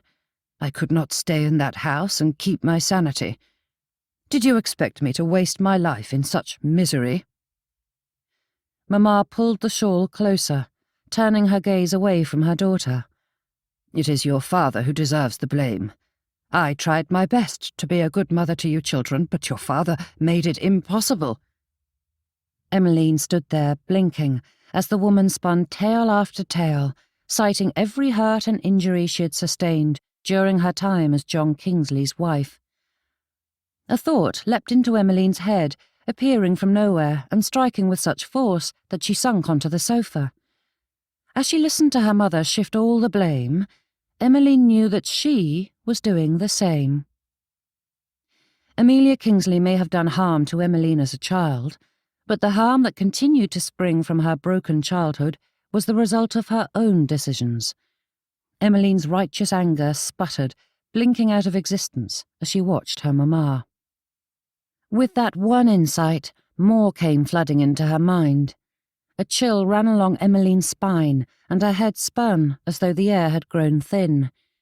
Bringing a hand to her mouth, she saw her own children's childhoods echoing the same terrible pattern that hers had. She may have been more present in their lives than Mamma, but that was not enough. They had needed love, and she had lectured them on propriety.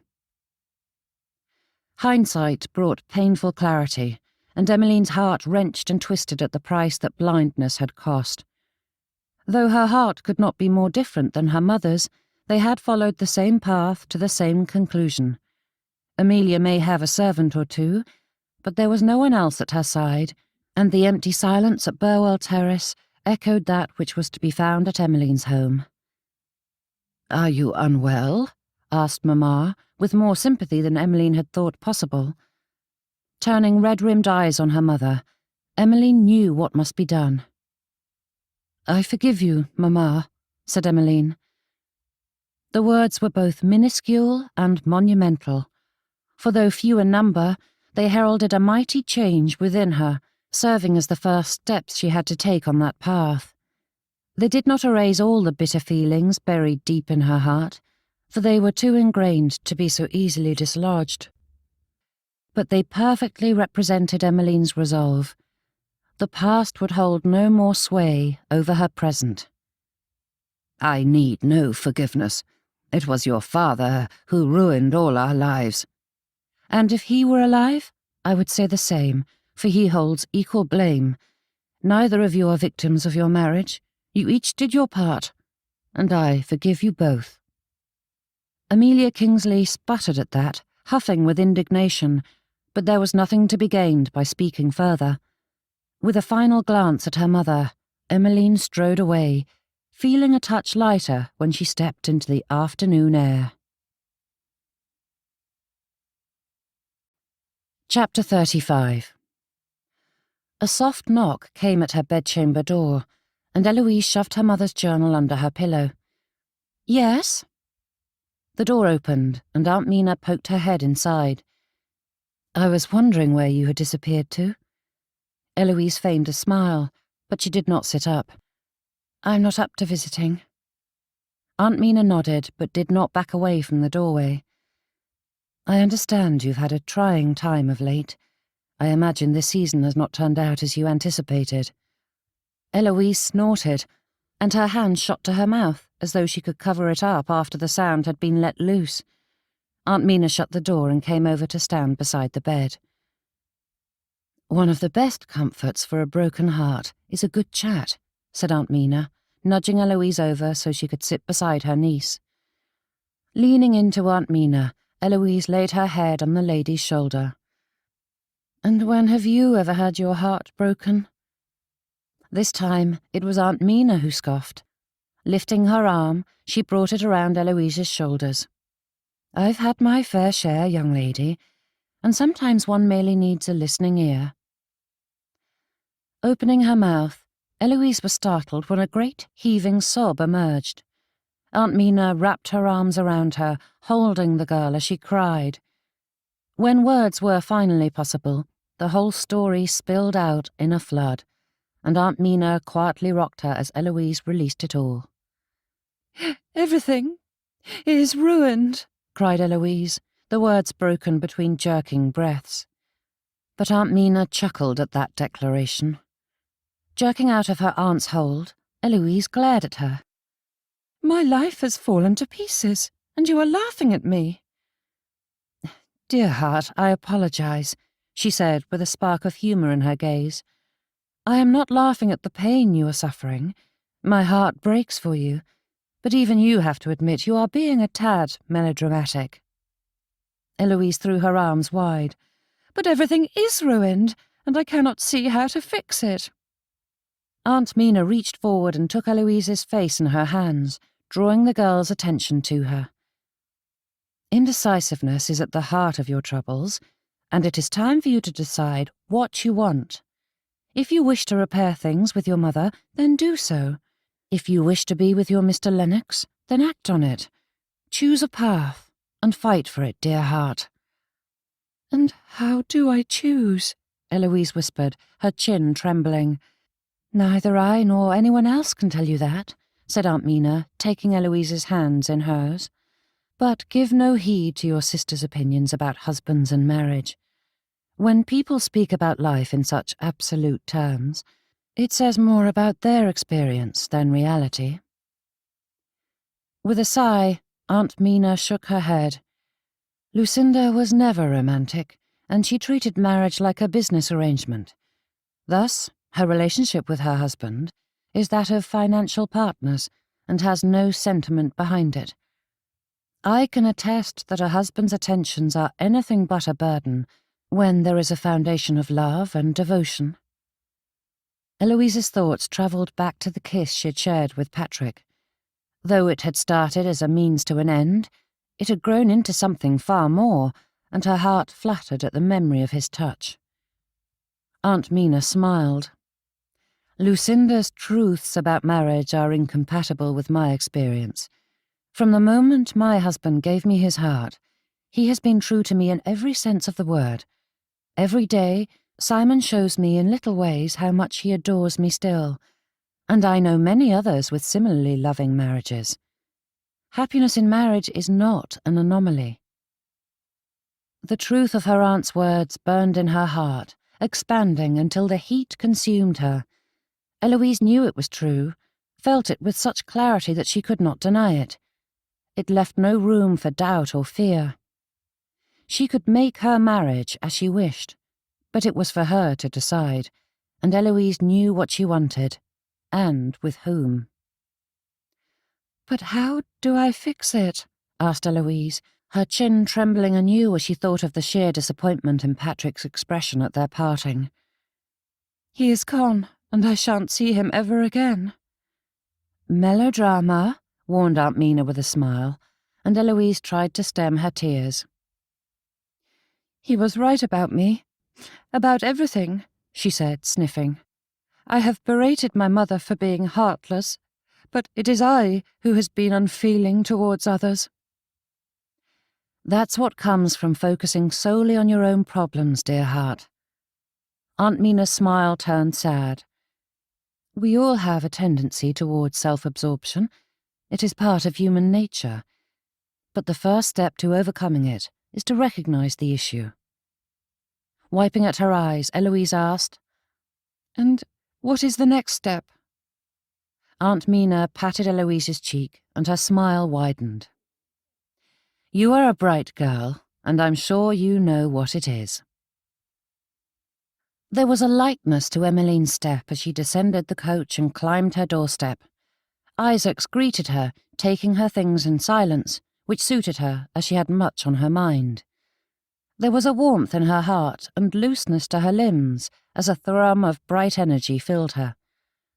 With the weight of her childhood gone, Emmeline was astonished to realize that despite the other circumstances in her life, she felt unburdened, peaceful, hopeful even.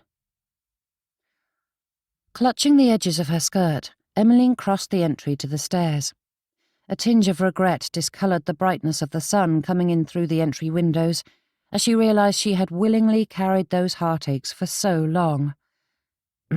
"Madam," said Isaacs with a cough.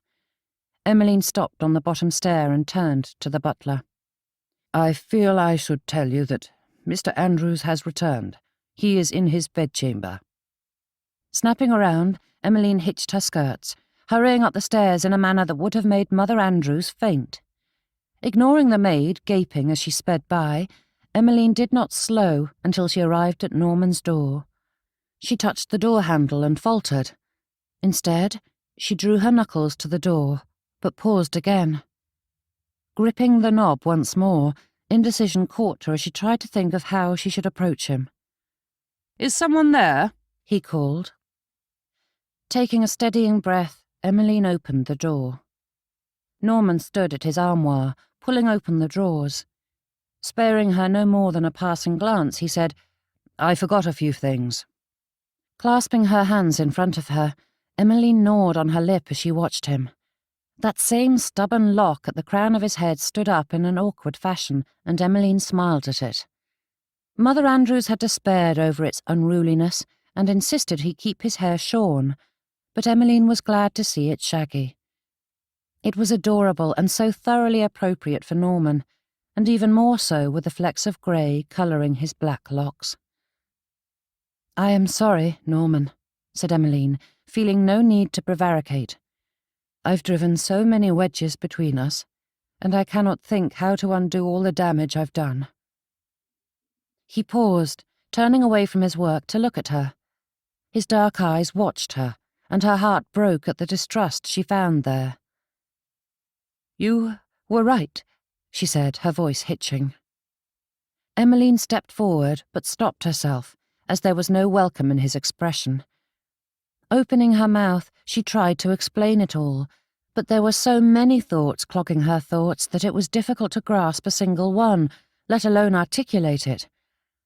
Taking a deep breath, she let it out in a slow gust, dropping her gaze to the rug.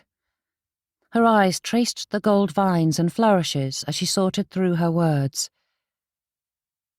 "Your mother poisoned me," she said, cringing at the choice of words. With a sigh, she tried again. "Though she holds some of the blame, I cannot lay it all on her doorstep. I allowed her to poison me."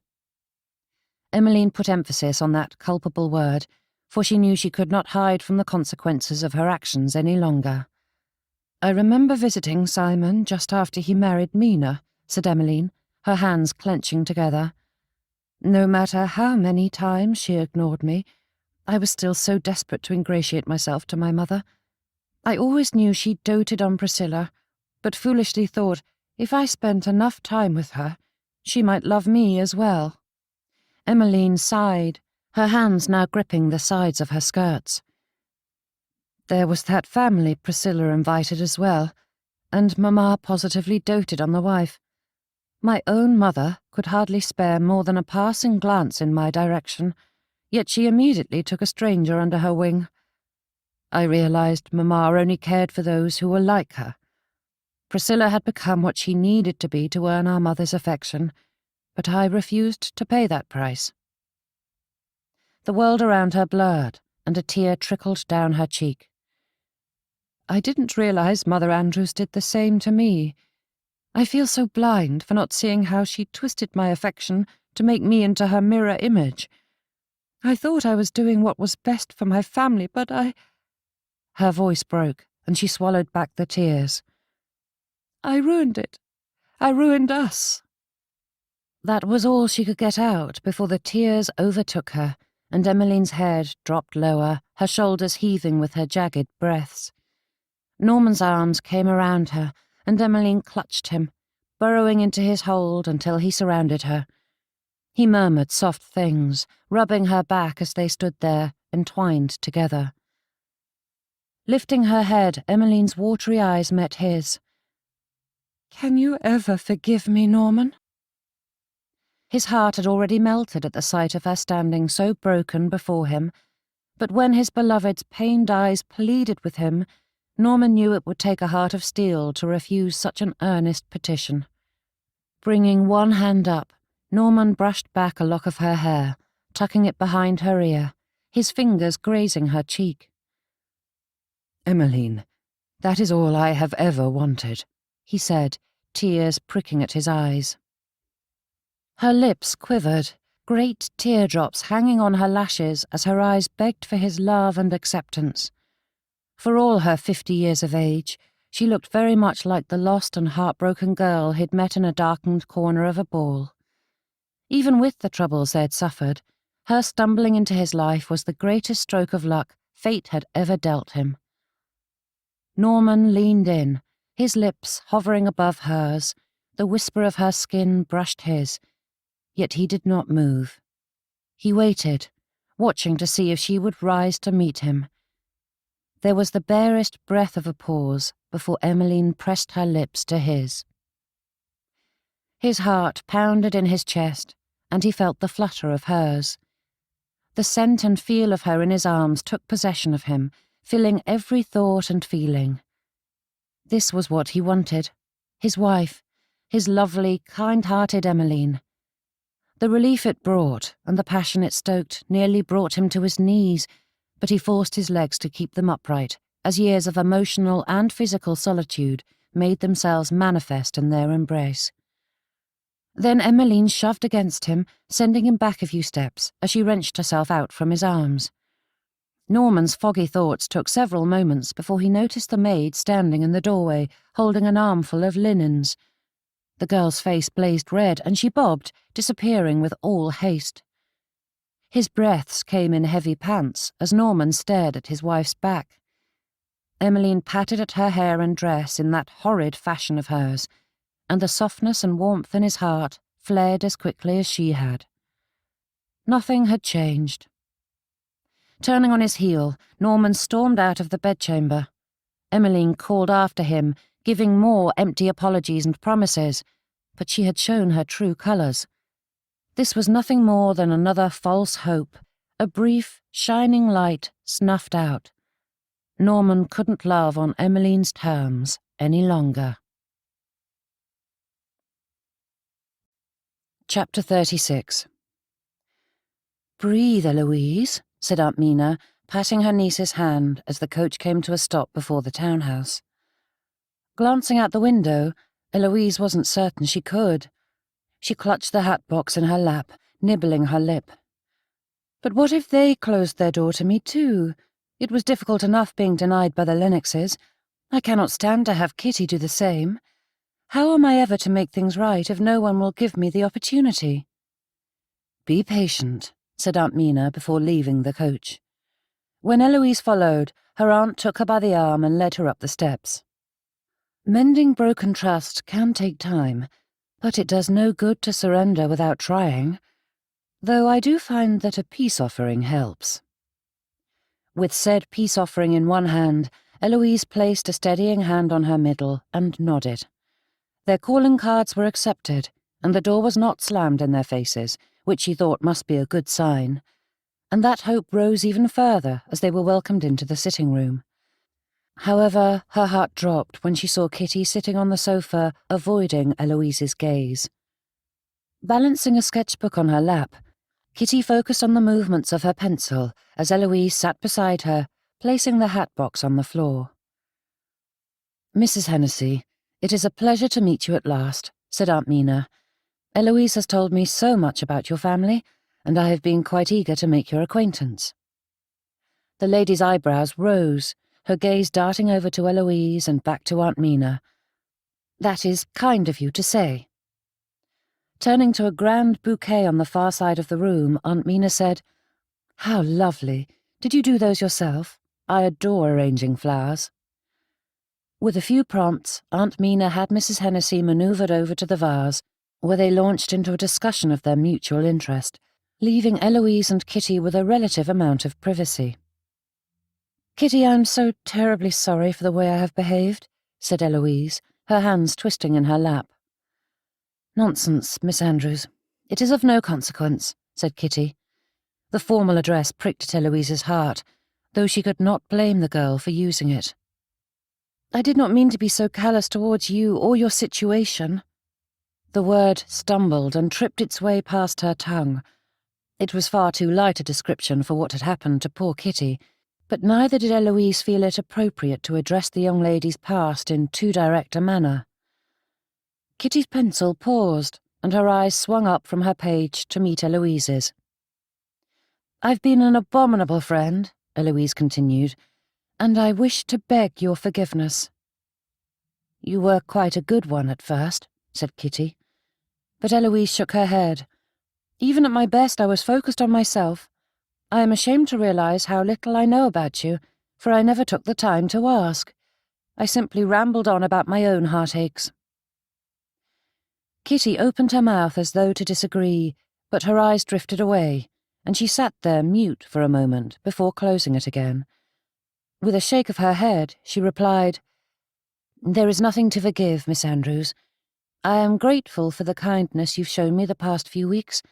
It is far more than I have received from anyone outside my family since a while." Her friend's cheeks burned, and her eyes dipped back to her drawing. Reaching forward, Eloise rested a hand on Kitty's forearm. "But I have not treated you as I ought to," said Eloise. "You have such a kind heart, and do not deserve a friend who tosses you aside. Please forgive me. It was quite unintentional, and I promise to be better in the future."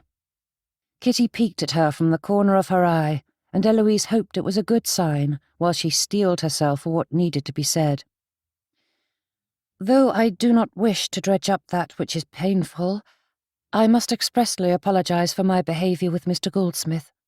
I had no idea—" But Eloise paused and rethought that untrue statement, amending it, "I did not understand the situation, nor how greatly I was betraying our friendship by even acknowledging that horrid man. I wish I could explain my logic for behaving as I did, but I have no excuse." Kitty did not respond. She merely fiddled with her pencils, her eyes fixed on her fingers. Then she gave a small nod. "And I shan't push you to confide in me, but should you wish to speak to me about anything, I am always here to listen," said Eloise, wishing she had said such words far sooner in their friendship. Kitty turned watery eyes to her friend and gave Eloise a tremulous smile. "I do not wish to speak of it at present, but I am grateful for your offer. Most wish to ignore what happened, or only ask because they want fodder for their gossip." Eloise longed for something more to say. Surely there was some comfort or advice she might offer to ease the strain of Kitty's past. But even as she wished it, Eloise knew there was nothing more she could do. time and friendship were the only remedy, and she vowed to give Kitty a heaping portion of both. "Oh, and I almost forgot," said Eloise, reaching for the hat box and offering it up. "To prove I'm not a wholly selfish and useless friend, I've brought you a present." "You didn't need to do that," said Kitty, putting aside her drawing supplies to take the box. "Yes, I did." Though Eloise was near certain she had purchased the right one, her breath seized as Kitty tugged at the ribbons and pulled open the box. At the millinery, Eloise had sworn it was the one Kitty admired, but at the moment, Eloise thoroughly doubted herself. "The bonnet from Mrs. Valentine's," said Kitty with a wide grin. Lifting it up, she placed the plaited straw hat on her head, glancing around in search of a mirror. Though the bicorn style had never suited Eloise, it looked positively lovely on Kitty, and the deep green ribbons complemented her colouring to perfection. "Perhaps you might wear it to the National Gallery?" asked Eloise, fiddling with her necklace. "As I was terribly rude to forget our previous outing, I had hoped we might go today." Kitty straightened and beamed at Eloise. "You wish to go?" "Of course I do," said Eloise, and Kitty swooped in to hug her. "Thank you," they said in unison, before Kitty leapt up to speak to their chaperones about their plans. Deciding to return to Trafford Place had been easy, as it was the next stop in Emmeline's grand tour of atonement, but standing in her brother's entryway was far more daunting than it had been in the hypothetical. There was no avoiding it, so Emmeline put all those years of training Mother Andrews had given her to good use and locked her anxieties away. Emmeline stood in the foyer and ran a hand along the banister as she awaited the footman's return. The dark wood gleamed in the afternoon light, and she admired the intricately carved spindles that had been fashioned to look like vines. She couldn't recall the banister's original style, but Emmeline knew this was a new addition. Then her eyes moved to the walls. The gaudy red colour her mother adored had been replaced with a warm cream, allowing the raised texture of the paper to provide an understated pattern. Emmeline looked past the bones of the house and was surprised to recognise how different it was from the Trafford Place of her youth. The touches were simple, yet refined, and Emmeline was surprised she hadn't noticed the stark difference when she'd stood in this very spot a sennight ago. The footman gave a discreet cough, and Emmeline turned to find him watching her. With a bow, he motioned for her to follow, and she found herself deposited once more in the Kingsleys' sitting-room, though this time Simon stood beside his wife, a wary glint to his eye as Emmeline was ushered to a seat. "What a surprise to receive another visit from you so soon," said Mina. The manner in which she clenched her hands said the surprise was not a pleasant one. "Norman is not at home," added Simon, his tone as cold as his expression. Emmeline's hand rose to her throat, taking hold of the pendant on the chain and rubbing it between her fingers. "You are displaying your nerves, young lady," Mother Andrews's voice snapped at her, and Emmeline dropped the necklace, and then scowled at herself for the impulse.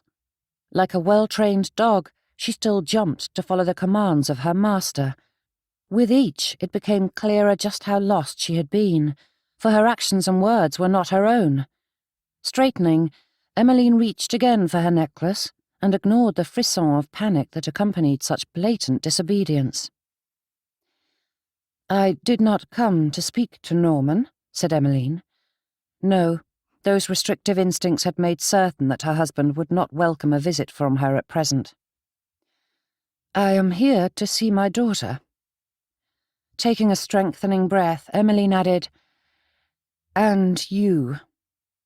Simon stiffened and tucked his wife's arm through his. "I need to apologise," she paused. "To you both." Emmeline was certain her necklace would come apart as she twisted it back and forth, but once her hands were allowed that freedom, they were unwilling to relinquish it, and her hand kept fiddling with the thing. Mina's eyes watched with obvious curiosity. "I've been unkind," said Emmeline, but she paused again, knowing that was not the right word. Blinking in rapid succession, she forced her apology past the growing lump in her throat. Cruel, in fact. Simon shifted and opened his mouth as though to speak, but Mina hushed him. The past few weeks have shown me how wrong my behaviour is, said Emmeline, her eyes drifting away from the pair and coming to rest on her lap. But I am hoping. All the words she had rehearsed fled from her mind as a flush crept up her neck and filled her cheeks. I am hoping, but her voice faltered once more. With a blanket tucked across her lap, Eloise clutched her mother's journal. Though there was no rain, she felt the moisture in the air permeating every inch of the house, making the grey day all the more miserable. Her fingers brushed against the leather binding as her mind sifted through all the revelations contained within it. The world around her had altered, leaving it unrecognisable. There was a distant shuffling downstairs, and Eloise wondered who had come to visit. Father had disappeared hours ago and had not returned, and Aunt Mina was not one for many visitors, yet the sound was unmistakable. Curiosity and a desire to escape her thoughts pushed Eloise to stand and make her way downstairs. It wasn't until her foot hit the bottom step that Eloise recognised the broken voice coming from the sitting room, speaking words that were foreign yet familiar. Though Eloise had never heard her mother say such things aloud, it echoed the heart and soul permeating the journal Eloise held in her hand. Coming to stand in the doorway, Eloise stared at her mother's crumpled expression and the tears in her eyes as she begged forgiveness from her brother and sister-in-law. Aunt Mina took Mother in her arms, giving her forgiveness freely, as she did when anyone truly sought it, and Eloise wondered at the sight of her mother sobbing through more apologies. A creak of floorboards had Mother straightening, her startled eyes turning to meet her daughter's. "Eloise," she said in a tone far warmer than any Eloise had ever heard from the lady.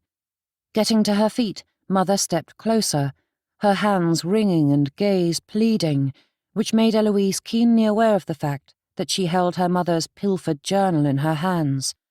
But before she could think what to do with it, Mother's eyes fell to the book. "You read it?" she whispered, her eyes blinking rapidly. Though Eloise could not say she was sorry to have done so, guilt still burned in her heart as she nodded. Mother's cheeks reddened and she bit her lip, and the sight of such emotion on her mother's face wreaked havoc with Eloise's thoughts, halting them altogether and leaving her to stare mutely at her mother. Taking a breath, her mother's shoulders relaxed, and she nodded. Reaching forward, she gripped Eloise's forearm with a smile. "Good. They're words I should have spoken aloud." Eloise's breath caught, her insides fluttering. Her trembling fingers tapped against the book's cover as a question played through her thoughts. It begged to be released, pleaded for her to speak the words, but cold fear tightened around her heart. Eloise dropped her gaze as she gnawed on her lip. "Then—" Eloise's breath hitched, but she pressed forward. "Then you do love me?" Her mother's arms were there, surrounding her and pulling her tight, sobs shaking from them both. Eloise could hardly understand the words streaming from her mother, but the heartbroken pleas for forgiveness and loving declarations melted any lingering bitterness in Eloise's heart. Letting the journal fall, Eloise brought her arms up and clung to her mother. There was much to say and much more to rebuild, but in that moment, Eloise was filled with warmth and light that belied the cold, miserable day outside. Whatever else may come, she had hope. Chapter 37. Most called the Lennox's ballroom small, though those of a charitable mind said it was quaint. To Eloise's thinking, the size was of no consequence, as the design and decorations compensated for any spatial deficiencies. The entry door fed into a domed alcove, which Mrs. Lennox had draped with gauzy fabric to obstruct the view of the room, and stepping through that silken barrier was like falling through a portal into a fairy story. Flowers and greenery were in abundance, twisting around the pillars lining the room and hanging like bunting across portions of the ceiling. But there were more pressing matters than admiring Mrs. Lennox's handiwork. Standing just beyond the draped entrance, Eloise hunted through the crowd, looking for that familiar head of reddish gold. She edged the room, moving towards the double doors that led to the dining room. They were thrown wide, and Eloise scoured the faces gathered there, but found nothing. Surely Patrick hadn't left for Ireland before his sister's engagement ball, so Eloise searched yet again, and again. Though the room was plenty warm, a chill took hold of her. Patrick wasn't here. Swallowing to ease the tightness in her throat and blinking to clear the gathering tears, Eloise gave a vague, tremulous smile to cover her overwhelming despair. She caught sight of her mother, and Eloise blinked at the wholly different look the lady had affected. Mother's smile was a tad strained, but it was wide and broad, there for all to see. And she stood with Mrs. Hennessy, of all people. Coming to her side, Eloise gave her mother's hand a squeeze, which brought a warmth to the lady's eyes and eased the tightness in her shoulders. "I am so glad you are here," whispered Mother when Mrs. Hennessy turned to chat with another in the party. "I cannot remember the last time I was anxious at a social function, yet tonight I feel ready to fly apart." Linking her arm with her mother's, Eloise whispered, "I hadn't thought you would be here, and I'm glad you are." And she was even gladder that the statement was true. "I think I've mended things with Deirdre, or have begun to," said Mother, her words trailing off as she caught sight of her husband from across the room. Eloise glanced between the pair, nibbling on her lip as she watched her father's expression shudder and her mother's eyes grow misty. Eloise squeezed Mother's arm again, and the lady returned it with a soft smile before shooing her away to join Kitty. The young lady lifted her fan and whispered to Eloise, "I'm so glad you arrived. I have been fairly swarmed by people, and I'm at a loss to understand why. I am in desperate need of a friend to help me weather all the attention." "It was only a matter of time before others realized what a gem you are," said Eloise with a beaming grin. Of course, she was not about to reveal that she and her mother had spent much of the past week making certain the right people knew of the remarkable Hennessy family. That was an unimportant detail. "I have gentlemen clamouring to dance with me," said Kitty, her smile straining. "Mr. Whitlock begged me to reserve the first set for him." Eloise smothered the triumphant smile that threatened to break through her feigned innocence. "He is a fine gentleman, kind, honourable, and a beautiful dancer. I think you will enjoy standing up with him." Uncertainty pulled at Kitty's brows, and a prickle of worry ran down Eloise's spine, so she hurried to add, "But you needn't dance if you do not wish it." The furrowed brow relaxed, and Kitty blushed. "I would love to dance, but it is a bit unnerving when I am not well acquainted with the gentleman. One cannot always trust appearances." "That is true, but I assure you, Mr. Whitlock is exactly as he appears." Eloise would not have allowed her mother to nudge the gentleman into taking a particular interest in Kitty if he was anything less than stellar. Patting Kitty's hand, she smiled at her friend. "It is your decision, but either way, I promise to stay by your side if you wish." Arms folded, Norman leaned against the wall, content with his usual place in a secluded corner of the room. If luck was with him tonight, he would not have to move from the spot until supper. So many others flitted from one conversation to another, but Norman thought his situation far more enjoyable. Joining the throng did not terrify him as it had in his youth, but it held no allure. There was so much to be gained from quiet observation, and he had no desire to surrender his position. A flash of familiar brown hair drew his attention, and Norman shifted his stance for a better view. Her back was to him, but he knew that gown. Though some bemoaned the simplicity of its decoration, the expert drape and cut flattered its mistress to perfection. Norman's eyes rested on Emmeline's shoulders, and the way her dark ringlets draped across them. Moving without thought, he shifted from his corner and moved along the edge of the ballroom until he saw her expression. Warmth spread through his heart, filling him, and his smile grew in response to seeing hers. Uncertainty tainted her eyes, but she held that grin in place, though hints of panic flitted across her features at various intervals as she fidgeted and laughed. Though the Gawkers might not see the internal battle being waged, Norman knew his wife and saw how she struggled against the frosty nature his mother had cultivated in her. And he loved her all the more for it. "She is trying." Norman nearly jumped at the voice and turned to see Deirdre beside him, her gaze tracking her friend's movements as eagerly as he. "I hadn't expected her to attend," said Norman. "Neither had I, but she made it impossible to deny her," said Deirdre, a smile quirking up one side of her mouth. Her expression softened, a hint of tears brightening her eyes. "I think our Emmeline has finally re-emerged." Norman's heart begged him to believe the words, but his bruised pride cautioned him. After so many years of dealing with the detestable Mother Andrews duplicate, Norman could not bear another rejection. The hope he had sheltered for so long had brought him pain again and again. "I believe she is in earnest, and not just to please us," said Deirdre, turning her smile to Norman. "Emmeline wishes to be different, and though she is frightened and uncertain about how to begin again, she is determined to do so." Deirdre paused, chuckling to herself.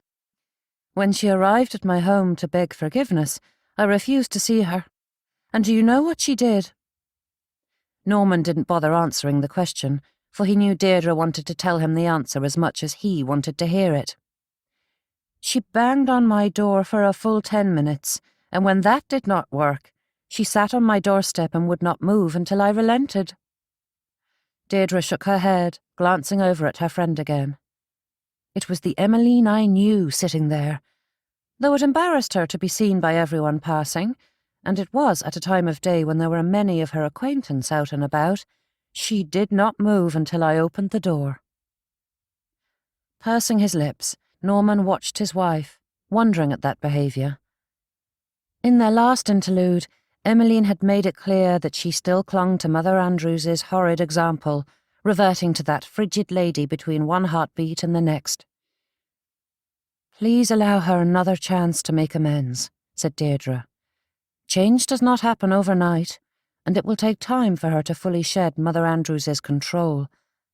Now, if you will excuse me, I need to talk some sense into my son as well." The lady took her leave, and Norman was grateful for it, as it was clear from her insinuating tone that Deirdre knew about his failed kiss with Emmeline. Tugging at his cravat, Norman dishevelled it even further. It should not have surprised him that she knew. If the pair were on speaking terms again, Emmeline would have told her closest friend all about that embarrassing interlude. Turning his gaze to his wife once more, Norman could not deny that she was trying, however awkward and uncomfortable it made her. His heart thumped in his chest, begging him to forgive and forget. Emmeline was so alluring that Norman could hardly fight her pull. If not for the fear holding him in place, he would be at her side. But she was trying. The more Norman watched her, the more he knew it was true. Holding court among her throng, the true Emmeline was fighting to come out, despite how much she wished to disappear. The song came to an end, and the dancers rearranged themselves for the next. Before he could rethink such a foolhardy action, Norman moved, wending his way towards his wife. Emmeline saw him approach, her eyes catching his. In the last few steps, her tension eased. She nibbled at her lips, and Norman felt a genuine smile grow in response to her adorable show of uncertainty. As he stood before her, neither said a word. With a motion towards the dance floor, Norman sent her a silent request. Her breath caught, her eyes darting between him and the other dancers. They both knew what he was asking, and it was no small thing. Mother Andrews's protégée would not participate in even a minor infraction of etiquette to dance with her own husband. But his Emmeline had often indulged in that harmlessly uncouth behaviour. Emmeline paused for only a moment before sliding her arm through his, and Norman led her to the dance floor as the musicians began the opening notes for a waltz. She looked up at him through her lashes, her cheeks flushing like a young debutante at her first ball. Reaching forward, he rested his hand at her back, and they turned into the flow of dancers. Norman tripped over his feet for the first few steps, and Emmeline did so herself just as he recovered. Holding a hand to her mouth, she laughed. "We are hopeless," she said with a shake of her head. But Norman brought up a hand, nudging her chin up so she would look at him. "Are we?" He hadn't intended to use such a serious tone, but the question meant too much to be taken so lightly. Emmeline's lips trembled, a hint of tears gathering in her eyes. "No," she whispered. Norman's fingers brushed along her jaw as he released her chin, and they took another faltering start. With a step or two, they fell in time with the rhythm. The steps were simple and repetitive, and they came easier as the pair rotated around the floor. Neither spoke. There had been so many words flung about, and Norman felt no need to add to them at this moment, not when his wife was encircled in his arms, gazing into his eyes with such unrestrained love. His chest swelled until it felt as though his waistcoat was 2 sizes too small, and though layers of fabric separated them, Norman was keenly aware of the way her fingers brushed against his arm. As this style of waltz had been scandalous through the early years of their marriage, Norman had no personal experience with the dance. But as it had grown acceptable in recent years, he had observed it many a time. The steps remained the same, but the position of the dancers varied greatly, and Norman chose one that seemed particularly inviting.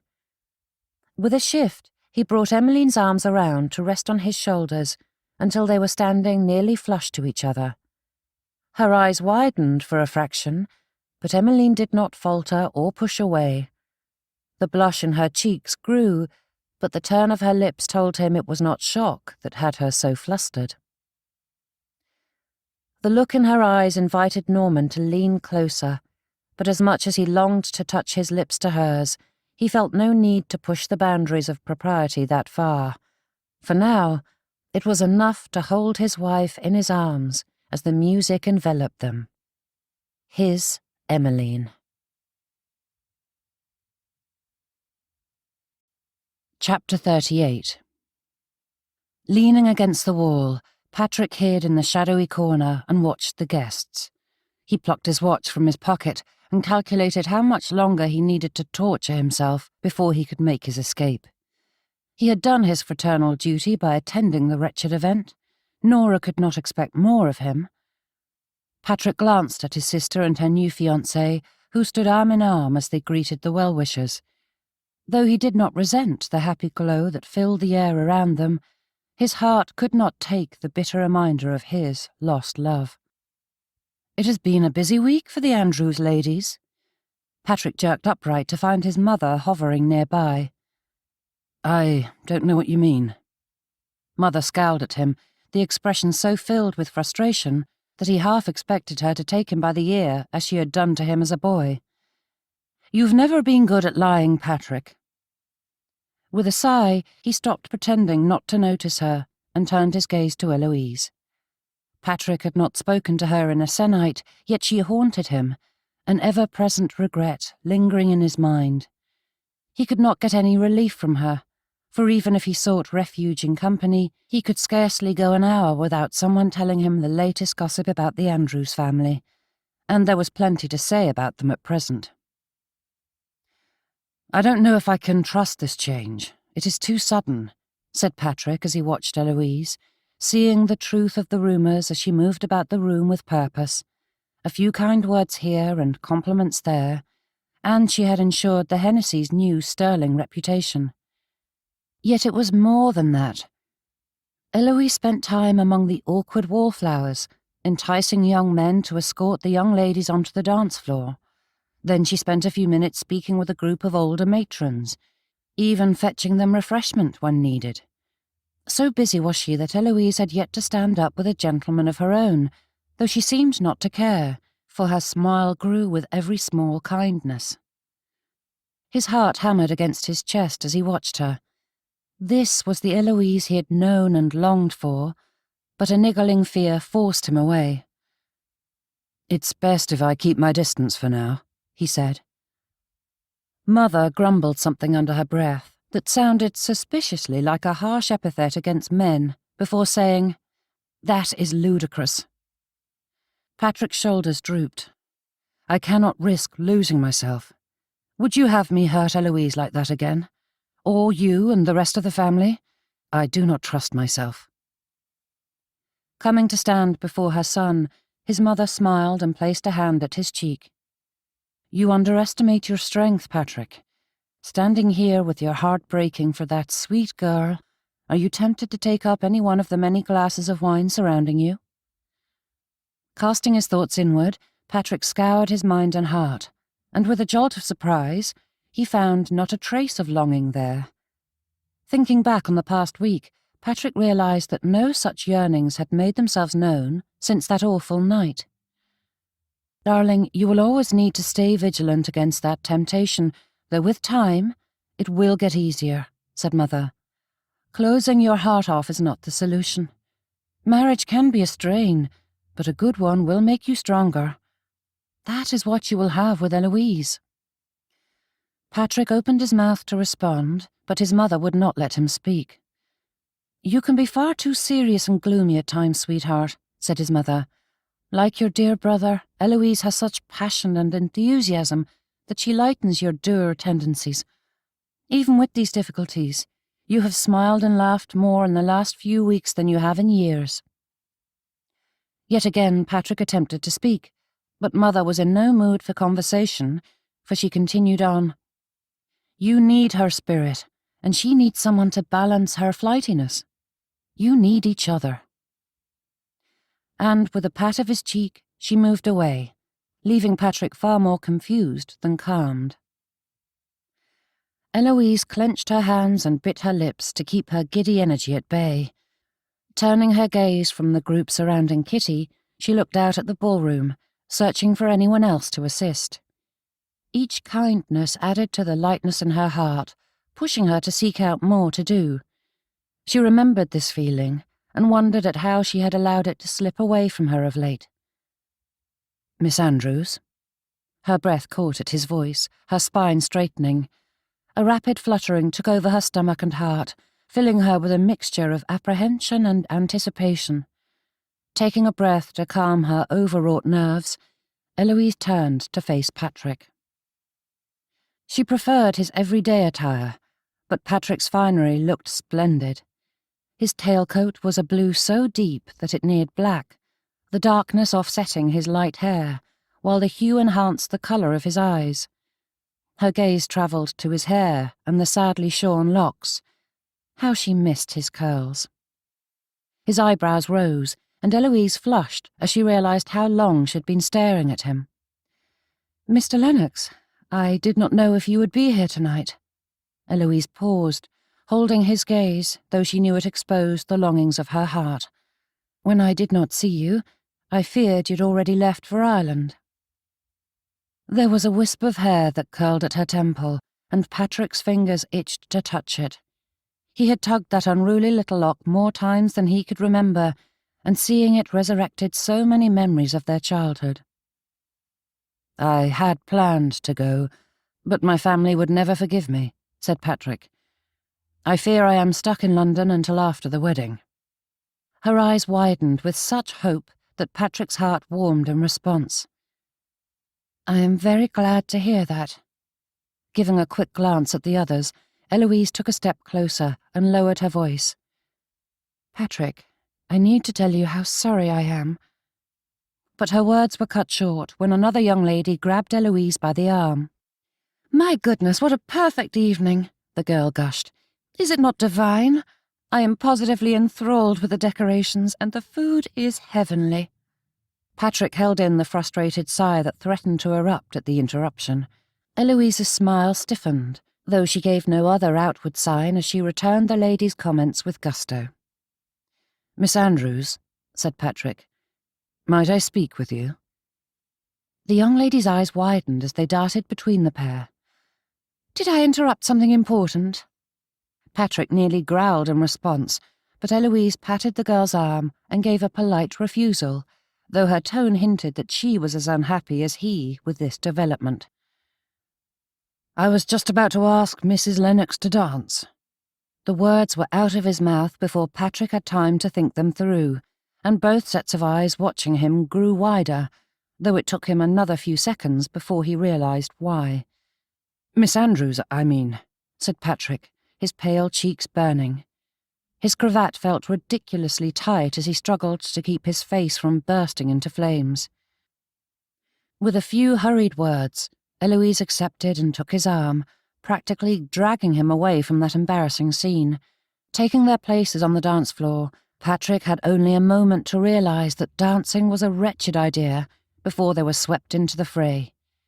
He was not familiar enough with each dance to know the name of this particular jig, but he despised its creator and the flurry of steps and turns that required all his concentration. Patrick cursed his impetuousness. He should have learned his lesson and avoided confronting Eloise in a public place, but the deed was done, and he was forced to pay the price. Yet another disaster of his own making. A reel was a joyful dance, and Miss Maxwell's reel was a particular favourite of hers, but Eloise cursed the horrid thing. They had been on the cusp of an important discussion, and now they were caught up in this ridiculous set. The steps pulled them apart and brought them together with infuriating regularity, as though the dance itself was mocking them, taunting them with the nearness before sending them away once more. Unable to contain her words any further, Eloise blurted as he passed, "I am so very sorry for what I said and did."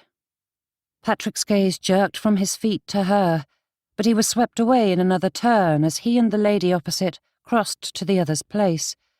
Before she could say another word, the dance forced her to do the same, and she let out a frustrated sigh. They were finally offered a moment's respite, and Eloise seized the moment. "I know I've been selfish," she said, though her words were interrupted as a couple danced down the row, passing between her and him. Patrick stretched to look around the couple, his mouth opening to respond, but the dance continued on, sweeping them into another round. And so the minutes passed as Eloise fought to get out a word, while silently pleading with her eyes for him to listen. A string of words that were best left unthought streamed through Patrick's mind as he railed against dancing, music, and everything else that stood between him and Eloise. Those feelings only grew worse the more flustered Eloise became. There were too many listening ears and too many interruptions. They needed a bit of privacy. In addition to all those infuriating things, Patrick was stumbling and tripping over every ridiculous step. His thoughts were too occupied for him to familiarize himself with the dancer's movements, so he was left to flounder through each agonizing minute. As she took his hand to move between the dancers, Eloise gazed up at him, her eyes bright with unshed tears. "Please, I cannot lose you again." The desperation and pain laced in those words resonated through Patrick, his heart telling him that the same was true for him. But before he could echo her words, they were separated once more, leaving Patrick to watch from afar as the heartbreak shined in Eloise's eyes. Each anguished look she sent him pricked him, and only rational thought allowed him to remain in place instead of sweeping her right into his arms. The last note of the music was hardly finished before Patrick seized Eloise's elbow and pulled her away from the crowds before anyone else could interfere. Slipping through the dining room, he led her into the hall. There were only a few scant candles lit in that portion of the house to discourage guests from wandering, but it suited his purposes. Eloise glanced at Patrick, and when she tried to speak, he shook his head as he led her down the darkened hallway towards a partially hidden alcove. "Patrick," she said, a tremble in her voice, but her words died in her throat when they stepped in to discover another couple locked in a passionate embrace. "Mother!" Eloise squeaked, and the pair broke apart, though her father did not release his hold on his wife. Mother looked quite thoroughly rumpled, and her eyes were wide. She pressed a hand to her lips, her cheeks blazing crimson, but beneath the embarrassment there was a joyful twinkle in her mother's eyes that Eloise had never seen before. Time ceased, and the world froze around her as Eloise stared at them.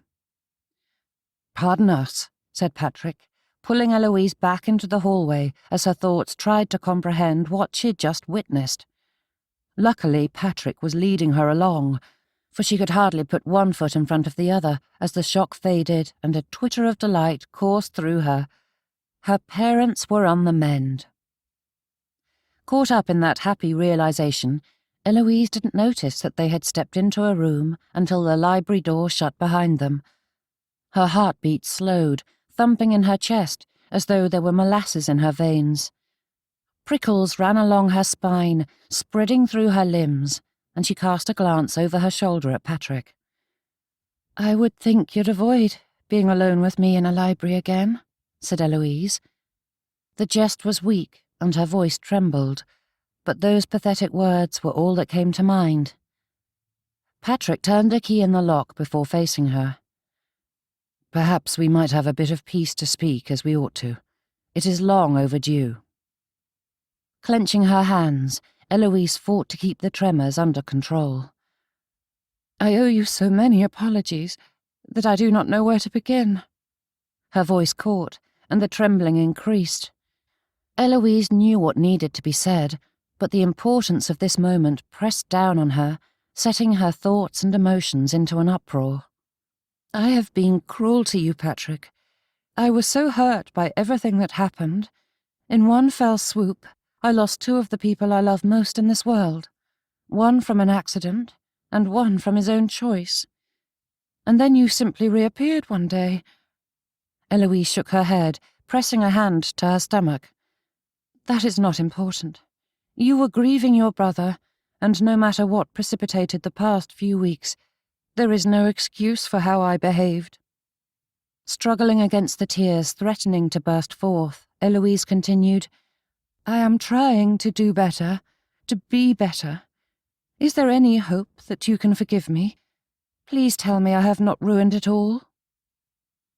Patrick's heart twisted at her confession, but he stood there, allowing her to say what she must until he could not stand it any longer. Coming to her, he scooped her into his arms, bringing his lips to hers. Eloise gave a startled squeak before wrapping her arms around his neck. There were so many words he wanted and needed to say, but Patrick hoped his touch conveyed the depth of his feelings. The urgency faded, and Patrick revelled in the feel of her in his arms and her tender touch as she met each loving kiss, giving back her heart with equal measure. Relief and hope coursed through him, filling him and expanding his heart until it filled his entire chest. The kiss ended, but Patrick could not move away, and he rested his forehead against hers.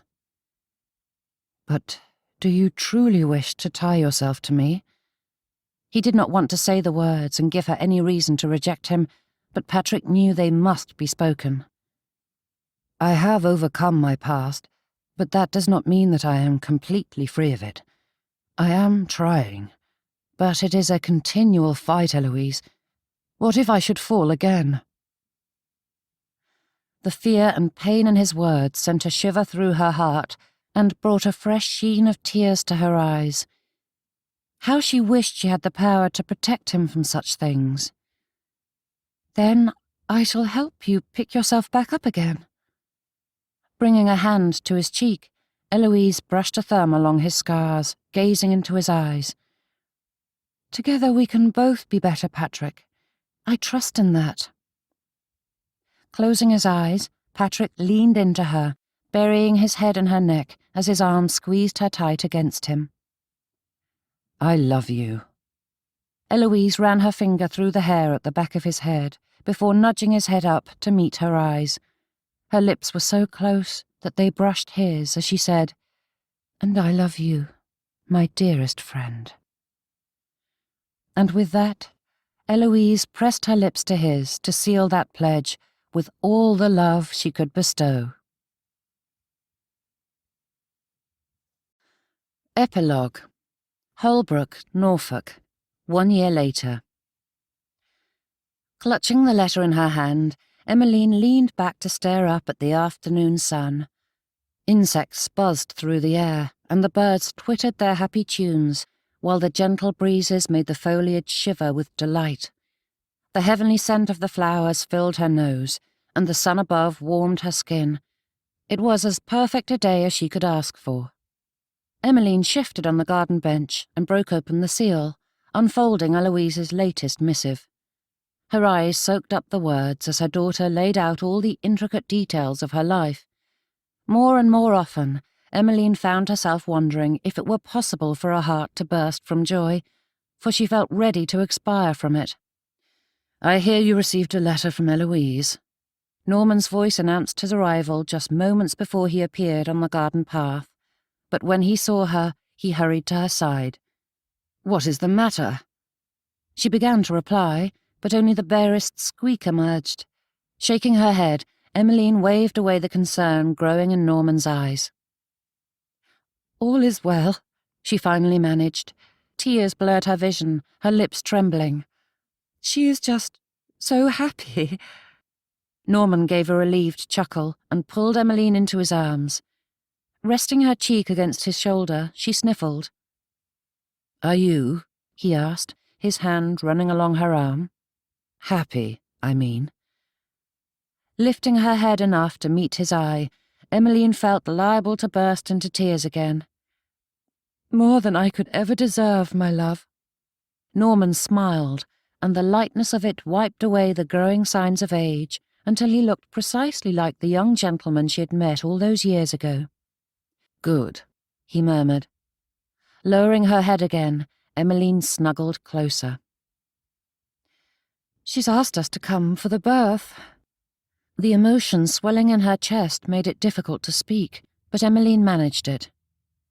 "I told you she would," said Norman, pressing a kiss to her head. "Now you can stop fretting about it."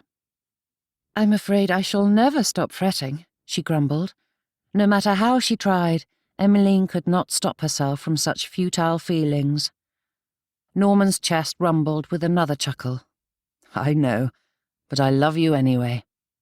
"I love you too," she said, lifting her head to meet his eye as she said the words. Though she said them frequently enough, Emmeline needed him to see how much she meant them, for those 3 little words had changed her life in so many ways. They had given her the greatest joys and agonies. They were a healing balm and a promise, and they filled her heart and soul. Carramore, Galway, Ireland. 4 days later. Though she ought to be working on her letter, Eloise could not stop gazing out the window. No matter how many months she had sat in just such a position, she was still awed at the verdant beauty of the Irish countryside. Having positioned a table in front of the sitting-room window, Eloise had an unobstructed view of rolling hillside and the dark green hedges that lined the bright grassland. Turning her attention to the writing desk, Eloise ran her hands over the polished wood. They had received a number of gifts upon their marriage, but none of them filled her with as much pleasure as this. That was not to say that Eloise did not treasure the others, such as the heirloom jewellery set her mother-in-law had bestowed on her, but having her mother's writing box was like having a part of her there. Lifting the lid, Eloise shuffled the rapidly growing stack of letters her mother had sent her to retrieve a fresh sheet. But before she had time to grab the ink and quill, lips brushed her cheek, and Eloise reached up to run her fingers through her husband's curly hair. "You are hard at work," Patrick murmured. "I received a letter from Mother," said Eloise, stretching her back and making her spine groan. Patrick snatched a pillow from an obliging armchair and slid it behind the small of her back. With a few movements, he had her settled again, and he dropped a kiss on her forehead as his hand rested atop the swell that held their precious child. Laying her hand atop his, Eloise sighed in utter contentment. "What news from home?" he asked as he stepped away to drop onto the armchair beside her. "Noah is still struggling to decide his future. Last month it was the army, and now the law has caught his fancy," said Eloise, glancing over the lines. "And baby Hudson is doing well, though Mother despairs that she's not able to see him as often as she would like. It sounds as though there was still much for her to repair with Angela and Kenneth, but she's hopeful that their moving home to Norfolk might help." Lifting her quill, Eloise tapped the end against her cheek as she thought through her reply, but her mind drifted far from the missive when her husband leaned forward to place a whisper of a kiss on her free hand. His eyes lingered on her, and a flush of warmth spread from that lingering touch until she could stand it no longer and pressed her lips to his. The letter could wait. This has been Honour and Redemption, written by M.A. Nichols, narrated by Madeline Brolly. Copyright 2019 by M.A. Nichols. Production copyright 2021 by M.A. Nichols.